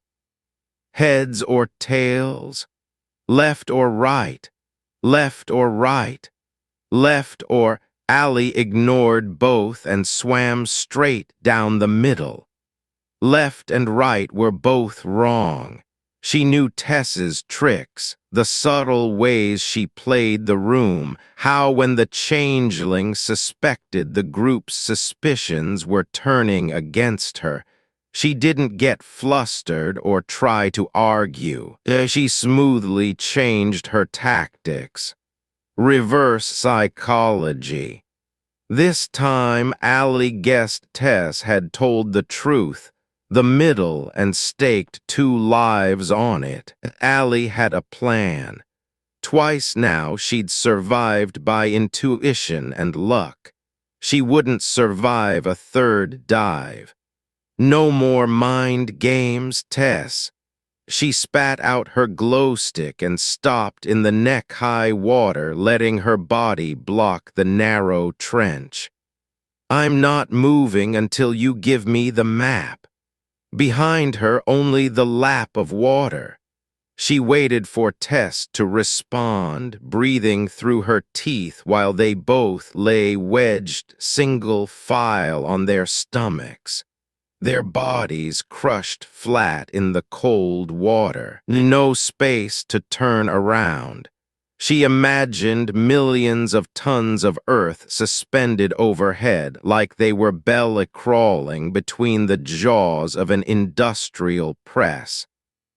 At any second, the slab of moon-gray rock could shift a few inches and crushed like a bug wouldn't even begin to describe the totality of it. One tremor and they'd both cease to exist. Still, Tess said nothing. Allie raised her voice and repeated, "Give me the map or we both die." "It doesn't matter." "Why?" "The paper's soaked." Tess's voice quivered with fear. "It's mush. I can't read it." Allie's heart dropped. She hadn't considered this. "Please, God, no. Pass it to me anyway," she said. "I can't reach your hand." "Then hold it up." She craned her neck under the low ceiling to look back in the cramped space she had to submerge most of her face. Icy water rushed up her nose. Sure enough, the waterlogged map really was disintegrating. Tess had preserved only a corner of wet paper and pressed her flashlight behind it like a slide projector. The maze of tunnels was blurred with running ink. Allie squinted. "I think I see." The last of it melted away. Tess cried out and tried to scoop mushy pieces from the water, but they were unrecognizable. The map was gone. "It's okay." Allie spat water. "I saw enough." "What did you see?" "There's one more dive, maybe 20 feet ahead." Allie shut her eyes and concentrated. "We'll go down, then left, then up, and we're out. Then on to the upper vault and up a few 100 feet more of crawls and scrambles." Tess repeated, "Down, left, up." Then, finally, the surface, open air, the sky. And then, Allie said quietly, "I guess we'll have our fight." "I won't fight you." "You're lying again. If we make it out of this, I swear to God, I'm done." Tess's shivery voice rattled in the confined air. "I'll give you the knife. We'll tell the police everything together." More lies, Allie knew, more manipulation. She felt a strange disappointment in her former best friend, being lied to now, still after everything, hurt in a soul-deep way. It was all gaslighting. Every word was designed to trick her into lowering her guard. Then once they reached the surface, the truce would end and Tess would surprise attack with her boyfriend's knife. It could even come now at any second, if Tess decided the tunnel's dimensions allowed it. Whenever the attack came, Allie knew she'd be at a disadvantage and unarmed. Against a knife, without the element of surprise, she wouldn't stand a chance. In all outcomes, Allie's death was near certain. But she had a plan for that, too. First, she'd need to walk with the devil a little longer. The tunnel constricted around them as they crawled deeper, all rock surfaces tightening closer. 18 inches of width shrank to a snug 15, and Allie had to contract her shoulders to fit. Her knees and elbows scraped on all sides. She felt the weight press down against her like something heavy was sitting on top of her. Then even tighter, until there wasn't enough space to crawl with her limbs, and she had to wriggle her entire body like a giant inchworm instead. The ceiling forced her mouth underwater, and she gagged. To cram herself through the narrowing space ahead, she had to dig out mud and gravel in shaky handfuls. Some cavers call it the rapture. To Allie, it had always felt like a sort of sleep paralysis, a locked-in sensation so intense and unrelenting that your entire body wants to turn itself violently inside out. She heard rapid breaths behind her. Tess was hyperventilating. "Stay calm. I can't breathe. You're wasting our air." Allie braced an elbow and rotated her body to fit. "Roll over. Press your mouth to the ceiling. We'll scoot on our backs." The cracked gray ceiling lowered to 10 inches now, flattening Allie's nose. Her eyelids fluttered against it. Water lapped at the edges of her mouth, and she had to purse her lips against cold rock to inhale. Ceiling sucking, it was called. She could feel the pressure on her chest, forcing her to take shallow breaths. Squeezes trigger a claustrophobic get-me-out-of-here terror, but she understood the true danger was just ahead and out of view. It's actually the turns, the unexpected changes in direction that get cavers stuck. "Okay," she felt with an outstretched hand. "I feel a sharp turn ahead." How sharp? 90 degrees at least. She couldn't even say the worst part yet. This was the deadliest variation dreaded by the most experienced tunnel crawlers, an S-bend. Two 90-degree turns placed closely together, bending in opposite directions to form a deadly natural choke point. The human body can hinge in only a few places. Waist, elbows, knees, and survival can come down to the length of your shins.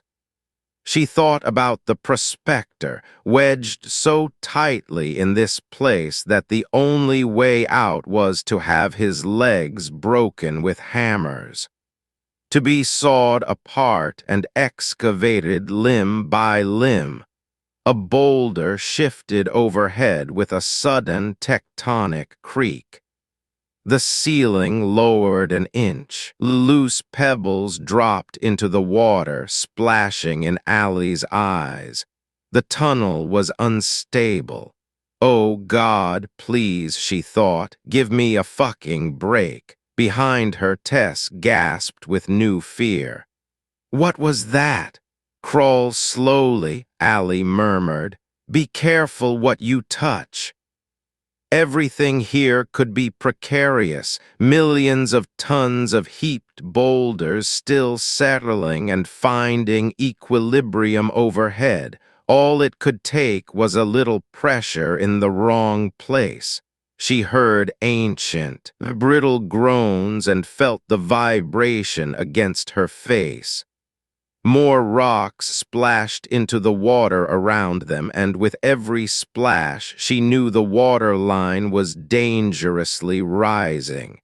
And to her horror, she heard more frenzied movement behind her, Tess kicking and pushing in all directions in blind, straitjacketed panic.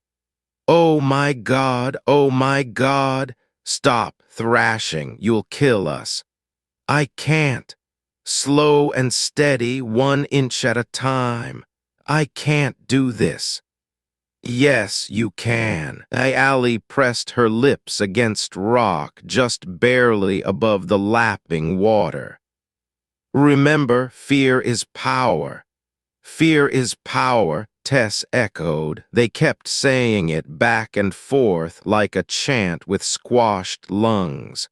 For a few minutes they could pretend to be friends again, sisters in arms, navigating the S-bend with their bodies pretzeled together under mammoth bedrock.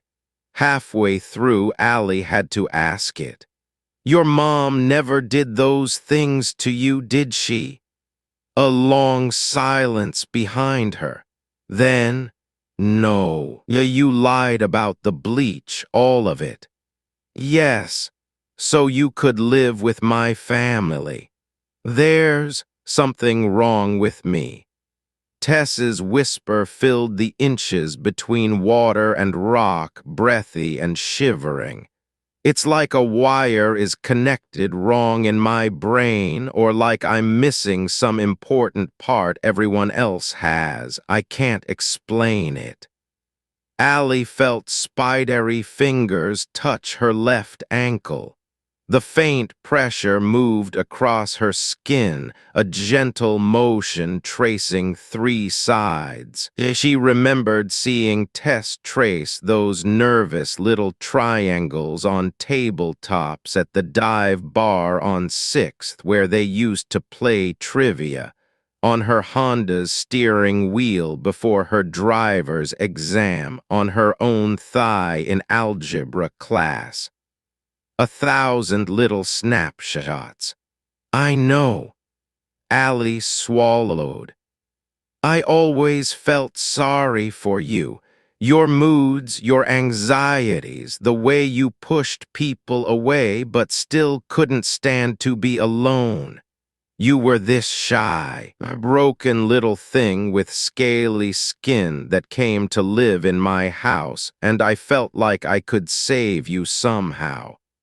She exhaled, feeling her own trapped breath.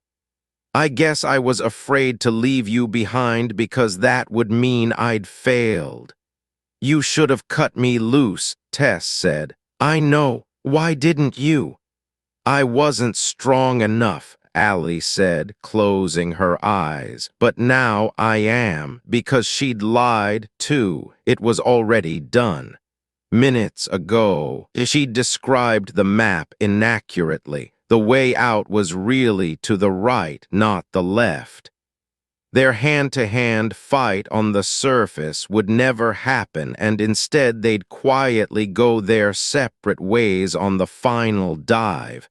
Allie to the surface and Tess to an unknown grave, her own cruel trick turned against her. I'm sorry, Tess, but I can be cruel, too. Her eyes stung with tears. I learned it from you. This was a goodbye, if not the goodbye Tess was expecting. I loved you, Tess said. I loved you, too. I peed in the water. It's okay, Allie said. I'm peeing right now. We're almost there, sesame seed. One more deep breath, one more plunge under cold water. Then worse than death will be over and Tess will be gone. We're so close to seeing the sky again. Did I ever mention that leaving a cave is the best part? Well, it is. Just wait for it. When I was 9, my dad took me to my first cave in Kentucky. It took us hours to tour just a tiny fraction of Mammoth Cave's 400 miles. And after everything I saw, the flowstone in great onyx, the glittering crystals in the star chamber. When we finally returned to the surface, I thought my eyes had been damaged somehow. The world looked wrong, colorless. All I could see were grays and blacks. The sun had become this dirty white orb floating in cloudy gray, and it took me a few stunned seconds to realize it was actually night time. If you're underground long enough, even the night sky can feel as bright as day. And just breathing this new air again, I could taste pine needles and tree sap and bluegrass pollen and centipede musk and campfire smoke from a mile away. I almost cried. Just 9-year-old me crouched there under the moonlight, gasping these juddering breaths.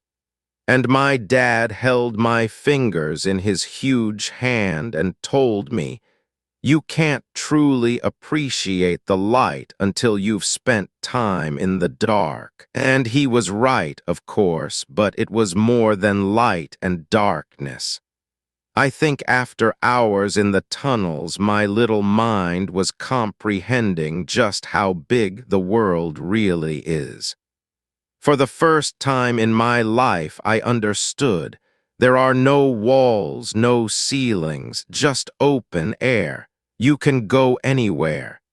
Isn't that wild? Any mountain, any city, any ocean, it's all there. You can go see it if you're brave enough. And even now, I still get that feeling every time I leave a cave. Like I'm that wide-eyed little girl again, gazing up at a whole life made new because this world is huge.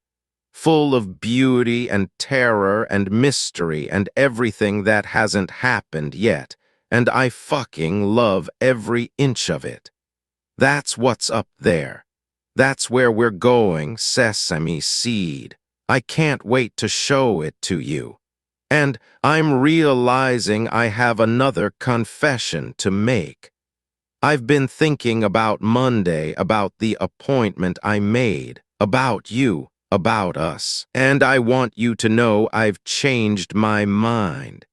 If we make it out, I'll cancel Her nose slammed into rock.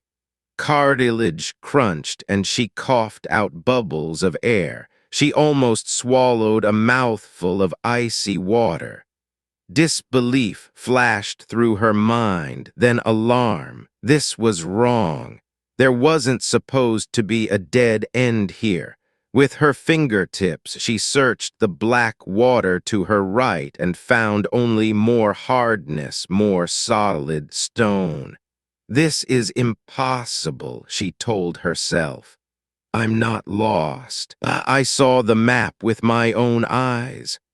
But Allie was alone now, stuck at the end of a submerged crawl space with her lungs clenched and no space to turn around.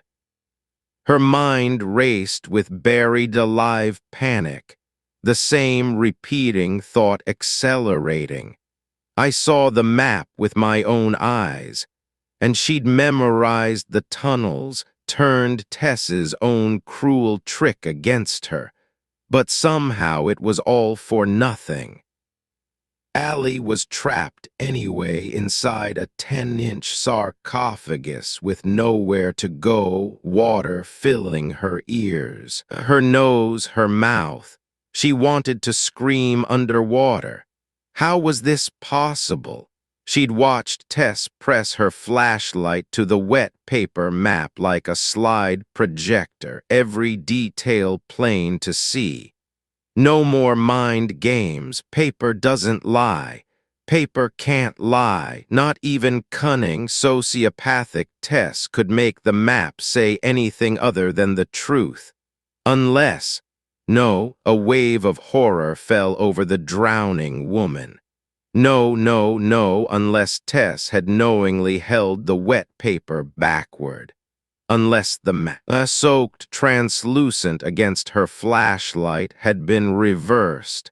Then left would be right, right would be left, and the way out would be a dead end. Oceanoff PDF, Com 44, Tess made it out. Allie didn't. Detective Washington imagines the poor woman dying alone inside a flooded crawl space hundreds of feet from the surface and locked into a situation not even she could overcome. Despite everything she'd done to survive that day, all her close escapes and resourceful solutions, the cave didn't care. Who lives and who dies comes down to simple physics. The positioning of your legs and arms, the orientation of your torso, your body's ability to breathe and pump blood. Oxygen, energy, space, time. There's nothing fair about it. She opens her eyes and takes in the empty hospital room, the harsh odors of antiseptic and soap, the buzz of fluorescent lights, the dry, recycled air. And, she says, we owe it to Allie to get this right. For a long moment, the lieutenant says nothing. It's all there. Washington has taken the puzzle apart and put it back together for him. Each person involved that day has slotted neatly into their true roles: Jacob, Ethan, Tess, and poor heroic Allie. Finally, he exhales a defeated crackle of static.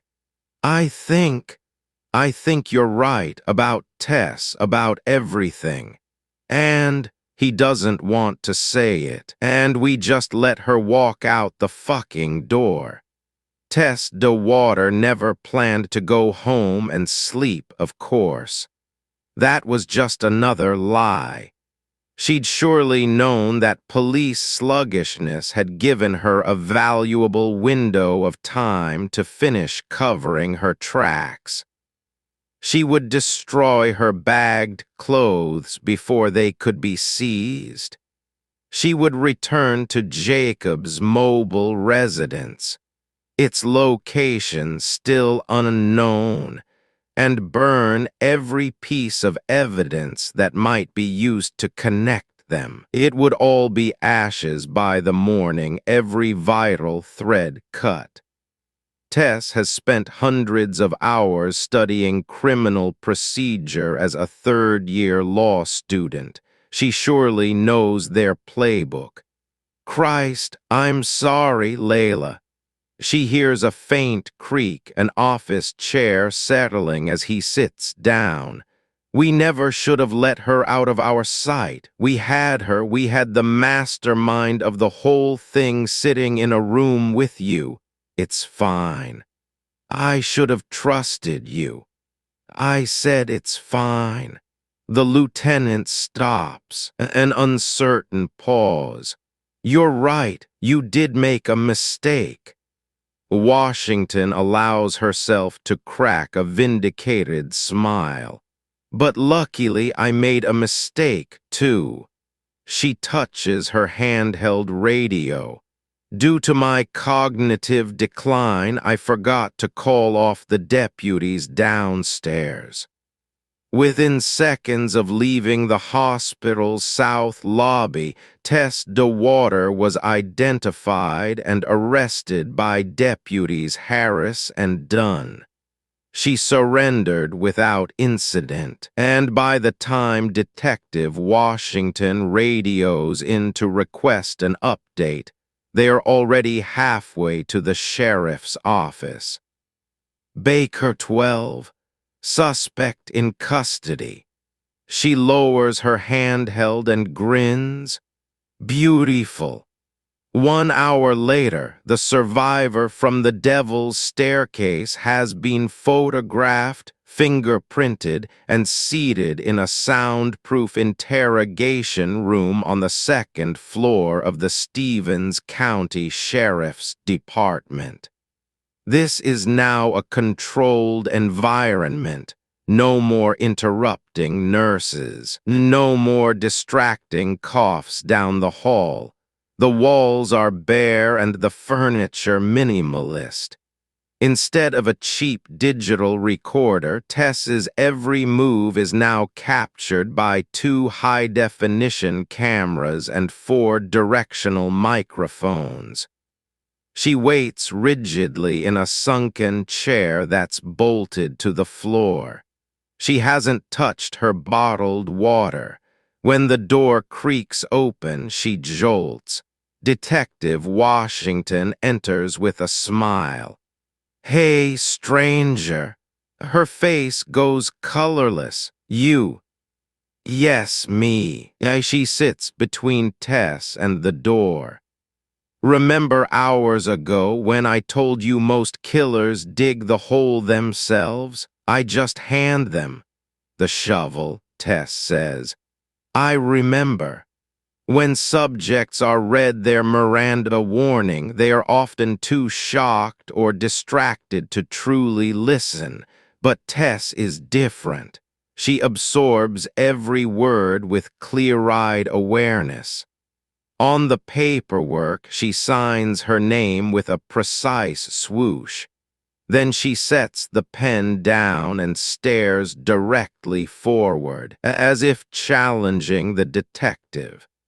"To give credit where it's due, Tess, you are one incredible liar, maybe the best I've ever seen. Your performance was nuanced and believable, and those details." Washington mimes a chef's kiss. "Even I was rooting for you, and I'd suspected you were hiding something the moment I sat down in your hospital room." She scoots her unbolted chair forward. "I mean it, Tess. You're damn good at this." The woman sits on her hands, silent. "But I'm better."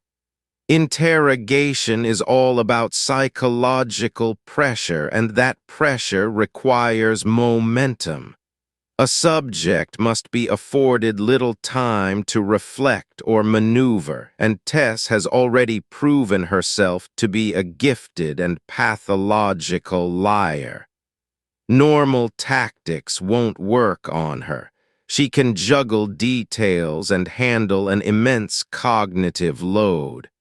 Her mind is agile, pin-sharp, enviably young. No matter. Washington will break the little bitch anyway, for Allie. "I solved it. You know," she pats her notepad. "The whole puzzle." Tess says nothing. "I just got off the phone with my friends downtown. I don't believe Allie was really a secret criminal leading a double life. I don't even think she committed wire fraud." Washington scoots closer. "I think that was you, sweetheart." Tess stiffens almost imperceptibly. "There it is. You were stealing under Allie's nose, weren't you? Forging site metrics, lying to her advertisers, pocketing their money. Sneaky little net and gross adjustments that'll take the math nerds months to untangle. It always tore you up that your best friend was so much more successful than you. that her life was so much better than yours, that you were almost 30 and still working for her like a little pet. But you still found a way to carve out your own slice. Law school is expensive, huh? The smart parasite never kills its host, and you're the smartest. But somewhere you made a mistake. A muscle below Tess's eyelid tenses. She's trying to hide the flush of adrenaline. Washington knows she's drawn blood. The feds were circling, and you were terrified of what would happen when Allie found out. She was never home, and you ran her office, so you could have deleted the calls and emails. If you made sure to answer her apartment door, you could have even impersonated Allie and intercepted the subpoenas and target letters, too. But you were only buying time. The fuse was lit. Any day now, she would discover the truth. It was all about to crash down on you, and you'd be charged with God only knows how many felonies. You'd go to prison, 3 years of law school wasted. Your future was over. The room feels smaller now. So you did the only thing that might save you. You had your best friend murdered before she found out. If Allie died in a random attack from an unknown killer, you could pin everything on her. A clean break for you. Tess is stone still. Truth is like the sun. You can shut it out for a time, but it ain't going away. There's an undeniable catharsis in seeing the full picture excavated, dragged up out of the earth and exposed in harsh detail. But like so many other wins over the decades, it still feels hollow, meaningless, like too little, too late. Clearing Allie Merritt's name for her family and friends won't bring the poor woman back. It never does. The killer always gets to tell the story, and the victims are only ever trapped inside it. Washington takes a breath and gathers herself. It's dispiriting work as always, just damages and punishments, but she'll do what she can. For Allie. And when your planned murder at the Devil's Staircase fell apart, when badass Allie refused to go quietly and killed Jacob, you had to cover your ass somehow.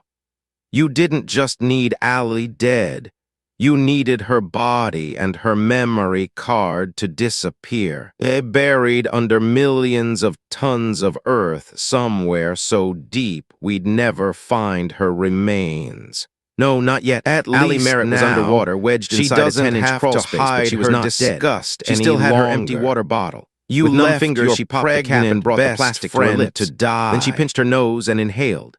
Most of it escaped as bubbles. She gagged, fighting the water leaking down her throat. But it was a final breath for her oxygen-starved lungs, a few more seconds of consciousness to solve this life-and-death problem. She knew she'd never survive trying to swim back feet first, but she remembered passing a gap in the ceiling 5, maybe 10 feet back. There might be an air pocket somewhere up there if she could fit. It was her only chance.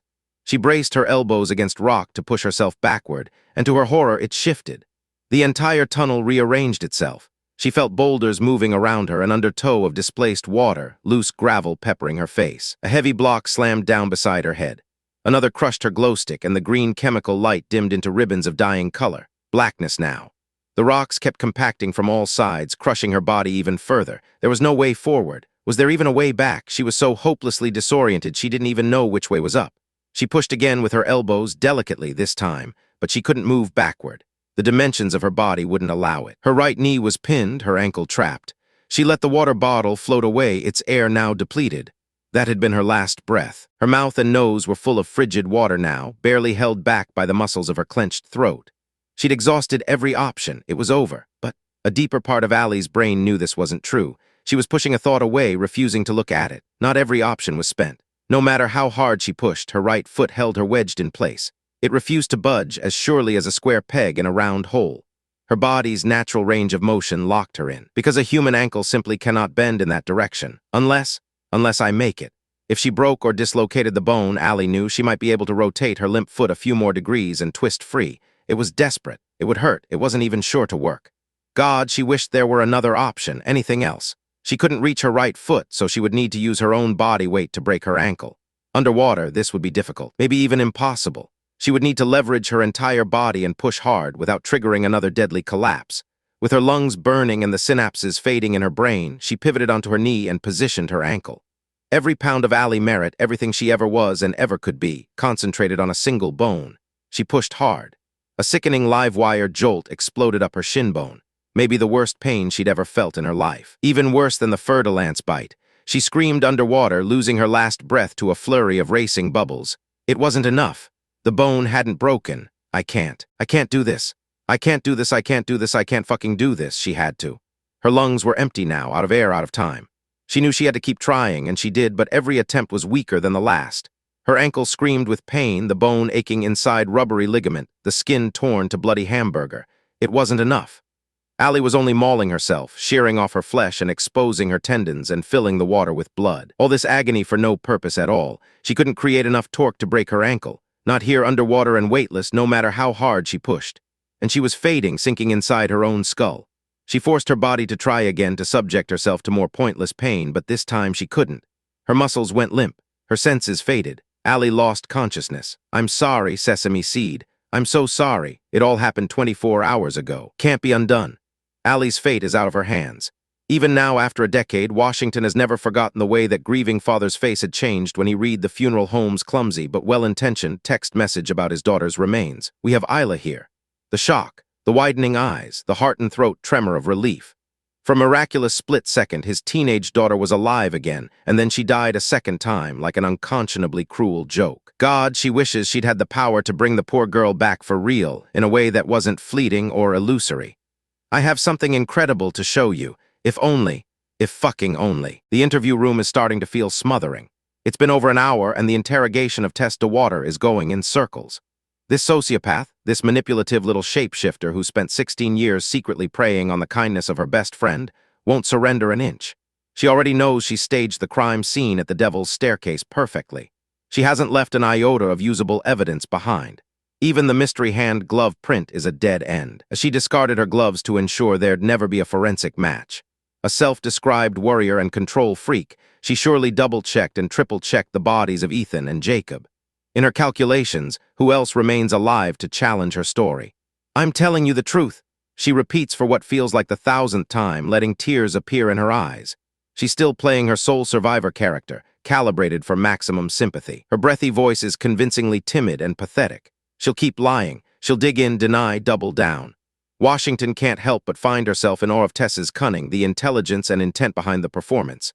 This shy girl with chemical burns on her back has been underestimated her entire life, and she's learned how to weaponize it. She preys on the well-meaning and compassionate. She knows exactly where to insert her hooks. Her lip quivers.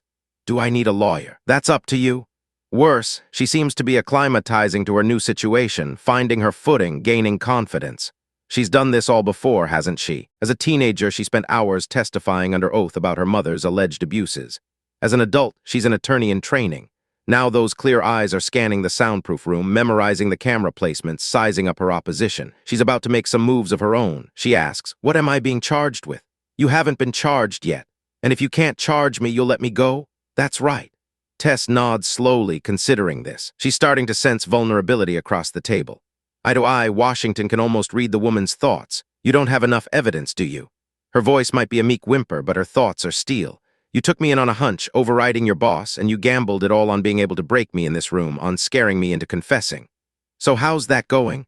Law school doesn't teach you how to be a lawyer, but it does teach you how to think like one. And that's arguably more dangerous. This woman has spent 3 years studying legal procedure. She knows she's a formidable opponent. I thought. Tess is playing dumb for the camera, but the detective knows her true intentions. "I thought you needed evidence to arrest someone without a warrant." She's thinking, "I know you've overstepped." Washington nods. "That's true. Probable cause? Yes. I've seen the affidavits you have to sign." Tess pretends to think. To clear the bar for probable cause, you need specific facts to show, like a 51% chance that the suspect committed a felony, right? Something like that. And there are consequences to making an unlawful arrest, aren't there? If it's unlawful, sure.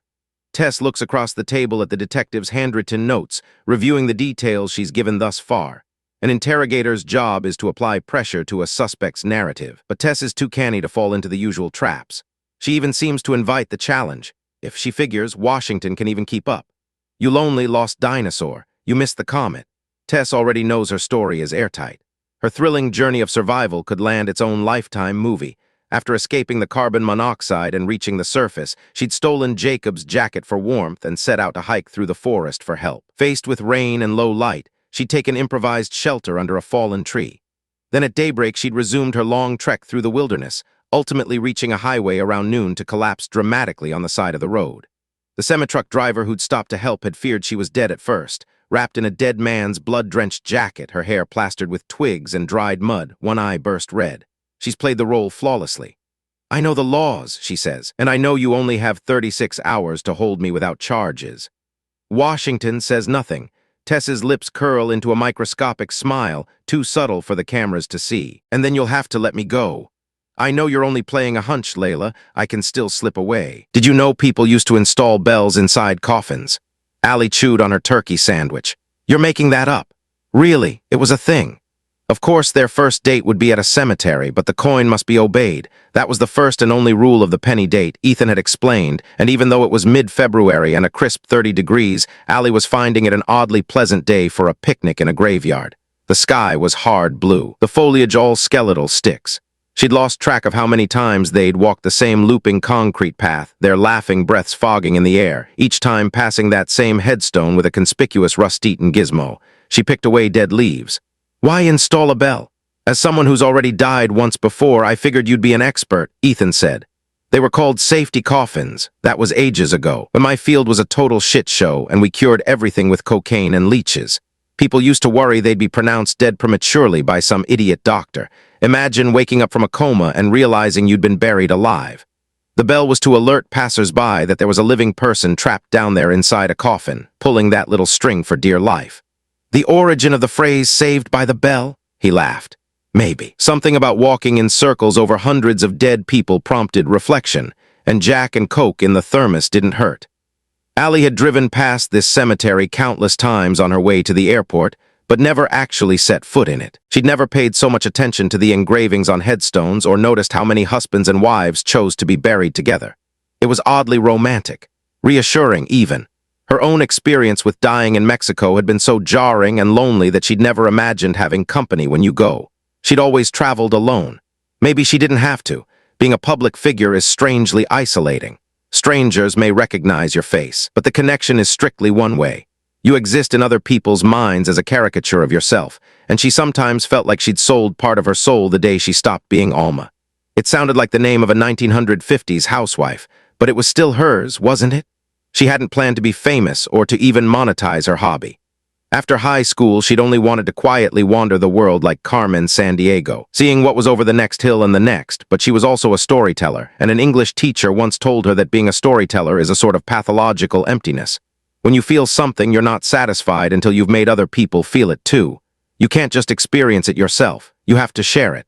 Passing through the saddest part of the cemetery, the children's section, Ethan had softened. "My kids had better outlive me." "You don't have kids." She was still learning about him. "Right. I mean someday. You want them. You don't." Allie winced like he'd grazed a nerve. "I'd be a shitty mom." "I disagree. You just met me. I know enough." He stepped over a frozen puddle. "Actually, I knew you'd be a good mother the moment I first saw you." She grabbed his thermos and took a mighty swig. Bullshit. They'd met last month on a multi-grotto caving trip outside Tucson. Before the cave, he said, that first morning, the groups had camped in and around an old retrofitted bus. A nifty idea, but in practice the thing stank like armpits and stale rubber.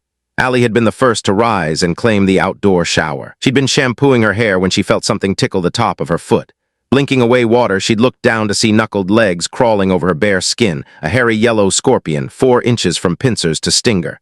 "It was an Arizona desert scorpion, right?" She looked at him. "How do you know that?" "I wasn't spying on you," Ethan clarified, his hands up.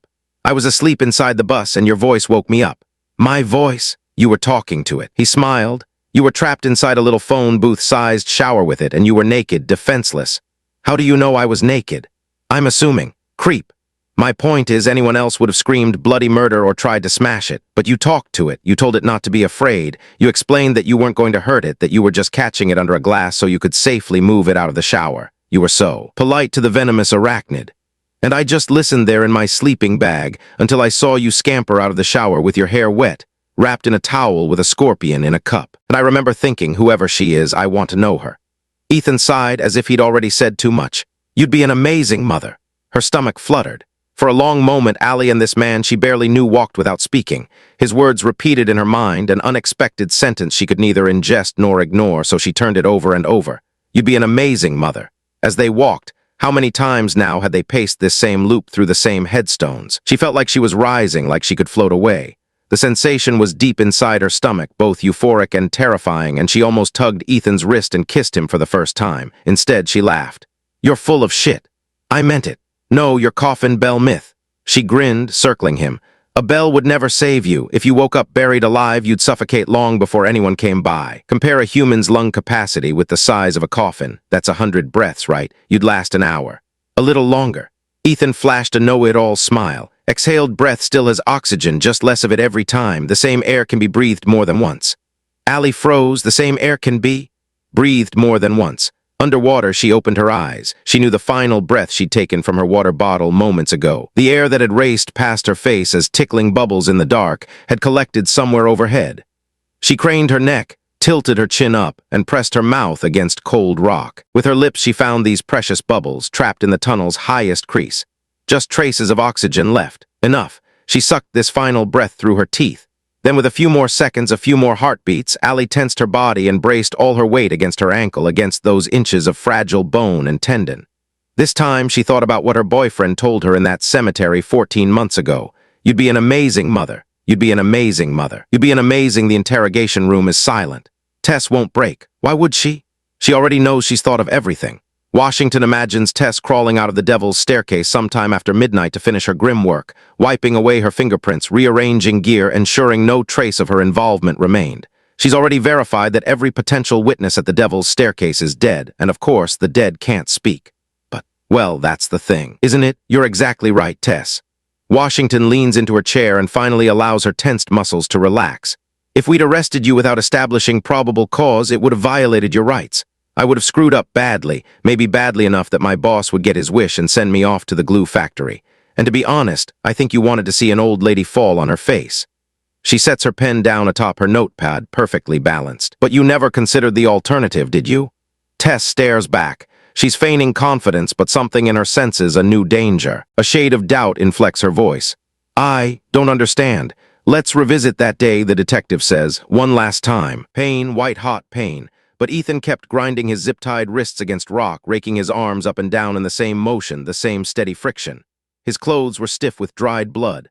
The cloth bag stuck to his face like plastic, suffocating and damp. He drifted out of consciousness, but the sensation kept wrenching him back into his body like the killer's knife was still there between his organs. The pain tethered him. It kept him alive. Now, after hours of effort, Ethan sensed the restraints were finally weakening, millimeters from snapping free. His heart fluttered with hope, then he heard something. Soft, padding footsteps emerged from the cave. Tess. He lay still on the ground and listened to her paces as she circled unseen, sometimes close, sometimes far, stopping to examine this and that, wiping surfaces, moving things around, opening the Jeep's door, then shutting it. Tess was surveying her crime scene, confirming and reconfirming her work, the same way Ethan had seen her struggle to gather the nerve to shut her own apartment door. It was chilling, the woman's silent focus. Then he sensed her footsteps approach him, growing louder and louder, alarmingly close now, until they stopped inches from his right ear. He knew she was standing directly over him, watching his chest for the rise and fall of breath. Ethan didn't exhale. He knew Tess was only double-checking. She'd already examined his body for vital signs hours ago. The bag zip-tied around his throat was an advantage, he'd realized, because it meant Tess could only check for a pulse in his forearms. And sure enough, when she'd pressed her fingers into his wrist, Ethan had silently squeezed his arms inward, against the small rocks he'd positioned under each armpit. Pressure applied to each brachial artery, he knew, would restrict blood flow to his radial and ulnar arteries, hiding his heartbeat. Now he sensed Tess move on. Satisfied that her work was complete and all witnesses were dead, her footsteps faded away into the forest. Ethan waited until he was sure she was gone. Then he repositioned onto his side and resumed grinding his zip-tied wrists against rock until the restraint finally snapped. He pulled his arms apart. He tore an eye hole in the fabric. Then he rolled over onto his stomach and crawled uphill toward the Jeep's headlights, every slow inch of progress torturous, every motion another piercing dagger in his guts, screaming through cloth and clenched teeth. Twice, he lost consciousness, but the pain refused to let him go, and at last Ethan got there, gasping and dizzy, and with his fingernails he dragged himself up into the vehicle. Beside the dead man at the wheel, he found a Citizens Band radio mounted to the dashboard. With bloody fingers, he lifted the microphone. "Help! Ethan Ramirez was airlifted to Providence, Portland late last night," Washington says. "Last I checked, he's in emergency surgery." Tess's mouth drops open. "Guess he's not such an airhead after all, huh? I don't even know how you'd hide your own vitals, but leave it to a physician, I guess." A few hours ago, he was even conscious enough to say some very helpful things. The detective stops and smiles. "You can sense where I'm going with this, right?" Petrified silence. "You're clever, Tess, work it out." "Nothing. Really, weren't you paying attention?" The detective looks at her sideways. "Come on, girl, it's been right there in front of you this whole time." Tess blinks, still not comprehending, but it's fine, she'll get there. "All day today. You thought you were playing me, but really I was playing you." Washington leans forward. "You were so focused on withholding information from me, it never occurred to you that I might be withholding things, too." The blood is draining from her skin. "Right now, as we speak, a massive rescue effort is underway up at the Devil's Staircase. They've been working since last night, all thanks to Ethan and his radio call." Washington opens her phone where it all began earlier today. She scrolls through her text chain with the Rescue Operations Incident Commander. Updates, questions, fears, details of the grueling logistics, team injuries, setbacks. She stops on one. "We're losing her. For 24 hours now, they've been working to save Allie's life. You weren't the only survivor, Tess. You only thought you were, and I never corrected you. Never interrupt your enemy while they're making a mistake, remember?" Tess is too shocked to speak. "You had no idea." Washington flashes a carnivorous grin. "While you limped for miles through the forest all night and flagged down some truck driver in the morning. While you were in an ambulance getting checked out for all your cuts and bruises and napping in your hospital bed. And telling me your amazing final girl story. The real heroes have been working their asses off. It's all over the news by now. They've got specialists coming down from Seattle, volunteers from Flower Gold pitching in with food and supplies and transportation. Everyone working together to get Allie out, bringing her oxygen bottles, clearing collapsed rocks, keeping her warm. She's managed to hold her body out of the water to avoid hypothermia. They even think she dislocated her own ankle to reach an air pocket so she could breathe. But getting her out is a slow and dangerous process. The muscles in Tess's jaw tighten. Her fingernails dig into the vinyl tabletop. The detective's text chain, "We're losing her," stays open between them as the screen dims. "It's been hours since my last update," she says, "and I'll be honest, it's not looking good for Allie. At this point, we're all preparing ourselves for bad news. There's a strong chance she's already dead and they'll only recover her body. But I'm guessing we'll find that missing memory card with her, won't we?" Tess looks sick. Allie Merritt is a fighter, a tough gal, in the incident commander's words. But with every passing hour, she's running out of steam. Every life-saving measure buys just a bit of time. "God, I hope they can save her. She did a hell of a thing, fighting for herself and her unborn baby, surviving everything you and Jacob threw at her. Like a lot of people right now, I'm praying for Allie. I hope I get the chance to meet her." Tess can only stare at the dimmed screen at those 3 words. "We're losing her," until the screen goes fully black. "But on a lighter note, I did learn a new Finnish word today," Washington says. "Tell me, Tess, have you heard of Sisu?" Tess is barely listening. Her eyes are filling with tears, authentic tears this time, and when she speaks, her voice is a beaten croak, almost too faint to hear. What's that?" "I want a lawyer. That's fine. I've already gotten everything I need." The detective gathers her things, shuts her padfolio, and stands up. "Thank you again, Tess, for everything you've told me today." On her way out, she smiles wickedly. "You were a big help." Opening the door, Washington stops to relax her shoulders and inhale the cooling air outside. She feels like she can finally breathe again.